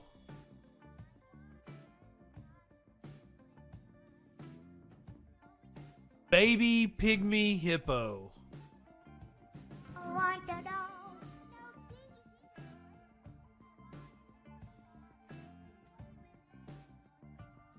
I was thinking it looked kind of slimy.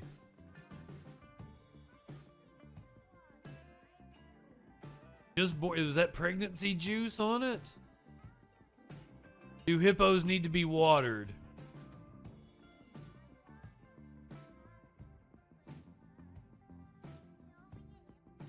Gotta wash down a hippo? Because yeah, they like to be in the water, don't they? It looked like the scale said 11 pounds.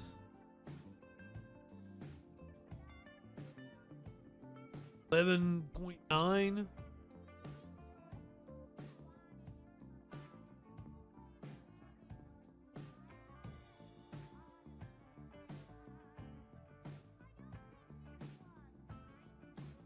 For some reason I thought it would be less than 11 pounds, but I guess it is a fucking hippo.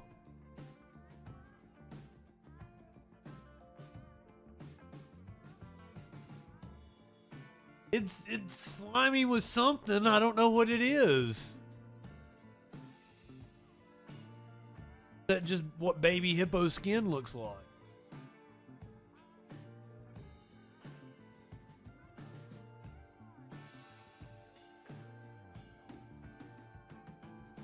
Yeah, I'm doing Christmas specials tomorrow. That's why we're doing news tonight. Specials tomorrow.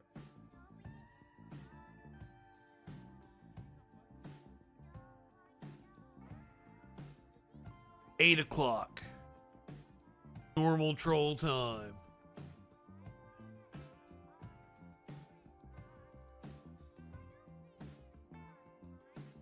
I liked what I did with this show tonight. Somehow we even still had me yelling at a dumb fuck.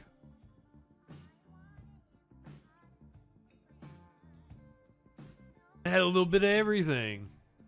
Felt like a regular news show. Oh, before we get out of here, I should probably check back in with Santa Claus. Currently over Simsbury, Connecticut. Has delivered 5.4 billion gifts to children all around the world. Over South America when we started the show. Checked in about halfway. He was over Greenland. Saw him make landfall in Florida, about 30 minutes ago? Fake news. How dare you? You see it. You're seeing Santa shit out packages right now. Currently heading for Greensboro, Vermont.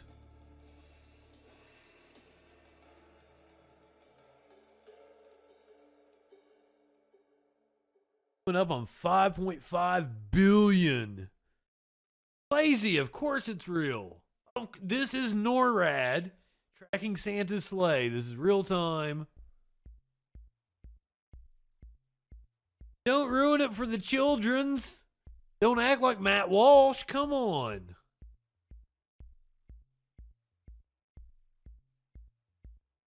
We do not want to shit on the children's good time. We want to twerk for the children. Twerk for the children. Show them Santa's real. Don't shoot the reindeer. Oh my God. My chat. You guys are so bad. Usually I'm like, oh, I have the best chat, but like, I show Santa on the NORAD tracker and you guys are all like, shoot him down. Fake news.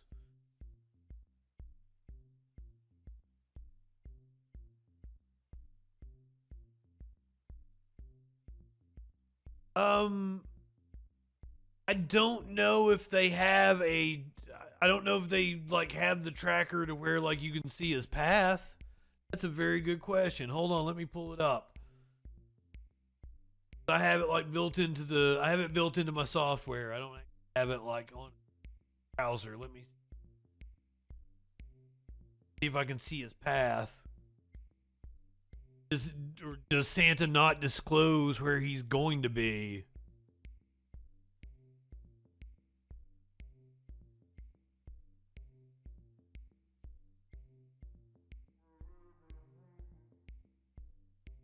Okay, you can view Santa's route on a 2D map here.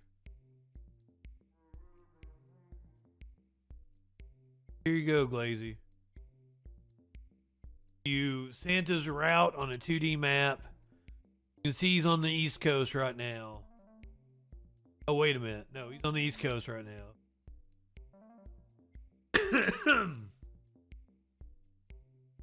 I'm like pointing at China. You can see he's on the East Coast right now, heading for Portsmouth, New Hampshire.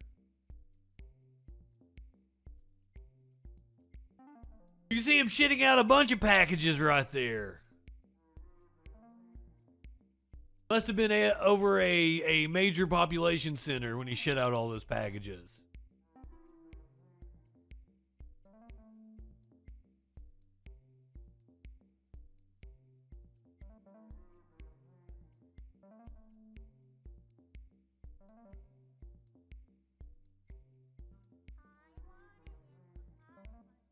Baby hippo. Baby pygmy hippo, just in time for Christmas. What are they going to name it? Officials with the zoo said a full-grown pygmy hippo could weigh up to 600 pounds. What's its name?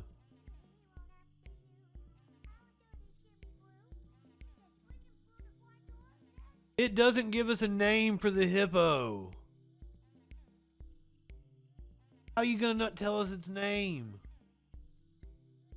Christmas came early at the zoo. We did indeed receive a hippopotamus for Christmas this year. Congratulations to pygmy hippo parents Iris and Corin. Birth of their female calf.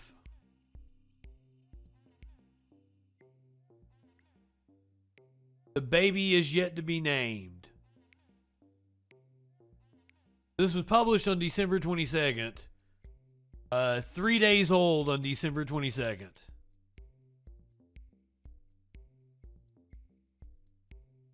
She weighs 16 pounds currently. 1 week later, she clocked in at 24.2 pounds.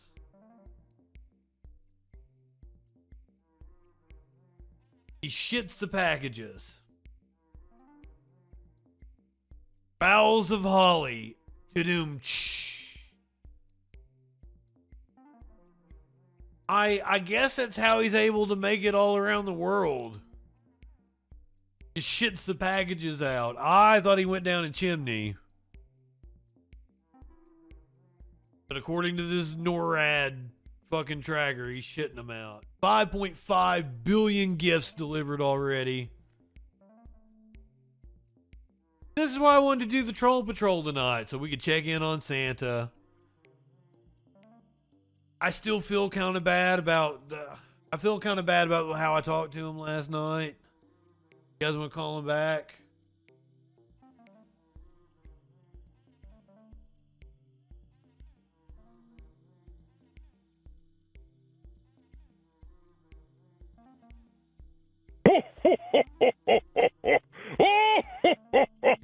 Merry Christmas! This is Santa Claus, and you have reached my personal hotline. We have been very busy making all of those toys to deliver on Christmas morning, and I want you to know that your family loves you very much, and so do I. So be good, and don't forget to always listen to your parents. Be good. When you hear the tone, please leave me your Christmas gift wishes and holiday cheer. And remember, kids, I know who's been naughty and nice. Merry Christmas, and I'll see you soon.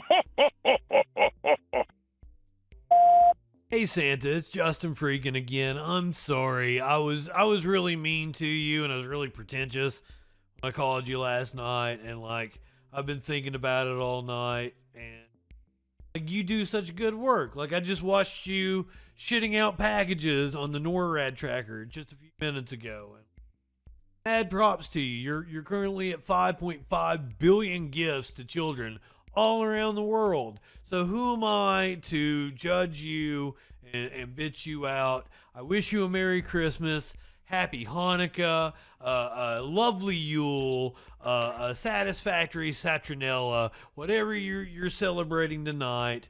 Merry Christmas to all, and to all a good night.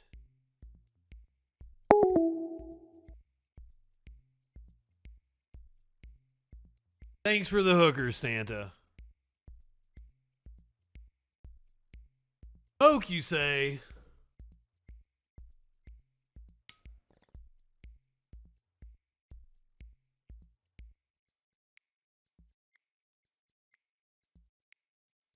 I think that puts a nice bow on my saga with Santa this year. Till next year, old man. Till next year. All right. Back to your baby hippo.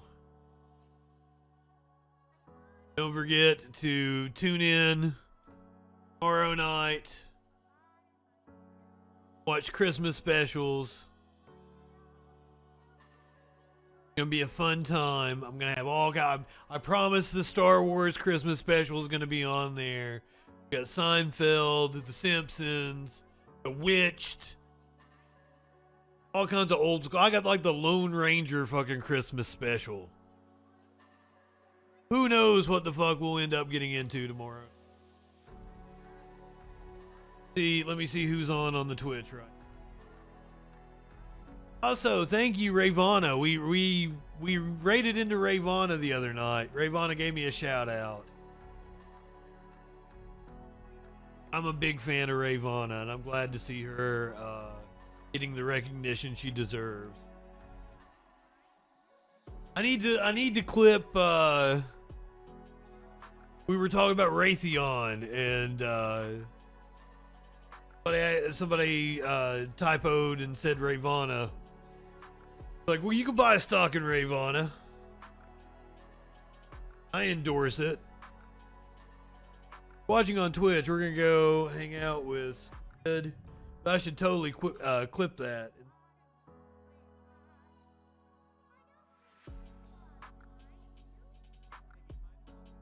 Go ahead, light one up, tip one back. It's all right to have a little fun before you hit the sack here on this Christmas Eve. Merry Christmas to all, and to all a good night.